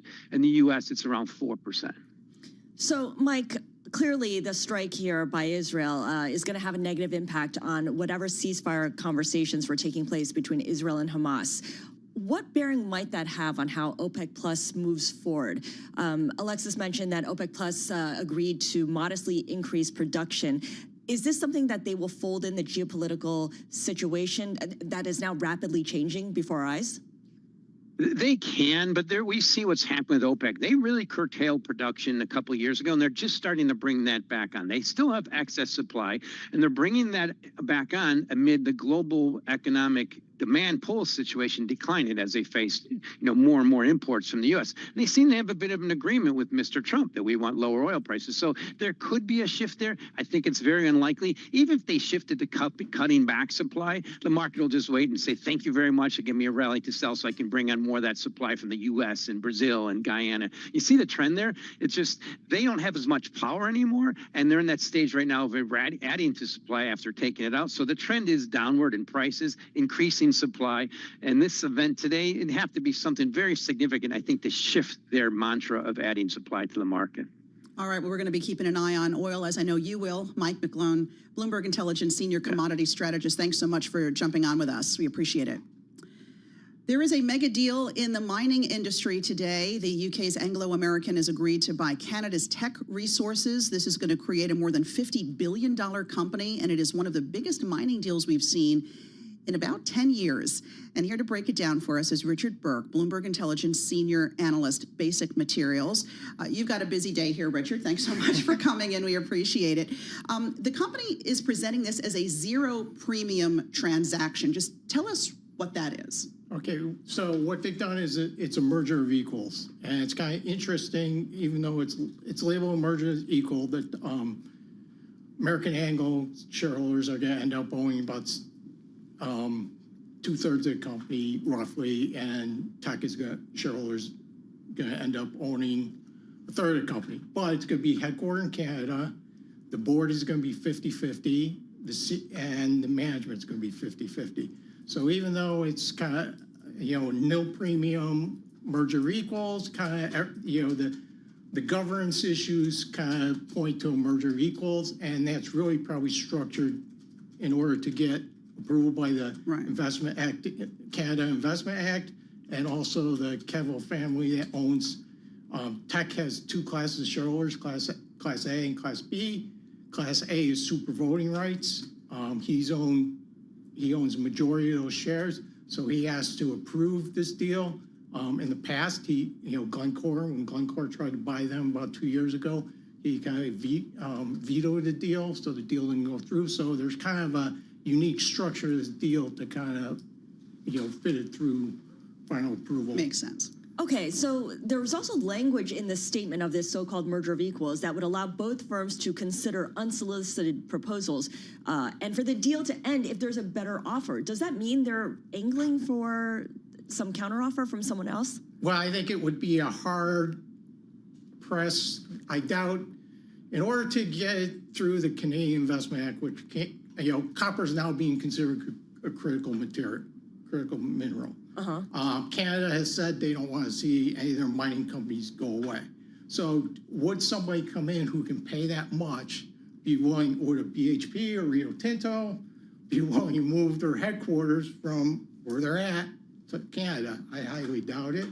So, but I think you have to put that language in the deal that, hey, we're open to. So it's like boilerplate language more than anything boilerplate, and else. also prevent that you don't get sued by shareholders that you haven't gone out and looked at for all deals. Right. Do you think that this deal, though, between Anglo-American and Teck is going to be the thing that sort of ignites more M&A in this industry? I think, you know, there used to be an old saying, I used to cover the oil and gas industry years ago before I more focused on metals and mining. There used to be an old saying, it's cheaper to drill on Wall Street than drill out there in the field. And that seems to be happening in, if you look at how much it costs to, you know, get a new copper deposit up and running, also how many years we're permitting and all the other things that happens, you can see that maybe you sit down and look at this and say, okay, it may be cheaper to mine on Wall Street than go out and make a mine. Okay, before this deal was announced, we've seen that both companies have tried to simplify their businesses. Teck sold the majority of its coal business to Glencore. Anglo-American exited the platinum business and is trying to sell its coal mines and wants to get rid of its De Beers diamond unit. Is that going to continue that effort, and will it be harder or easier to do that as part of this giant company? Well, they're both going to, Anglo is going to continue to try to sell coal business and sell De Beers. They think they're going to get it done before the deal closes. The deal's supposed to close 12 to 18 months, they said. Those are, you know, and Teck was, you know, 2 or 3 years ago, there was a big push for green companies. Coal is viewed as very dirty and things like that. So not anymore. Right. We've seen companies try to get out of that business to kind of appease shareholders, especially over in Europe. It's a bigger push much than in the U.S. So I still see those actions continuing. It's being billed as a merger of equals, but I'm wondering if one party here is getting a better deal than the other. Because if you look at Anglo-American, if this happens for them, they're going to get that high quality copper asset, right, which is really coveted in the industry. Would you agree that Anglo-American sort of has a better end of the bargain here? Well, the question is, Teck has had problems bringing a new mine on Quebrada online. And the question is somebody, one of the investors I was talking this morning goes, well, yes, if QB gets fixed and everything runs, it looks like a great deal for Anglo, but are you buying a fixer-upper or not? You know, and Teck, honestly, you know, they've been very good operators in the coal business. They've kind of exited the coal business. They haven't been as good operators in the copper business. So to bring in some expertise, Anglo has a little more expertise in the copper business, it may help them, you know, realize the value there. Richard, you mentioned that Canada needs to approve this deal. I believe the regulators in China and the U.S. need to as well. Which countries are going to be hardest to get approval from? Well, I think it all depends. You know, a year ago I would have said Canada, but given that China probably considers copper a critical mineral now, that may, and giving how the geopolitics that are going on in the world, it may be, there's going to be everybody taking a kind of a very measured look at this deal before it gets approved. All right, so that should be the interesting part of it then. Richard Burke is Senior Analyst of Basic Materials for Bloomberg Intelligence, talking to us about this massive deal, Alexis, where Anglo-American is buying Teck, but it's more a merger of equals. I don't know if I actually believe that. I'm with you. I don't know. Happen. I feel like Anglo might have a little bit of the better deal here. Thanks to Richard for breaking it down. All right, for our listeners in the U.S., a reminder that you can listen to us via satellite radio on Sirius XM channel 121. Access the world's only global audio business network, coast to coast, 24 hours a day. Bloomberg Radio on Sirius XM channel 121 is presented by Oracle. You want to stay tuned for the latest market news and industry research, because the next hour of Bloomberg Intelligence begins right now. We have a stock market that is in stasis, little changed at the moment, and yields that are higher. This is Bloomberg Intelligence on Bloomberg Radio.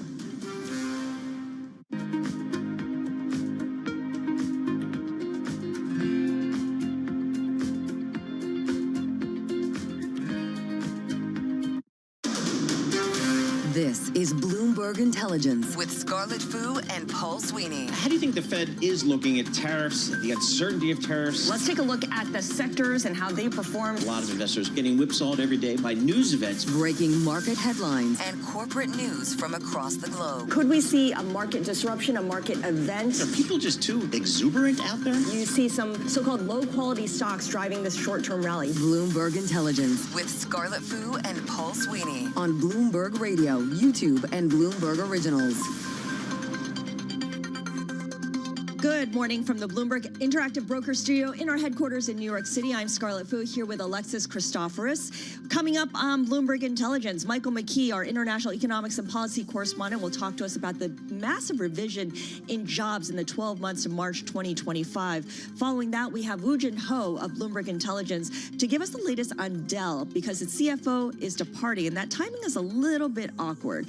And Brian Jacobson will be on. He's the chief economist at Annex Wealth Management to discuss his outlook for the markets here as investors continue to price in a 25 basis point rate cut, at least in September.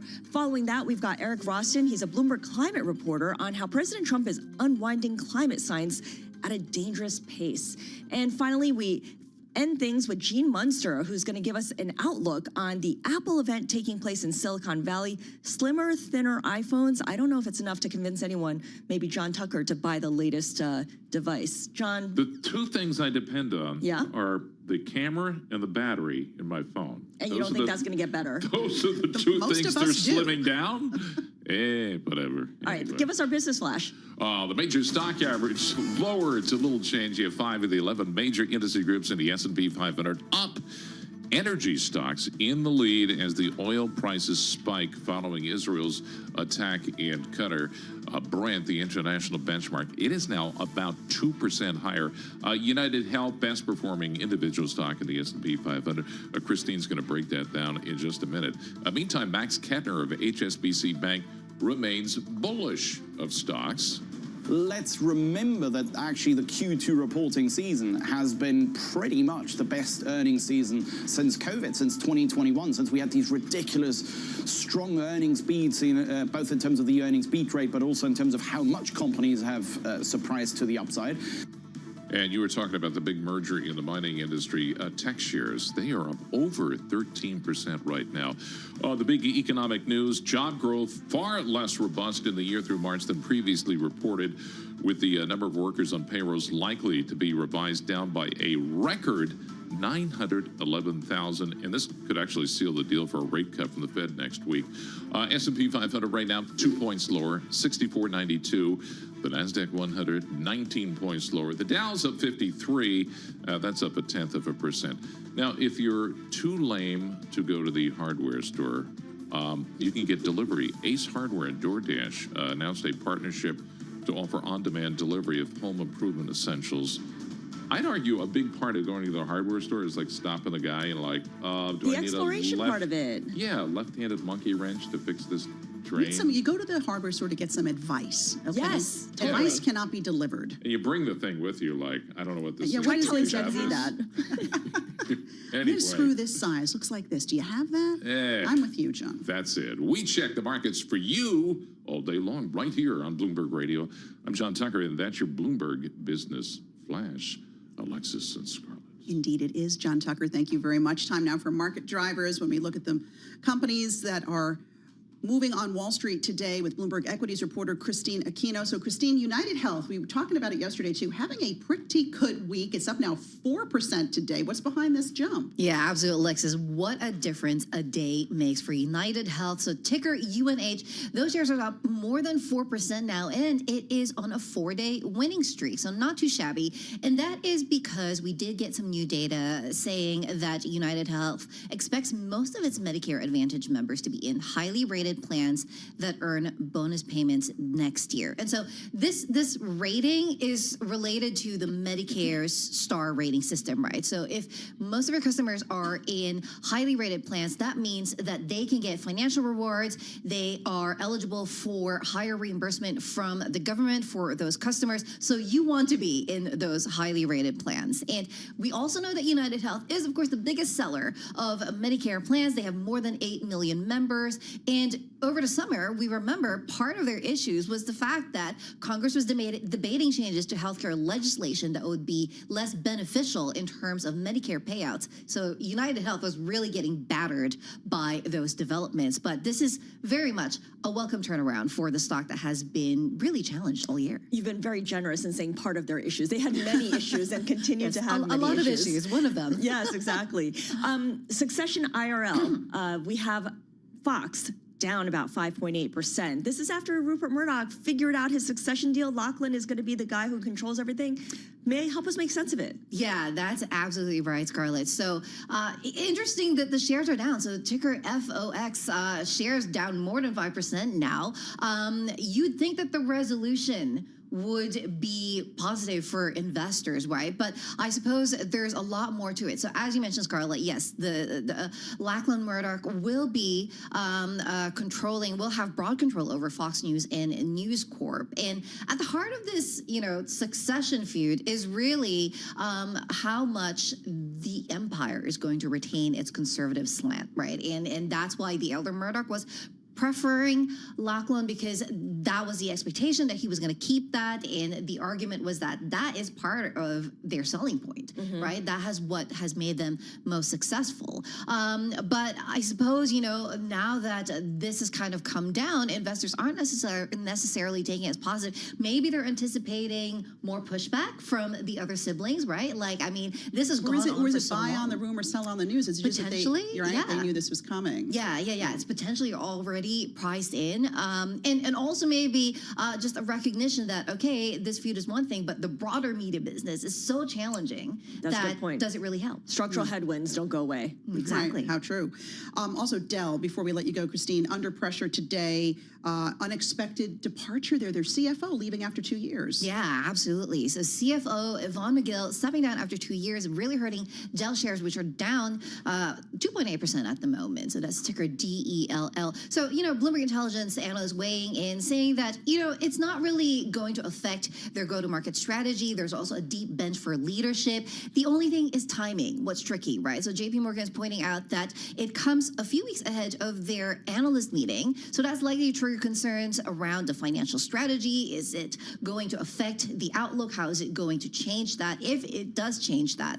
So yeah, it really is just a little bit of concern around the timing, and that's where we're seeing it on the back foot today. I'm so glad that you bring up Bloomberg Intelligence, because Woo Jin Ho will be with us shortly to give us a deeper dive into Dell. The shares, again, down about 2.9% on this unexpected departure of the CFO. Christine, thank you so much. Christina Aquino with our movers. And for more conversations like this, be sure to subscribe to our Stock Movers Reports. Listen for 5-minute audio reports on the biggest winners and losers in the stock market. Subscribe to Stock Movers on Apple Podcasts, Spotify, or anywhere you listen. Alexis, where were you at 10 a.m. today when the BLS released new numbers on the state of the U.S. labor market? I was glued to my Bloomberg terminal. That's Scarlett. the right answer. That's where I was. It was a big revision down, a record 911,000 jobs revised down from the 12 months through March of 2025. So, of course, we need to bring in our Bloomberg senior economics and policy correspondent, Michael McKee. Senior or chief? I don't know. They both sound whatever you want. Our principal economics and policy. That guy who sits over there. No, more than that. Michael McKee, this number, we knew the direction. It was going to be a revision down. We didn't know the extent of it. Was this pretty much a non-starter for markets in terms of what it means for what the Fed does next? Yeah, I mean, this is old data, basically. It's what the level of employment was in March of this year. And it's 911,000 lower than we had thought. But it doesn't tell you anything about what's happening in the labor market now or what's going to happen in the labor market. And those are the things the Fed has to worry about. And so those are the things the markets are going to worry about. Any reaction from the White House so far since this has come out? Not from the White House, but from the Labor Department. The Labor Secretary putting out a statement saying BLS is doing a terrible job and needs to be reformed, and the Trump administration will fix it. Nobody else really thinks that, but that's their story, and they're sticking to it. And it's not just the fact that we don't have a permanent head of economic statistics at the BLS. It has nothing to do with that. It has nothing to do with that. But there aren't as many people working at BLS as there used to be. Molly Smith writing a story on the Bloomberg Terminal about how there are a lot of high-level roles at the agency that are vacant right now, which makes it more difficult for them to produce the data that the government then distributes that investors then rely on. And it makes it more difficult for them to make the changes that the BLS knows it should make to try to make their data more reliable. Their budgets have been cut over the years, so developing alternative sources of data is difficult because you have to create a whole new parallel system so you can test it against the one that you have to see if it's better. Just buying data isn't going to make a difference. And then they are about 20% lower staff than they were in January because of the DOGE cuts. And as you mentioned, a lot of senior officials' jobs are unfilled, but they can't fill them because the administration has a hiring freeze on. So they've sort of tied one or both hands behind the BLS's back and said, make changes anyway, which it's very hard for them to do. Well, look, this revision of 900,000 fewer jobs is really big, I think, we could objectively say. Just explain to us how and why these numbers can be so off from the original numbers. Because when you think about it, if we were all off that much by things we had to do at work, we'd probably lose our jobs. So I mean, like, so how do we get here? Why are the numbers so far off? Well, I actually have to say your premise isn't necessarily correct. Do you have any idea how many full-time jobs there are in America? Anybody want to make a guess? No, but she's not an economist either. I know, but she's glued to her Bloomberg, and it's available there. That's my ad. I don't know that function. Ad for the Bloomberg. 159,500,000 roughly. So the miss of 911,000 was something like a 0.7% error. So it's not a huge error in these cases. It just sounds big because we haven't had the size of those kinds of misses before. We haven't had the size of this kind of economy before.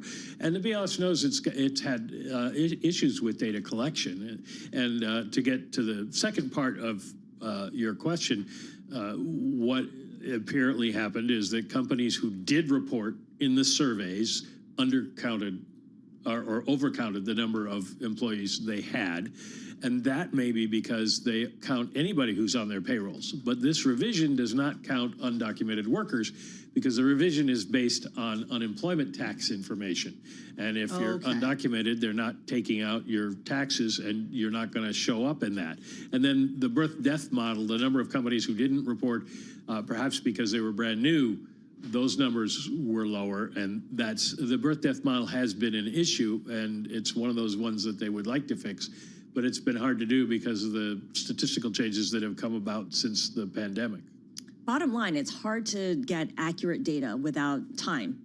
Yeah, and it's also not necessarily accurate data. The 911,000 is going to be revised again when we get to the January payrolls report in early February. But this data but policy is based on this data, which just complicates things. It's a bit of a moving target. Michael McKee, our international economics and policy correspondent, thank you so much for making us smarter on this massive revision in the number of jobs now that the economy has lost up to March of 2025. All right, let's go back to the Dell story. I look at the shares, and the shares are on a downtrend right now, at least for this morning, down 2.5% at $119. Woo Jin Ho, we've been promising that he'd come over and make us smarter on this. Woo Jin Ho is senior technology analyst at Bloomberg Intelligence. The CFO, Yvonne McGill, stepping down after 2 years in the role. What does the share price drop reflect exactly, Woo Jin? Is it fear that a key member of the management team is leaving and others might follow her? What do you think is going on? Yeah, hey, Scarlett. So I think it's more along the lines of the timing of her departure. Keep in mind that these guys reported 2 weeks ago. That could have been a time where she could have announced her resignation. And the analyst day is about a month away. That's another time. She could have set the numbers straight there and then resigned there. So it's just more of a timing aspect of it than anything else. I think what brings a little bit of confidence to the shares is that the company reaffirmed the third quarter guidance as well as a full year guidance for all intent and purposes, and that's backed by the COO Jeff Clark and the CEO Michael Dell. Woo-Jin, why did McGill leave? Do we know? Why did she resign? No one knows. You know, on the analyst callback last night, the example, the reasoning was more along the lines of she's been at Dell for over 30 years, and she went through she took Dell through multiple transitions, and it seemed like a case of burnout. I mean, it's really tough to say what the personal reasonings may be, but we don't think there's another job that she may be going after, given that she is going to be sticking around for an interim period. But it may have been more for personal reasons than anything else. Okay, so it may have been more for personal reasons than anything else. Tell us a little bit more about Dell's prospects right now. You mentioned that they reaffirmed their guidance, so that should be something somewhat soothing to investors. And they had just reported earnings where they beat earnings estimates, yet the stock was down nonetheless. Does that mean that perhaps there's a little bit of rebalancing here in terms of expectations for what Dell can achieve going forward? Yeah, so let's address both. Let me address the CFO search first. You know, as I noted in my comments yesterday, my written comments yesterday, look, they have a deep bench, right? And the person coming in to take the interim role, you know, I think David Kennedy, he's the CFO of their Consumer Solutions Group, which pretty much handles the PC group. He's going to easily slide right in, as well as Jeff Clark, being a steady hand on the COO role. He knows the finances of the company well. You know, are they going to look internally or externally? I don't know. I mean, I wouldn't be surprised if they just appoint Mr. Kennedy as the CFO, you know, ultimately. But we'll see what happens. Now, you know, you actually bring a pretty good question, right? The company is evolving. You know, if we think about the company's business model, AI just came out of nowhere. You know, right after Yvonne took the CFO role, and that business is going to be as large as their traditional services server business in about a year or so. And however, that comes with lower margin. So there is going to be a margin aspect of the business that the new CFO will need to manage going forward. On top of that, a pretty, I guess, a stable but competitive PC market going forward. All right, Woo-Jin Ho, Bloomberg Intelligence's senior technology analyst, here to walk us through these continued internal shakeups happening at Dell, the latest being the departure of the company's CFO. Woo-Jin, thanks so much. And on the other side of this break coming up, we're going to talk to Brian Jacobson. He's chief economist at Annex Wealth Management to discuss his outlook for the markets. And then a little later, our big take, Trump unwinding climate science at a dangerous pace, according to Eric Roston, Bloomberg's climate reporter. We're going to have more on that in just a few minutes. I'm Alexis Christophers, along with Scarlett Fu, here for Bloomberg Intelligence. Stay with us. More news to come right after this.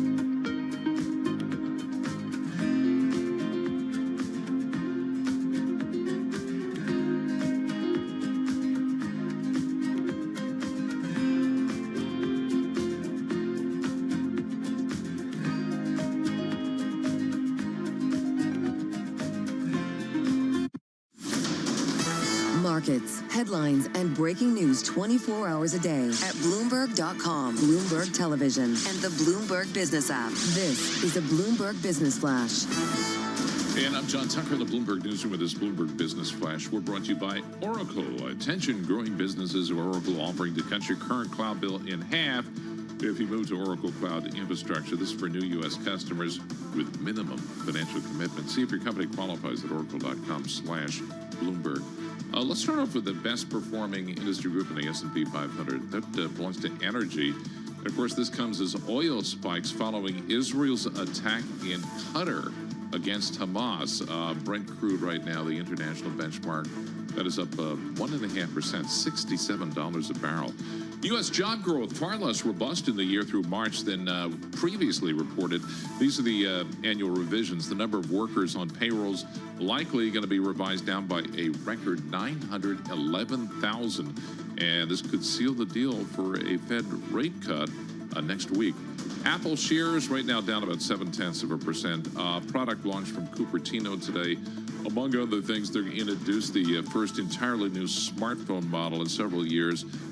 We think it's going to be called the iPhone 17 Air. Going to be thin and slim, but sacrifice battery and also the camera. S&P 500 unchanged right now, 64.95. The Dow up 94 points. The NASDAQ 100 is down 11 points right now. Cracker Barrel, Old Country Store, they say they're suspending store remodels as the restaurant chain continues to walk back those planned changes, such as the new logo that sent its shares crash. Somebody's going to have to explain this one to me. No new logo and no renovations now? Yeah, I guess their customers. They just want it the way it is. Like it retro. Status quo at Cracker Barrel. That's what the customer wants. I have yet to go. Paul tells me it's like a delight that you really have to go. It is kind of fun. It's like going to a theme park. Okay. Big breakfast. I just want to eat. Big. We check the markets for you all day long, right here on Bloomberg Radio. I'm John Tucker. That's your Bloomberg business, like a theme park? What are A little bit. Feels like it, yeah. They have like rides and stuff? No, but you can sit on the rocking chair. That's kind of a ride. It's a photo op, I think, at Cracker Barrel for sure. Whatever. We'll do a field trip to Cracker Barrel. John Tucker. All right, let's move on to the markets here. John mentioned that the S&P 500 is basically unched. The Dow Industrial is up by 0.2%. It does feel like the stock market seems to be made of Teflon. You have a lot of moving parts. You have a markdown on payrolls. You have Israel striking Hamas and Qatar. You have overseas political turmoil in France and Japan. Yet, not much seems to sway stock market investors. Brian Jacobson is chief economist at Annex Wealth Management, and he's here now to give us a little bit more context on what we saw from all these different points of contention for investors. Brian, is it going to be an instance where as long as everything points to the Federal Reserve cutting rates next week, all is well?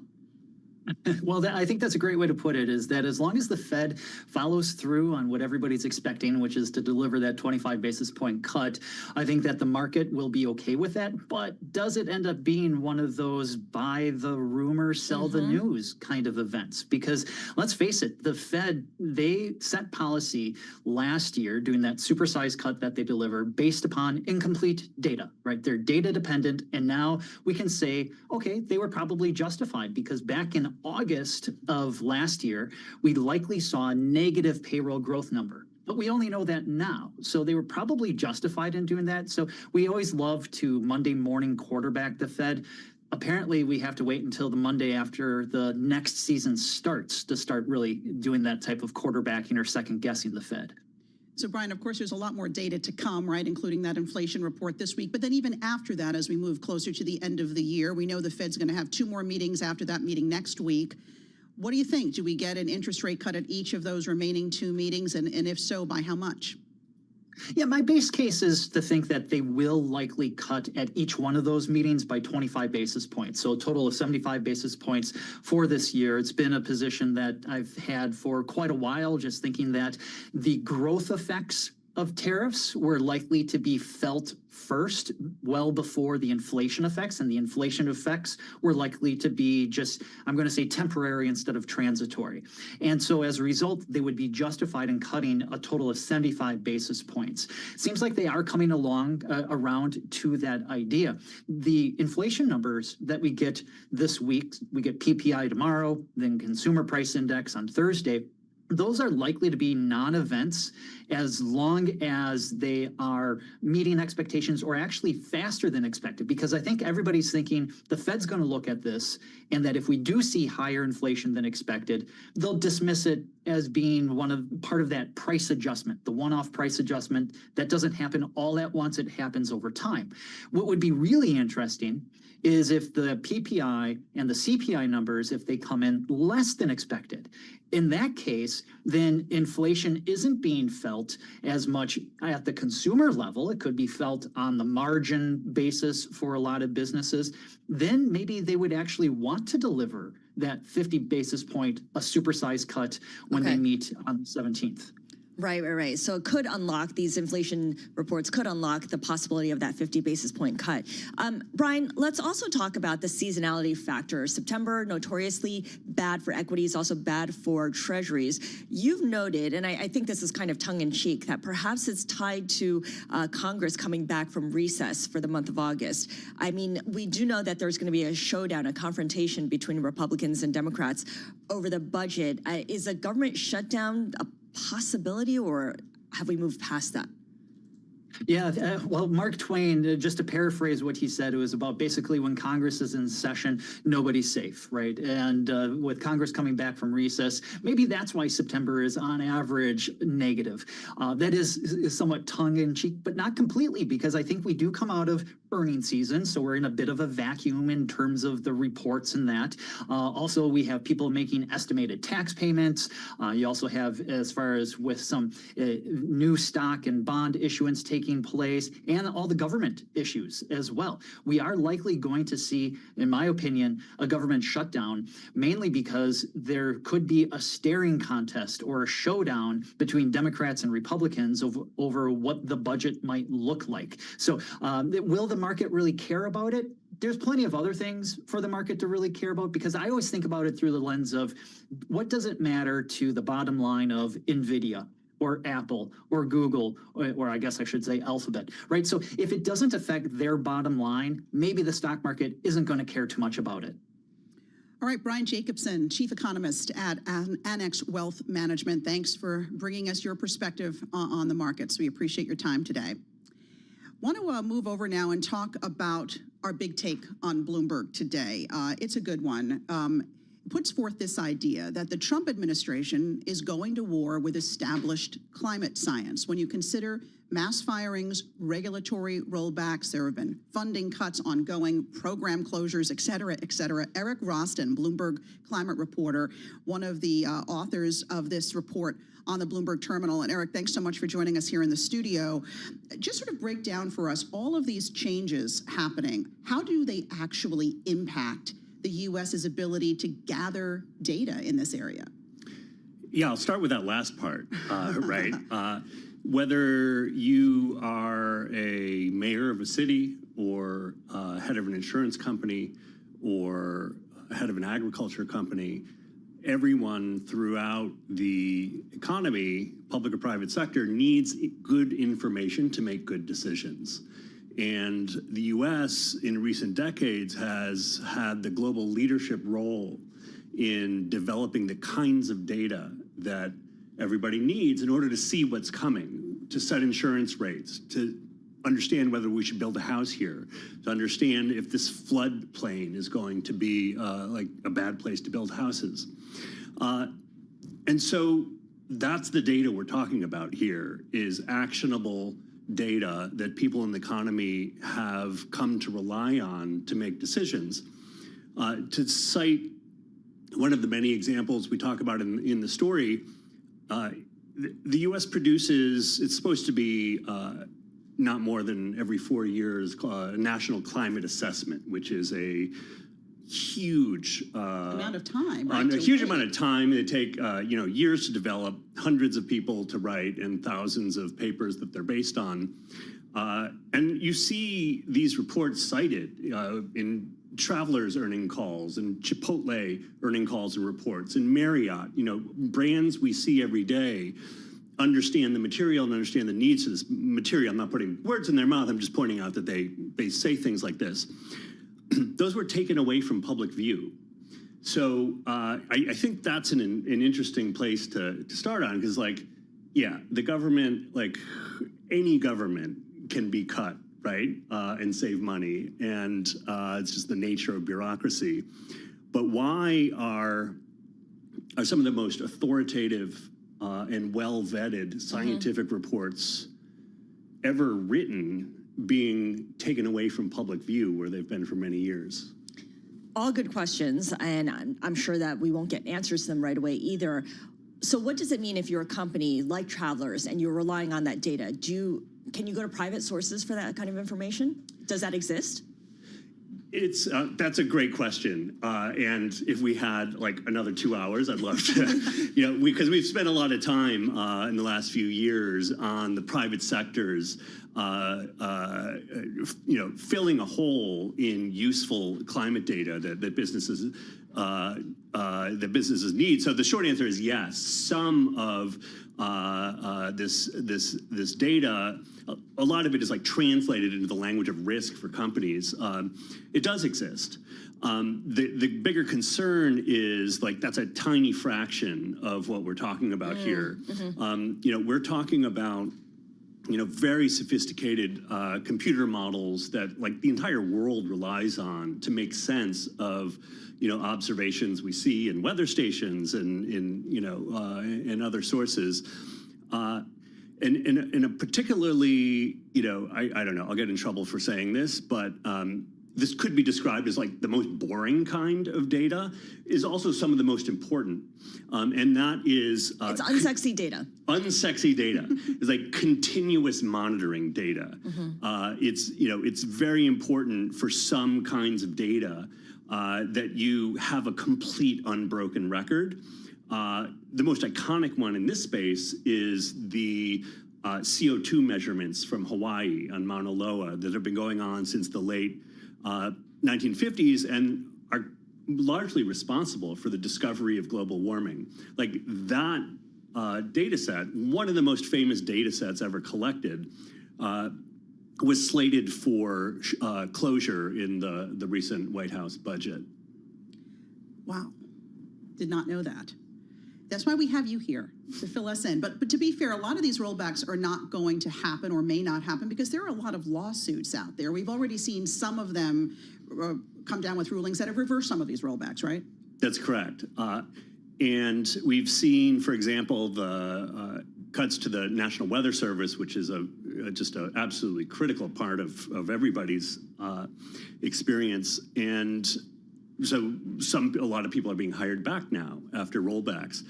There have been firings and early retirements at FEMA, at EPA, other organizations, and yeah, we're going to have to. You are going to have to come back. We're going to do a whole show on climate. Eric Roston, Bloomberg climate reporter, with today's Big Take. Thanks so much for being with us here in our studios. The market's mixed right now. The Dow, the leader, up 160 points. We'll be right back. More Bloomberg Intelligence.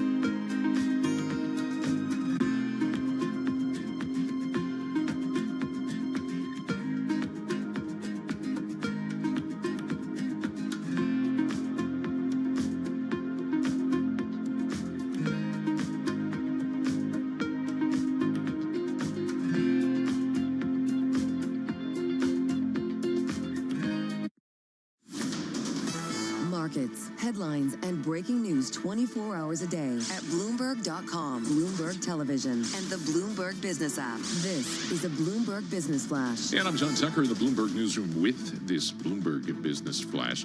Major stock averages mixed right now. United Health Group, best performing stock in the S&P 500. They expect most of their Medicare Advantage members to be in the highly rated plans. Those are the plans that earn bonus payments for the company. Energy stocks outperforming, crude oil spiking after Israel's attack in Qatar on Hamas. You had that bigger than anticipated revision to the jobs data, signaling a cooling labor market, and probably seals the deal for a Fed rate cut of at least a quarter of a point at next week's Fed meeting. Ed Yardeni, meantime, of Yardeni Research, says he continues to lean into this bull market for stocks. Once the market recovered from the pandemic sell-off and we went back to where we were in February of 2020, we're up 100% since then, and forward earnings are up 100% since then. So it's been actually an earnings-led market with a multiple of around 22. The S&P 500 down right now 2 points, 64.93 on the index. The Dow up 120 points. The NASDAQ 131 points lower. Let me do the yields after those revisions. The 2-year, which is more policy reactive, is up 5 basis points right now, 353. The 10-year, 3 basis points higher, 4.07%. Oracle reporting after the close. Ahead of that, those shares down just about 0.5%. Apple down 0.8% with its product launch in Cupertino. 2x4s getting cheaper. Lumber futures, they've dropped 24% since hitting a 3-year high at the start of August. Wood prices, they've been a pretty reliable indicator on the direction of the housing market, as well as kind of a broader economic activity in the United States. And we check the markets for you all day long right here on Bloomberg Radio. I'm John Tucker. That's your Bloomberg Business Flash. Scarlett and Alexis. Thanks so much, John. Appreciate that. Let's talk a little Apple, because it's a big day for the company. The star of Apple's event there in Cupertino will undoubtedly be the iPhone 17 Air. It's going to be the first major new iPhone design in several years. But what's it going to mean for the company, for its stock? Let's bring in Gene Munster, managing partner at Deepwater Asset Management. He's going to join us to discuss this from Minneapolis. And Gene, always great to have you on the show. One of the big unknowns today is the price, right? Is Apple going to hike prices? Are they going to eat the cost because of tariffs? Would that muster a little favor with the White House? What are you expecting in terms of pricing today? So you're really zeroing in on, I think, what is probably most important. Mark Gurman from Bloomberg does such a great job of narrowing in what the product announcements are going to be, but that price piece is still a big unknown. So to answer your question is that at the highest level is Apple has a lot of room to raise pricing. Now that might come across as tone deaf when you consider that the 25% of iPhone units has an ASP of $1,400. I mean, these are people spend a lot of money. How on earth could I say that they have pricing leverage? And it's pretty simple, is that for some of their other products, like, for example, the iPhone Pro, which is also about 25% of units, they haven't moved the entry-level price since it was announced in 2019. So it's been 6 years. And when a typical user thinks about their the value that they're putting out for these products, what they're paying for it, is that they really think about it over on a monthly basis, and they typically own these phones for about 4 years. So a $100 price increase translates to about $2 a month for the average iPhone, a number that probably most people wouldn't even notice. So just want to kind of set the table that they have pricing leverage. And they want to take advantage of that, but at the same time, that dynamic, that critical dynamic of what's going on at the White House, this is what I think is going to happen. I think that they're going to maintain kind of the entry-level price of that $999 for the Pro, and for the Max, it's $1199. I think they'll maintain those prices. Mm-hmm. But what they do is they have these levers underneath the surface around storage, and they play these games effectively where they raise the storage. They'll give you, for a starting storage, a configuration that no one would really want, which pushes you to the next level. And I could definitely see them raising the prices on some of those higher capacities. The net of this is I think that some of the iPhones are probably going to see a mid-single digit kind of price increase That matters when you look at iPhone and the expectations about growth for next year. Just a few percentage increase in pricing can get them over the hurdle of exceeding expectations. Okay, so whether they raise prices will be critical here in terms of the bottom line, the revenue line and the bottom line for Apple. What about the actual device that they're going to be launching? Is that enough to get people to want to pay higher prices? This new iPhone Air, which would be below the Pro model, right? Correct. I mean, that's another question, like how are they going to position the iPhone Air? But I mentioned those Pro pricing. That's at the high end. Those two products are about half of the total iPhone units. And so Air is going to come in just below that, probably at about a $900 starting price. And that's going to appeal to people who are more interested in aesthetics. And that's a segment that hasn't got a lot of attention from Apple. They typically focus on like the camera as kind of the selling point. But to answer your question, like, what does this mean? Like, is there going to be enough oomph in the products to get Apple to exceed estimates? And I think the answer is absolutely. I think that if, in fact, they do what's expected today, come out with a new form factor, and now they haven't done that for many years, that ends up kind of getting people excited. That's that Air form factor. And also a new form factor on the camera with the Pro line. Of course, that's a major selling point for people. When you put all of this together, you put all this mix together, and then you throw on top of that this huge pool that we had in fiscal 2021. iPhones were up 39% year over year. Those are coming back to upgrade. We saw that last quarter. You put those two together, I think it's safe to say that Apple is going to exceed their iPhone estimates for not only the December quarter, which is the first quarter, but probably for all fiscal 26. So this is really setting the table for what should be a surprisingly good year for Apple. And what about looking ahead to the next 6 months and beyond? I mean, I guess AI, we really haven't seen any major advancement there. That is still to come. And then there's that foldable phone, right? That's supposed to come out. When is that, in the fall? The Apple right on. Phone? That's exactly right. Yeah. If we kind of always take the approach of it's always what's on the come when it comes to investing and what are expectations, that's the right question to ask. Like, where are we going to be in 6 months from now? And in 6 months, like, we're probably not going to hear a lot about AI today. It's going to be focused more on the software and the devices. And they've kind of, gotten kind of shocked back into this state of not wanting to have a high bar around AI. So probably March is when we're going to start to see that new revamped Siri, and I think anticipation of that is going to be a positive.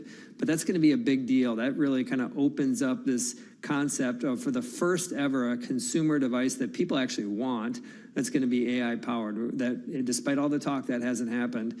And then, as you said, as we kind of start to advance more into next year, there's going to be this anticipation around the foldable phone.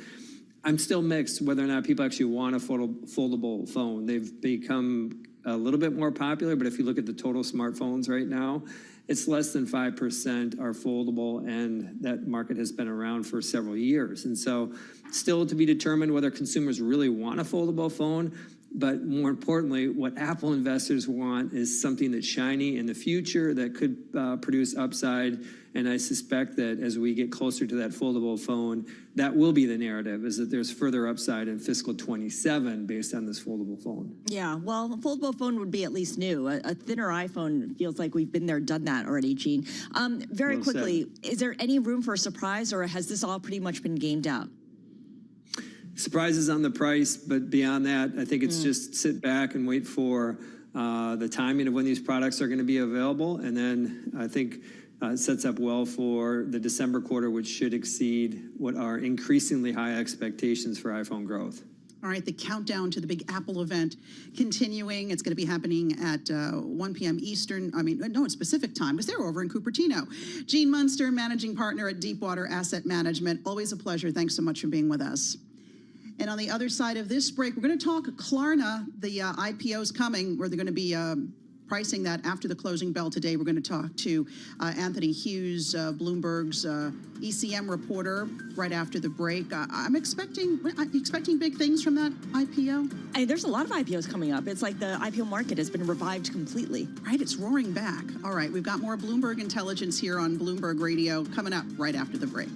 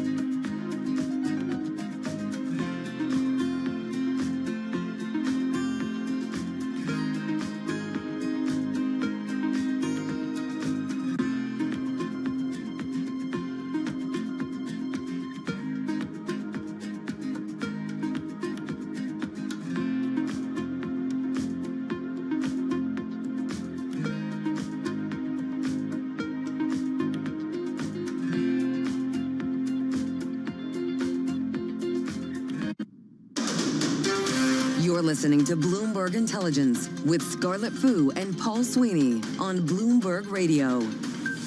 Wall Street time, 11:53. I'm Alexis Christoforous with Scarlett Fu, and Wall Street's going to welcome a new kid on the block this week. Klarna, you know it as the buy now, pay later company. It's going to set its pricing for its IPO after today's closing bell. And here to tell us what to expect live in our studios, here is Anthony Hughes.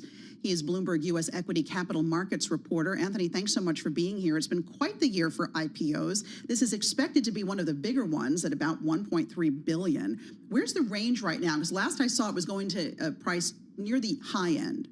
Yeah, so Klarna is hoping to raise about $1.3 billion at $35 to $37 a share. The indications we've got this morning, as we've reported, is that the IPO is likely to price above the range. And that is indicative of very strong demand, or strong demand. Obviously, when IPOs are really hot, sometimes you see companies up the range, but that hasn't happened here. So there is a sense that there's a debate that goes on about valuation and how this compares with the peers, and whether this company is what its prospects are like. But at the moment, the IPO is going fairly well. Maybe not as hot as some of the IPOs we've seen in recent months, but strong. Well, it's certainly in a hot space, right? The buy now, pay later space, with lots of room, so the analysts say, to grow. I didn't realize when I was doing a little research on this company that it's been around for 20 years, founded in Sweden, but I feel like I sort of heard about it in the past 5-7 years or so. Why do you think that is? Well, one of the reasons for that is that in 2019, the company really brought its business to the US. I mean, this is a company with a European heritage around those sorts of financial products, but really the company's gross merchandise value, which is one way they measure the amount of transactions that are done via buy now, pay later and other financial products, it has really exploded since 2019 because of the company moving to the US, where there's obviously an eagerness for people to find alternatives to credit cards, and this is what a BNPL really is. It's an alternative to credit cards, a different way of borrowing on an unsecured basis, and Klarna's done very well. It's a fairly high-profile brand with a fairly well-known sort of name, but there is there's a fair degree of competition in this area, which is one issue, and then the company is also coming at what looks like a pretty big discount to a company that went public back in 21. I think it was Affirm. So That's right. Affirm's done really well lately. The stock's taken off a bit in recent times, but if you do on the math, it looks like Klarna is coming a bit more generously compared to Affirm, but there might be some reasons for that. Another possible headwind here is regulation, right? I mean, the space is being regulated, but more is expected to come. How do you think that's going to play out? Well, one of the issues that some people have brought up has been around the fact that Klarna does charge some late fees on the buy now, pay later product, which I don't think some of its competitors do. Right. And, if there is more regulation in this area, which may be an issue longer term down the track, this product might get a bit more scrutiny, and some of the aspects of this product, this could crimp Klarna's earnings if there was some regulatory change there. I don't think people are necessarily anticipating that to happen near term, but it's something for people to keep an eye on. And there is, I think even the CEO acknowledges that there's some people have a slightly negative perception about buy now, pay later, and it does feed into this idea that people have too much debt, but consumer debt. Consumers have too much debt, but it serves a purpose, and I think the company is saying that a lot of people, a lot of the orders that people make via buy now, pay later are relatively small ticket items, and so hopefully they can use buy now, pay later to manage their finances better. But this is a bigger debate, I guess, of course. Yeah. I mean, now we're seeing that some people are even using these to buy the basics like food and gas, and that's when you can get into trouble. We're seeing delinquency rates on some of these loans also start to rise, which brings me to this question, because I'm confused because it seems like the rules just keep changing. Do you know if Klarna is one of the companies reporting to the credit bureaus if you are indeed late on your payments? Because I know for a while some of them were not at all. I'm not sure about that, but I guess I guess it's likely. I would think, but I don't really know the answer to that question. It could have negative. It could have a negative impact on how people view these companies or how much they want to use them if they realize, oh, wait a minute. Yes. Like a credit card, this could actually have a negative impact on my overall, credit score and ability to take out loans.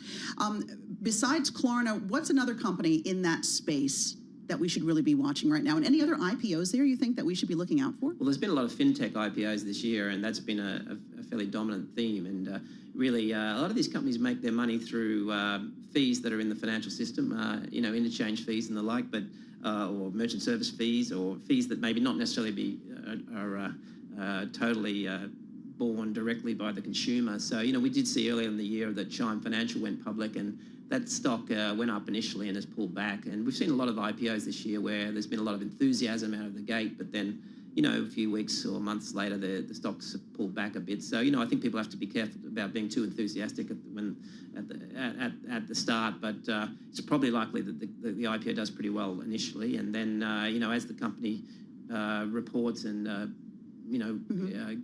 provides more information about how they're going, then we'll start to see the people find the real value. But there is a bit of a supply-demand mismatch sometimes. We're going to be watching Klarna. It's going to price after the closing bell. Anthony Hughes, Bloomberg U.S. Equity Capital Markets reporter. Thanks for being here. Thank you.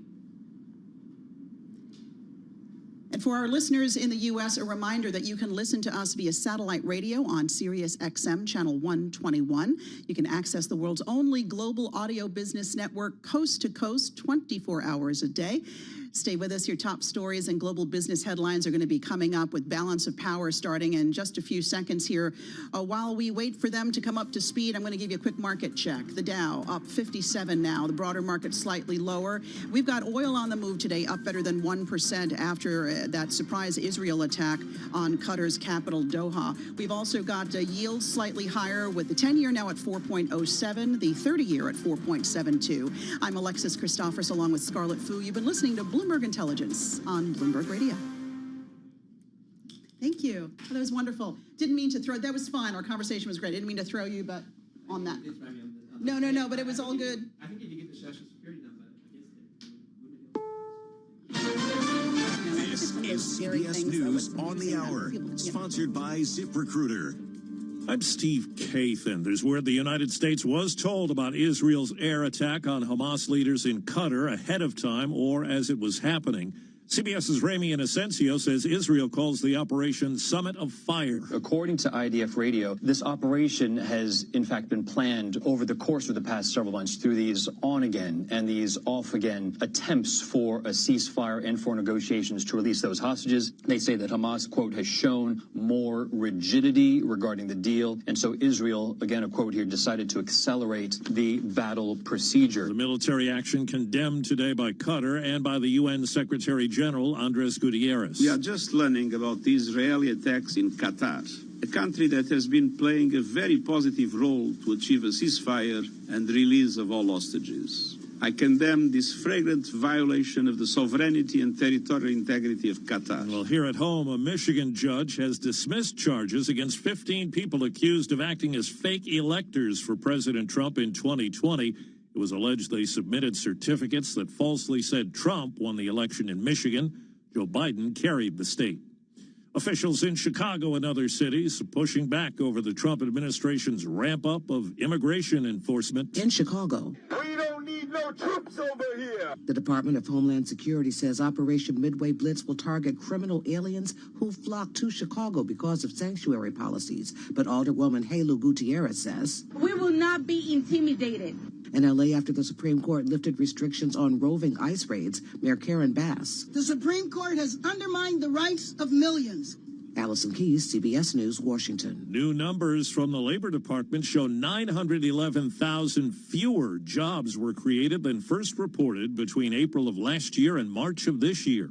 Business analyst Jill Schlesinger. The specific industries that saw a real downgrade were trade, transportation, and utilities. 226,000 fewer jobs than initially reported. Ford is recalling 1.5 million vehicles because of faulty rear cameras, as we hear from Jeff Gilbert of affiliate WWJ Detroit. It's 1.5 million vehicles from the 2015 through 19 model years, including big names like Mustang, Navigator, and Super Duty, among others. The rear image can become inverted, distorted, or just go blank. 18 crashes have been linked to the issue, but no injuries. Wall Street, the Dow is up 43 points. The S&P and NASDAQ trading lower.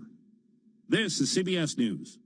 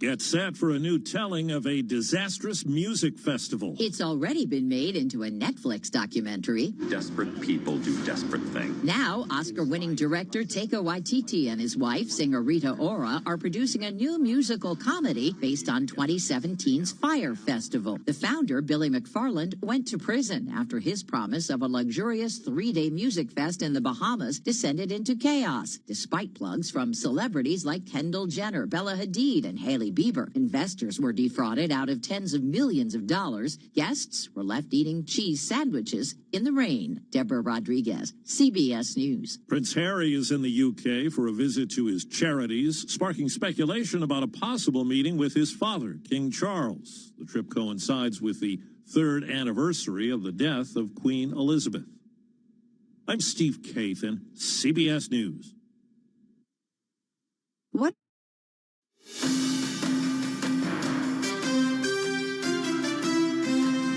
Live from Washington, D.C., this is Balance of Power with Joe Matthew. It's a new record for payrolls for all the wrong reasons. Welcome to the Tuesday edition as the Bureau of Labor Statistics posts the biggest ever downward revision in job growth for a year. We'll get the latest ahead from Bloomberg's Washington correspondent Tyler Kendall with insights from Republican Senator Roger Marshall of Kansas. He'll be with us live from Capitol Hill, a doctor who can also weigh in on policy on a number of different scores, including changes at the CDC. We'll get into all of that ahead. Israel conducts an unprecedented strike against Hamas in Qatar. This just happened a couple of hours ago. The White House did get a heads up, and we'll discuss the implications with Aaron David Miller at the Carnegie Endowment for International Peace. Our panel is together today. Bloomberg Politics contributors Rick Davis and Jeannie Shanzano along for the ride. And we start, as I mentioned, with the breaking story here from BLS. We knew it was coming. We just didn't know how large it would be. This is a preliminary estimate. So when you read stories about this, it's going to look like it's written in the future tense. BLS suggesting that it will be the biggest downward revision of all time, and it's a pretty fat number, 911,000. And we have been getting a bit of a response from the White House at this relatively early hour in the day. There's a press briefing and a couple of presidential events later where I suspect we'll hear a lot more. But let's get right to Tyler Kendall, who's with us in studio here in our Washington bureau. 911,000, Tyler. The White House says this proves Donald Trump was right. Right, exactly. And you really hit the main point here, which is that U.S. job growth was far less robust in the year through March, which only encounters the first 3 months of the Trump administration than previously reported. And this is, of course, putting mounting pressure on the Federal Reserve. But it's also helping to mount that pressure by the White House, which is now using this, kicking out this statement to us reporters here in Washington, really less than an hour after these revised numbers came up, saying in part that the BLS released the largest downward revision on record, proving that President Trump was right. Biden's economy was a disaster and the BLS is broken. Of course, this leans really heavily into the administration's argument that at this point, Joe, we've heard for months. But it's important for us to mention that while the president has been really critical of these revisions, both monthly and now the benchmark adjustments, economists say that there's a few different reasons here as to why we've seen in recent years such large changes. And part of it has to do with the response rate that the BLS is getting, and part of it has to do with a change in conditions after the pandemic. And I think sort of that context helps to lay the scene here just a little bit more. Now, of course, one of the big questions here is how is the administration going to talk about this going forward when they're pushing this new BLS commissioner? Important to note right now there's an acting commissioner at the BLS, a career employee. He's been there since 2015. He served in this role actually on an acting capacity before because we are waiting for the Senate to take up the nomination of E.J. Antoni. And he, of course, as you well know, is the chief economist at the Heritage Foundation,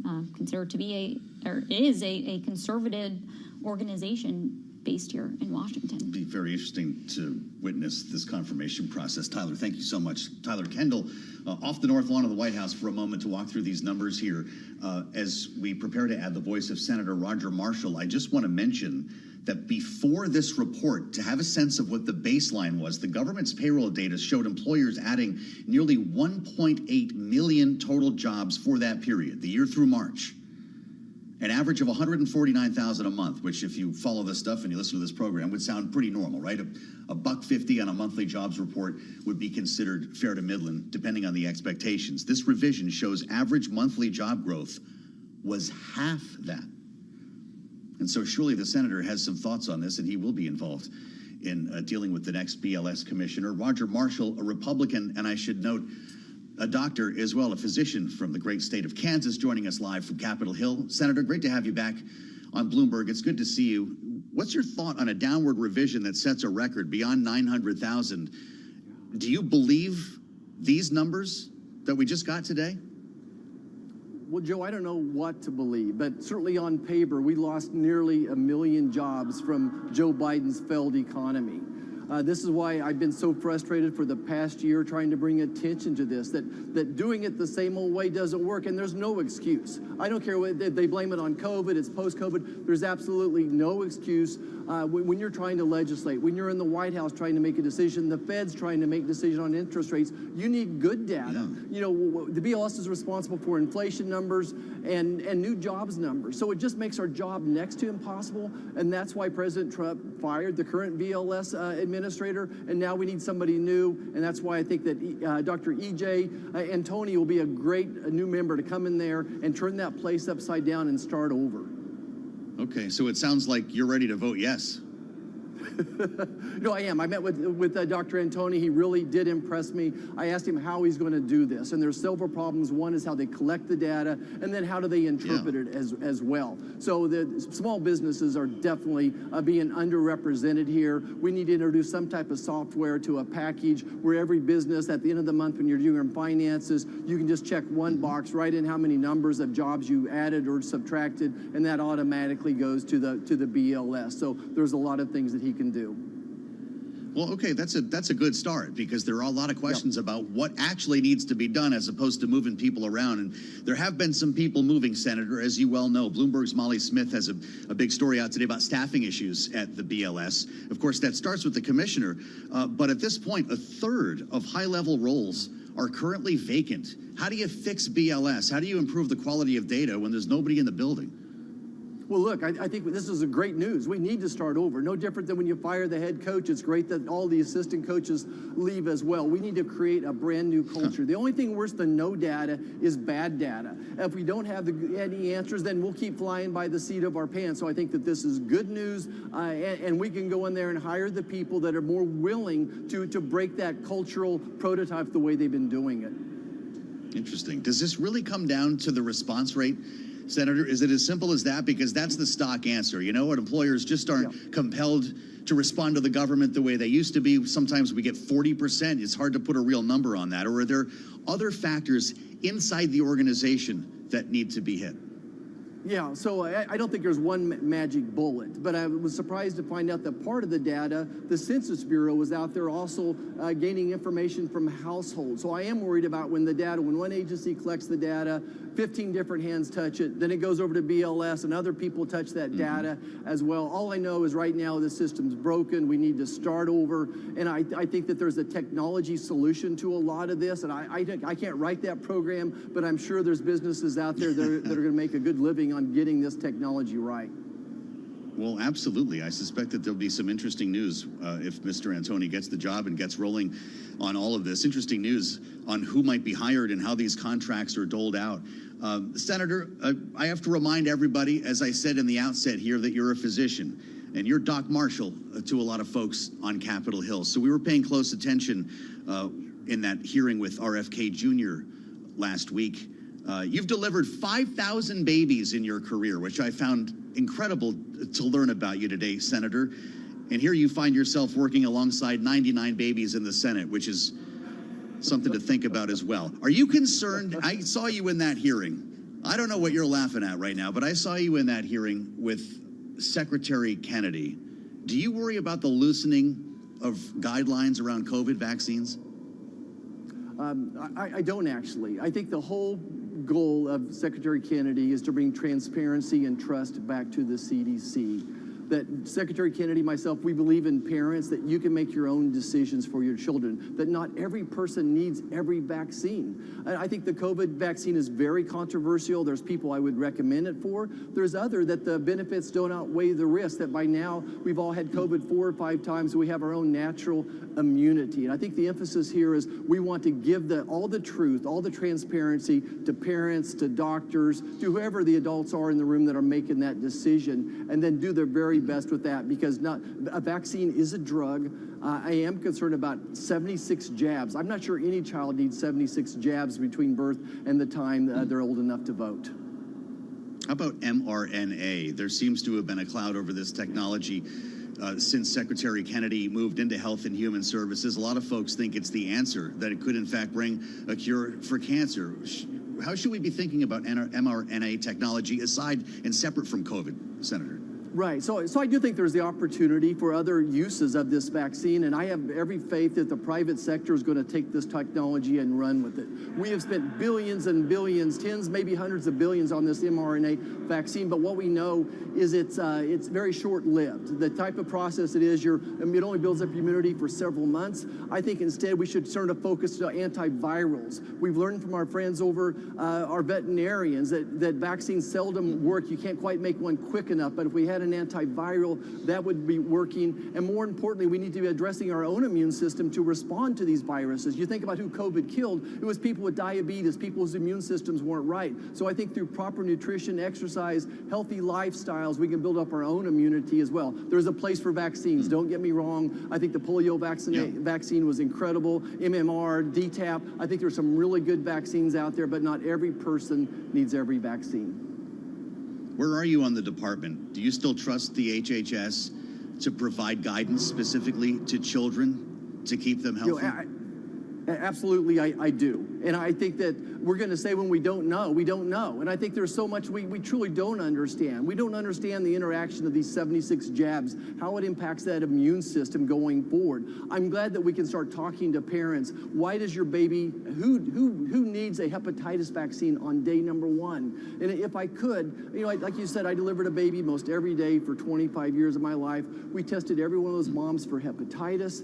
If she was negative, she's not doing IV drugs, she's in a stable monogamous relationship, she's not living with anybody with hepatitis, there's zero chance that baby is going to get hepatitis when it's born. On the other hand, there's some other babies that do need that hepatitis vaccine. I just want to inform parents, give doctors good information as well, and then let them make that decision whether they think their baby needs a hepatitis vaccine on day number 1. We have no idea what it's doing to that baby's immune system.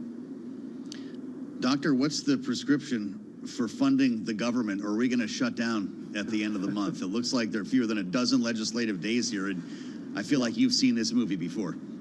Yeah, we have. We might as well just do the continuing resolution, the short gap measure today. Chuck Schumer's never going to let us take that funding through the floor, the appropriate process. My hat's off to Senator Susan Collins, the chairperson of that Appropriations Committee. She has 8 of the 12 buckets of money done through committee, super majorities, but Chuck won't let his people free to vote for that on the floor. So we might as well do the continuing resolution, then let's get on with nominations and other very important matters.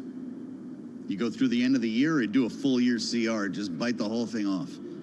Yeah, we're going to risk wrestle about that all day long. I would sure like for it to go through to next January or February, but I don't see the Democrats giving in on that. We'll wrestle about how long that's going to last. I would probably take a year-long one because I think at the end of the day that's less spending for the federal government. Yeah, I think the White House might agree with you on that, Senator. Thank you for coming back to talk to us, as always. Dr. Roger Marshall, the Republican from Kansas, and a member of the U.S. Senate with us here on Balance of Power. Thank you, sir. We're going to have much more ahead as we turn to geopolitics in our conversation with Aaron David Miller, only here on Bloomberg.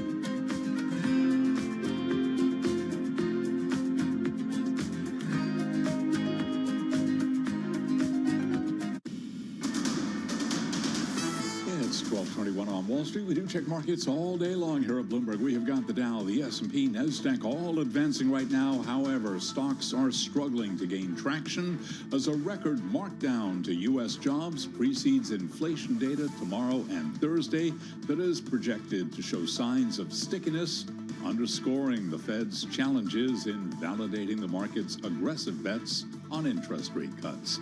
S&P up by half a point. Little change there. 64.95 did climb to an intraday record. We've got the Dow up 56, up 0.1%. NASDAQ now flat on the day. NASDAQ up by half a point. Our Mag 7 index up 0.4%. We've got the 10-year 4.08%. Spot gold right now up $9 the ounce, up 0.2%. West Texas Intermediate crude up 0.9%, 62.82, advancing on heightened Middle East tensions.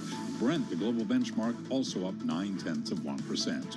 A retreat for Bitcoin, down another 1%, 110,803 right now on Bitcoin. Toy maker Hasbro moving its headquarters to Boston from Rhode Island. It will base its primary headquarters for its toys, board games, and licensing businesses in Boston's Seaport District. Shares of both companies, Mattel as well, trading lower right now. We've got shares of Hasbro down 1.3%, rival Mattel down 1.2%. Top of the hour, Apple coming up with a big product unveiling. Apple shares ahead of that, down 0.9%. Again, recapping here, the Dow higher, up 0.9%, S&P lower, flat on the day, down under 0.1%. For on-demand news, 24 hours a day, subscribe to Bloomberg News Now wherever you get your podcast. Balance of Power continues right now. Back we go to Washington. Once again, your host, here he is, Joe Matthew. All right, Charlie Pellick, great to see you, Charlie, and thank you for being with us on the Tuesday edition of Balance of Power here on Bloomberg Radio. We're on the satellite radio, Sirius XM channel 121, and you can watch the show on Bloomberg Originals now every day, as well as on YouTube. Search Bloomberg Business News Live, and we'll meet you in the studio with a remarkable story coming from overseas today. Another use of the term unprecedented factors into the headline on the terminal. Israel conducting an unprecedented strike against senior Hamas leaders in the Qatari capital of Doha. Missiles blowing up in Doha earlier today, escalating an already tense standoff between the country and Arab nations over the war in Gaza. We understand that the White House did get a heads up on this shortly before the attack, presumably unable to stop it if there even was an attempt. President Trump was talking about the war in Gaza, and of course the administration's aim, Israel's aim, to get all hostages released, as he made his way to New York on Sunday, speaking with reporters on the tarmac on the way home. Let's listen to the president. Some things came up having to do with Hamas, etc., and we're working on a solution that maybe could be very good. Can you tell us what that solution is? No, but you'll be hearing about it pretty soon. We're trying to get it ended, get the hostages back. That was 2 days ago. Now buildings are blowing up in Doha. As we add the voice of Aaron David Miller, senior fellow at the Carnegie Endowment for International Peace, who's joined us more than once since this most recent war in Gaza began. Aaron David Miller, welcome back to Bloomberg. Qatar condemns the strike, calling it a flagrant violation. What would you call it? Yeah, nothing surprises me anymore. I mean, look what we've witnessed over the last 2 years. October 7, 2 Israeli strikes on Iran, 2 Iranian strikes on Israel, the decapitation of Hezbollah's leadership through walkie-talkies and pagers, an American strike against Iranian nuclear sites, the 12-day Iranian-Israeli war. Nothing surprises me. I find this quite consistent, though, with the Netanyahu government's determined policy, not just to destroy and hollow out Hamas as a military organization, but to eliminate its political leadership. And let's be very clear about something. The external leadership, and we don't know who survived and who didn't, but the external leadership, derisively called by some of the insiders as the hotel boys, don't make decisions on hostages, ceasefires. It's the internal military leadership. A brigade commander, Zadine al-Haddad, Gaza City, he appears to be the most preeminent Hamas leader. So I think what the Israelis have done reflects not only what their strategy is, if you could call it that. But it shuts down, for the foreseeable future, the cutouts that have been used to negotiate an American proposal, and it embarrasses to the extreme a nation. I think we might have lost Aaron David Miller. And see if we can get him back as we talk about what's happening here in Doha. If you're just joining us, not only did the Qataris condemn the strike as a flagrant violation of international law, they went on to say that Qatar will not tolerate this reckless Israeli behavior and its continued tampering with regional security. That came from the foreign ministry spokesman in a post on X. This is not through sources or those close to the situation. Of course, Hamas leaders who survived the attack may live to see another day here. Aaron David Miller is back with us here from the Carnegie Endowment for International Peace. Aaron, the White House did get a heads up, we understand. Should we presume that the president did nothing to stand in the way of this, or that this White House has no leverage to stop it from happening? Oh, no. First of all, the White House has tremendous leverage. And this administration, this president has done things. I worked for every administration from Jimmy Carter to Bush 43. I worked and voted for Republicans and Democrats. This president has done things that no other president has done before without Israeli consent. Opened up a direct dialogue with Hamas in March, cut a deal with the Houthis, about which the Israelis learned after the fact, and opened negotiations with Iran and announced it in the presence of an Israeli prime minister. No, Donald Trump, because of his transactional, me-first nature, in essence does have leverage. It's just like the Biden administration. He has chosen not to impose a single cost or consequence on the Netanyahu government that normal humans would regard as significant or serious pressure.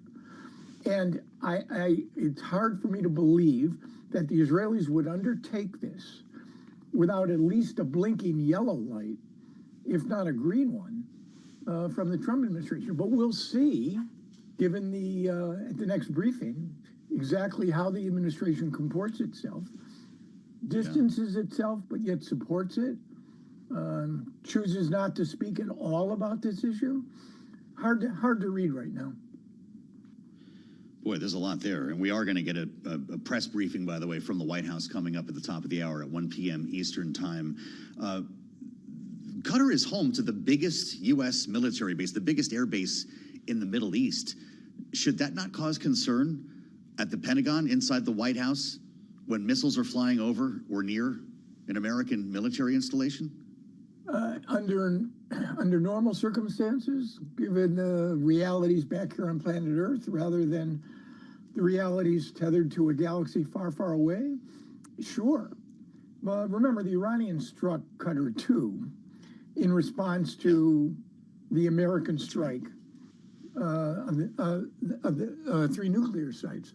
I mean, yes, for sure.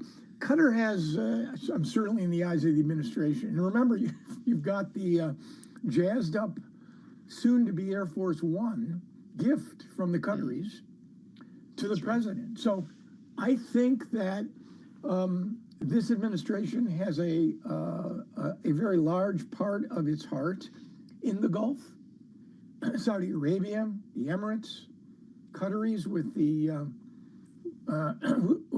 airplane gift. So I suspect that this is where the administration, for any number of reasons, believes it wants to put its focus. And as a consequence, I think the administration will try, and the Qataris will try, to make sure whatever the broken crockery that exists here throughout the region, I'm sure the Arab states now have concluded in their own minds that Israel is a force for instability in the region, not a force for stability. They may have come to that conclusion quite a while ago, but I think the Trump administration and the Qataris will do everything possible to avoid an open break over this. But again, everything's going to turn, I think, on what the administration's reaction is. Because over the last 7 months, it's quite clear to me that the only constraint, the only leverage, Europeans don't wield it, the Arab states don't wield it, the international community has been feckless, divided, disinterested, the UN. The only party that conceivably Benjamin Netanyahu pays attention to is Donald Trump and Washington, which is why I think he never would have undertook this without some sense that the administration at least gave the wink and the nod. And one last point, I really do believe, and understandable, I wish Hamas disappeared. I think that the president shares Benjamin Netanyahu's conviction that Hamas needs to be not just undermined militarily, but downgraded to the point of disappearing on the political side. Just saw a post on Twitter from Senator Lindsey Graham, who just had a very productive and candid meeting, he writes, with my dear friend Ambassador Dermer, referring to Ron Dermer, Israel's Minister of Strategic Affairs, about today's events, he writes, and the way forward in the Middle East writ large. I also spoke, the senator says, with Prime Minister Netanyahu over the phone, who stressed to me his admiration for President Trump, calling President Trump's support for Israel historic, unrivaled, and deeply appreciated.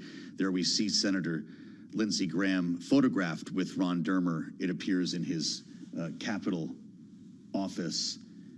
You served, I believe, Aaron David Miller, in your time at the State Department, 24 years and 6 secretaries? Yeah. You sound a bit despondent today. Is that the right word to describe the way you're feeling? No. I mean, I've grown used to dealing with uncertainties in this region and keeping my expectations exceedingly low.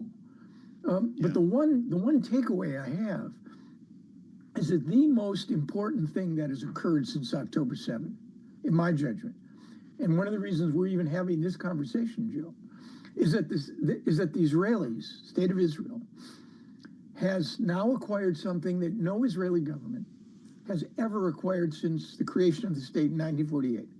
And that is, the fancy term for it is escalation dominance. Israel can determine the pace, the intensity, the focus of their military activities with all of their adversaries, with Iran, with Hamas, with Hezbollah. Houthis provide somewhat of an exception. Israel can escalate in ways that none of their adversaries can. And what you're seeing play out now, remember 2 weeks ago, Israelis struck Sana'a and may have killed a majority of the Houthi cabinet. They killed Ibrahim Haniyeh at a IRGC guest house in Tehran in 2024. They've eliminated most of the Hezbollah leadership, including Hassan Nasrallah, and they've killed most of the senior commanders. Aaron David Miller, I'm sorry we don't have more time, but come back and talk to us. It's always a great pleasure, and we always learn something from you. From the Carnegie Endowment, Aaron David Miller on Blue.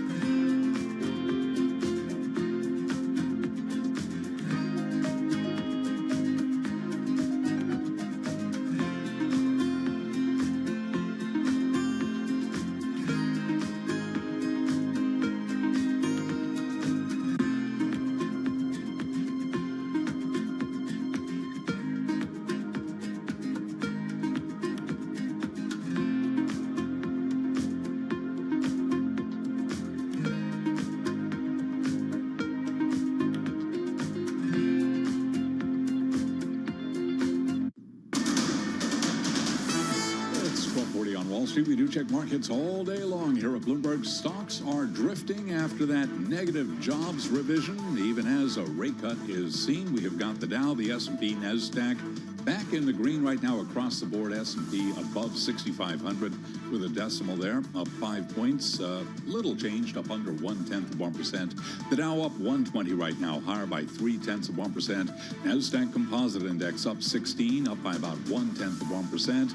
Could see a record close on NASDAQ today. The 10-year currently yielding 4.07%, with the 2-year 3.53%. Gold up $11 the ounce, 36.47 right now on the precious metal, up by about 0.3%. West Texas Intermediate crude up 0.9%, 62.81 for a barrel of WTI. Bitcoin 111,000, lower now by 0.9%. 19 minutes from now, the focus turns to Cupertino for what promises to be Apple's biggest product launch of the year. The iPhone maker is calling it awe-dropping. Let's get a preview now from Bloomberg senior tech editor Dana Woolman. The one that's gotten the most attention just in Bloomberg's reporting so far has been the iPhone Air, which is true to its name going to be a skinny iPhone. But don't skimp on the other phones that are coming. I think those might be a little more consumer friendly in that they're supposed to have both battery life improvements and pretty significantly revamped camera setups. So that might offer more to more consumers than just the idea of a skinny phone for the sake of a skinny phone. Bloomberg's Dana Woolman reporting. Again, all of this kicking off 1 p.m. Wall Street time. Apple ahead of that big announcement, down now by 0.8%. NVIDIA, whose chips and systems are at the heart of the artificial intelligence computing boom, says it plans to offer a new product designed to handle demanding tasks such as video generation and software creation. The product will be called Rubin CPX. NVIDIA right now up by 0.2%. Recapping, S&P just above 6,500, up 0.1%. Balance of power continues right now. Back we go to Washington. Once again, your host, here he is, Joe Matthew. All right, Charlie Pellet, many thanks, sir. We'll have more from Charlie on the markets at the top of the hour, 1 p.m. Eastern, just 20 minutes from now. That's also, incidentally, when the White House press briefing is set to begin. Caroline Leavitt surely loaded for bear today after that letter came out last night. Were you with us on the late edition of Balance of Power, the letter that the president purportedly wrote? Well, it was more of a card on letterhead to Jeffrey Epstein for his birthday. It's part of the big birthday book. And the White House will remind us today, and we should all be aware, that Donald Trump was not the only person in that book, far from. As he reminds us frequently, Bill Clinton was in the book, along with many other heavy hitters from back then. But of course, Donald Trump is the president right now. And he told us that that letter, that note, didn't exist. And now that people are scrutinizing the signature and all the rest of it, it's brought the story back to the front burner here. Remember the name James Walkinshaw, the Democrat from Virginia, could be the next member of the House of Representatives and could be the reason why we get one step closer to the release of the Epstein files. There's a discharge petition, as they call it, and they're 2 votes short. This would force, if assuming it passed, the release of the Epstein files. And if they're too short, well, we got one, it looks like, today. There's a special election happening in Virginia to fill the seat of the late Jerry Connolly. This is Virginia's 11th congressional district, and it will not be a surprise when a Democrat wins, okay? That's the Democrat named James Walkinshaw. Then there's another special in Arizona later this month. Leans Democratic. That's all the votes they would need, Tom Massey and Ro Khanna, to get this to the floor. So big questions about the way this is all going to work right now. And Mike Johnson continuing to hear about this as well, the Speaker of the House. This is where we start with our panel today. Rick Davis and Jeannie Shanzano back together again, Bloomberg Politics contributors. Jeannie is Democracy Visiting Fellow at Harvard Kennedy School's Ash Center, and Rick is our Republican strategist partner at Stone Court Capital. So, Jeannie, it is the Democrats who are going to push this over the line. What do you think?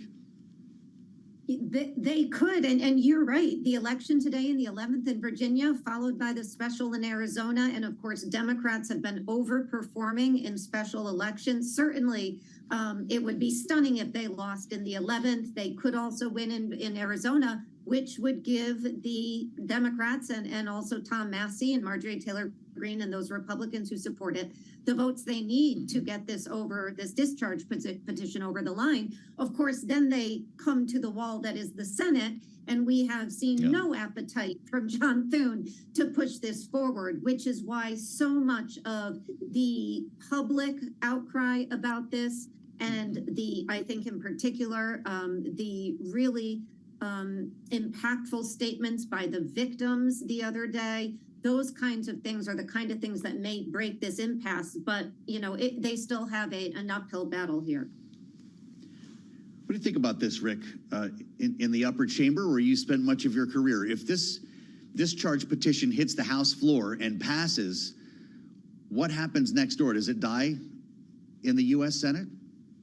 Yeah, I think it ultimately will not see the light of day in the Senate.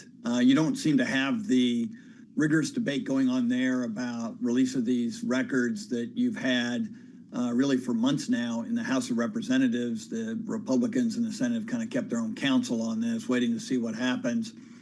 And they don't tend to play to the crowd as much as the House does. So this is definitely a populist, feed the MAGA beast issue. Nobody else in America really cares about this kind of stuff.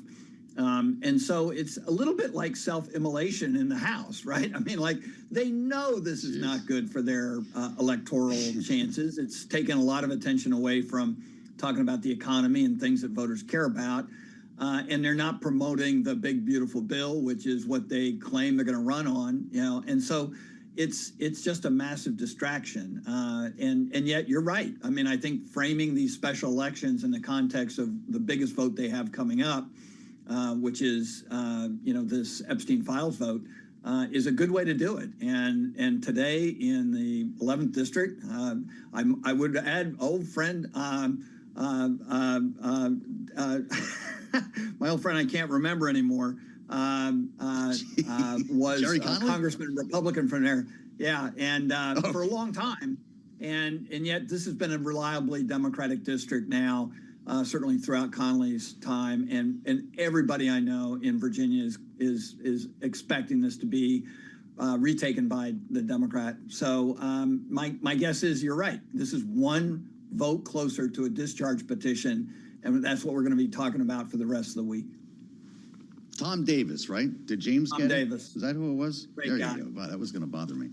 My close friend. Okay, so, well, yeah, that's, with all of that said here, Jeannie, if this passes muster with a discharge petition and dies in the Senate, does that stop the conversation? Because you've got one chamber of Congress here that thinks it should be released. Yeah, some members of one chamber. I don't think it stops the conversation, and here's why. I agree with Rick to the extent that this is not on the top of people's minds, and really the focus should be on the things they care about: jobs, economy, inflation, and the like. The problem here for Donald Trump is that he is not only by many people's account, blatantly lying about the signature, which you can, just look and believe your own eyes when you see it. But the reality is that he ran saying that he was going to take down the very type of elites that are all over, to your earlier point, this book, everyone from Bill Gates and Bill Clinton, the list goes on and on, Alan Dershowitz. He bought into the narrative from the right that there is this cabal of elites and we are going to dismantle them. And now he is unwilling to open these files. Why? There's no evidence he was engaged in a crime, but the reality is he was friendly with these folks. He was one of them before he decided that he would join the far right and stand up against them. So this is not something that is likely going to die unless Donald Trump pulls the Band-Aid, and he doesn't have really we don't get a sense he's willing to do that. The other thing I would watch for is Robert Garcia. There's some tension between James Comer, the chair, and the ranking member Robert Garcia on oversight. And what was fascinating to me, Robert Garcia, new to the committee, or in leadership on the committee on the minority side, He said, this is a new way of doing business. You know, that the old folks on the oversight, they're stuck in the past. We're taking a new approach here. And he released the document before the committee did yesterday. And I think that is what we're in store for. And what's he responding to? The base of the Democratic Party, which is saying, you can't play by the old rules anymore. We are in a new world. He talked about a new generation and new forms of oversight. So pay attention to that, not just about the Epstein story, but about so much else going on in the House today. It's really interesting, especially on that committee. Speaking of new rules, Rick, we're going to be hearing from the White House imminently here. There's a press briefing first. I'm sure Caroline Leavitt will have a lot to say, and she'll certainly be asked about this, whether or not she opens with it. And the president himself has a couple of events today, one of them right up against the late edition of Balance of Power. We could be hearing from him right around 5 p.m., and surely he'll be talking about this or trying to move the conversation away from it, but we'll be cognizant of this whole story emerging today. We've heard a lot from the president about other people in that book, and I wonder if we're being fair, to be honest with you, Rick. Bill Clinton is in that book, as I mentioned, talking about Jeffrey Epstein's childlike wonder in the letter that he wrote. Peter Mandelson, UK ambassador to Washington, in there as well. His spokesman last night had to talk about, once again, the regret that he feels of ever knowing Jeffrey Epstein. Does it help Donald Trump that he's one of dozens of people in this book? You know, I think that it's a little bit like what Jeannie was saying. Donald Trump stands out because his claim was, I'm not one of those people, right? I mean, like, the rest of them aren't distancing themselves from each other. They're distancing themselves from Epstein. Trump's trying to do something that's quite unique, which is distance himself from Epstein and everybody else in the book, or is close to any kind of list of friends that, you know, we've been talking about with regard to Jeffrey Epstein. So, you know, and today he's saying, well, you know, this is a dead issue. I declare it dead. He's the worst one at declaring anything dead because he brings it up all the time. He talked about this all throughout the campaign. And how he was going to make, you know, put light on this issue. And it's really an issue concocted by MAGA to stir up the base, and now it's coming back to bite the leadership. And I wouldn't be surprised, like you, that he can't discipline himself and claim it's a dead issue and goes right into it and sort of defends his position and claims none of this stuff is real. J.D. Vance, the vice president on Twitter, Jeannie, Democrats don't care about Epstein. They don't even care about his victims. And we've heard Republicans say that on this program. That's why they were silent about it for years. The only thing they care about is concocting another fake scandal like Russiagate to smear President Trump with lies. No one is falling for this BS. That was his response to the letter that went public last evening. I've been hearing that a lot, that Democrats don't care about the victims. They're simply trying to hang this around the neck of the president. What should be Democrats' response, knowing that this could have been addressed years ago? It should be, we're so glad you're supportive of the victims, Vice President. Release the files as they have requested. That's it. That's all they have to say. I'm not sure, you know, this is where the Republicans are like really trying to claw out of a problem. Even if that's the case, Democrats don't care at all. Why don't you care enough to do what the victims are asking so that they can get closure, many of whom can't even recall giving the amount of PTSD they have experienced, how they are referenced in these files. They haven't seen them. They're asking to. If that's the case, Mr. Vice President, please, by all means, show your support and release the files. That's it. And so, you know, J.D. Vance, his Twitter has been fascinating to me, by the way, whether it's on the Venezuela boat thing or anything else these days, but it doesn't seem to help their cause. And on the Bill Clinton letter, Joe, if you can tell me what that letter meant, I will pay you, I don't have $1 million, but something, Joe, because I tried to make sense of it. It was nonsensical to me, and I don't. Maybe it's just me. I'm not in that mindset, and nor do I want to be. But I couldn't make any sense of that birthday note. I would not think you are, nor Rick Davis, for that matter. Yeah, it's quite the rogues gallery and quite the read. Jeannie, thank you, and Rick Davis for humoring us in this conversation that apparently will not be ending anytime soon and may well continue a little bit later on at the White House. We've also got the matter of this massive BLS downward revision that I suspect the White House does want to talk about and the president will shine a light on here as a justification, based at least on the statement that they issued earlier on this record revision, a justification of President Trump's firing of the BLS commissioner. Rick Davis and Jeannie Shanzano, Bloomberg Politics contributors, will be back in hour 2. We've got a couple of great conversations on the way as we welcome our global television audience. Congresswoman Lisa McClain, who chairs the Republican conference in the House, will be with us, along with Susan Del Bene, the congresswoman who runs the DCCC. Both next, and only on Balance of Power.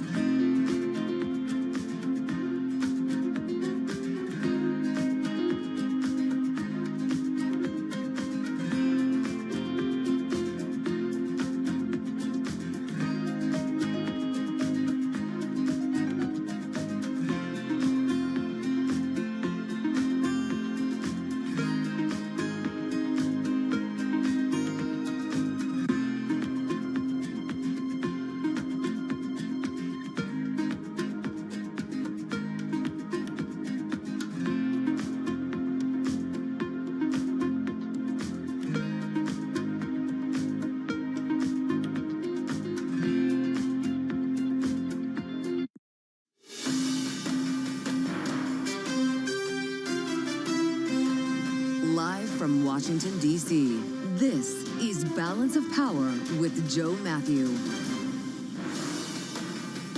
It's a record revision. Welcome to the Tuesday edition as the Bureau of Labor Statistics posts the biggest ever downward revision of job growth for a single year. I'm Joe Matthew alongside Kriti Gupta in Washington, where we have conversations ahead with reaction from both sides of the aisle over the course of the hour, and Kriti as well, just because this is Bloomberg, a major product launch from Apple on top of it all. I think we got to go with the jobs numbers as maybe the headline, dare I say. Indeed. But look, we knew the economy was slowing. We knew that the labor market was slowing. What we didn't know was by this much of a margin. This really striking fear into a lot of the hearts that of the folks that are saying everything's fine. Everything's been fine. It's a huge number, 911,000. And most of that year we're talking about, the year that ended in March, was the Biden administration. So there are big questions about what this means in terms of the actual strength of our job market, but the White House also using this as justification for the firing of the BLS commissioner. But the question is how much of the tariff policy muddies the waters when it comes to these numbers. If things are slowing, did the White House make it worse or better? That's right. So we're going to talk to a couple of folks who have opinions on this. Congresswoman Susan DelBene of Washington, the Democrat who runs the DCCC, tasked with getting Democrats elected and regaining the majority, alongside Lisa McClain, the Republican Congresswoman who in fact chairs the Republican conference in the House. These should be illuminating. We'll also get an update from Ed Ludlow, who's out in Cupertino for the new phone. I'm thrilled. Let's see if the Apple innovation cycle impresses. Yeah, we'll see if the markets are reacting as well. Charlie Pellet has the latest on Wall Street for us, and that's where we start here on the Tuesday edition. Charlie, how's it going? Thank you very much indeed. You touched on two of the big stories today, both Apple and also certainly the labor revisions, very much on our radar, but also, too, we're keeping an eye on developments, geopolitical developments out of the Middle East, and strike on Hamas in Doha, certainly affecting crude oil. West Texas Intermediate crude got to begin there, up 0.9%, 62.81 a barrel. The Dow, the S&P, NASDAQ, they are all green right now. S&P advancing 6.6501 potentially. Could see a record close today on the S&P. But right now, we're up by 0.1%. The Dow up 0.2%. NASDAQ Composite Index up 23 for NASDAQ, an advance right now of 0.1%. Apple, as its big event gets underway, down 0.4%. Our Mag 7 Index, though, holding on to a gain of 0.5%. The 10-year, 4.07%, with the 2-year right now, 3.53%. Gold up $10 the ounce, 36.45, up 0.3. West Texas Intermediate crude up 0.9%, 62.80 right now on WTI. And Bitcoin is tumbling 0.9%, 111,026 on Bitcoin. J.P. Morgan Chase CEO Jamie Dimon says those BLS revisions confirm that the economy is weakening. He made the comment moments ago in a CNBC interview. But again, the Apple event underway right now in Cupertino. Apple shares down by 0.5%. Back we go to Washington. Balance of power continues. Lots going on there as well. Once again, your hosts, Kriti Gupta and Joe Matthew.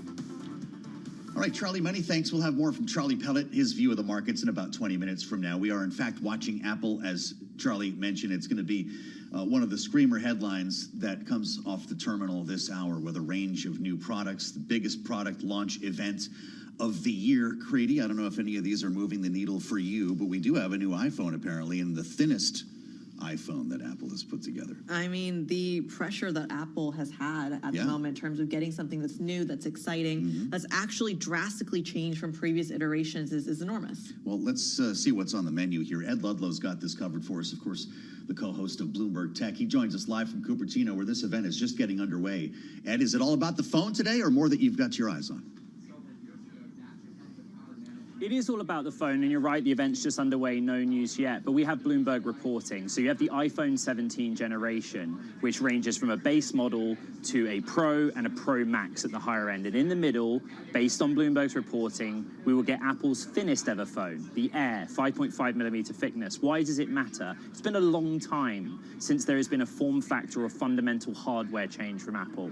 And I was listening to what you guys were saying. Actually, we know what we're going to get, pretty much, based on Bloomberg reporting. Most of the time, Mark Gurman is accurate. A big overhanging outstanding question relates to what's happening in Washington, D.C. Does Apple raise prices and pass it on to the consumer?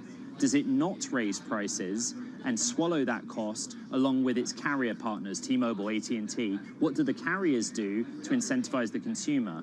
Why does that all matter? Because the environment is more expensive because of tariffs. Ed, talk to us as well then about whether or not we get an idea of whether people are still actually going to be interested in not just the iPhone, but perhaps the advanced AI piece of the iPhone. This is something that Apple has lagged when it comes to its competitors. Is this the moment where they can impress on that front? this is not the moment, but it's still worth discussion. These iPhone event days are typically sell the news events where the stock will fall.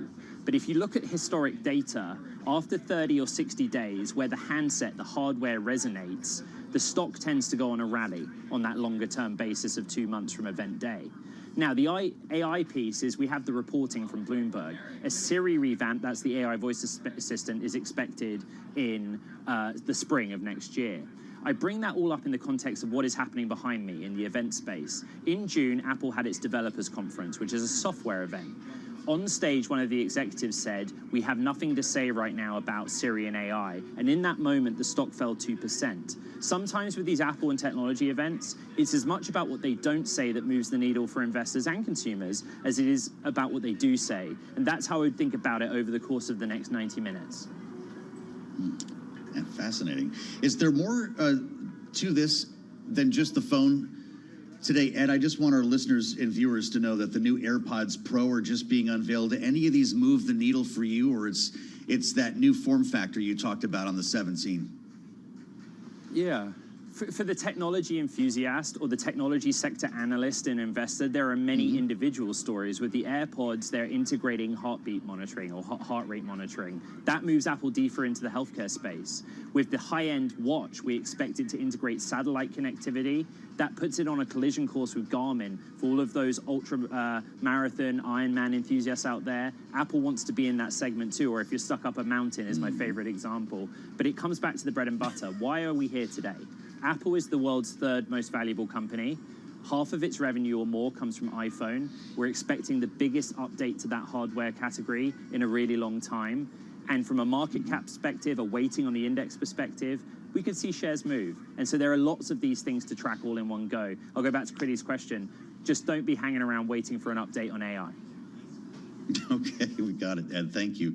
We'll get more from Ed Ludlow when the big stuff drops, and we do expect a lot of headlines to be coming out over the course of the next 20 to 30 minutes with that new phone in the offing here as we keep tabs on what Tim Cook is talking about. We told you she was coming, the chair of the House Republican Conference, now that lawmakers are back in town with some pretty big questions about government funding, about the state of our economy, and a lot more. Lisa McClain, the Congresswoman from Michigan's 9th District, with us live now from Capitol Hill. Congresswoman, thanks for your patience as we get through some of the Apple news. We'll call you on your iPhone if we have any issues here. But it's good to have you back, and I'm sure you saw that massive downward revision at the Bureau of Labor Statistics. The Trump administration is using that essentially as justification for his firing of the BLS commissioner. Most of this jobs data, though, was accrued during the Biden administration. What needs to be done to fix this other than adding a new boss at the top? Well, a lot needs to be done. Let's start with that. Let's have an honest conversation with the American people. Listen, Biden's economic policies were so bad for the American people that he and his administration actually had to fudge and manipulate, and I would even argue lie about a lot of the data. Listen, we can't fix a problem unless we admit to ourselves that we have a problem, and we need accurate data to do that. So that is where I applaud the presidency, this administration, and Republicans for let's get accurate data, let's see what the problems are, and then we can fix it. But let's stop lying and fear-mongering and just manipulating the data to the American people. We are doing that with the one big beautiful bill, or what I call it now, the working families tax cuts. We are doing that. We are trying to jumpstart the economy to bring manufacturing jobs back, but it is imperative that we have accurate data. I absolutely. And look, we cover Wall Street and we talk about data quality a lot around here, and that's kind of one piece of this, Congresswoman. But to suggest that it's intentionally being rigged or manipulated for political reasons is a very different allegation. Do you have any evidence that that was the case? Well, just look at the facts. I mean, this jobs report was off by how much? Right? These are surveys. Do you think that everybody is really telling the truth on this? I doubt it. right? I doubt it. And for me, this is what the Democrats the have done. conspiracy to involve an entire agency, wouldn't it? I mean, I appreciate how far off these numbers were, and we have big problems with the response rate. But what's going on in that building that would put the rank and file on the same page as the commissioner in trying to conspire to rig economic data? All you have to do is look at the Democratic Party. They have no plan, no vision, and no leader. They don't deal in facts. They deal in hyperboles. They deal with what-if scenarios. Just be straight and be honest with the American people. That's all I'm saying, and what I am saying is thank God that we have a president who believes in transparency, that actually cares about getting the facts, because I think once we have the facts, I don't think the American people expect us to be perfect, but they do expect progress, and it all starts with factual data. Congresswoman, the White House has been long pointing to the weakness that we're seeing in the labor market as a reason to cut rates. But the argument over at the Federal Reserve is that despite a weakening economy, which we've known for quite some time, the tariff policy coming out of the White House is ultimately muddying the waters. What do you say to that hesitation when it comes to addressing the weakness that we're seeing in the labor market? Well, I think we're actually trying to address the weaknesses in the labor markets that, the Democrats have left us with in the past 4 years with the Biden administration. That's why President Trump has already brought manufacturing and investments back here to the United States. That's why President Trump has already renegotiated over 80 trade deals with different countries to make a level playing field for the American people and the American worker, because for so long we've been taken advantage of. He is trying and doing, I might add, leveling that playing field. But at what cost, Congresswoman? What are you hearing from families and constituents in your home state of Michigan that are talking about the toll, whether it's temporary or not, that some of these policies are taking, especially when it comes to manufacturing? Yes. Well, different. I sit in Macomb County, which is heavily auto manufacturing. And I can share with you the people from my district, and I've been on the road with the tour, talking to people around the country, not just in my district, but they see this through the lens of job creation, American job creation. And they understand that we need to reset and level the playing field.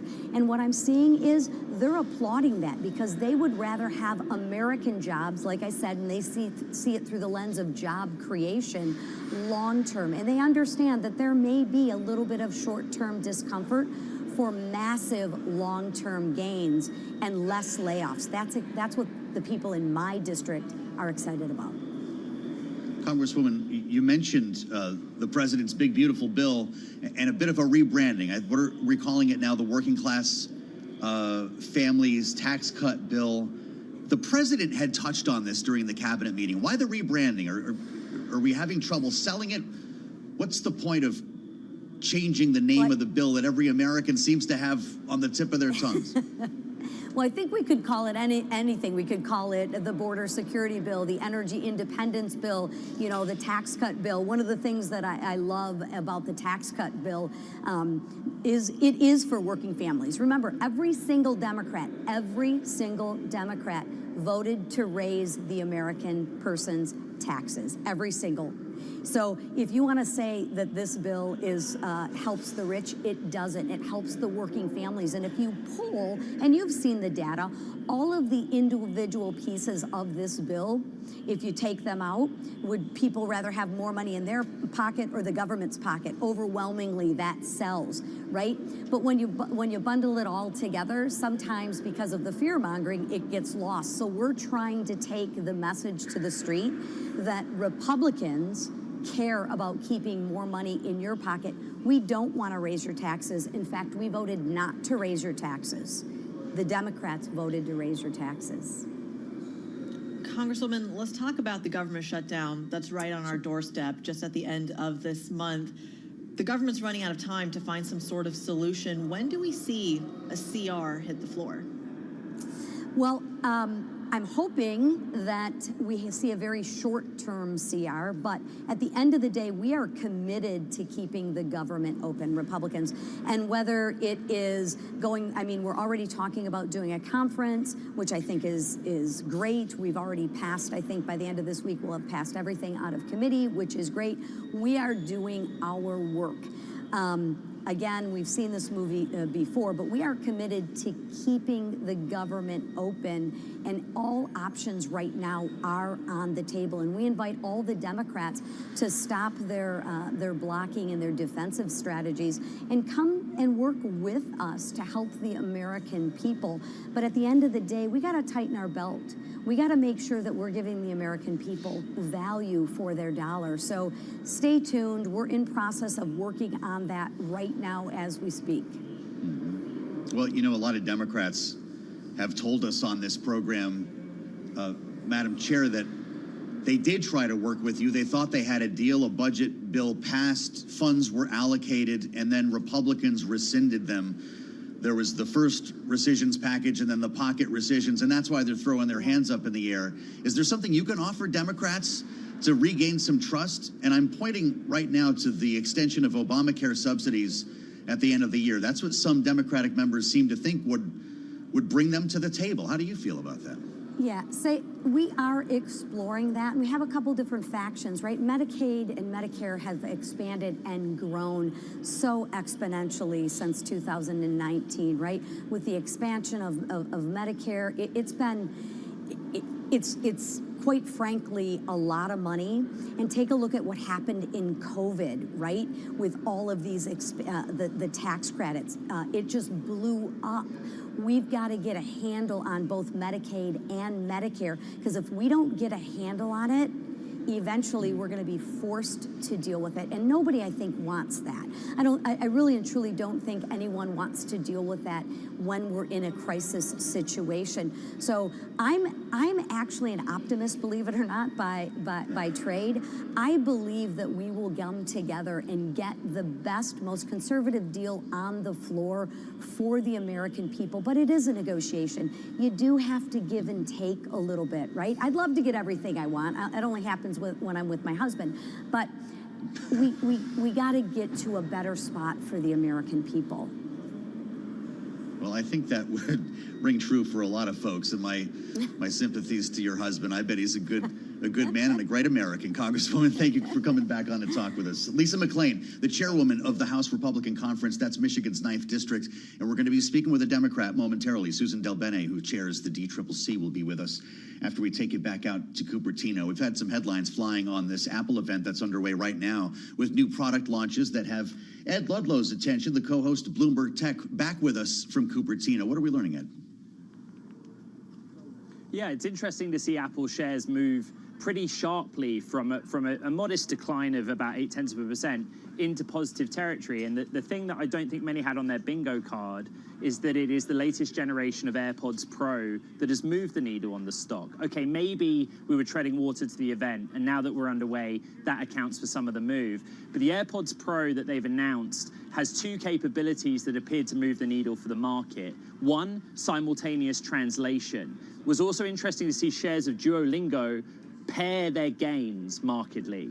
That's Apple coming with simultaneous translation for language technology market. They also announced that the AirPods Pro, you're working out, Joe, on the treadmill, you've got your AirPod Pros in, it does heart rate sensing now. Another piece of evidence that Apple, across its full spectrum of hardware, moving into the health market or health tech market, seems to have moved the needle on the stock. And I think my colleagues in the Top Live blog are kind of saying, oh, that's interesting too.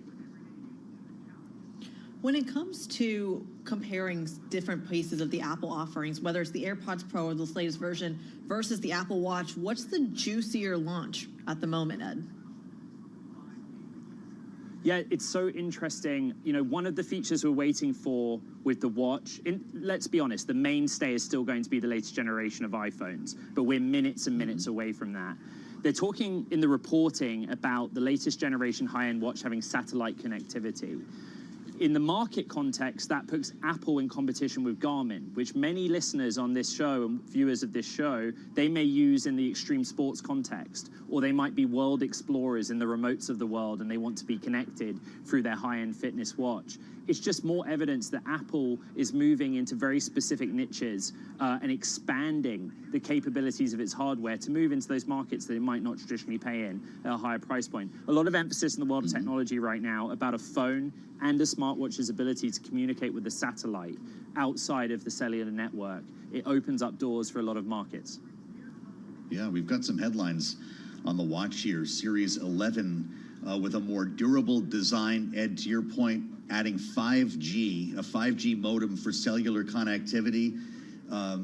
This will be interesting to see what comes next. Ed Ludlow tells us that we'll have more on the phone moments away, so we'll be back with Ed only moments from now. I want to bring you back to Capitol Hill as well to continue our conversation that we were having over government funding and the news of the day, including this massive downward revision coming from the BLS. We just heard from the Republican chair of the House Conference, the House Republican Conference, I should say. We now hear from the chair of the Democratic Congressional Campaign Committee. That's Congresswoman Susan DelBene, the Democrat from Washington, with us live from Capitol Hill. Congresswoman DelBene, welcome back. It's good to have you, as always, on Bloomberg TV and radio. Republicans are using this downward revision from the BLS today, a record revision, some 911,000 jobs we thought were there and are not, as essentially justification for Donald Trump to have fired the commissioner of the BLS. The chairwoman who was on with us before said she believes that it was politically motivated, intentionally manipulated. How are you looking at this? Well, I think it's been clear this administration, if they ever see information they don't like, they blame the source. I think what's happening on the ground right now is prices are going up for families across the country. The economy's struggling. The Republicans are trying to rip away health care from millions of people. People are concerned on the ground about what this means for their future. Republicans promised to lower costs on day one. They're not doing that. The American people are feeling it. That's what's important right now. That's what people are feeling, and that's why people hate this bill that Republicans went through. It's only making things worse. Chairwoman, is this a reason for the Federal Reserve to cut rates? Was Donald Trump right that this economy needs some help?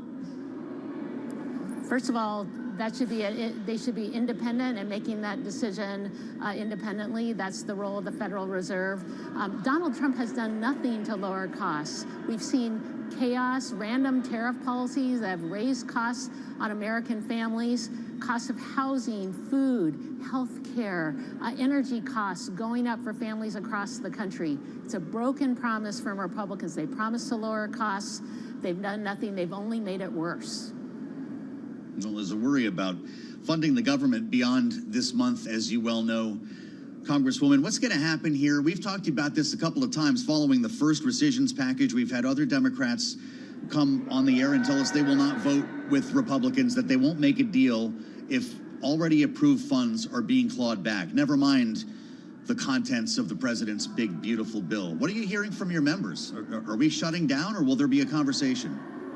Well, let's be clear. The Republicans have the White House. They have the majorities in the Senate and in the House.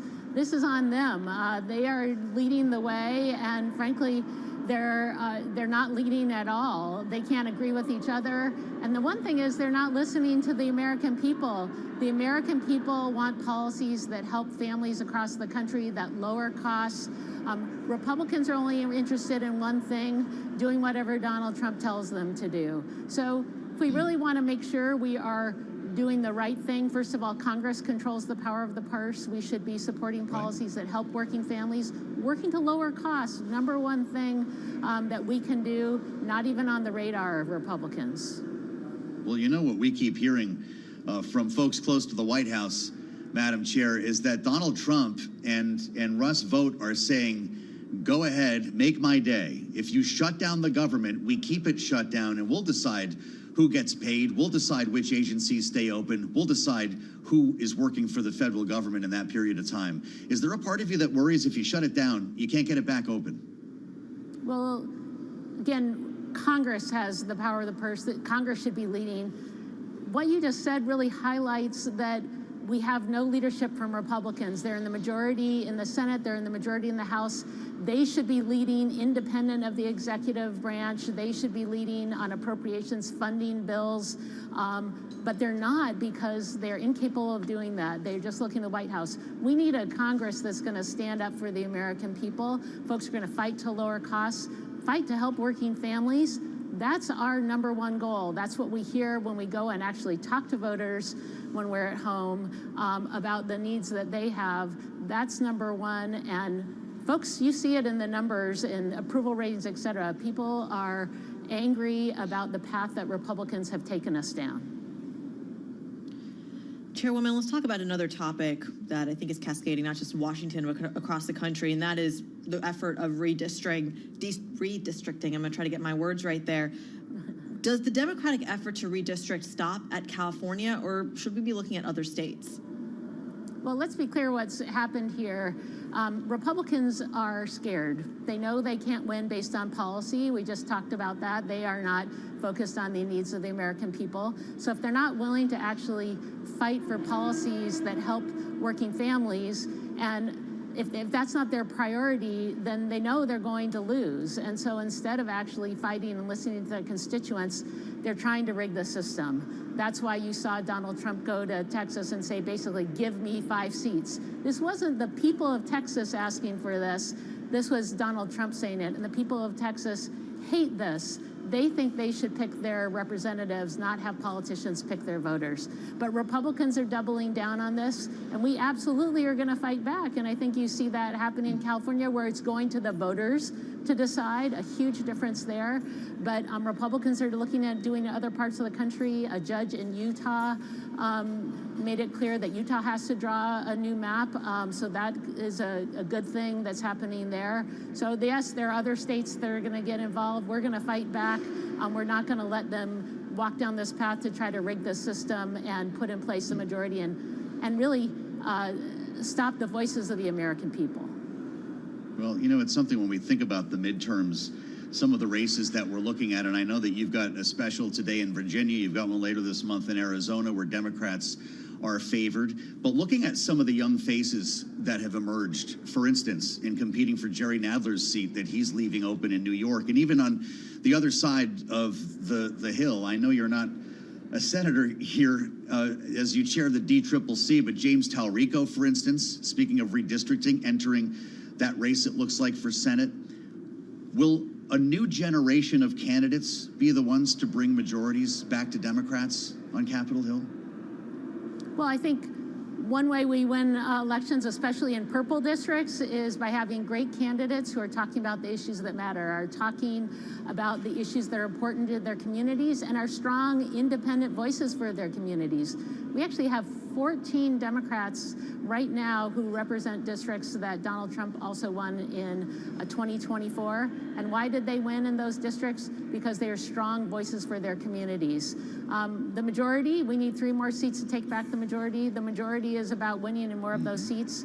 We know when we have great candidates, which we have many people across the country who want to run because they want to stand up for our country and fight against the damage that's being done by this president and this administration and this Congress. They're ready to stand up for their communities. That's how we win. And if you look at special elections across the country, Democrats are running 15 points ahead because people are rejecting the Republican agenda. Well, you had 2 more Democrats, as mentioned, Virginia, Arizona this month. Madam Chair, that puts the discharge petition on the floor. Democrats, 2 more. Going to be the reason why the Epstein files are made public? They only had a 3-seat majority, but we've had 3 vacancies. So getting 2 people back, getting the election today in Virginia, Arizona, and then further down the election for the special election in Texas. 3 more votes. Republicans have struggled to pass some of their bills just by 1 vote. So it's really important to have more people here voting for the American people. Well, I know you'll be counting the votes in the meantime. Congresswoman Susan Delbene, the Democrat from Washington, chair of the DCCC. Thank you, as always, for the conversation on Bloomberg TV and radio. We haven't even heard from the panel yet this hour. Let's bring them together. Bloomberg Politics contributors Jeannie Shanzano and Rick Davis are with us to react to these conversations we've been bringing you this hour here on Bloomberg TV and radio. Rick is a Republican strategist, partner at Stone Court Capital. Jeannie is Democracy Visiting Fellow at Harvard Kennedy School's Ash Center. Again, both contributors here at Bloomberg. Rick, we just heard a pretty interesting contrast of opinions when it comes to messaging and branding around the president's big, beautiful bill. Republicans don't want to call it that so much anymore. They're working on some new ideas like the Working Families Tax Cut bill. Does that tell you anything about how the August recess went? Yeah, they must have gotten a pretty good pushback. By the time they got back, they'd already renamed the bill. So we're not even talking about the big, beautiful bill anymore. And so I would say that if everybody had applauded that and were signing up and Republicans were enthusiastic, they'd never be changing the name of that bill. So it's almost self-defining. But what I have seen today on the program, both Republicans and Democrats alike, kind of retreating into those talking points. Republicans talking about the bill, why it should be good for you, got to go sell that before the midterm elections. And Democrats kind of retreating into their economic message that, Donald Trump's not doing enough. I'll be honest, I'm shocked that there isn't more aggressive approach, especially by the Democrats. We just heard from Chairwoman Delbene. I mean, they should really be going after this Republican administration if they expect to create change. And so I don't know. I mean, it'll be interesting to see how we resolve the current funding cycle, because nobody put anything on the table today that said, hey, there's a compromise afoot and we are going to avoid a government shutdown.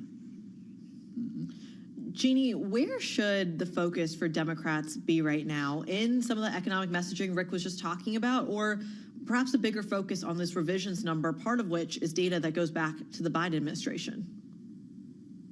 Yeah, I think it should be both. In fact, they are both part of the same story, which is a faltering and dismal, as you look forward, economy. And that's what I found so stunning by Representative McClain's discussion with you guys.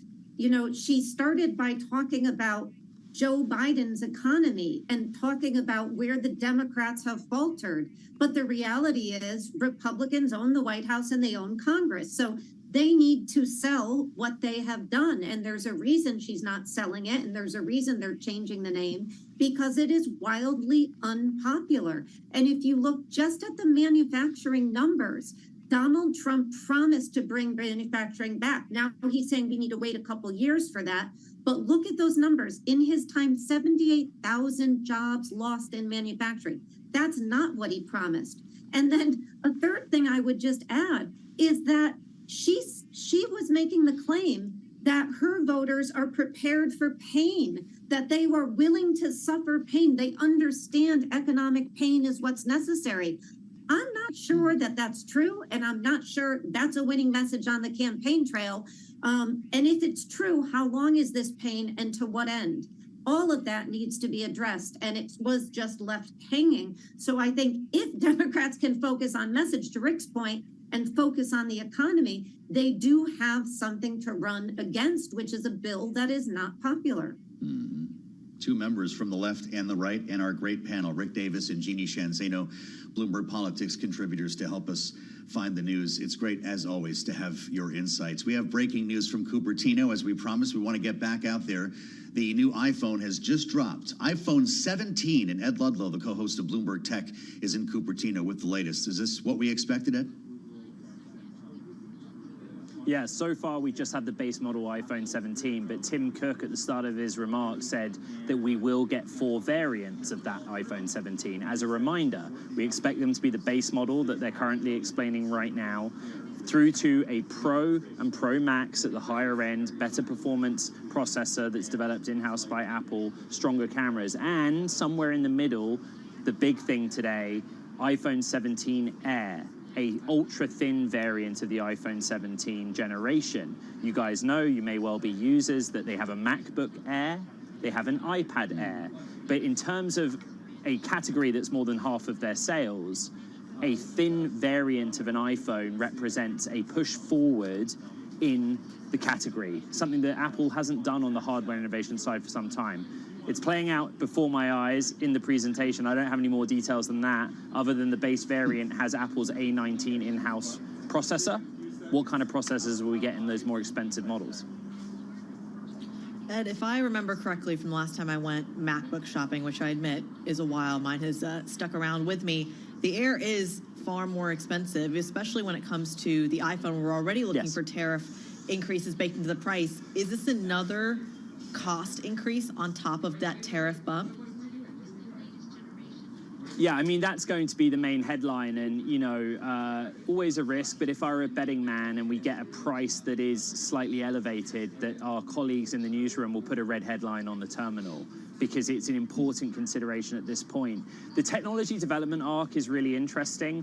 When I was at university, I won't say when, but MacBook was out then. In 2008, the MacBook Air came out. It was so expensive relative to the rest of the range. It also had some diminished features, taking into account how thin it was. But with time, Apple was able to make it a better value for money proposition. And if you read Bloomberg, Mark Gurman's reporting, that's what we expect with the Air, in this case with the iPhone. It will be expensive at first, priced between the base model and the Pro Max variants, but it will have diminished camera, diminished battery life, diminished processing power to account for the limited space, and they'll innovate on top of that in the months and years to come. I keep staring down at my Bloomberg terminal and the live feed and my social media feeds to try and give you some more information, but I'll be honest, they're just filling a bit right now, and I'm waiting.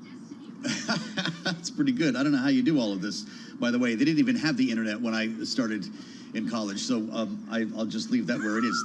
The 17, we just got a couple of details here, Ed. The entry model, Lavender Sage, Mist Blue, Black and White, 6.3-inch screen. That is slightly larger than before. And Apple ProMotion with 120 hertz refresh rate. Will people notice a difference when they look at the screen? Oh, sure. Yeah, so the idea is that when you are, you know, I'm holding up a prior generation iPhone for illustrative purposes, but when you have a dynamic piece of content on your phone, you might be scrolling a website that has both text and video.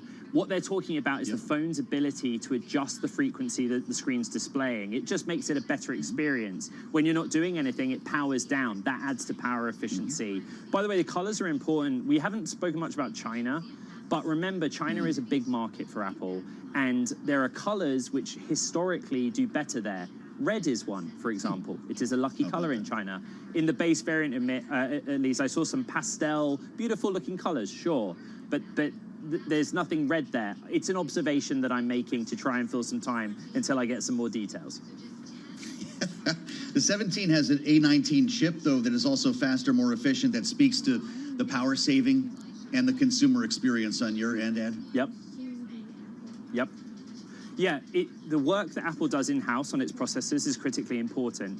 A19 represents to the consumer a powerful processor that speaks to the capabilities of the base model phone. Extrapolate forward, again, at this stage, because the presentation's underway, this is based on Bloomberg's reporting and Mark Gurman's reporting. But we care about the processor inside of the Air ultra-thin variant in particular, also the modem. So historically, Apple has relied on Qualcomm for the modem chip that goes into its smartphones. In other words, the connectivity to the cellular network, Bluetooth, Wi-Fi in other cases. Apple's doing more of that in-house, but our reporting suggests that its own work has yielded a chip that's not as efficient as Qualcomm's. So they're trying to move away from a traditional supplier there. That might come out. It's something to watch for in the next 30 to 45 minutes. Fascinating. This is what a great opportunity to geek out with Ed Ludlow as he joins us live from Cupertino. Ed, we'll get back to you. We still have the skinny phone announcement to come here, and we'll let you keep tabs on things. It sounds pretty wild there, actually, when the news broke. Ed is clearly not alone. I'm Joe Matthew in Washington alongside Kriti Gupta. This is Balance of Power, the Tuesday edition on Bloomberg TV and radio. We're watching shares of Apple and the markets at large. Let's hear more about it from Charlie Pellet. He's got his read on the markets from world headquarters in New York. Charlie? Hi, thank you very much, Joe Matthew, and good day from New York. Right now, we do have Apple shares. They are trading lower. Keep it locked into Bloomberg for the very latest developments out of Cupertino, but Apple shares right now, they are declining by 0.4% as Apple announces the iPhone 17 adds satellite connectivity to the new Apple Watch Ultra, also launches the new Watch SE with a faster chip and an always-on screen. Apple, by the way, says it does expect FDA clearance for hypertension detection soon. But Apple shares, after all of these announcements, we did see an initial pop higher, but right now we got Apple down by 0.4%. U.S. stocks trading higher. Right now, the Dow, the S&P, NASDAQ all advancing. Key takeaway at this hour, S&P at a record 65.06 right now, up by 0.2%. Could see a record close today on the S&P. The Dow up 181, up 0.4%. NASDAQ up 33 right now. That is a gain of 0.1%. The Mag 7 index, of which Apple is a part, up 0.5%. But again, Apple down by 0.3%. Your 10-year 4.06%, with a 2-year currently yielding 3.53%. Gold up under 0.2%. 36.42 the ounce, and crude up 0.9% on heightened Middle Eastern tensions. Bitcoin right now down 0.9%, just below $111,000. So again, recapping, S&P up 11, up 0.2. Apple down now by 0.2%. Balance of power continues now in Washington. Back we go once again. Your hosts, Joe Matthew and Greedy Goop. We thank you, Charlie Pellet, and he'll have more on the markets for you coming up at the top of the hour, 2 p.m., right around Business Week Daily Time.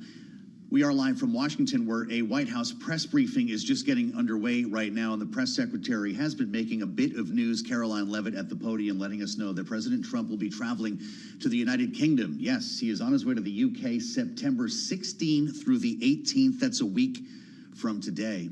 Want to go to the White House for more. It's been a busy day there, even though we have not heard from the president yet. We will a couple of hours from now, knowing that we've had a massive, if not record size, downward revision from the Bureau of Labor Statistics, pulling 911,000 jobs off the table in the year that ended in March.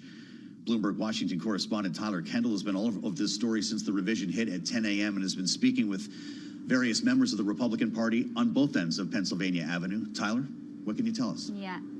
Hey, Joe, I mean, you hit the nail on the head there, right? Today we got this data that showed that U.S. job growth was far less robust than previously reported for the year through March. And it's really ramping up the pressure on the Federal Reserve to cut interest rates. And a lot of that pressure has been coming, of course, from this White House. Now, worth us mentioning here, this is a preliminary report. We'll get the finalized numbers early next year. But while the administration has been really critical of these revisions, this is a routine process, and experts have said, of course, yes, these revisions in recent years have been a lot larger, but that's due to some unique conditions related to the reporting process and the conditions now that we are post the pandemic. But the White House really wasted no time capitalizing on this, kicking out a statement to us reporters here in Washington saying that this bolsters their argument that there needs to be new leadership when it comes to the BLS. And it's an argument that congressional Republicans are picking up on too, as we wait for President Trump's nominee, E.J. Antoni, to head the BLS to make his way through the Senate confirmation process. And I caught up with one senator, Senator Mark Wayne Mullen, a Republican from Oklahoma, earlier today, and I asked him, what would E.J. Antoni do differently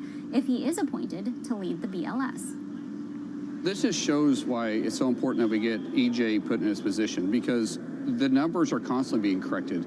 I mean, we had huge revisions underneath the Biden administration. The technology we're using to get these job reports are extremely outdated. We haven't actually updated the way we're getting job report numbers in decades. I don't know if you know it or not, but the way we actually get our job reports numbers is picking up the phone and dialing landlines, and then having someone do a survey. With all the technology that we have, with the AI technology we have, with the information that flows in from state chamber of commerce, from local chamber of commerce, from different payroll companies, we should be able to do more accurate data collection and allow small businesses owners like myself to be able to make changes, be able to adjust with economy rather than having to wait for revised numbers to come out, because this is happening way too often at this point. So a few different threads I want to pull on. You mentioned EJ. So EJ Antoni, who's President Trump's nominee to be the next BLS commissioner. What is EJ Antoni actually going to do differently? Is it the sort of changes that you're talking about? Yeah, so when we sit down, if you've listened to EJ talk, he's always said that we've got to bring in new technology. It needs to be updated. Government as a whole needs to be updated. President Trump ran on changing America to work for the American people, and we're like stagnated. For some reason, the government is the hardest thing to make any changes in. Even when you try to, for me being an appropriator, when we try to appropriate dollars for new technology, they take years to do a study on the technology that we're wanting for them to fund, and by the time they implement the technology, it's outdated. What President Trump and his whole administration is doing is updating the American government to work for the people, and that is a lot harder change than what you may think. But EJ, when we sat down and had a long conversation with him, he was very adamant. I'm wanting to modernize our new data system that we use in the Bureau of Labor Statistics. We need to update it like corporations have today, yet federal government doesn't operate that way. Joe and Creedy, it's worth pointing out the BLS has seen their funding, but also their staffing slashed under the Trump administration. Their staffing's down about 20% since January, and we had a good article out today on the Bloomberg Terminal showing that 12 out of the top 25 official spots at the BLS currently are vacant. Yeah, that's right, Tyler. Thank you so much, and a great conversation with the Senator Tyler Kendall live from the North Lawn of the White House. We've got breaking news again from Cupertino, so we're going to continue this staccato coverage here between Washington and the Apple event, where we find Bloomberg Tech co-host Ed Ludlow standing by. This is the new phone and the thin version. Ed, what do we know about it?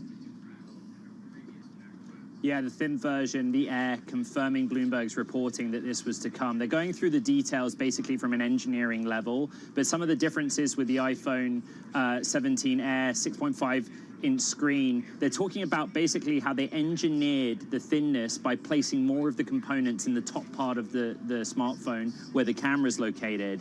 Limited details so far. Basically, there are going to be loads of people out there saying, well, hold on, if I have an ultra-thin phone with a very delicate screen, what happens if I drop it? Well, that's where they've started. It has a ceramic shield over the screen, which makes it 3x more scratch resistant than in prior models. Of course, part of the innovation when you miniaturize any consumer electronic comes with the silicon. They actually yet to go into detail on that, but they started by saying that's how we cracked it. We're able to miniaturize, make a thinner smartphone by working on the chip. And inside of it is an A19, I think they're now outlining, A19 Pro semiconductor. So as we get more of this information on how they did it, I believe my colleagues in the newsroom sent the red headline. To be fair, I did say that would happen. And the market is kind of having its typical sell the news moment, I think, which happens on most iPhone event days.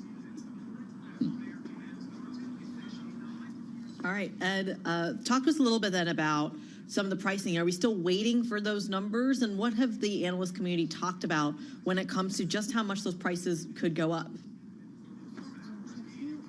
Still waiting on pricing. It will be critically important. The backdrop is Tim Cook, Apple's CEO, and his relationship with President Trump. The pressure on this from this administration for Apple to move more of its supply chain to the United States. Being no doubt the majority of the supply chain for these handsets is in China and in part in India. But the pricing is critically important in the competitive landscape as well. Samsung has already come out with an ultra-thin phone this summer. It has come out with newer updated models of AI-capable handsets. Samsung elected not to pass those price increases onto the consumer. Google and Pixel have come up with updated handsets within this calendar year. Google opted not to pass on those prices to the consumer. And when I say pass on those prices, the environment means that manufacturing is more expensive, components more expensive because of tariffs. So that's what the story will be. It will be a story if they do raise prices. It will be a story if they don't and they decide to swallow it. There is no precedent from the peers in the smartphone market that suggests they will raise prices in this instant. And as you suggested already, Ed, this too will be a big story here in Washington, D.C. when we get some of the answers to these questions. Many thanks for the great coverage at Apple HQ in Cupertino. Of course, that's Ed Ludlow. He's going to have a big show on Bloomberg Tech tomorrow. I'm Joe Matthew alongside Creedy Gupta in Washington, where today we had quite the bombshell from BLS, a record-sized downward revision. If you didn't see this hit at 10 a.m., 911,000 jobs we thought existed in the year ending in March do not exist. Which brings us back to the story, of course, of a couple of weeks ago when the president started speaking about data quality and, in fact, fired the commissioner of the BLS when the jobs data came out so weak in relation to estimates. We've had a series of conversations with administration officials who have agreed with the president that there was political motivation behind those numbers, which is something that we have no evidence of. It's just this very hour, Congresswoman Lisa McClain, who chairs the House Republican Conference, made that assertion. I want to spend some time on the downward revision on the state of our economy with Douglas Holtz-Eakin. It's been a while since we've had a chance to speak with the president of the American Action Forum, former director of the Congressional Budget Office, CBO, and knows a little bit about the way this stuff works. Douglas, it's great to have you back. A downward revision of this size hitting now, I realize, is seismic because this story was in the air. But when you look back across past revisions, what is really at work here? Is it simply a lack of proper response by employers, the sort of lackadaisical way they handle this? Or are the numbers getting bogged down in algorithms that we cannot identify? Well, first of all, your listeners should know this is a big revision. Almost 1 million jobs sounds big, but it's 0.6% of payroll. Typically, the revisions are in the neighborhood of 0.3%. So, but by the standards of these revisions, this is a pretty big change in the numbers. And I think the right way to think about it is, the U.S. economy is getting bigger. We have more firms, we have more employees, and the sample size that they use each month isn't really changing. On top of that, and that's a matter of just, staff and money. There's no doubt about that. On top of that, the response rates have been declining. So the effective sample size is getting smaller in an economy that's getting larger. The estimates as a result are less reliable than you might like. And when we do these comprehensive benchmark revisions, you have more data, you find bigger gaps between the noisy monthly numbers and the reality. So this can be fixed. The president emphasizes new leadership. He's entitled to the leadership he wants BLS, but new leadership isn't going to change sample sizes. You need better information each month to get estimates that are closer to the actuality. Mm-hmm. Douglas, is this another reason to cut rates? And in an environment where we can't even trust the data, is cutting rates the right policy response? Well, I want to be real clear. You can still trust the data. They just simply are a smaller sample than we might like. And anytime you have small samples, you're subject to more sampling error. It's not that the data have a bias to them or lack integrity. They're just too small a snapshot on a very large and diverse economy. And that's the best data we have. You should make policy based on that. Now, remember, this is the year that ended in March. And so this precedes Liberation Day tariff announcements, all the things that have happened since. If we look at the performance of the economy over that period, outside of the health sector, there is no job creation. This economy is dead in the water. There's a lot of evidence of that. And I think, the Fed should act accordingly. That's the right way to think about this. The press secretary is talking about this revision as we are speaking. Douglas, Caroline Levitt says the payroll data, one of the biggest revisions ever, showing we need new Fed leadership. Fed needs to cut rates. We need truthful, honest data from the BLS. It brings me to E.J. Antoni. The president has already selected who he wants to run BLS.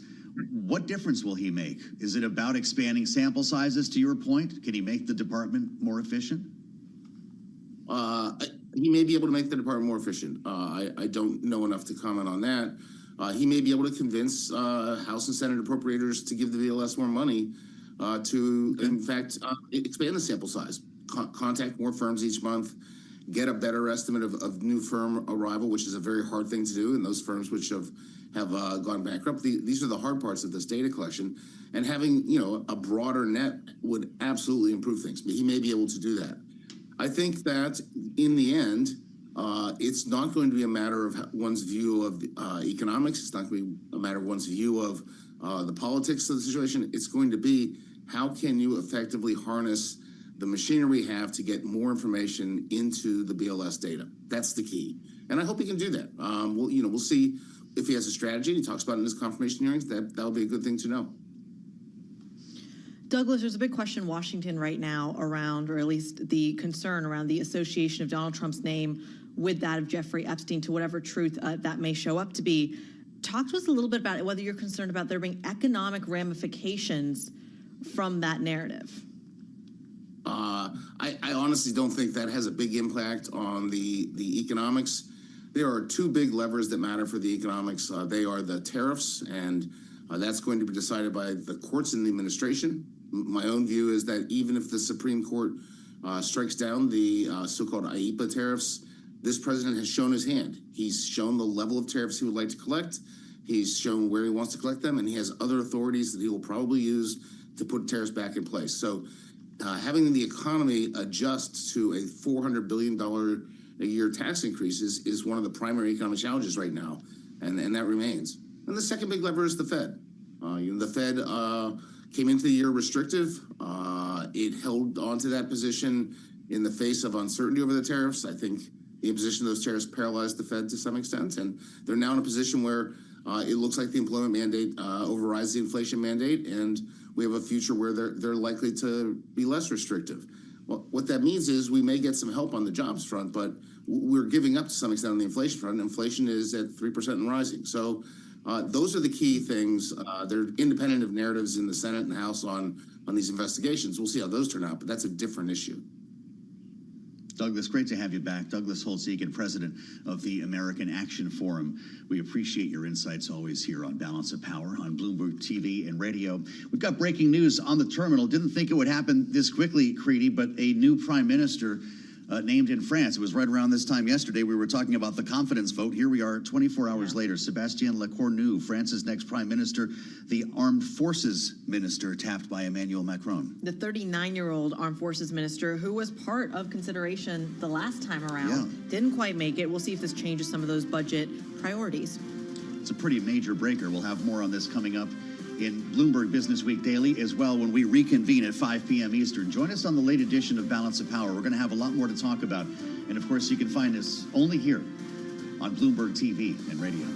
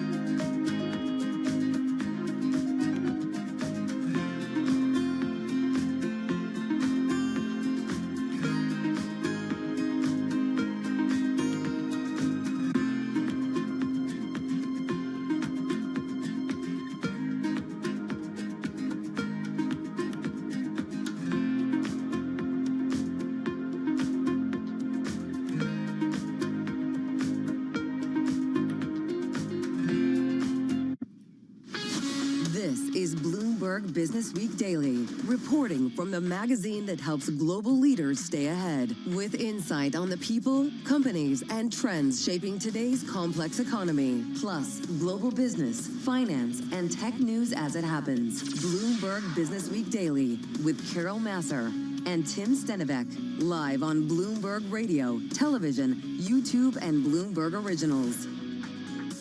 Good afternoon, Matt Miller here in the Bloomberg Interactive Broker Studio. Or is it the Bloomberg Business Week? Business Week Studio. We renamed the studio for this program. Tim and Carol are off. They're out at the, what is that Ritholtz conference called? Future Proof. The Future Proof conference. So they'll be joining our radio and YouTube audience in just about an hour's time. And of course, they'll be on the close with Romaine and...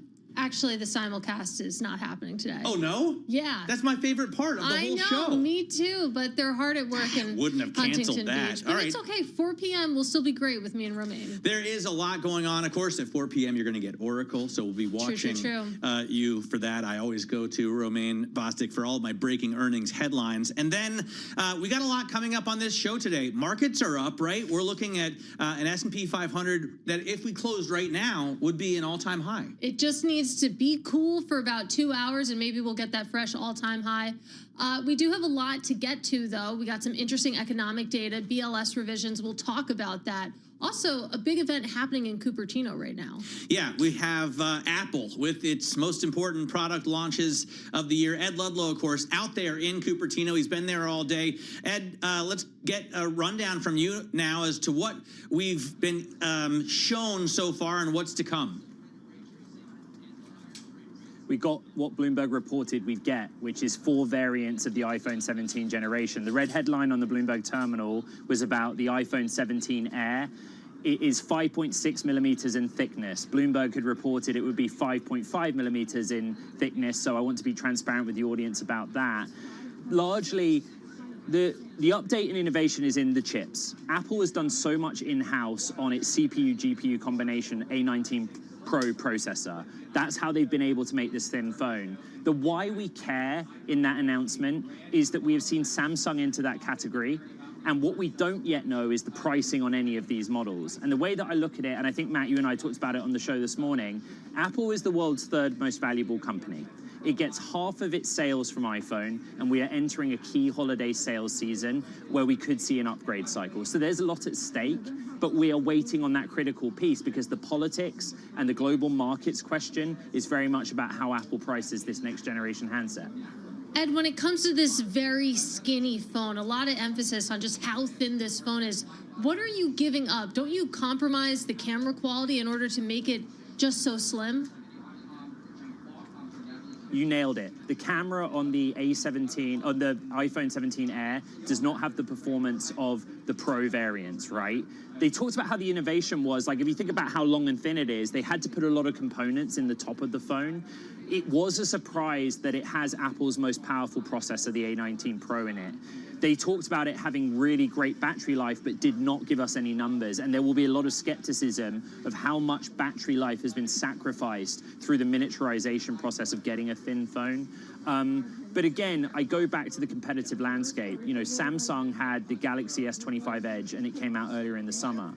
In that case, Samsung did not raise prices and then pass them on to the consumer. So there's no precedent or suggestion that Apple will follow suit, but it's a very interesting open-ended question mark that will be answered probably in the next 20 minutes. All right, Ed Ludlow, you're coming back later in the hour. That is Ed Ludlow out in Cupertino. He is the co-host of Bloomberg Tech covering that Apple event. It's interesting that they're compromising the camera because I have a husband, and he was an Android user for a long time. He switched to an iPhone in the last 3 years, specifically for the camera. That is a selling point for getting actually people to convert. Yeah, for sure it is. But I have to say that the first time I bought a digital camera, and it was like the most expensive one on the market, it was all of 8 megapixels. Right? So we're in an age now where even a compromised iPhone camera is just as good or better than the best thing we could have gotten when I was at the height of my That's true. photography hobby. But you know, time just marches on. There's a lot of camera snobs I'm the most out excited for you, actually, because you still have like an iPhone 8, right? I know. It's actually so dead. It's off on some man's desk over there charging because it won't take a charger anymore. You have to have one of those special touch chargers, and I don't have one at work. In any case, there's a lot to get to when it comes to the economic front as well. Thankfully, sitting to my left, we have Bloomberg TV and Radio international economics and policy correspondent Mike McKee. Let's talk about that record downward revision that we saw for U.S. payrolls for the year through March, much bigger than had been anticipated. I'm still sitting here shocked that you have a husband. I do. His name is Joe. and he has an iPhone. Yeah. I want to know from Ed, the only question I want to know is, do I want to buy this phone? No. Well, what are you talking about? The iPhone 17 in general, or the actual thin one, which only has a single 48 megapixel camera? Yeah, in general. I mean, I will say because this will be like consumer spending for Christmas. Maybe. True, that's true. We were talking to Mark Gurman, our Apple correspondent, on the close yesterday, which I now anchor, and we asked him point blank, and he said no. People probably won't buy this phone. Definitely. I mean, I think it depends on your cycle, right? I upgrade every 2 years, and right now this is time for me. Katie doesn't ever, so she's not going to. What about you, Mike? I have a 15, so I guess a 2-year cycle would mean I'd be thinking about it. You're on the hook. We'll go down to the Apple store together and check that out. All right, jobs. We saw the revisions in the jobs report come in at 911,000 fewer jobs in March of this year. When you're looking at the total number of jobs in the United States at that point, which is about 0.6% less than had been noted before. So it's not a huge change. It's a bigger change than we normally see. It does suggest that the economy was weaker. Job creation was weaker during the year from April of 2024 to March of 2025. But it also doesn't tell us anything about what's going to happen going forward or where we are now. We don't have the data past March, so that we won't get till January payrolls report, which comes out in February. And so the Fed is just going to have to use whatever numbers we have here and their own, because they have their own things that they put together to decide what to do in September. So as I said earlier to Matt, this is kind of the most consequential, inconsequential data release that we've had. Well, I actually heard Joe Matthew on Balance of Power talking to someone from the halls of Congress earlier. She was a Republican and was basically saying the skewed numbers were a conspiracy, a political conspiracy by the BLS to hurt the Trump administration. Does anybody who isn't a politician think that's the case? Anybody who isn't a Republican politician? No. The people who work with statistics all the time, one good example, the National Association for Business Economics, 3,000 economists at companies all over the country, put out a statement yesterday defending the BLS and saying that the problem is people who are criticizing them don't understand any of this. They don't know how the numbers are put together. They don't know why the numbers are put together the way they are. There's probably somewhat economically and statistically illiterate. So they're just criticizing because it's politics. And that I would urge people who are concerned about any of this, which should be everybody, to do the research. And you can find out all of how they put this stuff together. It's all in the BLS releases.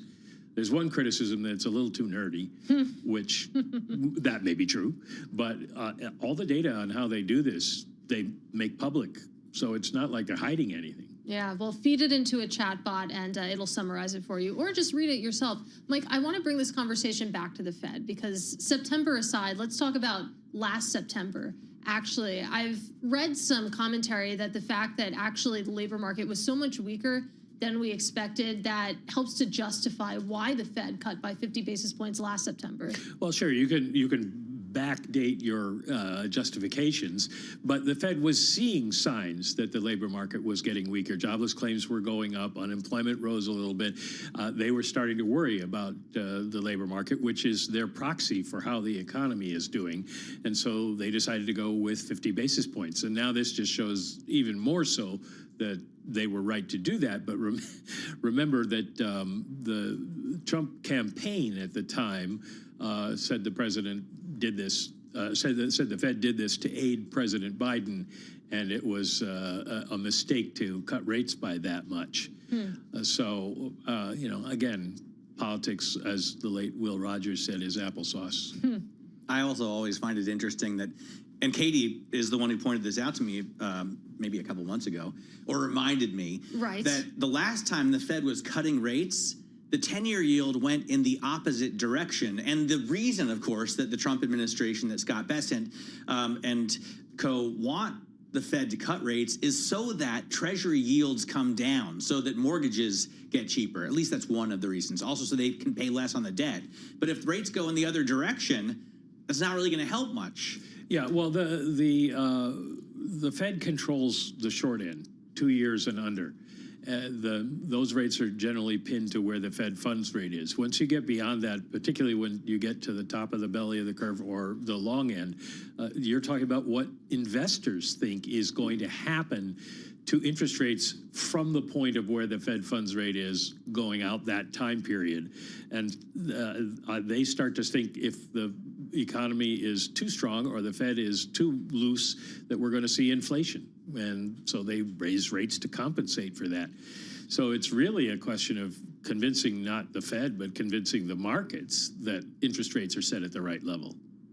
All right, Mike, thanks so much for joining us. Mike McKee, our international policy and economics correspondent. Of course, a lot of that jives with politics. Let's get over to Charlie Pellet right now. He's got your Bloomberg Business Flash. Charlie. Hi, thank you very much, Matt Miller, Katie Greinfeld. We do have stocks advancing. In fact, right now we are trading at the best level of the day on the S&P. A lot of moving parts, and we got you covered. Downward revisions to payrolls, geopolitical developments in Doha, and of course, Apple.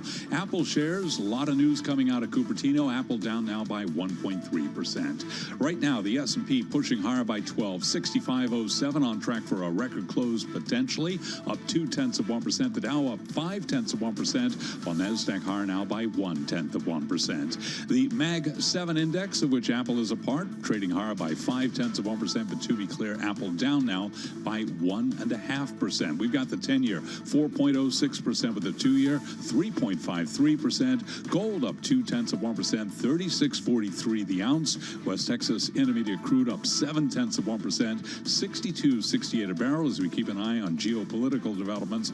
And Bitcoin at 110,976 Bitcoin right now, down by just about 0.9%. Apple rolling out the first end-to-end update to its smartwatch line in 3 years, debuting upgraded Series 11, Ultra, and SE models.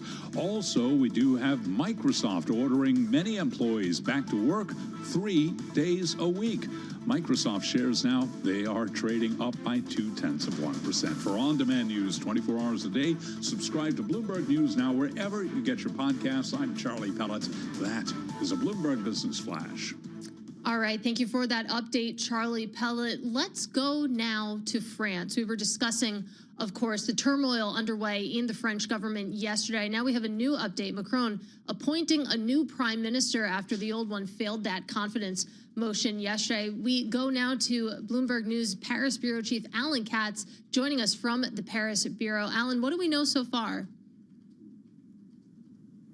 So as you mentioned, Macron put out a statement just a few minutes ago naming Le Cornu as the new prime minister. But France, it seems, is finally learning a little bit how to manage coalition politics, because unlike normal times when the new prime minister is just told, he's named and then said he's going to form a new government that he would then present to the president for approval. This time, he said that Le Cornu is supposed to go out and have discussions with the different parties in Parliament, and there's several of them, and try to create agreements to be able to pass a budget and to pass other bills that might be needed later in the year, and then form a government. And that's very typical of how coalition politics works. If you look at Germany or the Netherlands or any other sort of parliamentary democracies, they tend to do that. The parties will come together, they'll have these coalition discussions, and after that, they'll form the government based on this coalition discussion. So that's where France is trying to head. We'll see if they actually get there. Again, this is not in France's usual sort of political history, so it's a new thing for France. But at least they're starting to learn after a year and 2 prime ministers who've been ousted in confidence and no confidence motions. They're trying to sort of learn a new way to do politics. Yeah, this will be the 5th prime minister we've seen in 2 years. Bayrou was in for 8 months and change. Barnier was only there for 3 months. I almost feel like maybe you're wasting your time if you learn too much about Le Cornu, because how much longer is he expected to last? I mean, that's a good question. The answer is who knows. But your point about the short life of a prime minister since Macron called a parliamentary election a year ago is accurate, right? What happened from that parliamentary election is that you ended up with basically 3 blocs in parliament that are really at odds with each other, basically a left-wing bloc, a center bloc, and a far-right bloc. And that's resulted in a lot of political instability. Le Cornu, who came originally from a party called the Republicans, which is sort of a center-right party, has been with Macron since Macron became president in 2017. Is he the person to sort of build bridges across these political parties? It's not immediately obvious. He's known as a skilled negotiator. He doesn't have a lot of enemies. He's been pretty good as a defense minister. So the answer is maybe. But, I mean, honestly, Bayrou, the guy who was just lost that confidence motion, he was known as a good negotiator as well. And Michel Barnier, the one before him, was famous within the EU for negotiating the deal with the UK for Brexit. So there are always these skilled negotiators, and yet the last 2 at least have failed. So, I mean, your point's well taken. Will Le Cornu last? That's really remains to be seen. And I would say the odds don't look great given the past history, but you never know. Alan, put into perspective for U.S. listeners who notoriously don't have passports or travel, how important France is, especially in the context of the European defense, which, the American president claims we've paid for all of it, but surely the French are one of the main players in protecting the continent from Russia. So in terms of European defense, France is definitely the biggest and strongest player. Since Charles de Gaulle was president back 50 years ago plus, France has decided that it needed to be independent of the United States in terms of its defense. It created its own nuclear defense system. It's the only country that has, fighter jets that are not in any way dependent on the U.S., plus nuclear weapons that are not in any way dependent on U.S. supplies. And so it is a big player in European defense. That said, the U.S. is really dominant in defense of the European continent. I mean, it's been an issue for a series of administrations in the United States, claiming that Europe essentially wasn't paying its way for NATO or for its overall defense. It became more acute after Russia's sort of full-on invasion of Ukraine in 2022. And France, and particularly President Macron, has been pushing for Europe to increase its defense spending and increase its defense capabilities for several years. He's gotten more people to listen to him after Trump came into office and really started, pushing back against NATO. But so it is very important. It does not replace the United States, though, certainly not for the moment. France is pushing to create a better defense system, or certainly a better funded defense system in Europe, but that's several years down the road, really.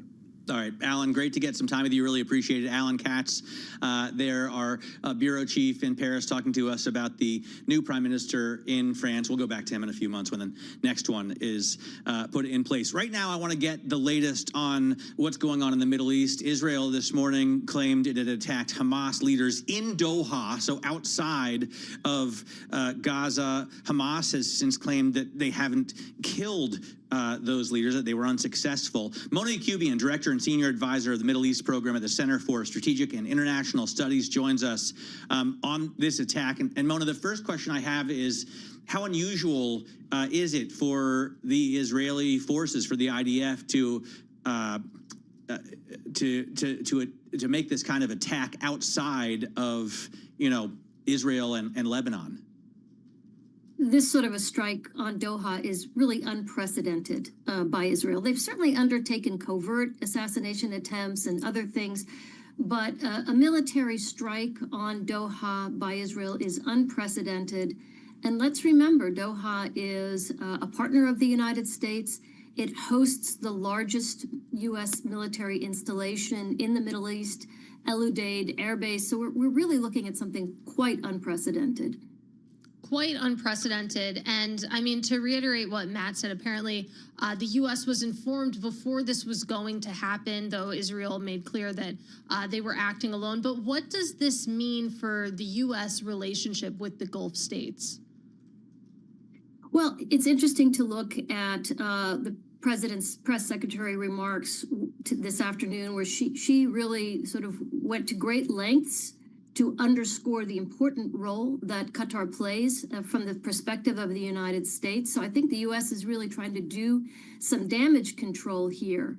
But without a doubt, it's got to raise concerns in the minds not only of the Qataris, but all of the GCC states about the situation they find themselves in the Middle East today, where Israel seems to be, essentially acting with impunity, undertaking strikes where and how it decides it needs to, regardless of whether or not that country has a particularly strong relationship with the U.S., let alone actually hosting significant military installations. So I think this is a moment of great peril in the region. So I guess Israel is allowed to act that way solely because of the support of the United States, right? At one point, you would have seen Europe behind, and Germany, of course, firmly behind Israel's military. But how much has that support eroded as the IDF continues to devastate Gaza and kill so many women and children in the territory? Well, I think Israel is in an incredibly difficult position in the international community because of its conduct of the war in Gaza. We've seen a growing international outcry regarding conditions in Gaza. And now today we've also seen condemnation, for example, French President Macron condemning the Israeli action. I think increasingly there's just worry that these kinds of actions are really transgressing international norms, international law, and they're creating a far more dangerous Middle East with implications not just for the region, but certainly for U.S. security and frankly for Israel's security. And I wonder what the end game is, Mona, because it feels like that's getting increasingly hard to see. Of course, we're coming up on another, milestone with October 7th, just about a month away here. And I mean, what do you think the path forward is here? Is it conceivable that we will see some material cooling down, or what are the steps that we need to see to get there? I wish I had an answer for you about what the end game is, because honestly, I think this latest attack really defies logic. As you rightly note, the second year anniversary of October 7 is approaching, a horrific terrorist attack. But Israel's nowhere closer to resolving and addressing that conflict today than it was 2 years ago. There are Israeli hostages who remain in Gaza. And unfortunately, because of this strike, the Qataris have now suspended their role as mediator, and it feels as though the prospects for a ceasefire and hostage release in Gaza are further away today than they've ever been. Is there any chance that the Palestinians get back to a place where a two-state solution is possible, or is that just out the window at this point? Well, one never wants to say things are out the window, but I think both Israelis and Palestinians are at a historic divide, and a two-state solution appears, further and further out on the horizon today. But that said, we can never discount the possibility of dramatic shifts and openings that are created in moments of crisis like the one we find ourselves in. I can't tell you what that looks like right now. Right. What's the alternative, Mona? I mean, what happens we saw press reports today that the IDF was trying to evacuate 1 million people from Gaza City, and there are obviously many more across both Gaza and the West Bank. So where will those people go now that their homes have been completely and utterly destroyed? Well, they're being forcibly evacuated into smaller and smaller areas of Gaza. And I think this is provoking concerns among Israel's neighbors, Egypt in particular, that this could lead to even expulsion into Egypt, which would be a huge red line. And so I think, unfortunately, in the absence of movement toward peace, the prospects are for deepening and more dangerous conflict. All right, Mona, great to get some time with you. Really appreciate it. That is Mona Yacobian. She is Director and Senior Advisor of the Middle East Program at the Center for Strategic and International Studies, joining us from Washington, D.C. We will, of course, continue to follow that story. But let's get on over to Charlie Pellet for an update. What's going on? All right. I thank you very much, Katie. Apple introducing its iPhone 17 lineup. Shares down now by 1.3%. Oracle and Synopsys will be reporting after the bell. Jamie Dimon telling CNBC the U.S. economy is weakening. After that record BLS revision, stocks are recovering. After the jobs revision boosts the chance of rate cuts. Here's where we stand in terms of the equity markets. S&P at a record 6509, up 14 now, up 0.2%. The Dow up 0.5. NASDAQ up 0.1%. We've got the 10-year yielding 4.07%. Gold up 0.2%. West Texas Intermediate crude up 0.7%, 62.66 a barrel. I'm Charlie Pelleton. That is a Bloomberg Business Flash. Charlie, thanks so much for that. Charlie Pellet there with your Bloomberg Business Flash. The big corporate story of the day certainly has been Apple, as it is every year with these product launches. We all wait with bated breath to see what they give us out of Cupertino, California, even though Katie never upgrades her iPhone. Most people do every couple of years. I think maybe most people do it even more often. They just love spending money, don't they? Every couple of years. Well, they want the newest and the latest and the greatest. And it's not just about iPhones. There is a new watch. There are new AirPods, which actually can give you your heartbeat. Yeah, and maybe translate things too. In real time. Let's get over to Ed Ludlow. He's there in Cupertino with the details.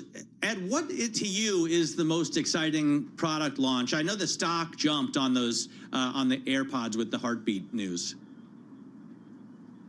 Yeah, it did. But I mean, the major development since last we spoke is pricing on iPhone 17 generation, right? As we discussed all day long, typically iPhone reveal days are a sell the news moment. The stock fell to a 1.6% decline. I think it might have paired some of that decline when we got pricing. And the reason that that's critically important is what you've just discussed. Do consumers go out and drive a massive upgrade cycle? But also that would be news if Apple were to have substantially or substantively raised the prices. The base model is $799. The Air, the thin variant, is $999. Then the Pro is $1099. The Pro is an effective price raise generation to generation, but its storage is double the prior generation, so you get more for your money. So now the question, there's one factor you guys don't talk about. I find this so interesting, whether or not you upgrade. It's a question for the US consumer in particular. What happens if your carrier, be it T-Mobile or AT&T or another, says to you, give us your iPhone 15 or your iPhone 16 and we'll give you the 17 generation for free? What would both of you do then? Because that's the story that's going to happen next. I would say yes, yeah, absolutely. Exactly so. Yeah. So, I mean, exactly. I want to know who would say no, honestly, Ed. Right, but in the environment that we're in, right, where Apple is a $3.5 trillion company, the third most valuable company in the world that is under immense political pressure from this administration, we know that costs are higher, supply chain costs, component costs, assembly costs. They've chosen this pricing arrangement. And then they have to make a deal with the carriers. And the carriers then have to incentivize the consumer.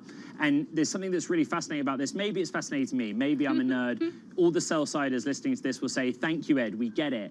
We're within the current fiscal quarter. Look at the dates that the phones come out, within the fiscal quarter, then do the math on the next fiscal quarter in the holiday period. And so there's a lot of calculus to be done. But that's the news, and as is always typical on a day like today, it was a sell the news moment. And Matt, you and I did that chart this morning, did we not? That look 30 days, 60 days out, past an iPhone launch event historically, the stock does tend to rally. So that's kind of how I'm thinking about it. Sure. Well, if you look at it past a year or 2 years or 5 years or 10 years, it rallies too. Well, stocks only go up. Yeah. You know, I think, to me, the iPhone and the pricing and that kind of thing is interesting if you're an analyst, but it's really incremental. That's just a grind, right?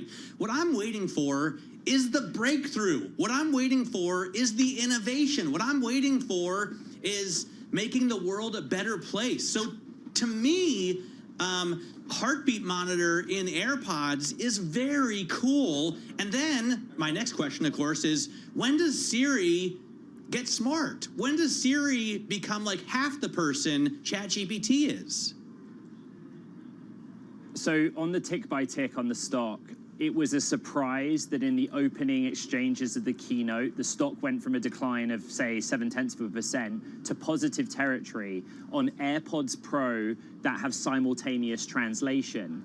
That answers a part of your question on when Siri gets smart, because look at the work that Meta is doing with the glasses and that some of the other OEMs, like Google even, have done. There is a heavy emphasis in this AI age on simultaneous translation. And when that news came up, it wasn't just that Apple stock reversed direction. Duolingo shares, and Katie, I know you have a relationship with that CEO, right? I do. I know him well. The shares of Duolingo moved markedly. You know, and that isn't that astonishing sign from the market that they look at the software announcement here. You've got the AirPods Pro, it's a piece of hardware, but it can now do something, simultaneous translation, it couldn't do before, and the market reacted accordingly. And again, Matt, on the heart rate sensing technology, working out wearing AirPods, the market didn't react in the moment in the sense that, you know, I didn't see any other health tech gear makers move necessarily. But remember that like some of this was in the Bloomberg reporting prior and was baked in. And you've seen some of those rivals in the market come out with new tech in anticipation of what Apple might do. Well, I'm glad you mentioned Duolingo. Shares now flat, but they did initially drop more than 5% when that news came out. So definitely a moment there for Duolingo. Apple shares now selling on the news, like you said, down more than 1%. Ed, though, when it comes to the carriers, I know that you have a conversation coming up with the COO of AT&T that's happening on the close. I will be watching with bated breath. Wait, do you anchor that show? I do. I anchor that show now When is with that? Romain Bostic. Well, it's 3 to 5 every single day. Every day on live, internationally broadcast television. Indeed. Ed, talk to us about some of the questions you have there for the carriers specifically. One small correction. It's the COO of T-Mobile. You know, I knew there was a T in there. The same question applies. TMUS. There you go. It's anyway. okay. Also, just like astonishing news day in the markets. Like there's so much going on in geopolitics and the macro. Like I don't know how you guys do it. I just have to focus on Apple. But that's the only question for the carriers. What is the deal? Like when I get the marketing email on my phone, or you walk into a high street in any American city, what is it you're going to offer the consumer to get them to actually buy the iPhone 17 generation? And then beyond that, like this seems dry, or the grind, as Matt might call it, and did a second ago. But like, how does T-Mobile negotiate in advance how many handsets it's going to take? Take too much inventory and no one buys it, you're in trouble. Take too little and then consumers get upset because they have to wait for the handset. I find all of that fascinating. Like, it's hard running any company, but I like the idea that T-Mobile and Apple have been negotiating this for months, and so we can get a little insight into that. What I find most exciting around T-Mobile, Ed, is something that we talked about with you yesterday, and obviously you had on your program, Bloomberg Tech. Ed is the co-anchor of Bloomberg Tech every day. I like that we're spelling this all out for the audience. The fact that SpaceX, like, not only spent $17 billion on spectrum, but also $8.5 billion in its own, private market shares to get this spectrum, and can break off from a partner like T-Mobile, right? And really can offer a challenge to Telephone and Verizon as well. I think it's just fascinating. Yeah, if we just park for 1 second the debate about whether one needs to have satellite connectivity on their mobile phone, it is a more nascent technology where initially Starlink and T-Mobile partnered and ran a beta. I participated in the beta, and where you don't have any cellular connection, in limited communications, messages, calls, it works well. The satellite connectivity. But you're absolutely right, in buying those two specific spectrum frequencies, Starlink could now stand on its own 2 feet. I will ask the T-Mobile COO about that.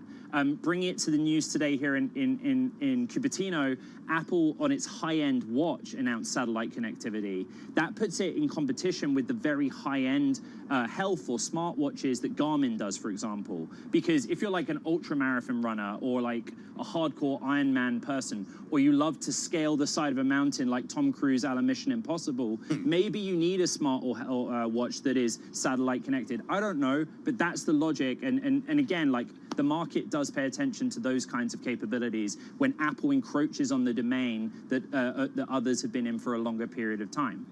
All right, Ed, great update. We'll be hearing from you throughout the rest of the Bloomberg day, including on the close, which comes up at 3 p.m., which I anchor now with Romaine Bostick. That is Ed Ludlow, the co-host of BTech, joining us from Cupertino. Meanwhile, let's check in on these markets. The S&P 500 higher right now to the tune of about 0.2%, even though you do have Apple lower on the day, now down by 1.6%, Matt. That is your biggest points contributor to the downside right now.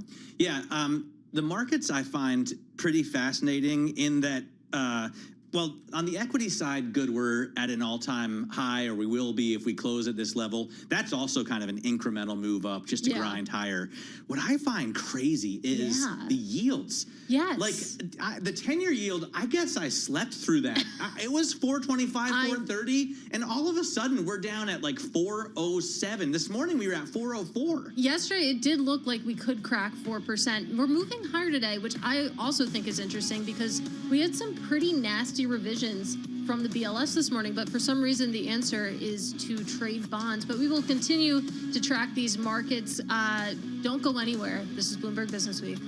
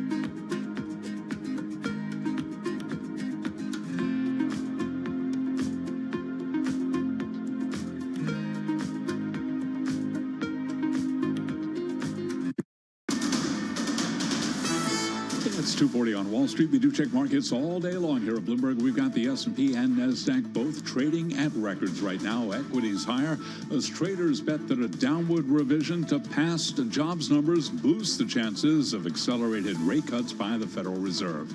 S&P right now up 11 at 65.06, a gain there of 0.2%. The old closing high 65.02. We've got the Dow up 234 now, up 0.5. NASDAQ higher by 21, trading at a record up 0.1%. The Bloomberg Mag 7 index up 0.4%. Notable declining stock in that index, Apple, unveiling all those new products, down now by 1.5%. 10-year 4.07%, with a 2-year 3.54%. Gold up $6 the ounce, now up 0.2%. And West Texas Intermediate crude up 0.7, 62.69 a barrel. Goldman Sachs has won a $40 billion mandate from Shell to oversee pension assets. Goldman Sachs shares, they're up 3.1%. Shell up now by 0.9%. An American Express says it grew its global merchant acceptance rate by more than 16% in the 12 months through June. Shares of American Express down 0.2%. Recapping, stocks higher. Oracle, Synopsys, both coming up after the close of trading. S&P right now up by 0.2%. We are at a record. For on-demand news 24 hours a day, subscribe to Bloomberg News Now wherever you get your podcasts. I'm Charlie Pelleton. That is a Bloomberg Business Flash. Charlie, thanks very much. Charlie Pellet there with the Bloomberg Business Flash on a day when the market is slightly higher, grinding just a bit more, it seems like each day, although it couldn't be because then we'd have a record every day. I think Thursday was 65.02. Certain weeks it feels close to having a record every single day. You're on the close now, so you must remember every day the closing levels. Yeah, it is really interesting. It was interesting being on open interest, and the markets would open one way and then they would close a completely different way. So everything we said in the morning felt a little bit stale, but now you're right. I watch the markets close every single day. And one of the success stories globally we're going to talk to right now, Mercado Libre is basically the Amazon of South America. The stock is more than doubled in the past 5 years, up 125%. And the CFO joins us right now out of Latin America, Martin de los Santos. And Martin, I've spoken to you a couple of times in the past few months. Give us an update on how your business is doing, how your growth is looking right now, and how the economy feels to you. Hi, Matt. Thank you for having me. Pleasure being here. We announced results a couple of months ago for Q2, which shown very strong growth both on our e-commerce platform as well as our fintech business. Number of users growing very nicely. 30% on fintech, 25% year-on-year growth on commerce, performing very, very well in all of the markets where we operate. We continue to increase financial inclusion. But then when we look at ahead, we see plenty of growth in the future, right? The penetration of e-commerce in Latin America continues to be relatively low compared to the US or Asia. It's at mid-10%. Financial inclusion is very, very low, and we're also making significant progress on bringing people to our ecosystem. So we are very excited, not only with the results that we deliver in Q2, but with more importantly, with the growth that we see ahead of us.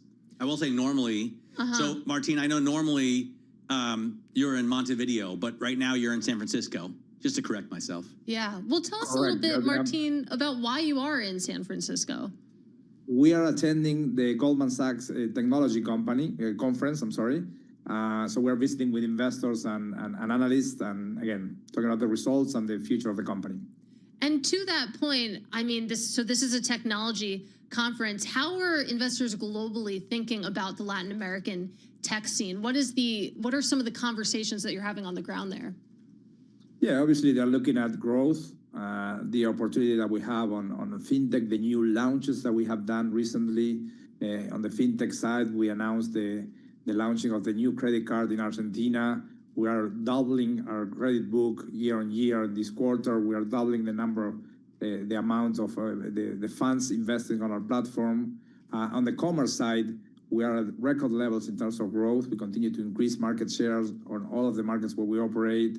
We're increasing our free shipping offering. So a lot of new things happening on our ecosystem, and those are the type of things that we're discussing with investors.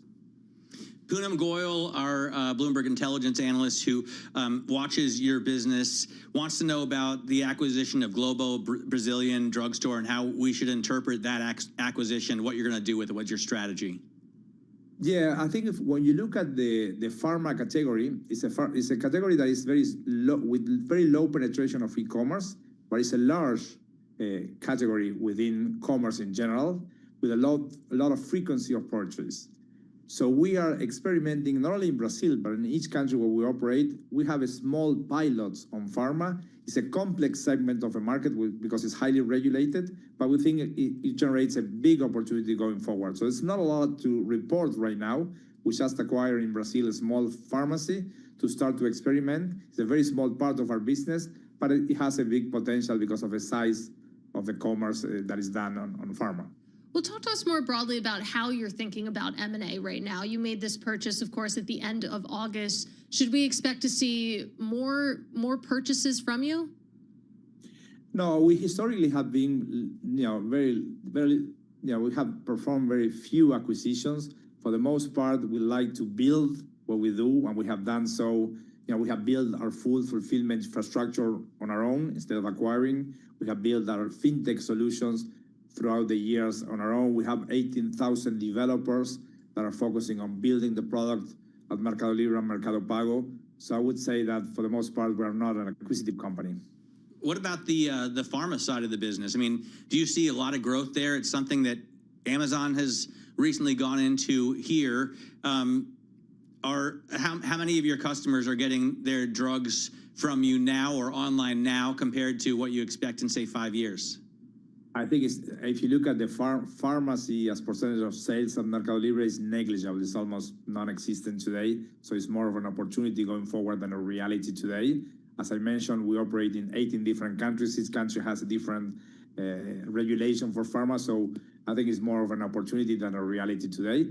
But like pharma, there are many different bets that we're doing throughout the operation. Supermarket, 1P, we're experimenting with food delivery that are small today but represent large opportunities going forward. By the way, Martin, can you watch what Amazon does? And, do you have time to watch them, wait and see how it works out for them, and then do it yourself? Or do you like to make your own innovative moves, make moves at the same time? How does that work? I think obviously we observe when we analyze everything around the world, obviously the US, but a lot what's happening in China. And we try to bring those things to Latin America, but those require adaptation, right? I mean, in the early days when we started Mercado Libre 25 years ago, we used to be very similar to eBay, but we rapidly realized that, we needed to adjust the model, and we move away from that, the auction model, for instance. Then we build our infrastructure, in the same way as Amazon has it in the US. Our fintech solution looks a lot more what the Chinese have in China because of financial inclusion that we needed to make. So I think we do observe a lot what's happening in the world, but then we need to customize it to Latin America, which has a very different environment.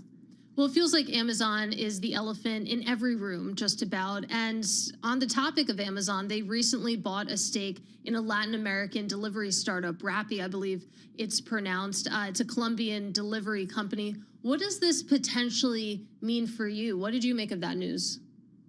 I think we've been competing with Amazon for many years in Brazil and obviously more intensely in Mexico. And again, as I mentioned before, we have built our logistic infrastructure and our payment infrastructure to compete with Amazon, with the Asian players, and we will continue to compete with them based on the strength of our ecosystem. So again, doesn't change the trajectory of our investments or our strategy. Not much to report on that front. What's your investment strategy in terms of AI or data centers? Are you pouring, like all of the mega cap tech companies over here, billions of dollars into that? No, we're not. I think regarding AI, I would break it down in three. There are certain initiatives that are helping us with cost savings. There are certain ones that are consumer facing and are helping us to push growth and improve the user experience and conversion. And then there are certain ones that speak more about the agentic AI in the way we interact with our users. I would say that we're making a lot of progress in terms of cost savings in many different areas of the business, in particular in coding. The 18,000 developers that we have are embracing AI and becoming more productive. Also, consumer-facing, a lot of ways that the users interact with our platform has been improving because of AI. And then on the agentic AI, we're experimenting a lot. I think on that front, we have more questions than answers yet, but we have a large team of people who are looking at ways we can improve the user experience via developing our own agents. All right, But Martin. we're investing on fundamental models.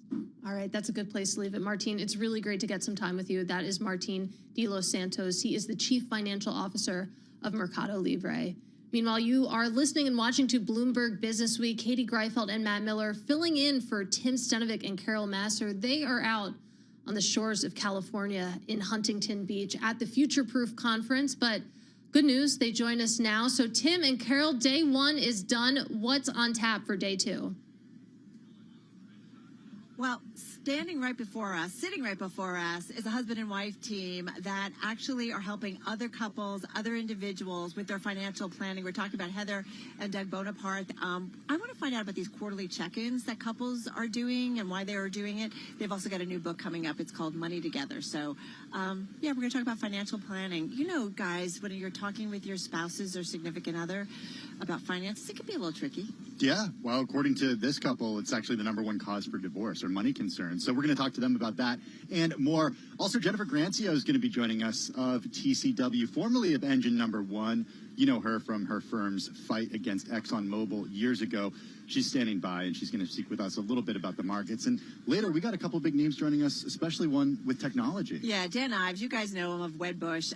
We're going to talk maybe a little Apple, you think? I know you guys have talked about it a lot. We've certainly seen a lot of news out of it. They're big news in terms of some of their product announcements, stock movement off of it. So we'll see what he has to say. But I also am curious about AI is a big theme, a future-proof this year. So we'll see what Dan is kind of taking away from some of the conversations he's having when it comes to AI and the financial community. Also, at the end of our program, Daniel Crosby is going to join us. He's Chief Behavioral Officer over at Orion Advisors. So he's going to stop by and talk a little behavioral finance. But we're having a good time over here. We appreciate you guys holding down the fort back in the Business Week studio. Don't mess anything up, okay? Yeah. Dan Ives has launched a he's here. Bitcoin treasury No, he hasn't. company. Dude, it was up 5,000% it's not Bitcoin. It's not yesterday. Bitcoin. It's not Bitcoin. Okay, I'm just saying, like, of the things you're going to talk to Dan Ives about, I think the 5,000% gain in the stock of the company that he's working with yesterday should be at the top of your list. I will say he's also launched Also at the top of our list with him. Okay. Okay, that should be at the top of the list. No, also at the top of the list is his ETF. It launched back in June. IVES is the ticker. It's up 16% since then. It's outperformed the S&P 500 and the NASDAQ 100 considerably over that time. So he's got his hands in a lot of places right now. All right, very cool. I look forward to watching, really listening to your show. As you know, I tune in to Carol and Tim every day on Bloomberg Radio. By the way, that 8Co Holdings is the name of the Dan Ives vehicle that jumped yesterday at the close of trading. And the ticker, by the way, is OCTO, so Octo. So just to wrap up, so he's got a clothing line, he's got an ETF, and he's got a crypto treasury company. He's a man with a plan, or many plans. At the close, that stock was up 3,009%. Not bad. Wouldn't say no to that.